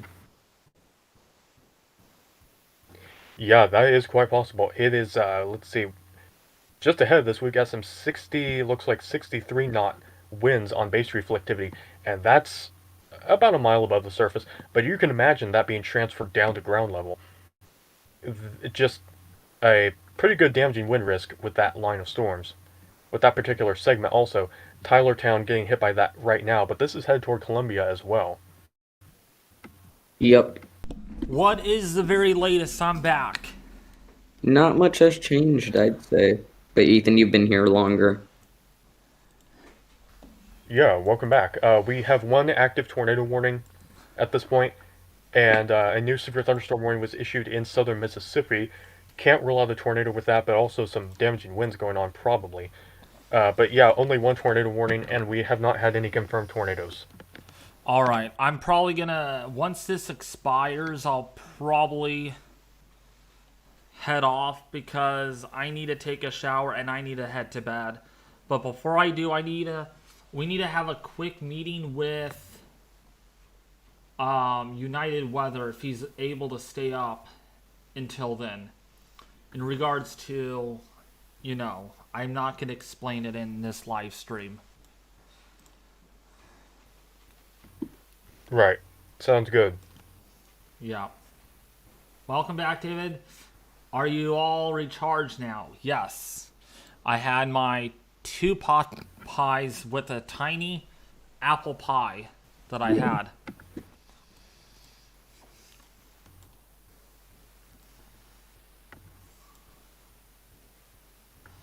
Oh, new Mezzo discussion coming off the press.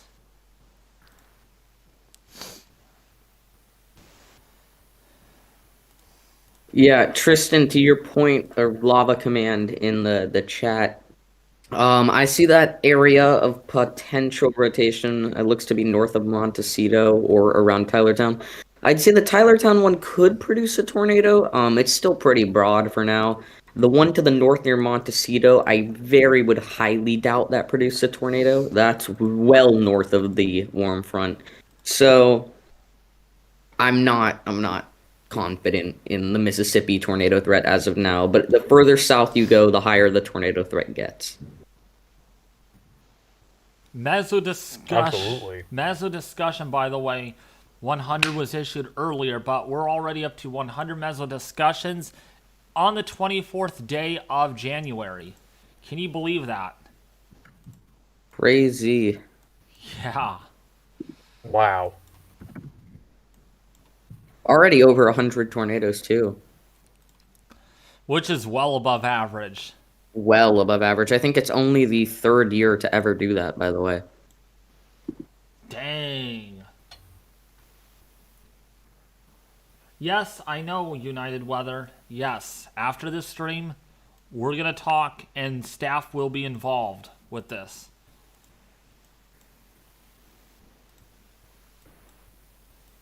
So if you're in New Orleans, Louisiana, I would expect that you will likely be seeing a beautiful MCS come through in a few minutes, probably in 30 to 40 minutes at max. You're not going to be seeing the most significant tornado threat that we've seen all day, but still the potential for a few spin-up tornadoes in that New Orleans metro area. That's probably the greatest threat for tornadoes will be in that area in the coming hour or so. But damaging wind will be the main threat in any case. So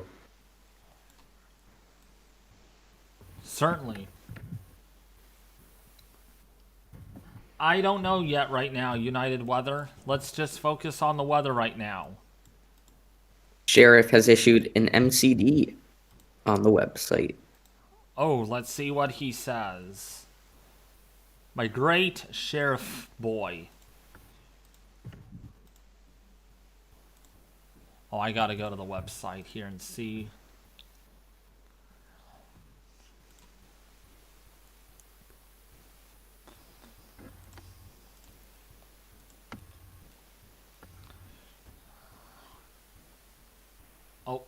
Oh, okay.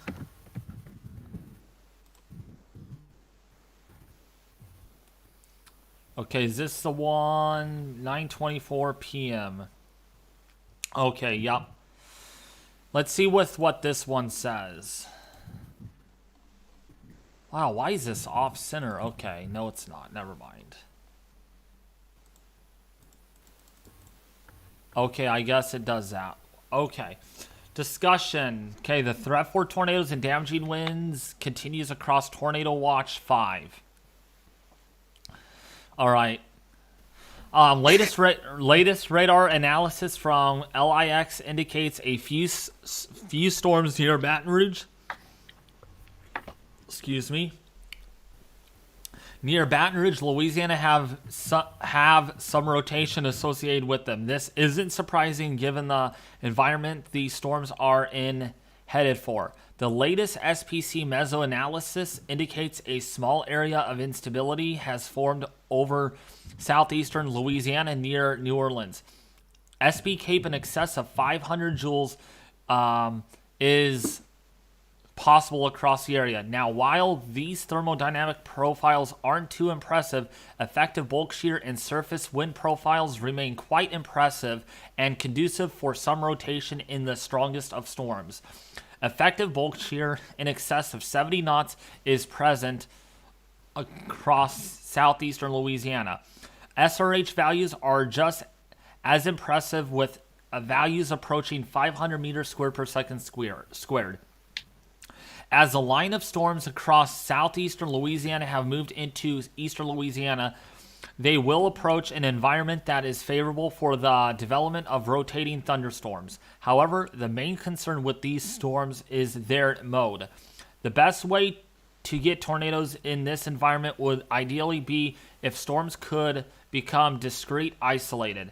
At this time, storms are having a hard time getting discrete as they are mainly congealed within a line of storms. However, the environment nevertheless is conducive for rotating thunderstorms, and regardless of storm mode, we could see some rotating storms throughout the line. Regardless of a tornado threat, damaging winds will also be quite possible throughout the line of storms. Large hail isn't one of the main concerns, though it is noted that some isolated large hailstones will be possible with some of the strongest of storms. With all of this together, the severe thunderstorm threat remains across Tornado Watch 5, and this includes a threat for tornadoes and damaging winds, although an isolated large hailstone or two will be possible. Great job on that, Sheriff. Great job. It looks like Sheriff and I pretty much agree. We both used similar wording, nothing too strong.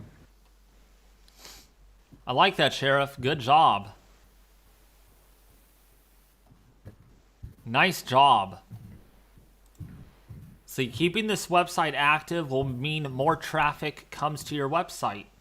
The more traffic, the bigger oomph you have to give it. I'm starting to note, it's still extremely broad, but just to the west of MSY, south of Convent, there is an embedded supercell that's starting to hook a little bit. Still nothing impressive on it. Might not even be surface-based, but it is, I'd say, the thing I'm watching most right now. That's also heading directly for the New Orleans Metro, so that's going to be the one to watch for sure. Let's see. Which one are you looking at again? That's gonna be on the TMSY radar. Don't even look at velocity. It's incredibly mediocre. I just look at reflectivity. You can see it's embedded with that line near Chack Bay, south of Convent. Embedded within that line. I don't. Oh yeah, velocity. Okay, I'm looking at velocity when you just told me not. Don't look at the velocities. I know. You won't be able to see it. Oh, is it this one right here? If it's south of Convent, yes. It's not the discrete one ahead of it. It's the one embedded in the line. I do not see with what you're... Okay, I think it's this one then. Yeah, there's only like two. Yeah.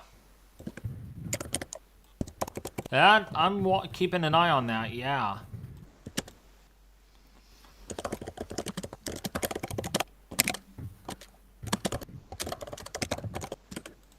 SPC is issuing another tornado watch. There? I would assume that one's going to be lower probabilities than the last two. Though I cannot confirm that, of course. That would seem likely. Yeah. And there we go. The new is... Oh, never mind. It's actually maybe stronger, because the graphic says a couple strong tornadoes as opposed to a few tornadoes. So...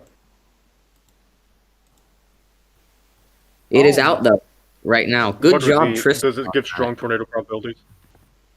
It most definitely has strong tornado probabilities because, I mean, it says, okay, yeah, it is lower. The probabilities are lower, but it says a couple strong tornadoes possible. It is, can I read the probabilities, David? Sure. 50% two or more tornadoes, 30% one or more strong tornado, 30% 10 or more severe wind events, 10% one or more wind events, 10 and less than 5 for hail. So 50-30 for tornadoes, which is still moderate, just lower than before. Man, they are not letting go of that. They are they are confident. Yeah, this is the threat that we were talking about headed into the overnight hours, covering, looks like Hattiesburg, Mississippi to Gulfport, over to the Mobile, Alabama, Brewton areas, down into Florida, Crestview and Pensacola are going to be in this as well. And this is in effect until 5 a.m. Central Time, so well into the overnight hours, making a way to receive warnings that much more important. For sure. Dang, that must be a longer duration watch than this last one. Ethan, look in the chat. I think that cell is probably the one to watch. That's tilt 3, by the way.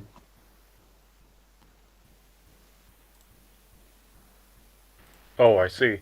Yeah, pretty good air mass ahead of it. Yeah.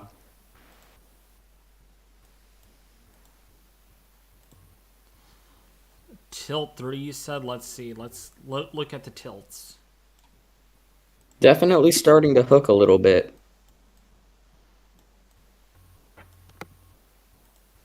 Though it does not have a lot of time to produce a tornado before going into Lake Pontchartrain. So that's good. Oh yeah, that's definitely hooking. Yeah, that's an interesting note.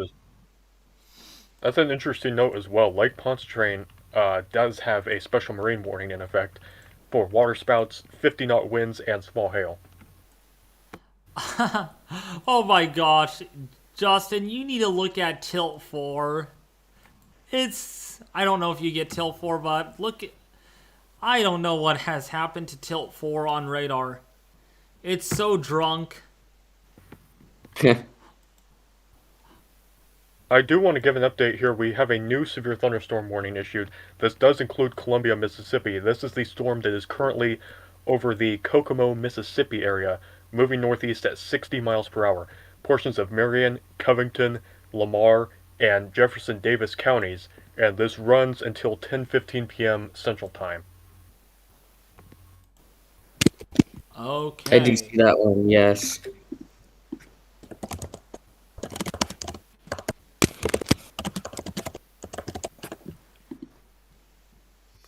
This weather is not even normal at all. I'm 47, lived here since birth.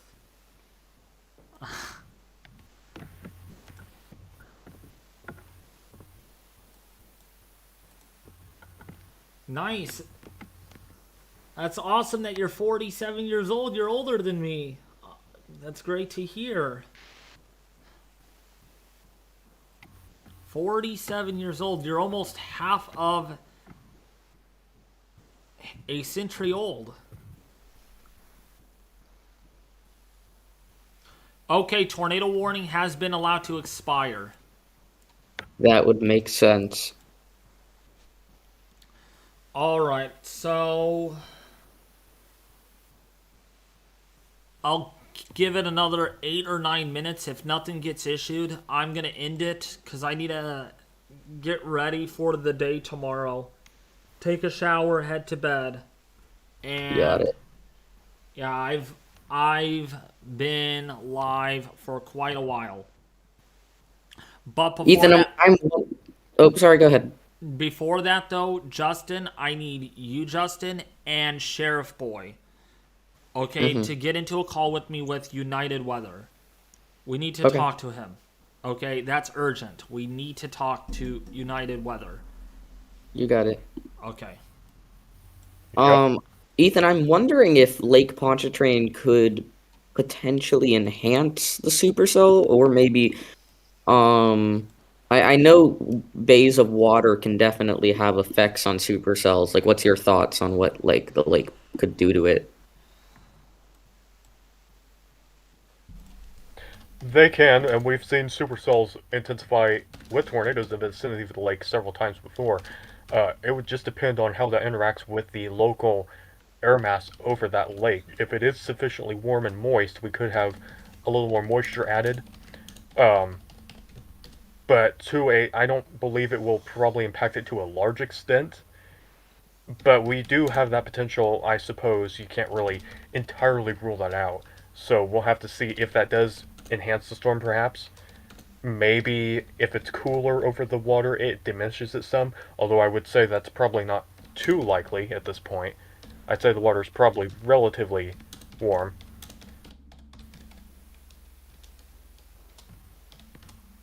Yeah, let me go look at RTMA and actually see what it looks like over the water right now. Okay.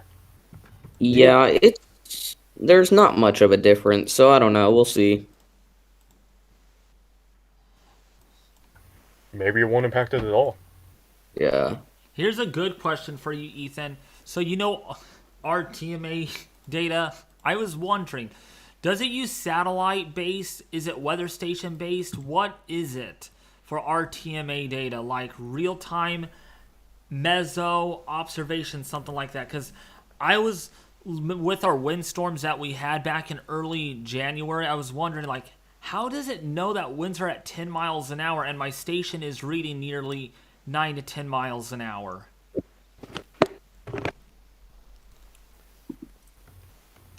Yeah, I'm not too familiar with... I need to check something here. Hold on.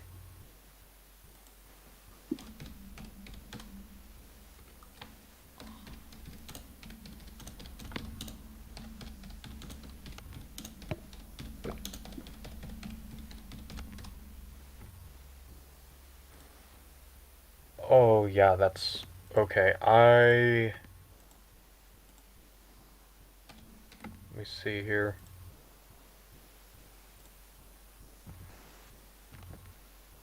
I don't know if I'm too familiar with RTMA, actually. I'm not going to comment extensively on that if I'm not completely certain of it. Yeah, I can't comment either. I use it because if you like cross-check it with meso-analysis, it's almost the exact same and it's just easier to read. But I could not tell you what it comes from. All right. So Fam Honcho is saying, can you tell me anything on North Carolina Red Springs? North Carolina. North Carolina has a slight risk tomorrow. Kind of depends where you're in North Carolina. Ask who asked this question? Fame Honcho. Okay. Are you in Western, Central, or Eastern North Carolina? He said Red Springs, North Carolina. Yeah, I don't know where that is. Let me go on Google Maps.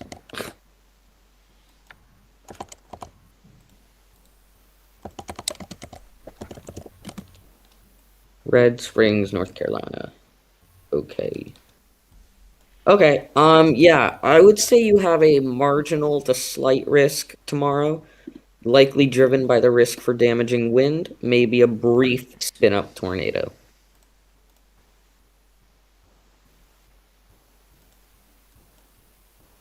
But nothing significant.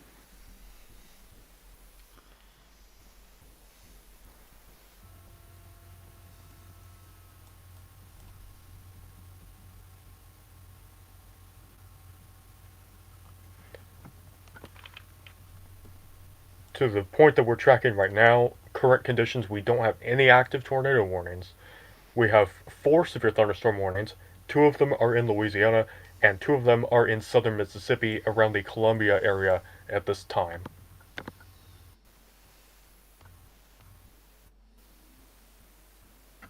And onto the topic of that supercell that I've been mentioning, there is finally a little Okay. weak meso developing. Nothing Alright. significant yet. All right, Sorry, go Sheriff kind of wants to have this discussion as soon as possible, so I'm going to end it here. Before I do, general announcements that I want to give to you all. Make sure you have your weather radio ready to go because, again, I'm not live all night. I'm not live 24/7, so make sure you have your weather radios ready to go next to you when you're sleeping, just in case a tornado or severe thunderstorm warning or even a flash flood warning gets issued for your area. Please heed all warnings by your local weather office, your local officials. They know what they're doing. Please do that, all right? Not only that, just a general last reminder, if you haven't joined the Mesovort WX website, I would really highly recommend participating in it. I'm going to convince Justin, I'm going to convince Sheriff Boy to join it. It is a really great website where you can see what people have posted, weather updates. It's a weather website. It's really good. I would highly recommend checking it out. And also, checking out the Discord server as well. Right now we have like about 40 members in the website, so that's awesome. So make sure you sign up. It's free and will always be.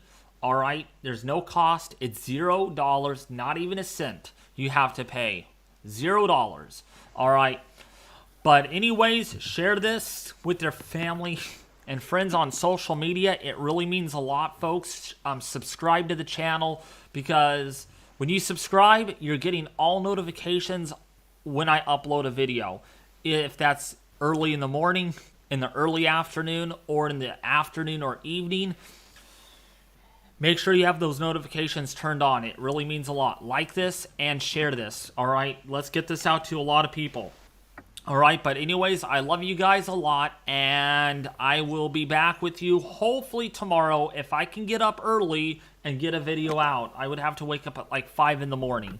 I'll see if I'm even in the mood to get up that early. It's been a long day. But anyways, as always, I am David Schlotthauer, Ethan B, and Justin.